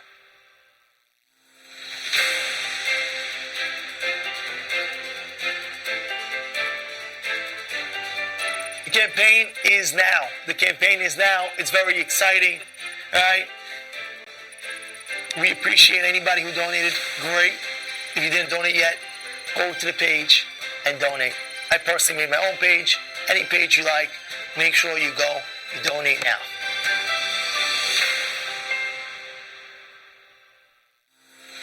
Torah Anytime is having their annual fundraiser right now, and it's an opportunity to reach tens of thousands of Jews all over the world and spread Torah. All you have to do is to come along to my page and help me perhaps reach my goal of raising $10,000 for Torah Anytime, because spreading Torah is the most important thing. This is the moment to show Torah Anytime. We appreciate what you're doing for us. Let's all get together and do something for them. Torah Anytime is having their campaign, and we are asking that if you are watching this, that means you are being affected by this amazing platform. So please join us for this amazing embarkment that we have only once a year, where we have that everyone comes together and shows their Hakar Satov, thanking Torah Anytime for having this wonderful platform that we could have a shiurim anytime, anywhere, any place, any speaker. Tzidkul mitzvahs, and we're looking forward to seeing your donations coming in. Right now, Torah Anytime is having their campaign. And just like it takes a lot of work and time to prepare shiurim, it also takes a lot of work and time to keep Torah Anytime running. Besides the time and the work that the amazing team does, it also costs a lot of money. And that's what this campaign is about. We want to keep going. We want to keep spreading Hashem's light. I donated, and it brings a tremendous amount of light into places of darkness. So now is the time for all of us to come together and to donate to this very, very special organization. May we zeicha to be a part of it.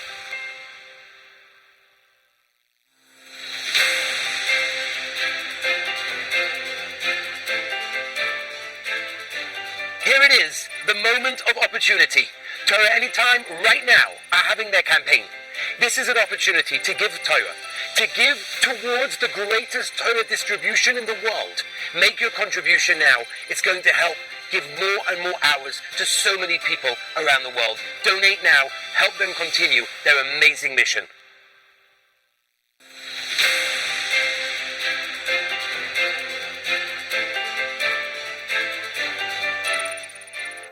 Hi, I'm Rabbi Pinchas Landis, the director of Jewish Anytime, a division of Torah Anytime. Did you know that Torah Anytime is having their annual campaign?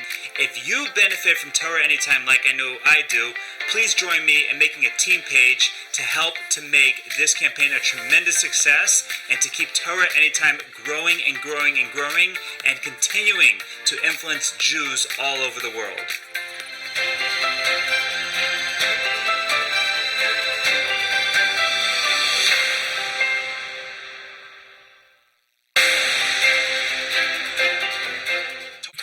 Hello, it's Rabbi Y.Y. Rubenstein here. I'm sure you know, on Sunday the 26th of May and on Monday the 27th of May, it's the annual fundraiser for Torah Anytime, to raise money for this incredibly important organization.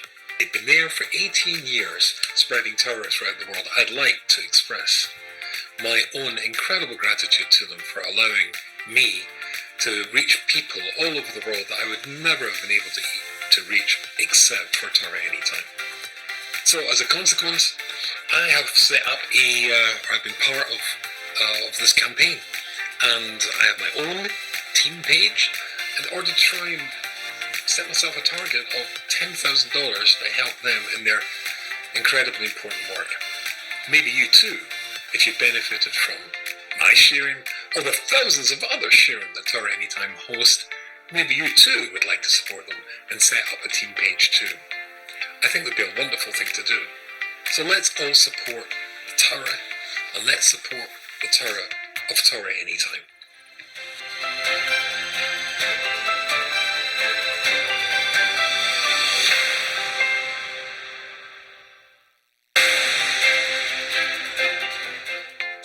Shalom ubracha to the Olam. I hope everybody is doing well.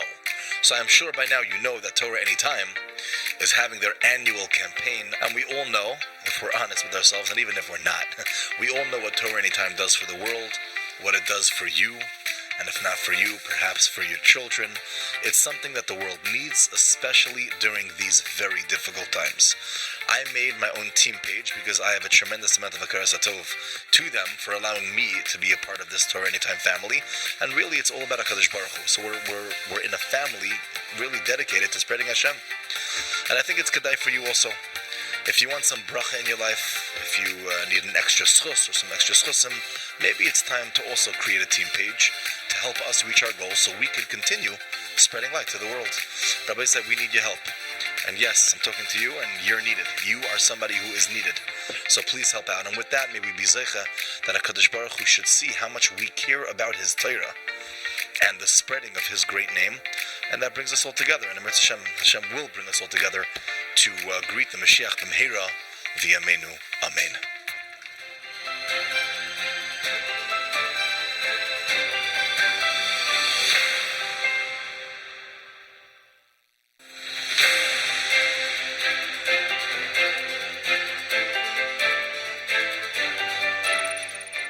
Can you imagine a world without TorahAnytime? The amount of Torah that they're spreading across the globe is unimaginable. It's amazing. And they're having a campaign. I took a page because I have a chorus at Torah for spreading my Torah and spreading hundreds of Rabbanim's Torah around the world. And I encourage you, take a page and enable them to continue their amazing, incredible mission of spreading Torah, more Torah around the world. Take a page, create a page, and allow others to give as well. It will be the greatest chus for Klal Yisrael.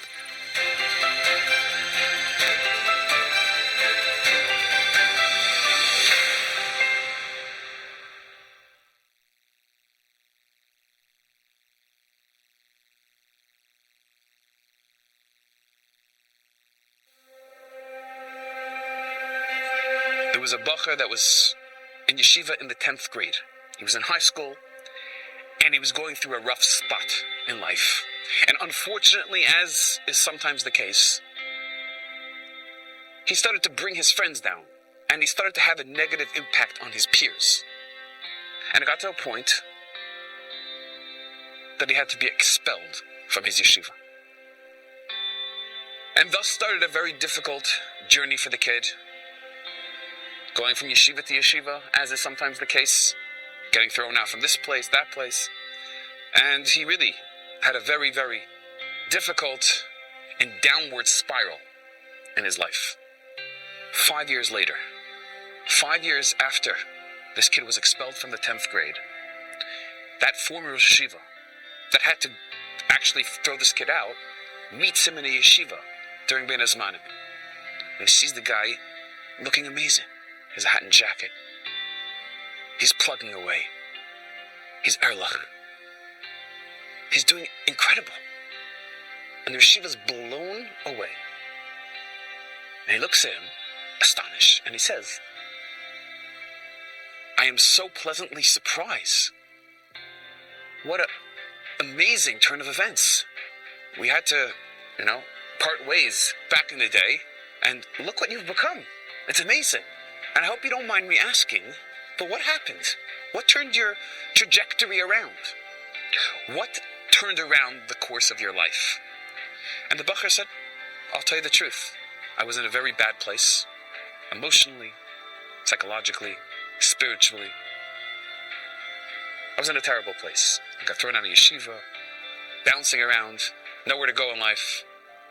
But that 10th grade Rebbe of your yeshiva, where I got expelled from, made sure to call me every single Friday. Until I left America 2.5 years later, he called me every single Friday. Every Erev Shabbos, he called me. And because he called me for 2.5 years straight, consistently, every single week, that kept me afloat. And that's why I came back.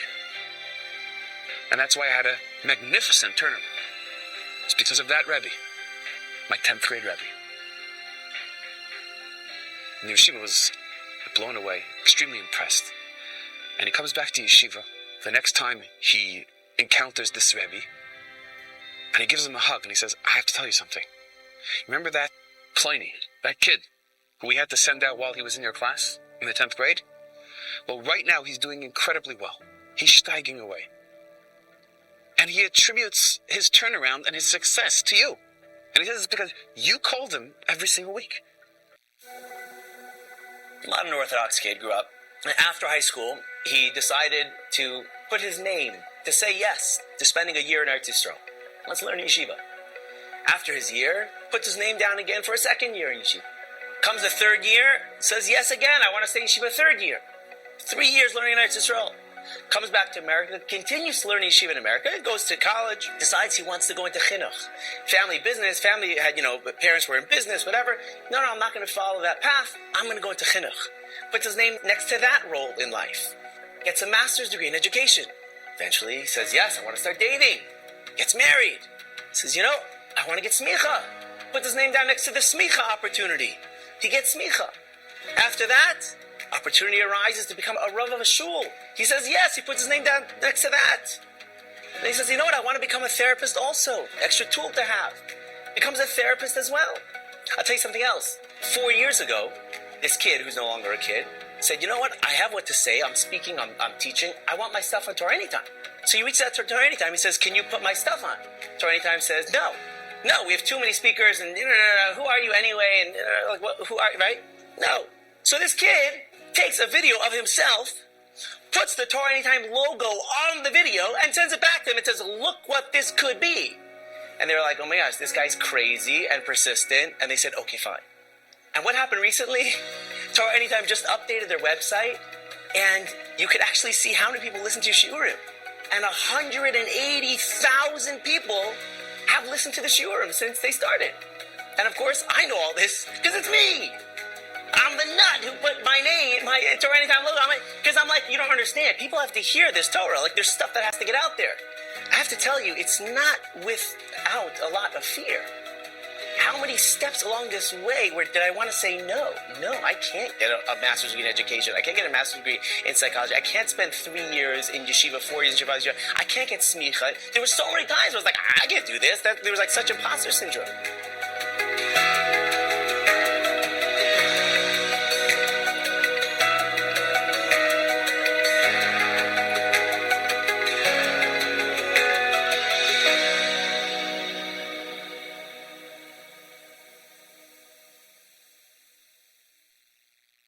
There are some things in the world that I find just hard to fathom. Like, how big is the Grand Canyon? Or how many fish there are in all of the ocean? How many stars are there in the sky? How many cells are there in the human being? One of the things that I find really hard to wrap my head around is how many hours are learned on TorahAnytime every day, every week, every month, every year. Like, it's just so hard to comprehend. It's so unbelievable that you could put a shiur, you could put a class online, and 1,000 people, 5,000, 10,000, sometimes 20,000 or 30,000 people could watch one shiur. So right now, today, you have a chance to help sponsor these shiurim Only 1% of the people that watch or people that listen are the people that support. Do you have the strength to be part of that 1%? Because imagine if I told you that for a few $100s, you could sponsor a shiur that's taking place in Madison Square Garden. If there was a shiur that was going to take place in the garden, someone would tell you, if you wanted to sponsor, it might cost you $1 million. But instead, for a few $100s, you could sponsor a Torah that's given over to the same amount of people that would fill Madison Square Garden. So it's our responsibility to get up and to donate. It helps make the website flow. It helps the shiurim get on. It helps them get downloaded. It helps them become more sophisticated. It helps them be able to have the bandwidth to have the amount of shiurim they do. It helps them be able to create new concepts and new ideas that they keep innovating in order to help Klal Yisrael, to help adults, to help women, to help men, to help children, to help people learn Gemara, Mishnayot. There's so many different ideas that are in the works that are dependent on your dollar. But I don't know if there's anywhere in the world that $1, $100, $1,000, or $10,000 could go further than on this website. Because you put in $1, and there's so many people that can learn Torah with your $1. And so unbelievable amount of people that can learn Torah with $1,000. So it's our responsibility to support. And when you do, when you get to Shamayim, you won't be able to put your head around how many zechuyot, how many merits you got from just the amount of money you gave. And the amount of people learned Torah just because of you.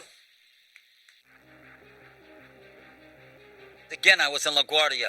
I'm about to get on the plane, and 3 security guys come over to me. Now, it is so embarrassing when 3 security people are looking just for you among 150 people. Like, what are you, like a hidden terrorist or something? And everybody's looking, and this guy, one of the security guys, takes out a phone, and he says to me, "Is this your phone?" I said, "Officer, I've got my phone right." Oh, I always have it on my waist. It wasn't there. Was it in my left pocket, right pocket, vest pocket? I looked, he's got my phone. I said, "Officer, how'd you get my phone?" He said, "I don't know where you're traveling to, but you had so much stuff. You had 2 bins, and in the second bin you put your phone. You just took the stuff from the first bin. You forgot your second bin, and you left it there, and your phone is there." I said, "Officer, I cannot thank you. I've got 600 numbers programmed in that phone. I can't. How did you find me? There's 2,000 people in this terminal."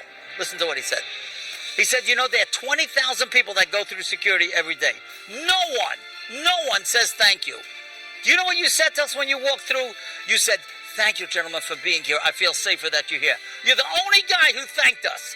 We were going to find you if you were the last guy in the terminal." Wow, that's beautiful, right? I was wearing a black hat and a jacket. Now listen to this, you won't believe it. So wherever I went, I was telling this story. 3 weeks later, I'm giving a speech someplace. A guy comes over to me, says, "Rabbi Krohn, you're not going to believe this." I said, "What happened?" The guy says, "You know, I've been listening to your speech. So every security officer, I always say thank you." So I was going in Air Canada in Kennedy Airport. And I said to the guy, "Thank you for being here." He said, "Oh, you heard the rabbi tell the story?"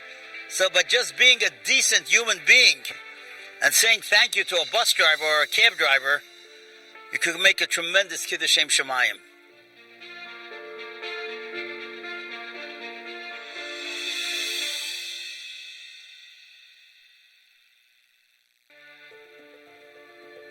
One day, as a small child, Thomas Edison came home from school and he gave a paper to his mother. And he said, "My teacher gave me this paper, and she said that this is only for my mother to read." So he gave the paper to the mother, and the mother read it. Her eyes welled up with tears as she read the letter out loud to her child. And she wrote, "Your son is a genius. This school is too small for him, and it does not have good enough teachers to train him. Please teach him yourself." That's what the mother read. She read the letter to Thomas Edison. That's what it said. Anyways, many years after Edison's mother died, he became one of the greatest inventors of the century. One of the greatest of the century. And one day he was going through one of his closets, and he found the folded paper from all of those years ago that his teacher gave to his mother. And he opened it to read it. And the message written in the letter was, your son is mentally deficient. We cannot let him attend our school anymore. He is expelled. Edison became emotional, let's just say, reading the letter, and he wrote in his diary, Thomas A. Edison was a mentally deficient child whose mother turned him into the genius of the century. A positive word of encouragement can help change anyone's destiny. With one small action of reading a letter, you would think like, no big deal, so I won't make him cry and I'll teach him some math, whatever. But that was the letter that changed his life and made him who he became, a tremendous person. She the biggest inventor of the century, I'm saying. And what happens if she would have read the letter the other way? He would have crushed him to pieces. How often do we say, like, I only say the truth, so I want to say, but sometimes you can really, really crush your child, or crush yourself, or crush your friends from one little small thing. And you could have just changed it. You could have just forgave. You could have just smiled. You could have just not said it. You didn't have to say it. I found nothing stronger than silence. Not always do you have to say things. Just because it comes to your mind does not mean you need to say it.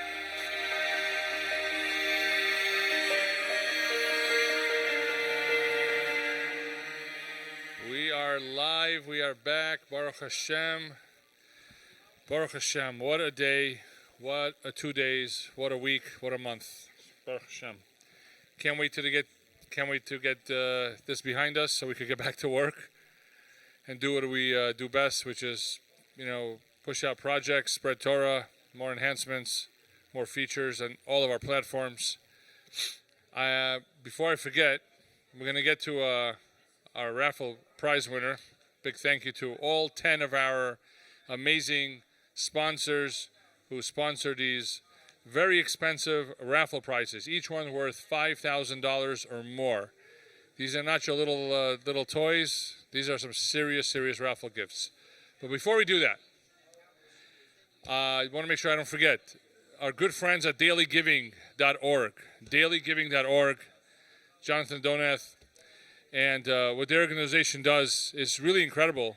They actually give away a lot of money. I'm talking about a lot of money. Millions and millions and millions of dollars a year go to many different organizations, and TorahAnytime is one of them.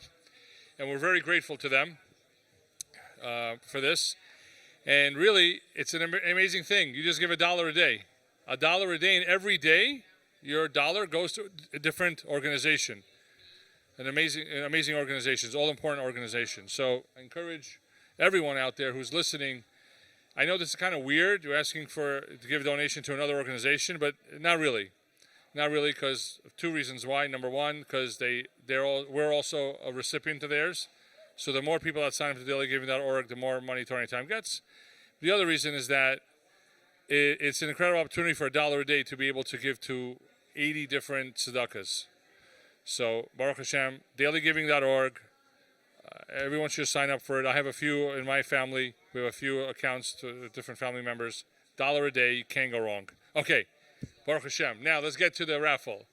And this is for which prize? What are they winning, Ruben? $10,000? Wow, this is the big one. This is first of all, a very special thank you to Facets Fine Crafted Jewelry. We encourage all of our listeners and viewers to support this business because they're so generous. They donated $10,000 gift card to TorahAnytime, and a lucky person is going to win it now.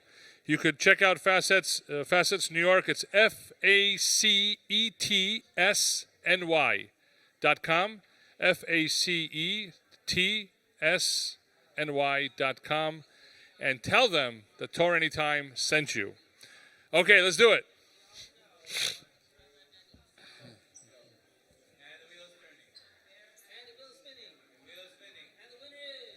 Winner is Tzvi Friedman. Oh, I know this guy. Oh, at Shabbos Kerev Tuni he got his tickets. He made $1,000 donation, I think. He got 10 tickets, and now he has $10,000 gift card to Facets Jewelry. Ooh, Tzvi Friedman. Big shout out to him. I think it was him and his twin brother. Yeah, I think that's them. Anyway, that's it. Why? Nah. We're going to wait. We're going to give people a chance. What are you talking about? Guys, the last gift is $6,000 in cold, hard cash. Everyone loves cash. So, one ticket is a $200 donation. A $500 donation gets you 3 entries. $1,000 gets you 10. That's a good deal. $2,000 gets you 25. That's a better deal. And the best deal of them all, $3,000 gets you 50 entries. 50 entries. So pretty good chance of winning. It's a win-win. You donate money to Torah Anytime, you automatically won.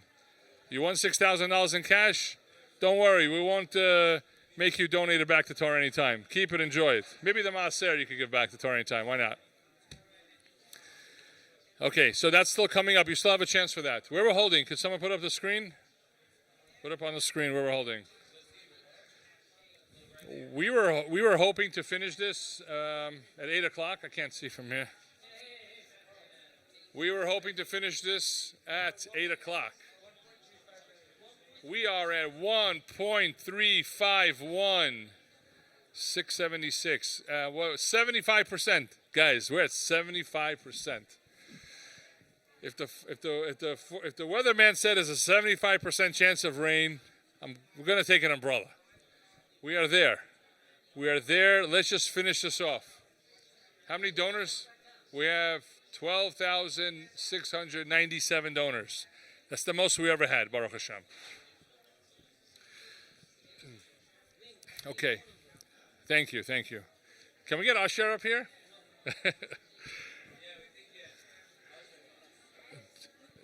Causematch.com/StartingTime. Please excuse me, I'm a little bit tired. I haven't slept in a few days.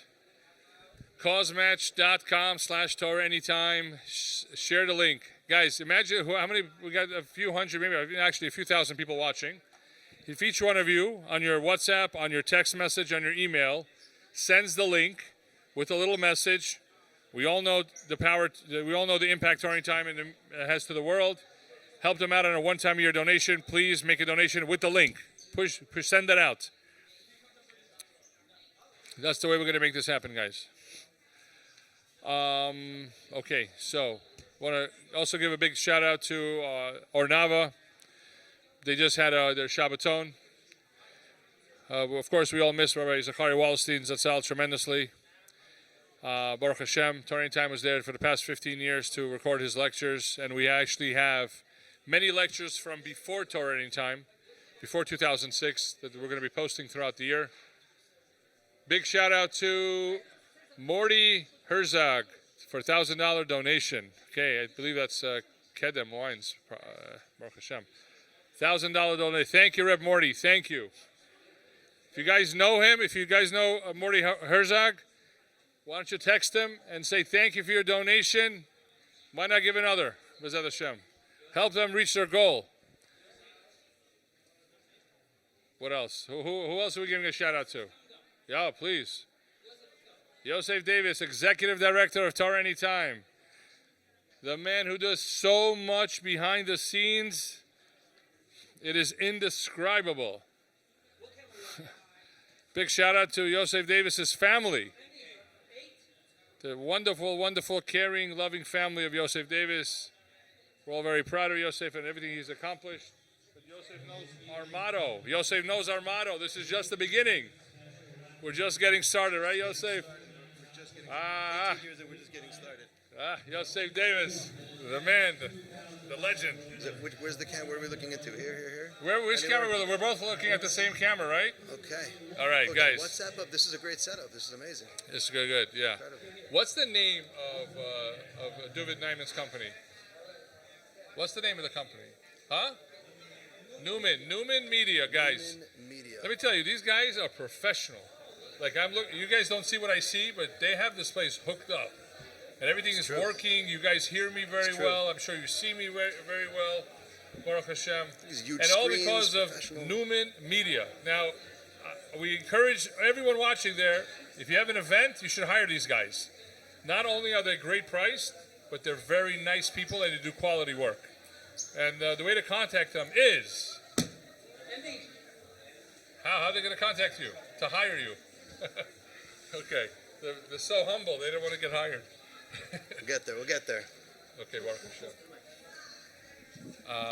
Shalom Aleichem. You want to talk about some of the amazing initiatives we have? The Initiatives, incredible but programs? also, guys, donate. CauseMatch.com/TorahAnytime. We got to donate 718-682-8111. That's how you donate over the phone. Let me tell a story about a man in Yerushalayim, and I'm not going to say his name, right? Okay. But he lives in an apartment. Okay, can everybody hear? Yeah, audio is good. Yeah. All right. He lives in Yerushalayim, and he's in his 70s. He cannot see. This man is blind. He cannot see. He has a degenerative condition, and he lost his eyesight as he got older.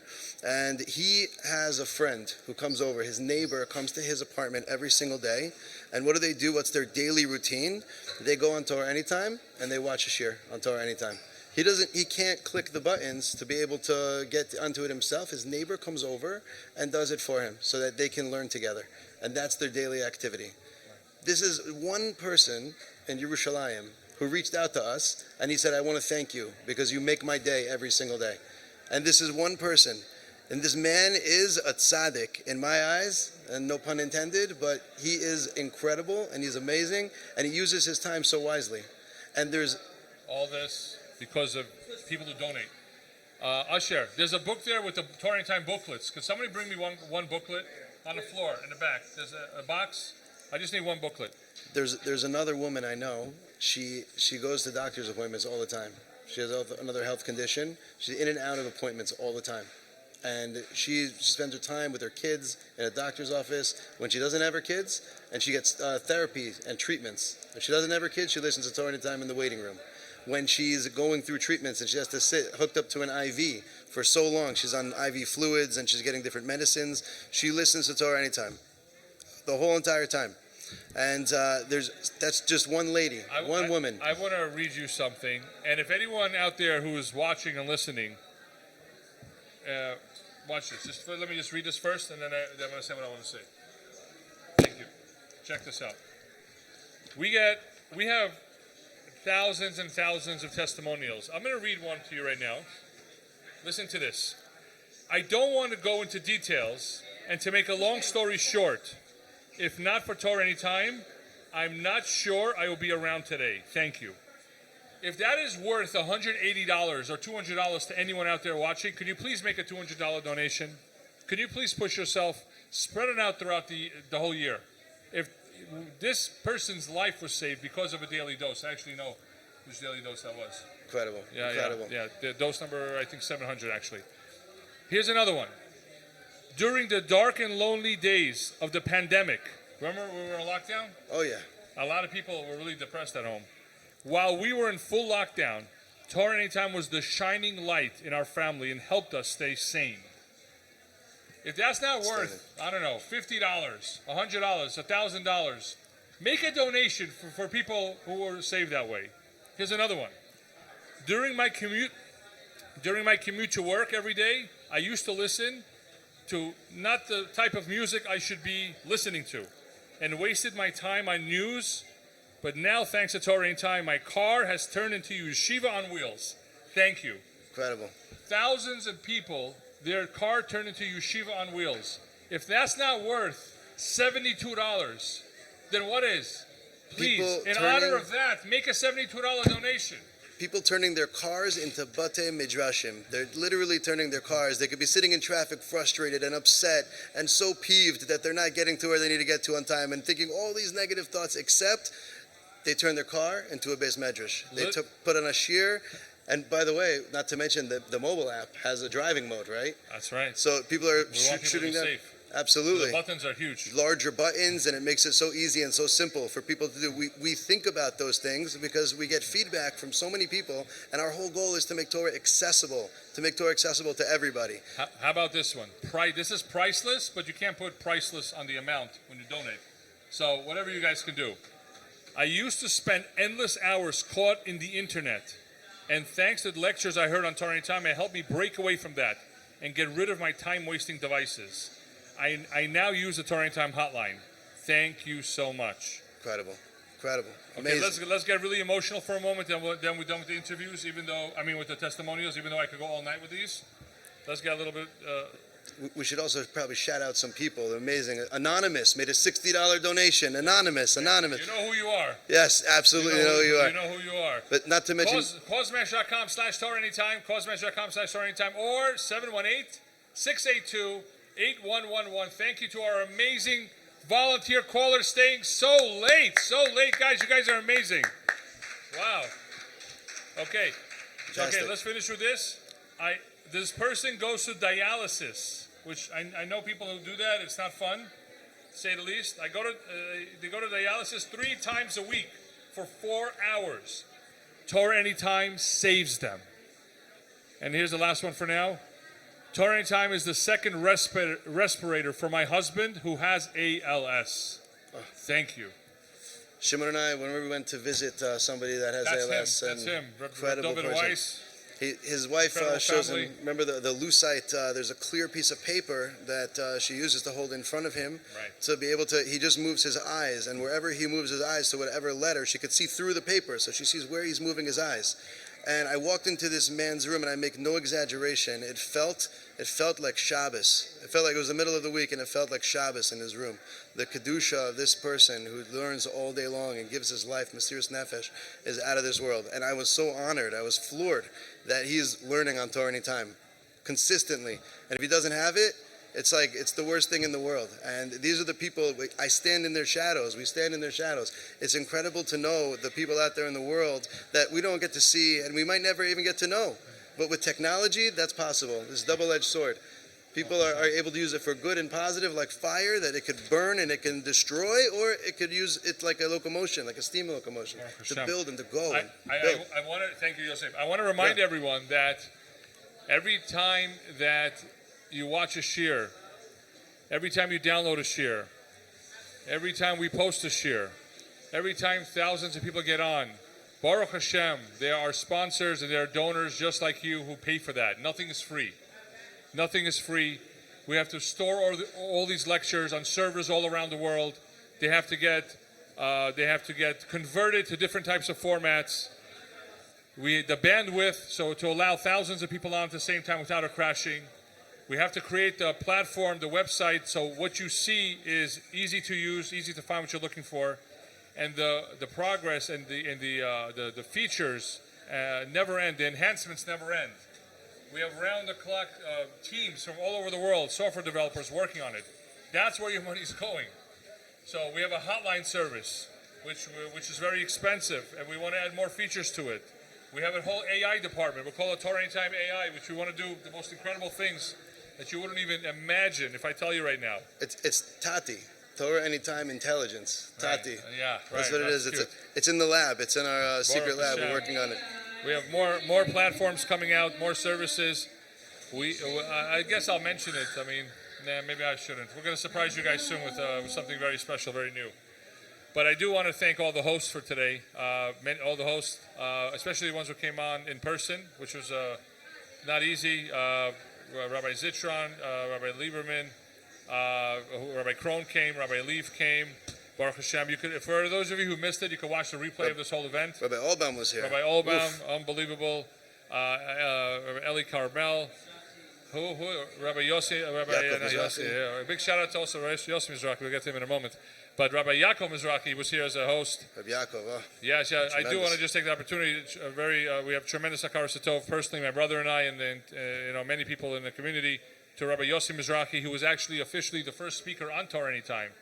And we tremendously thank you, Rabbi Yossi Mizrahi, for helping us to... Along with Fazinda, Rabbi Becher was those days. Mordechai Becher was recording Rabbi Wallerstein then. It was tremendous. Thank you, Rabbi Mizrahi, for making us religious. and showing us the path.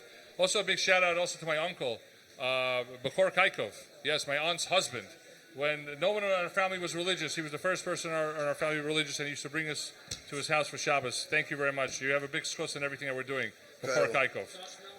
Josh Melman, yes, Alan Proctor, and many other people. I don't want to forget anyone, but you guys know who you are. Let me say also, in addition to the shout-outs, I want to shout out all of our chayalim that are right now. Oh, yes. They're down in Eretz Yisrael, Absolutely. and they're fighting a battle on two fronts and many, many more fronts. The security of our nation and our country is, I don't have to tell anybody, it's at circumstances in a situation that it hasn't been for a long time. And obviously, Chevli Mashiach, and Mashiach's on the way. Every single person that I know who is serving right now is doing an incredible job. They're firing on all cylinders, and these are the heroes of Klal Yisrael that are standing up and doing what needs to be done in order to keep us safe and secure and make sure that we can. Could they donate we can do in the honor of the soldiers? That's a phenomenal idea. Okay, guys, in the Please. comments, can you put up the? Can we?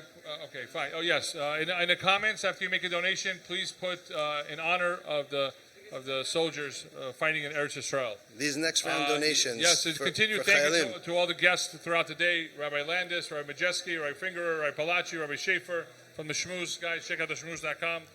Yaniv Merer from Chazak. And we are at 1.359771. Baruch Hashem. We're getting there. The needle is moving. Yeah. We need power and energy and passion for Torah. Stand for Torah. Kavod HaTorah. If it moves you, if you understand what it is to have gone through our world history, our national history of where we've been to where we are now. We had Lag BaOmer yesterday. Rashbi hid in a cave for 12 years, and he had to go back. He came out, and he had to go back, and the Romans were hunting him down. And we had Persia with Haman trying to destroy us. We had so many times in history, not to mention the Nazis and everything in our history that we've got to where we are today. Can you imagine years ago somebody thinking of a concept of an idea? Forget about even having the ability to spread Torah to all the four corners of the world in an instant, right? And on demand whenever you want. But what about even just the ability to learn Torah? The ability to just be able to sit there and not be oppressed, not have to worry about Cossacks knocking at your door, not have to worry about secret police coming and arresting you just for being Jewish, like in Uzbekistan and in the Eastern Bloc. How can we have a place where we have today where we don't have Hakaras HaTov for Torah? How can there possibly be a place where there's no Hakaras HaTov for Torah? There's only the recognition, and sometimes we take it for granted. Sometimes Hakaras HaTov, sometimes guys. it's easy. But TorahAnytime.com/CauseMatch.com/TorahAnytime. Joe Yosef is mentioning Hakaras HaTov. I just couldn't help myself. Hakaras HaTov. How do you this is do the it? opportunity. It's easy to say. So easy to How say. they say in America, talk is cheap. Talk is very cheap. Talk is cheap. They say the path to Gehenna is paved with good intentions. Intentions are intentions, right? They're just Right. intentions, that's all they are. But make it into action. We live in the Olam HaAsiyah, a world of doing, a world of action. Rabbi Shlomo Landau also was a guest here today, and also Rabbi Maksumov. Yes, thank you to everyone, and Rabbi Ari Ben Shushan, I mentioned already. Thank you, Rabbi Ari. You guys are amazing. The entire Ben Shushan family, we love you. We think about you all the time. And we have something else I want to say, and that is a Yecheskel very Greenberger. special Shout out to the donations. the guys, the people who give like small amounts. Oh, you know what that tremendous. means? If a person is giving $10, that means it's not easy. Things are not easy. $10 donation, they really have to probably push themselves. So a big thank you to all those people. You think your $10 doesn't make a difference? $15, $20, it makes a big difference. Because you know why? Because a lot of those adds up to a lot. Absolutely. You don't have to be smart to know that. And also the desire and the will to do a mitzvah and to actually take action and act on it. Do it again. It's 1%, right? The 1%. This is the 1% top club. 1%. We call it the 1% club. The 1% club. Amazing. 1% club. You can give $1 and be part of the 1% club. It's the act of doing. If I give $1 to a homeless person, right? I don't know what he's doing with that $1. I still did tzedakah. Now imagine that I give $10 to a Torah spreading organization that's doing the most beautiful mitzvah in the world. We say it in Mishnayos and we say in Shachas every single morning, Talmud Torah keneged kulam, that the mitzvah of learning Torah is equal to all the other mitzvahs combined. That's a good deal. Every single other. You take all the mitzvahs on one side of a scale and put Torah learning on another side of the scale. They're equal. They're even. It's even to every single one. And imagine a yeshiva bacher who doesn't have too much money. Right. He's on a stipend. Or Most somebody don't. Yeah, most don't. Yeah, or even somebody who's just has so many expenses and they're struggling and they're financially they're not where they want to be yet. And please Hashem, we should bless everybody with Ashirus, and we should have everything we need to be able to continue and raise and build huge families and pay for simchas and chasanas and bar mitzvahs and everything we need to. We have to thank this shul. This is a shul called Ner Mordechai, and Rabbi Neri Aminov.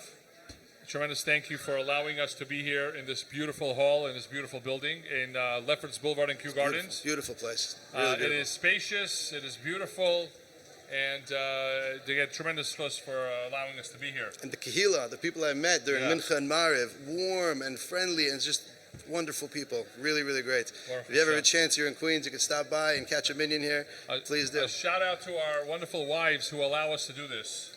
Eishes Chayalim, Eishes Chayals, all of the Eishes Chayals that we had that were Zochet to have, we couldn't do anything. My brother's wife, my wife, Mayor Summers, and everyone else who's it's because of the women that we're even able to do anything that we're able to do. The other half of our neshamas, we under the chuppah, we joined together. We have this group of Nashim Tzidkanios, a group of women who they are learning on Torah Anytime. They have different shirim that they love to learn, and they have different speakers that they love to learn.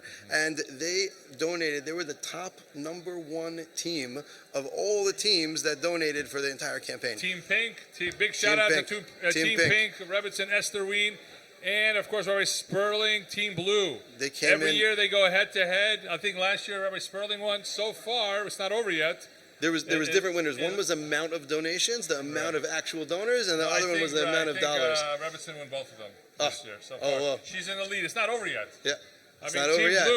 Team Blue, what's going on, Rabbi Sperling? It's incredible. You still have a chance. I'm looking up now. I see Team Blue, Team Pink. Any donations from Team Blue, Team Pink? We're making it happen. Let's see. Just keep the donations coming. Let's see who's going to win this year. Tova Shonek, I'm sorry to embarrass you on camera, but $18 came in. Incredible. Thank you so much for that donation. That's fantastic. Phenomenal. You split that into a lot of people. Oh, yeah. That was many of them. It wasn't just 18. That's incredible. You can split your donation amongst many different teams, by the way. And as we mentioned, 18 that's Chai. This is the 18 years of Torah Anytime. This campaign is very special, very near and dear to everybody. Tremendous. Look at this. Coming up, wow. AREM. Wow. Incredible. For the Dose broadcast, another wonderful daily Dose subscriber. Malky, what's the last name? Go a little lower. Malky Davidson. Okay. Fantastic. Thank you, Malky. Keep it going, everybody. This is the campaign that we do once a year. We won't bug you till next year. We won't make a big deal. Bugging? It's such an opportunity. Bugging for something fantastic. Right. When your kid asks you for a snack, are they bugging you? When Hashem says, I have a mission I'm giving you to take care of and make sure that you watching this now, there's a reason you're watching this now. And you have an opportunity. You have a decision to make. You can gloss it over. You can just, do something different. But we give you the opportunity right now. We're asking you to please open up your wallets, open up your hearts, and to give to our organization. That's our organization, OUR, Klal Yisrael's organization. This organization, people say to me sometimes, who runs Torah Anytime?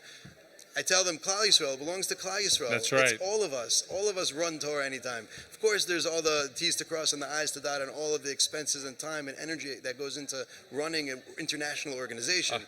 Absolutely. The dedication of all of the amazing staff we have and the volunteers we have. The team is outstanding. I forgot to mention Rabbi Eli Scheller. Big shout out to Rabbi Eli Scheller as well. He was here. Rebbe Anytime. He taught us all how to do the one time. We got to go back in the video and watch it. It's, wow, out of this world. These are legends, heroes, incredible people. They really are heroes. Really are. They're savings people. Like, they're real heroes. It's it's crazy. And I hope they know. They're very humble, but I hope they know. I hope they know. It's tremendous. And Baruch Hashem, we have the ability right now to be able to give to the vehicle. CauseMatch.com/TorahAnytime. CauseMatch.com/TorahAnytime. Or you could dial. Click the link if they're watching it now. 682-8111. 718. What's the number again? 682-8111. Some people don't have links. They're listening audio or whatever it is, or they have an app without browser, so they can't. The links don't work. That's true. 718-682-8111 or and this is again part of the CauseMatch.com/TorahAnytime. accessibility that we're talking about, right? The accessibility to have Torah accessible to everybody CarPlay everywhere. Soon. CarPlay for Torah Anytime. CarPlay, Android Auto. Yeah, absolutely. Absolutely. We're going to integrate it to the Apple Watch as well. Is that a show? Incredible. And there's so much more I want to say, but I can't reveal yet. We have to finish up this fundraiser strong, and I guarantee the funds will be used for some incredible projects, some outstanding projects that will bring tons of Torah to the world. There's things that we're doing currently that will blow people away in the best way possible. In the best way. $520 is anonymous. Oh wow! To Rabbi David Goldwasser's page. Rabbi Goldwasser. Guys, go to your favorite. Did you mention him? He was here today also. Yes, Rabbi David Goldwasser. Thank you. Go to your favorite speaker's page on TorahAnytime.com, and there's a link to their page, and make a donation. If you have a Karas HaTov to a specific and individual Maggid Shir, they have a team. You can donate right to them, right to their page. Victor, $100. Moshe Norella, $101. Say again?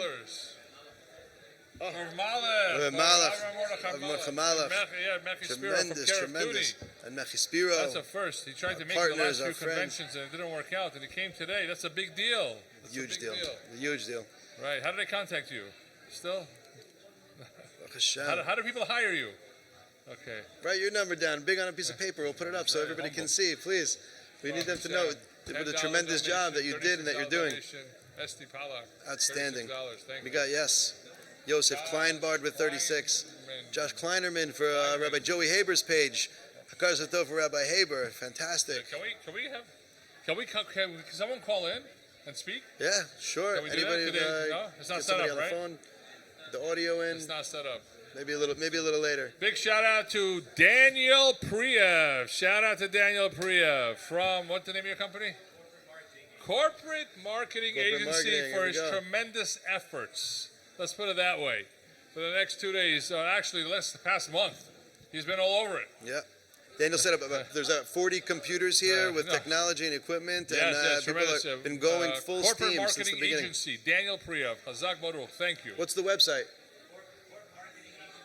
Corp Marketing Agency. They're doing they're in the middle of a rebranding, but for now, that's what it is. Yes, fundraising call centers. All right, I'm signing off so I can go make some phone calls, personal phone calls. We're working on getting the donations in so we can end this campaign and continue spreading more Torah than ever before. Guys, make phone calls. Thank you so much. Thanks. All right. See you tomorrow. See you tomorrow. See you in 10 minutes. Oh, $2,500. Oh, it scared me there. $2,500. Wow, if we get a few of those, we'll be done. 25 from who? Let's see. With my glasses on. The Palachi family. To Rabbi Yosef Palachi's page. Wow, what an amazing family. Wow. Rabbi Yosef Palachi. Can you read the Rabbi, keep up your amazing work? Is there more to it, or that was it? Rabbi Yosef Palachi. You know, it's not the same without him. You know, he's been here in all our campaigns, Rabbi Palachi, and somehow he ends up going to Florida with his students. I know it's important. Also, Rabbi Klatsko was supposed to be here as well, but he also went with his students to some good places. Big shout out to Shabbat.com and Rabbi Klatsko. Baruch Hashem, where we're holding. We're about to break 1.37. We broke it. 1.37. Let's keep it rolling. Come on, guys. All right. We actually got a donation that we need to put into the system. Can we put an offline donation, guys? We have a donation. Guys, you want to hear this? It's a big one. We have a donation. Baruch Hashem. Tremendous chus. $25,000. $25,000, Baruch Hashem. So here we go. Let's put this in. It is from... Let's see what's going on here. Okay. Ach Tov V'Chesed Foundation. Ach Tov V'Chesed Foundation. $25K. Can we put that in, please, as a pledge? Yosef.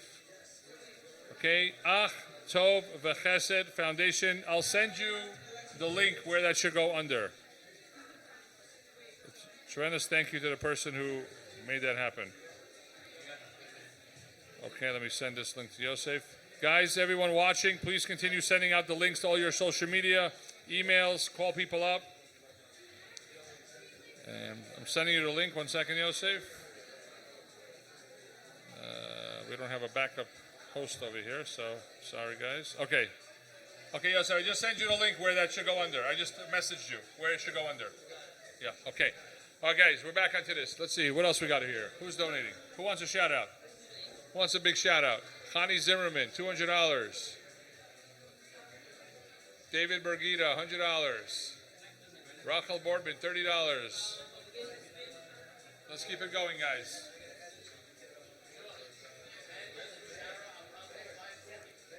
Daniel and Sarah Abramov, that's our cousin, Baruch Hashem, $540. Excellent, that really helps. Can we extend the time, please? We cannot leave until we're done. It is almost 9 p.m. here, Eastern Standard Time. Let's extend it, huh? What does that mean?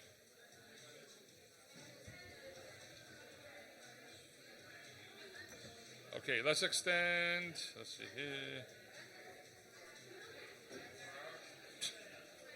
Unbelievable. All right. Okay. That was hard to believe. I just read that. Anyway, let's see who else we have here. No. Okay. Let's keep going, guys. Okay, what else? What else is there? Of course, Jewish Anytime, we're still building content for that. Even though it is live, it's a soft launch, Jewish Anytime. It's a TorahAnytime version for beginners.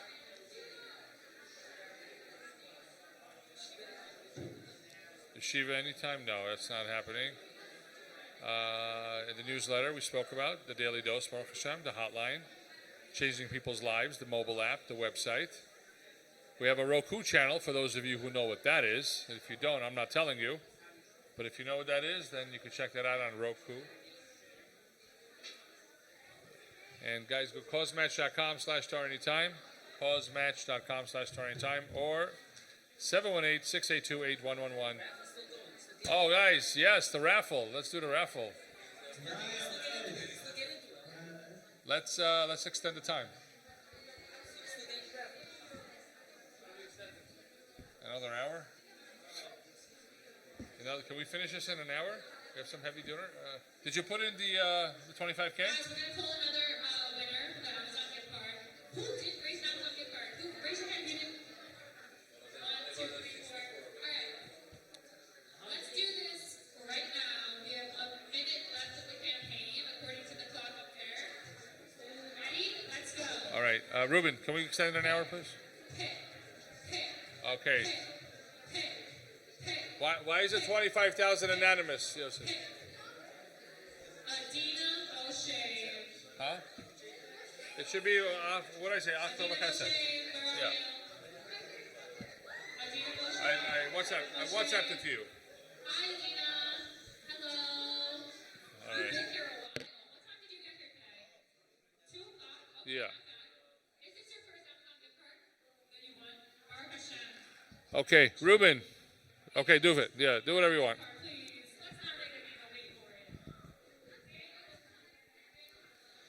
Okay, Kalman Basul, $180. Tremendous. Thank you. Can we extend the time, please? $250 anonymous. Can we extend the time for another hour? Okay. That says 1 second, 0. Yes, we're extending the time. All right, guys, keep sharing it. Everyone out there who's watching, spread the link with as many people as possible. causematch.com/TorahAnytime.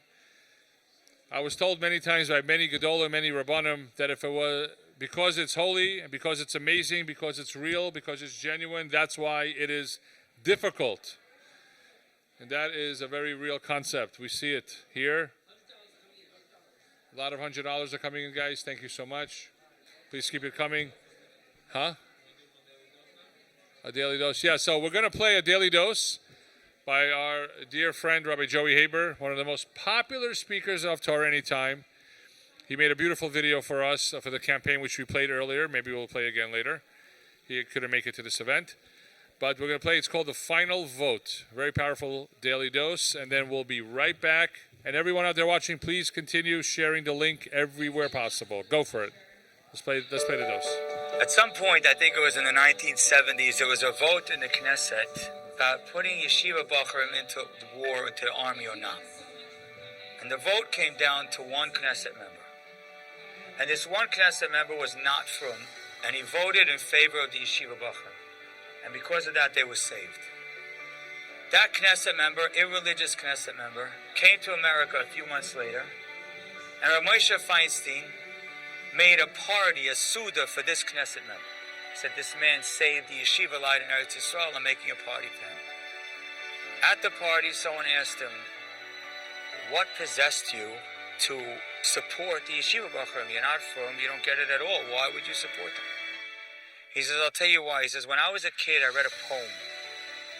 And the poem was called Hamasmid. And it described the yeshiva bachur learning with Hasmada. He said the words of that poem was so beautiful. In my mind, as we were doing the vote, I said to myself, if I vote on the other side, I'm going to push someone who that picture I pictured from that poem, I'm going to be pushing that person out of yeshiva. I can't do it. End of story. Let me tell you another story. Another story is Reb Chaim Brisker was once the Rosh Yeshiva of Alozhin. And he had a bacher. The bacher was going off the derech and not on the right path. And so the Menalim of the yeshiva came to Reb Chaim and they said he can't stay here anymore. Reb Chaim said, I agree. He says, but I just have one thing I want to do. I want to take him to the train station. So the bacher was asked to leave. And Reb Chaim took this bacher going off the derech and sat with him in the horse and buggy to go to the train station for him to go home. The Menalim afterwards asked him, why'd you do that? Like, the kid's off the derech, he's being kicked out, why are you doing that? He says, I'll tell you why. This boy has unique talent. This boy's an incredible boy, he's very talented. He knows how to write. One day, when he writes, I want to make sure that he writes positively about B'nai Torah. And so therefore I took him to the train. That boy is the one who wrote the article Hamasmid that the Knesset member read that saved our people. Reb Chaim taking the time, the Gadol Hadar, taking the time to show a student, I'm with you, even while you're struggling.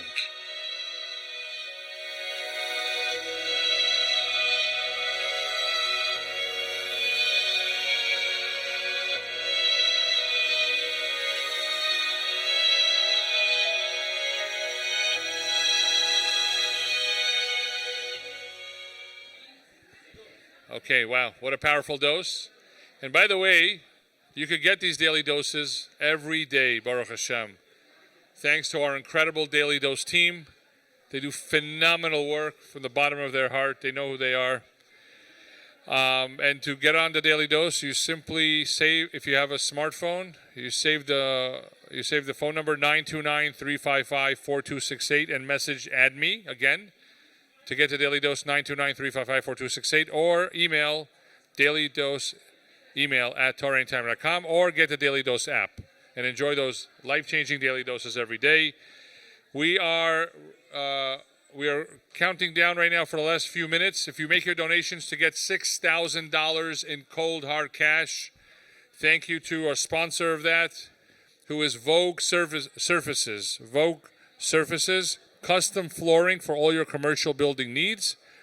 Call them and thank them for being the sponsor for Torah Anytime, and also use their services as well. 732-496-2410, 732-496-2410, info@voguesurfaces.com. Now,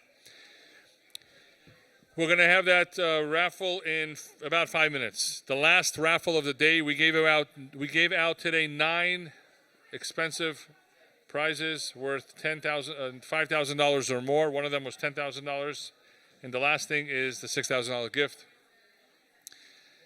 You have your last chance here. It's one entry is $200. 3 entries is $500. 10 entries is $1,000, 25 entries is $2,000, and 50 entries is $3,000. All of it could be paid out throughout the year, and all the tickets will be entered right now. When is the deadline for the raffle? Like in terms of how much time do you need to get them in? Everyone watching, please continue spreading the link with as many people as possible. Causematch.com/TorahAnytime. Also, a very special shout out to my in-laws. My in-laws in Borough Park, the Arabo family, the best in-laws in the world. God bless them. Hashem should bless them with health, happiness, shalom bayit, wealth, and everything that they want. They should see nacha from all their kids. And all the bracha should be upon them and their family. And we mentioned, of course, my parents. And, of course, my Reuben's parents, which is my parents. And Reuben's in-laws as well, which are very special people for many, many reasons. Okay. And a special shout out to my nephew, Eliezer Kolyakov. Eliezer Kolyakov made a team page for himself, and he had a goal. Eliezer Kolyakov was making calls, and he is 12? He's 12 years old. I better know how old he is, right? And he made a team goal of $1,200. And he was calling a lot, and he put a lot of effort in. And guess what? He raised $1,865 for Eliezer Kolyakov. Eliezer, you want to come and say hi? Come. Don't be shy. Come on here. Guys, want to see a really smart kid? One of the smartest 12-year-olds I know. My nephew, Eliezer Kolyakov. Say hello to everyone, Eliezer. Hi everyone, thank you for calling me up today for this campaign. Sure. So when you call people, some people out there have been trying to get donations from people. What secret or what tip do you have to them? Like, what do you say when you call them? Like, let's pretend I'm someone and you're calling me, right? I say, ring, hello.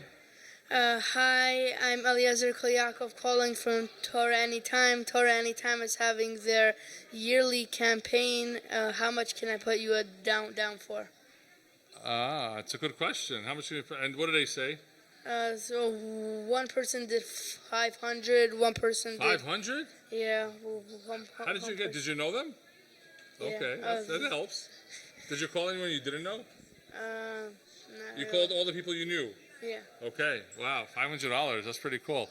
There you have it, guys. It's so simple. Call up someone you know and tell them that TorahAnytime is having their annual campaign. How much can I put you down for? We don't need all these fancy scripts. Baruch Hashem. You must have some rich friends. That's pretty cool. Anyway, congratulations. Very proud of you. Keep up the great work. Bar mitzvah coming up is Hashem.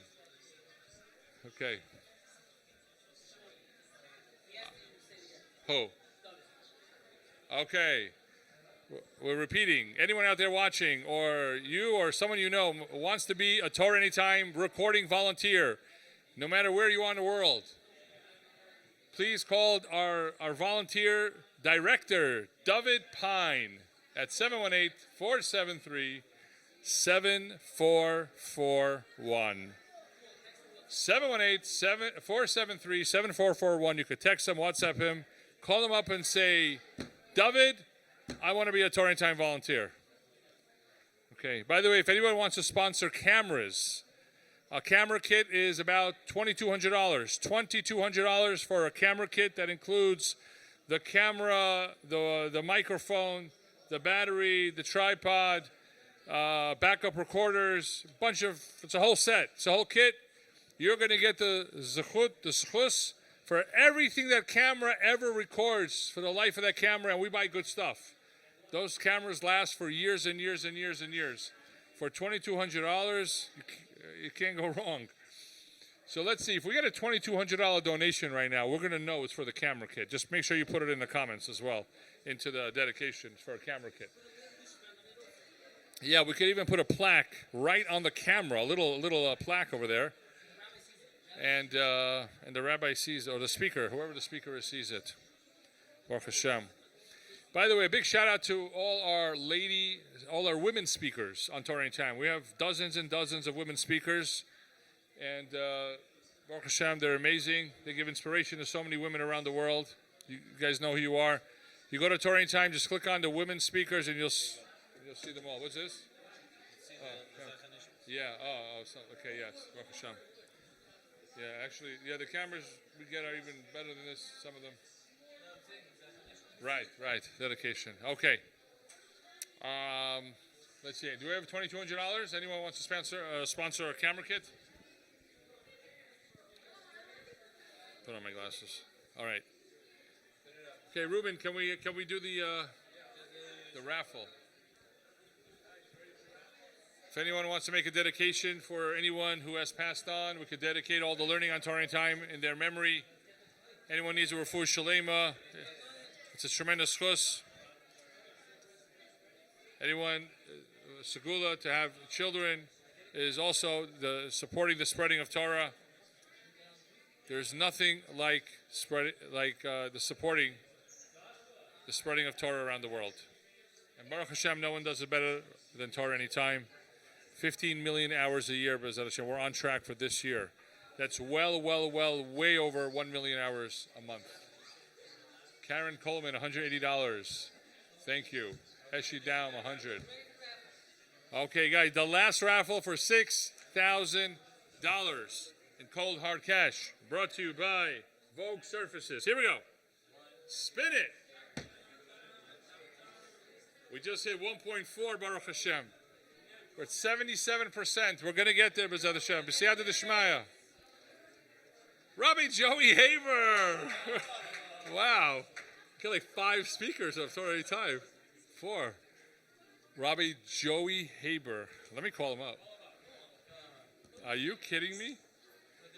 All right, guys. We're calling Rabbi Joey Haber up right now. Okay. $2,200. Oh, we got a $2,200 donation. Let's give him a shout out. Can you lower that? We got a $2,200 donation. Let's see who that is. Thank you. Tzvi Bloom. Ah, you know who that is? Toro Masora. Yes, our good friends. Thank you. You have to get my attention to get a shout out. Sorry, Reb Tzvi. Yes, he's sponsoring a camera kit that we're going to record all the Torah Masora lectures with. So yes, big shout out to the Agudas Yisrael organization. Torah Masara, of course, Tzvi Bloom just donated $2,200. They're watching, Baruch Hashem. Chazak organization, Ornava, Shabbos Kerev Tuni. Who else do we work with? We work with somebody with Project Inspire, Aish, Rabbi Yossi Freeman from Project Inspire. Thank you so much for helping us out. Kesher Nafshi, Rabbi Gedalia Miller, thank you so much. Kerev Tuni, we mentioned. Let's see, hold on, excellent. Yes, Rabbi Meir. Let me call Rabbi Joey Haber here. Let's see if he'll pick up. I mean, the guy is super busy, but you never know. Let's see what's going on over here. Rabbi Joey, let me tell him he won $6,000.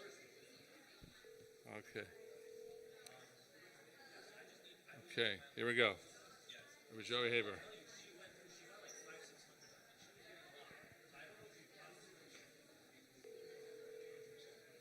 Okay, we're at 1.401. And wow. Who else wants to sponsor a camera kit for $2,200?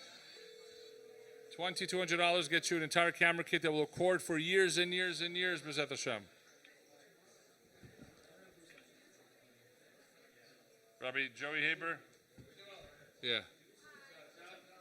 $1,000 donation. Let me try Rabbi Haber again. I usually wouldn't call twice. Zevi Auspitz. Oh, thank you. Wow. This makes me feel so uncomfortable. This has nothing to do with me. Okay. Big shout out to Ellie Getz. Ellie Getz, software developer for TorahAnytime. Come on, Rabbi Haber.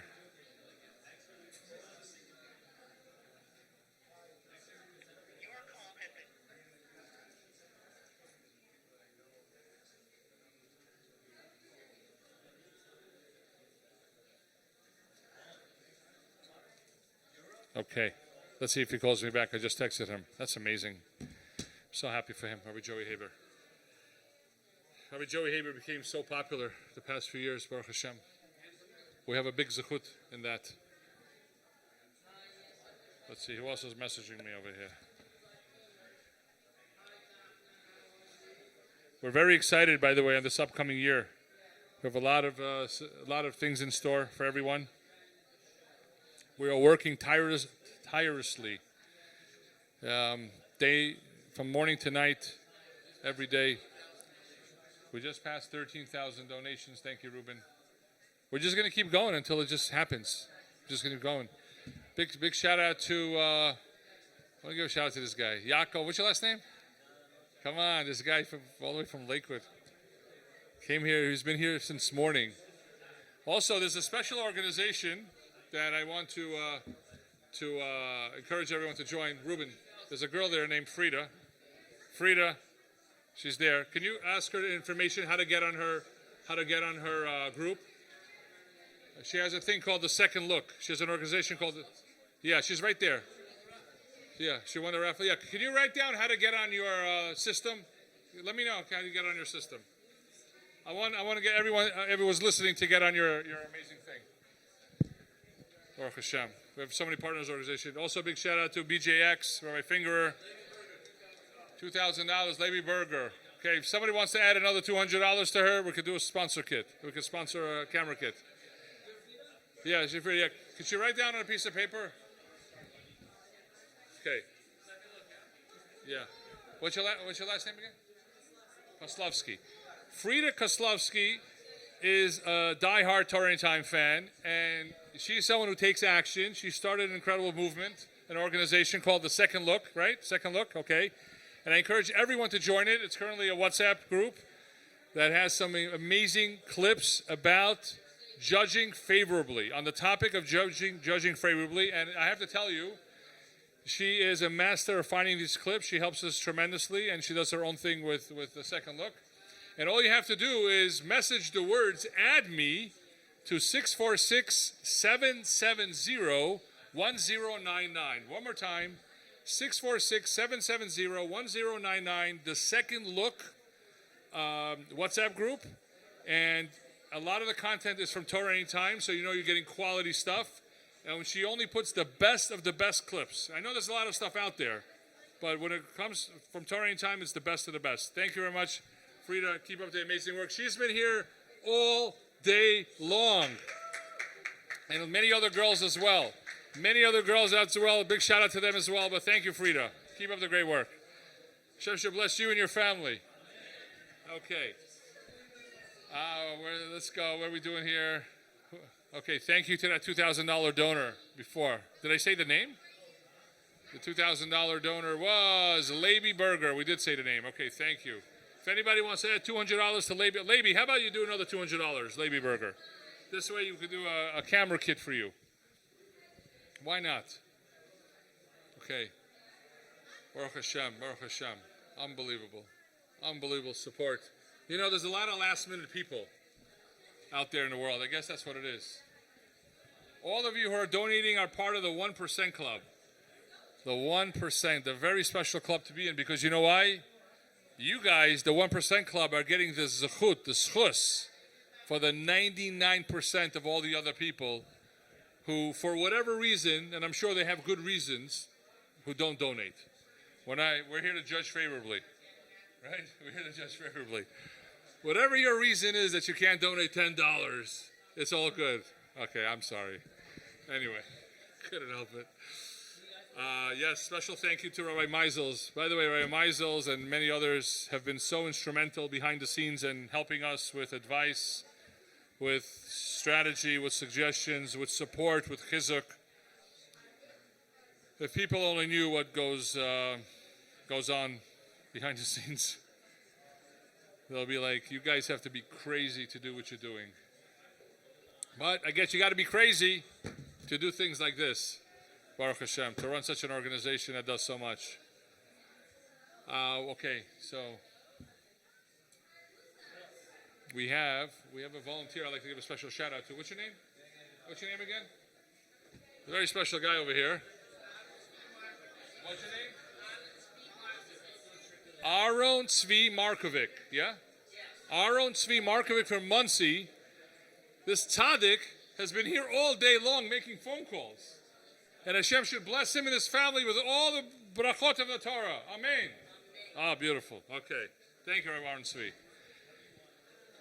Okay. Well, we're still here. Yes. I'm not Rabbi Haber. I'm Rabbi Shimon. I'm not even a rabbi. Sorry. I'm Shimon Yaakov. catching me off guard. $200 by unanimous. Thank you. $10 by unanimous. Thank you. $10. I know it wasn't easy. Thank you.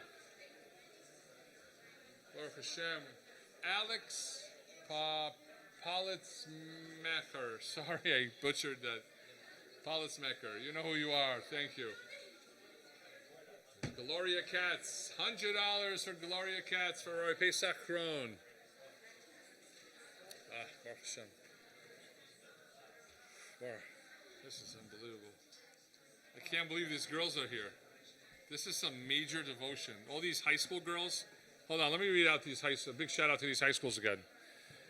Bear Hagola, Rabbi Germain, Orchana, Rabbi Tzinaminov, Yeshiva Sharet Zion, Rabbi Rubinov, Hadar Beit Yaakov is Rabbi Rubinov.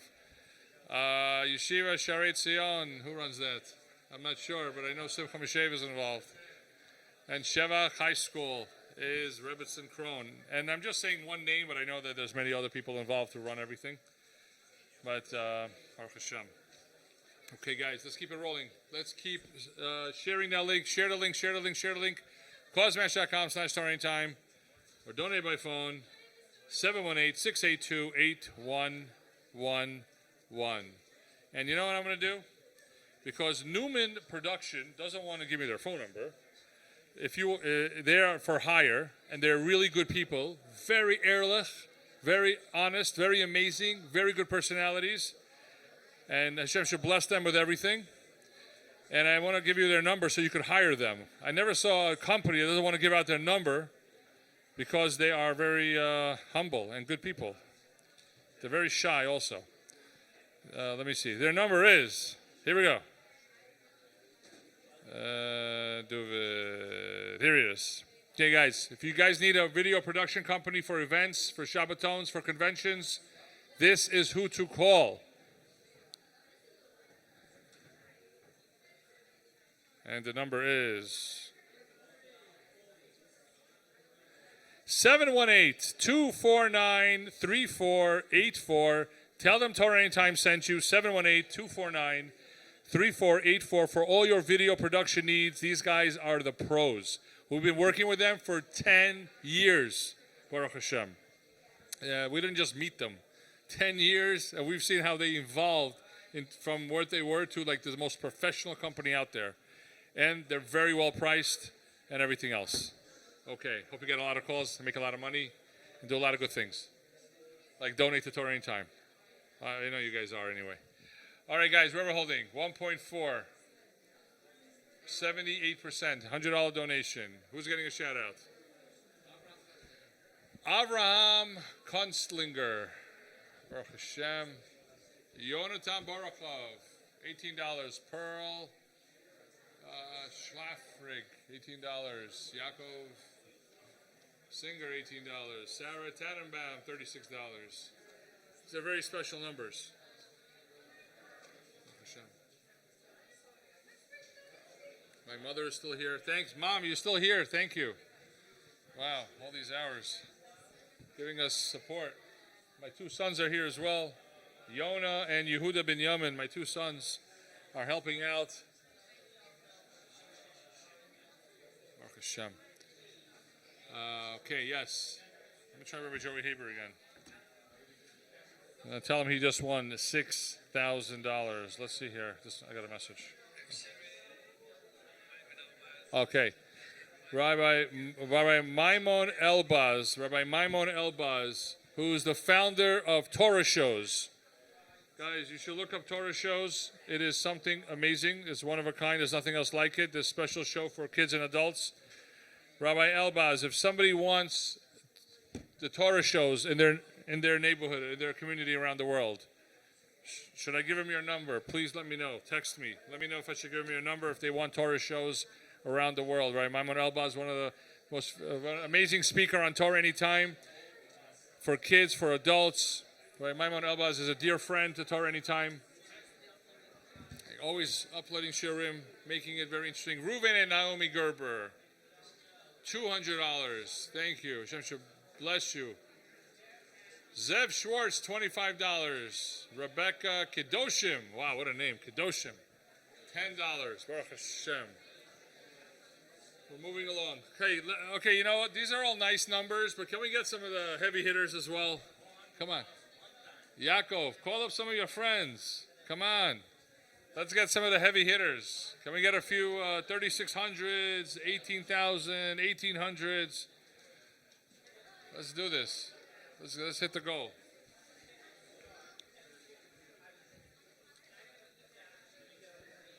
We have an outstanding bill with Vimeo. Hold on a second. Ruben, how much do we owe Vimeo right now? Ruben, how much do we owe Vimeo? What's the bill? 37,000? Okay. All right, guys. We right now owe Vimeo $37,000 for, what is it, like a quarter or something? A quarter of the year? Vimeo is where it's our hosting. It's one of our hosting companies that we use to put up the, I don't know, I'm not the tech guy over here, Ruben. Reference will finish, sorry. Yeah, where we host the videos, the servers. Vimeo, we owe Vimeo right now $37,000. We owe them $37,000. Who would like to help us pay that bill to Vimeo? $37,000. Live streaming and many other things. I mean, they're a big company. And also a big shout out to Tag. You know, Tag works with us, Tag all over the world. The number one requested app is TorahAnytime in Tag. The number one requested app. The users get upset when you don't put TorahAnytime on the thing. They go crazy. Like, I must have TorahAnytime. Baruch Hashem. We're actually working on a flip phone, on a fully kosher phone that has TorahAnytime on it. We're actually working on something else as well. Shlomo Farhi. Yeah, Rabbi Shlomo Farhi, he gets a big mazel tov. He had a simcha. Today. Rabbi Shlomo Farhi, thank you so much. Rabbi Shlomo Farhi, I just want to give a special mazel tov. Where is it? Okay. Rabbi Farhi got away from participating this year, but not going to let them happen again. Bar mitzvah of his son Yitzchak. Mazel tov, Yitzchak Farhi, on your bar mitzvah. They had a big simcha, I think, yesterday or today. Okay, Baruch Hashem. Rabbi Farhi, you gave 500. Thank you so much. Can we ask you to push yourself? And maybe give another 500 or another 1,000, Rabbi. Let's go. Let's. You know what? How about you sponsor a camera kit? You know, Rabbi Farhi. I want to tell you something. His morning breakfast shiur was only audio. We came over to him and we begged him. I said, Rabbi Farhi, do video. It's going to be more popular. More people can watch. He goes, nah. Putting a video over here. Guys, can I get a drink? Putting a video over here. Water. It's going to disturb everyone, the whole thing. I'm like, Rabbi, just do it. Trust me. In the end, you know what happened? He didn't do it. But you know what happened after that? COVID happened. And then he was forced to do it because there was a lockdown. And then when the lockdown was over, he got such positive feedback of doing video. He did video since then every day on his morning and the shiur or whatever it's called. It's every day. Thousands of views on TorahAnytime. So, Rabbi, in honor of our great advice to you, Rabbi Farhi, in honor of our great advice to you, let's make an $1,800 donation. Make another $1,300 donation. Baruch Hashem. Okay, let's see if that comes through. Okay. Baruch Hashem. I also want to just give a shout out. I'm going to leave out a lot of people. I can't remember everyone, but Rabbi Shlomo Ehrenfeld, I want to say he's been a tremendous help with a lot of chizuk and advice. Rabbi Shlomo Ehrenfeld. Yeah, Shalom, I'm sorry. Shalom Aaron Ehrenfeld. Anyone who doesn't know him, you should check out his shiurim on TorahAnytime. Get incredible feedback. I'm going to say bracha. If you're watching this live, don't say amen because it's not really live. There's like a 15-second delay. So make sure, if you're watching this, don't say amen to this bracha. And if you're here, please say a very loud amen. Make it up for all the people who can't say amen to this. Ready? Here we go. Baruch atah Adonai Eloheinu melech haolam she'akol nihiyah bidvaro.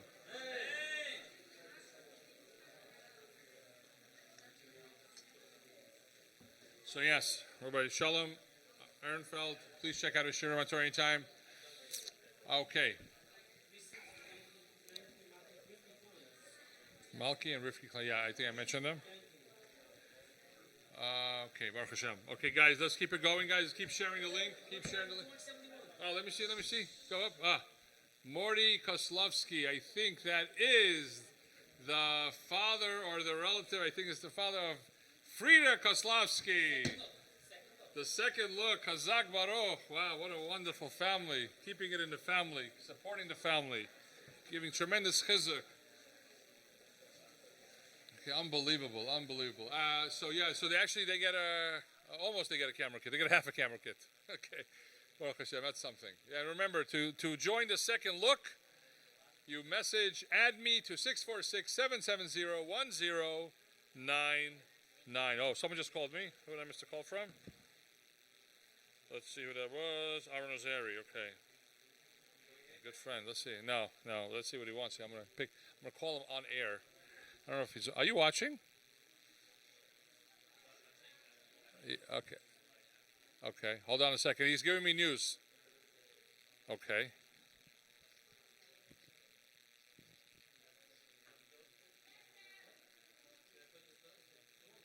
Right. Wow. Okay. That's.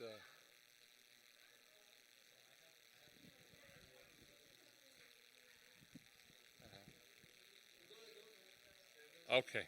Thank you for the news, and Bezat Hashem, it should be great. If you have any other things that are going on, we need to hit this goal, Rabbi Aaron. We need to hit this goal. Just throw me the pledges, and we won't even put it in. Yeah, I know. Okay, can I mention you by name, or you prefer not? Just to say thank you. Yes? I could say it to the public to thank you tremendously for just your efforts, how amazing you are. I could say it? Okay. Rabbi, let me get back to you. I wanted to do this. I wasn't sure if you were allowed me. Okay, guys, everyone watching, a special thank you to Reb Aaron Ozeri. He has been such a tremendous help in this campaign. It's amazing what he's done and what he's accomplished and the amount of effort he put in. Truly, from the bottom of our hearts, we're grateful. We appreciate you. And the best of all, the guy is such an amazing person, such midos. So thank you so much, Rabbi Aaron Ozeri. Hashem should bench you, give you a bracha with all the brachas of the Torah, Bezat Hashem, B'sarot Tovot, to you and your family. Okay, let's keep going. Rabbi Aaron Ozeri, thank you. Let's keep going. Simcha and Leah Brach, $36. Jack Weiss, $25. Okay, guys, $2,200 gets you a camera kit. Can we please push ourselves a little bit? Okay. 101, Uriel Mirzakandov. Okay, Baruch Hashem. A dose. Oh, this dose. Oh, this is one of my favorite doses, actually. Guys, you are watching, check this dose out, and we're going to be right back after this dose. Keep sharing the link, causematch.com/TorahAnytime, causematch.com/TorahAnytime, 718-682-8111. Let's play the dose. There's once a man he was an unbelievable traffic guard. He used to stand in the middle of the intersection, and he used to direct the traffic, telling everybody, okay, all right, let's go, move it, let's go, from morning to night, 6 o'clock in the morning till 12 o'clock at night, stop, all right, let's go, hit it, let's go, guys, go, yalla, go. Directing traffic 18 hours a day. This guy was Mosed Nefesh for this. He did it every single day, 18 hours a day, 365 days a year, for 60 years of his life. The day came that unfortunately he wasn't feeling well, and he wasn't even able to get out of bed. One of his good buddies came to visit him at home. He said, how you doing? How's everything? To tell you the truth, I'm so nervous. I don't know what to do. What do you mean you don't know what to do? What are you nervous about? How are you feeling? I'm fine. I'm getting better, but what's going to be with the intersection? He said, what? Yeah, you know that intersection over there where the cars, they go, and is there any accidents there? Did anybody get killed? Is everybody okay? Because what in the world are you talking about? Why would anyone get killed? Everyone's fine. What are you talking about? He says there's an intersection that every single day for the past decades I've been going to, And I stand there in the middle and I direct the traffic. He says, that's you standing in that intersection? Yeah, of course. You see me? Of course I see you. I didn't know it was you. You have the whole thing on. I know that's you. Of course. I'm standing there. I'm directing traffic. I'm telling you what to do. He said, no way. He said, yeah, that's me. Is everything okay? Of course everything's okay. How? Someone else there? He says, no. No, you fool. What do you mean? No one listens to you anyways. No one listens to me. I'm the one telling everyone when to go, where to go. If it wasn't for me, who knows what would happen? He says, little did you know maybe, but right on top of you there's a traffic light. Everyone looks at the traffic light and that's how they know exactly where to go. If anything, you're just getting in the way. In your life, so many times, a person down here, he thinks, I'm doing so much, I'm making so many things happen. I'm the best on earth. What's going to happen with the shidduchim after this person's 120? What's going to be with this organization? What's going to be with the shul? Habibi, there's one above that's conducting the traffic. Did you really think that it was you? So of course you have to do your ishtalut. No one's dismissing and negating that, God forbid. But after you do your ishtalut, you say it was all Borei Olam.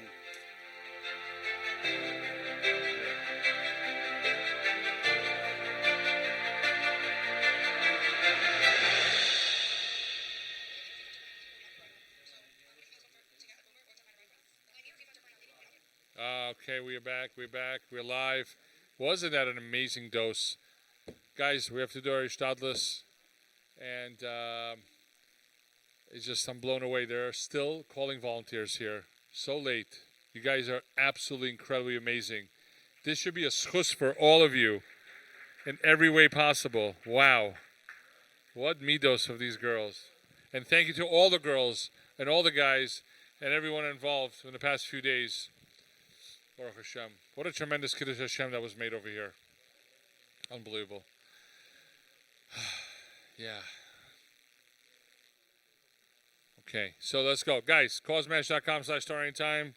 Keep sharing your link with as many people as possible. We all know that one or two people who Hashem has blessed financially, we all know who they are. Let's reach out to them. Let's tell them what's going on. Let's tell them TorahAnytime is having their one time a year only campaign. We don't, all year long, we don't bother anyone. We let you learn. We let you enjoy. You cook with TorahAnytime. You drive with TorahAnytime. You exercise with TorahAnytime. You walk with TorahAnytime. You actually sleep with TorahAnytime. We got a lot of those as well. You literally live with TorahAnytime. People have all types of subscriptions, you know, and today, to all types of things. Whether it's, I don't know, all types of things every month. $10 a month. I don't want to mention any names of companies, but you all know what you have subscriptions for. $10 a month, $15 a month, $20 a month. Every month you're paying for it. Every month you pay for it. Half of it you don't even use, and half of it you don't even know it's charging you every month. Here you have TorahAnytime, something you use all the time, and it's free. What's that worth to you? A few $100s a year? Let's make it happen. Let's make a one-time-a-year donation. Let's make it big. Let's make it count. Let's hit this goal so we can move on. If you notice, we lowered the goal from last year dramatically so we'll be able to hit it. Even though our budget is $3 million a year, actually it should be $10 million a year, but it's 3. Baruch Hashem. This raise is only for 1.8. Throughout the year, through private funders, through dedications, we're going to fill in the gaps with Zet Hashem. But for this campaign, it's 1.8. Let's hit this goal. We're at 78%. 1.412951. Over 13,164 donors, Baruch Hashem, the most we ever had, the most amount of donors. But we need $216 anonymous, thank you. $10, thank you. Yaakov Pollack, $10. Susan Raskine, $18. Thank you so much.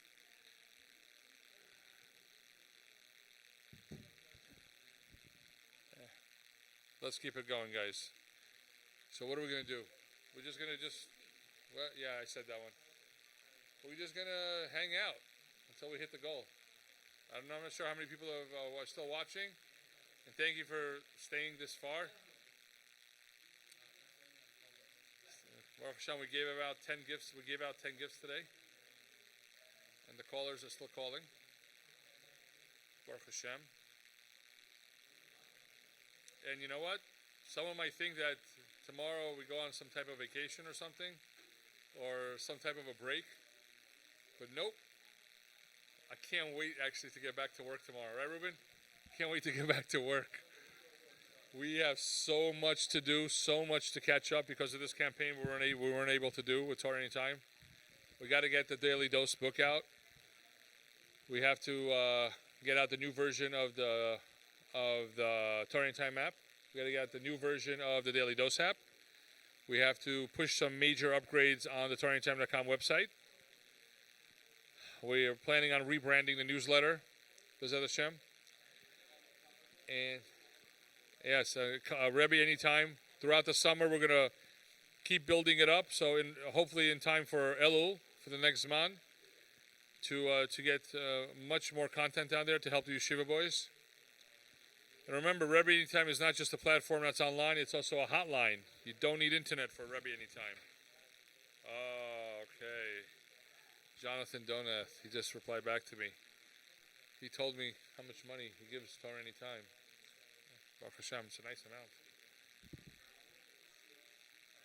Maybe we could help finish, clear it up. It's not big enough for this, obviously. But Baruch Hashem.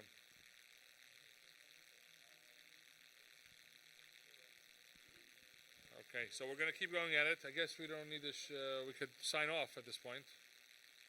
I guess we could sign off. I want to truly, truly thank everyone who's been with us all day long. I know that every year people watch this, and when they see me, they're like, oh, we were all so nervous, and we were wondering what's going to happen. Baruch Hashem, it all works out. Yes, I want to give also a special shout out. I forget so many people. My brain right now is spinning. Rabbi Yochanan Cohen. Rabbi Yochanan Cohen was such a tremendous help, such chizuk. We had a few parlor campaigns leading up to this campaign. That's why when we started the campaign, we had a little bit of a head start. And Rabbi Yochanan Cohen, he's a speaker on Torah Anytime. I encourage you to check out his shiurim. And anyone else we're forgetting to mention? There's so many important people. Let me mention the board. Rabbi Ari Neuwirth. Hold on a second. I got to mention everyone here. Very important. We had a sponsor a few years ago, Baruch Hashem, and hopefully he'll be our sponsor again. Reb Hananya Goldenberg from Cares 365 and his wife, Mrs. Goldenberg as well. They were very big sponsors of Torah Anytime, Baruch Hashem. They sponsored over 1 million hours of learning. They sponsored 1 million hours of learning that is with them forever, Baruch Hashem. So also want to thank our dear partners at Achtov Chesed Foundation, Baruch Hashem, and Lev Echad as well.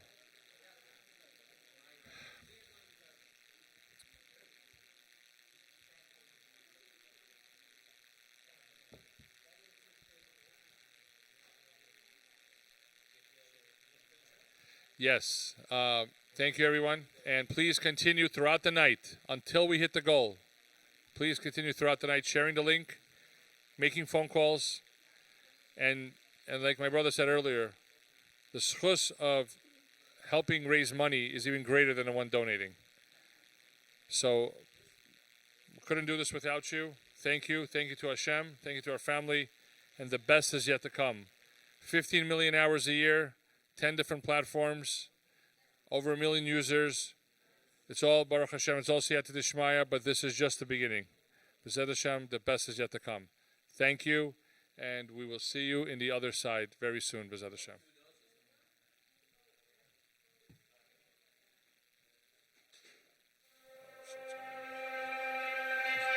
There was a bacher that was in yeshiva in the 10th grade.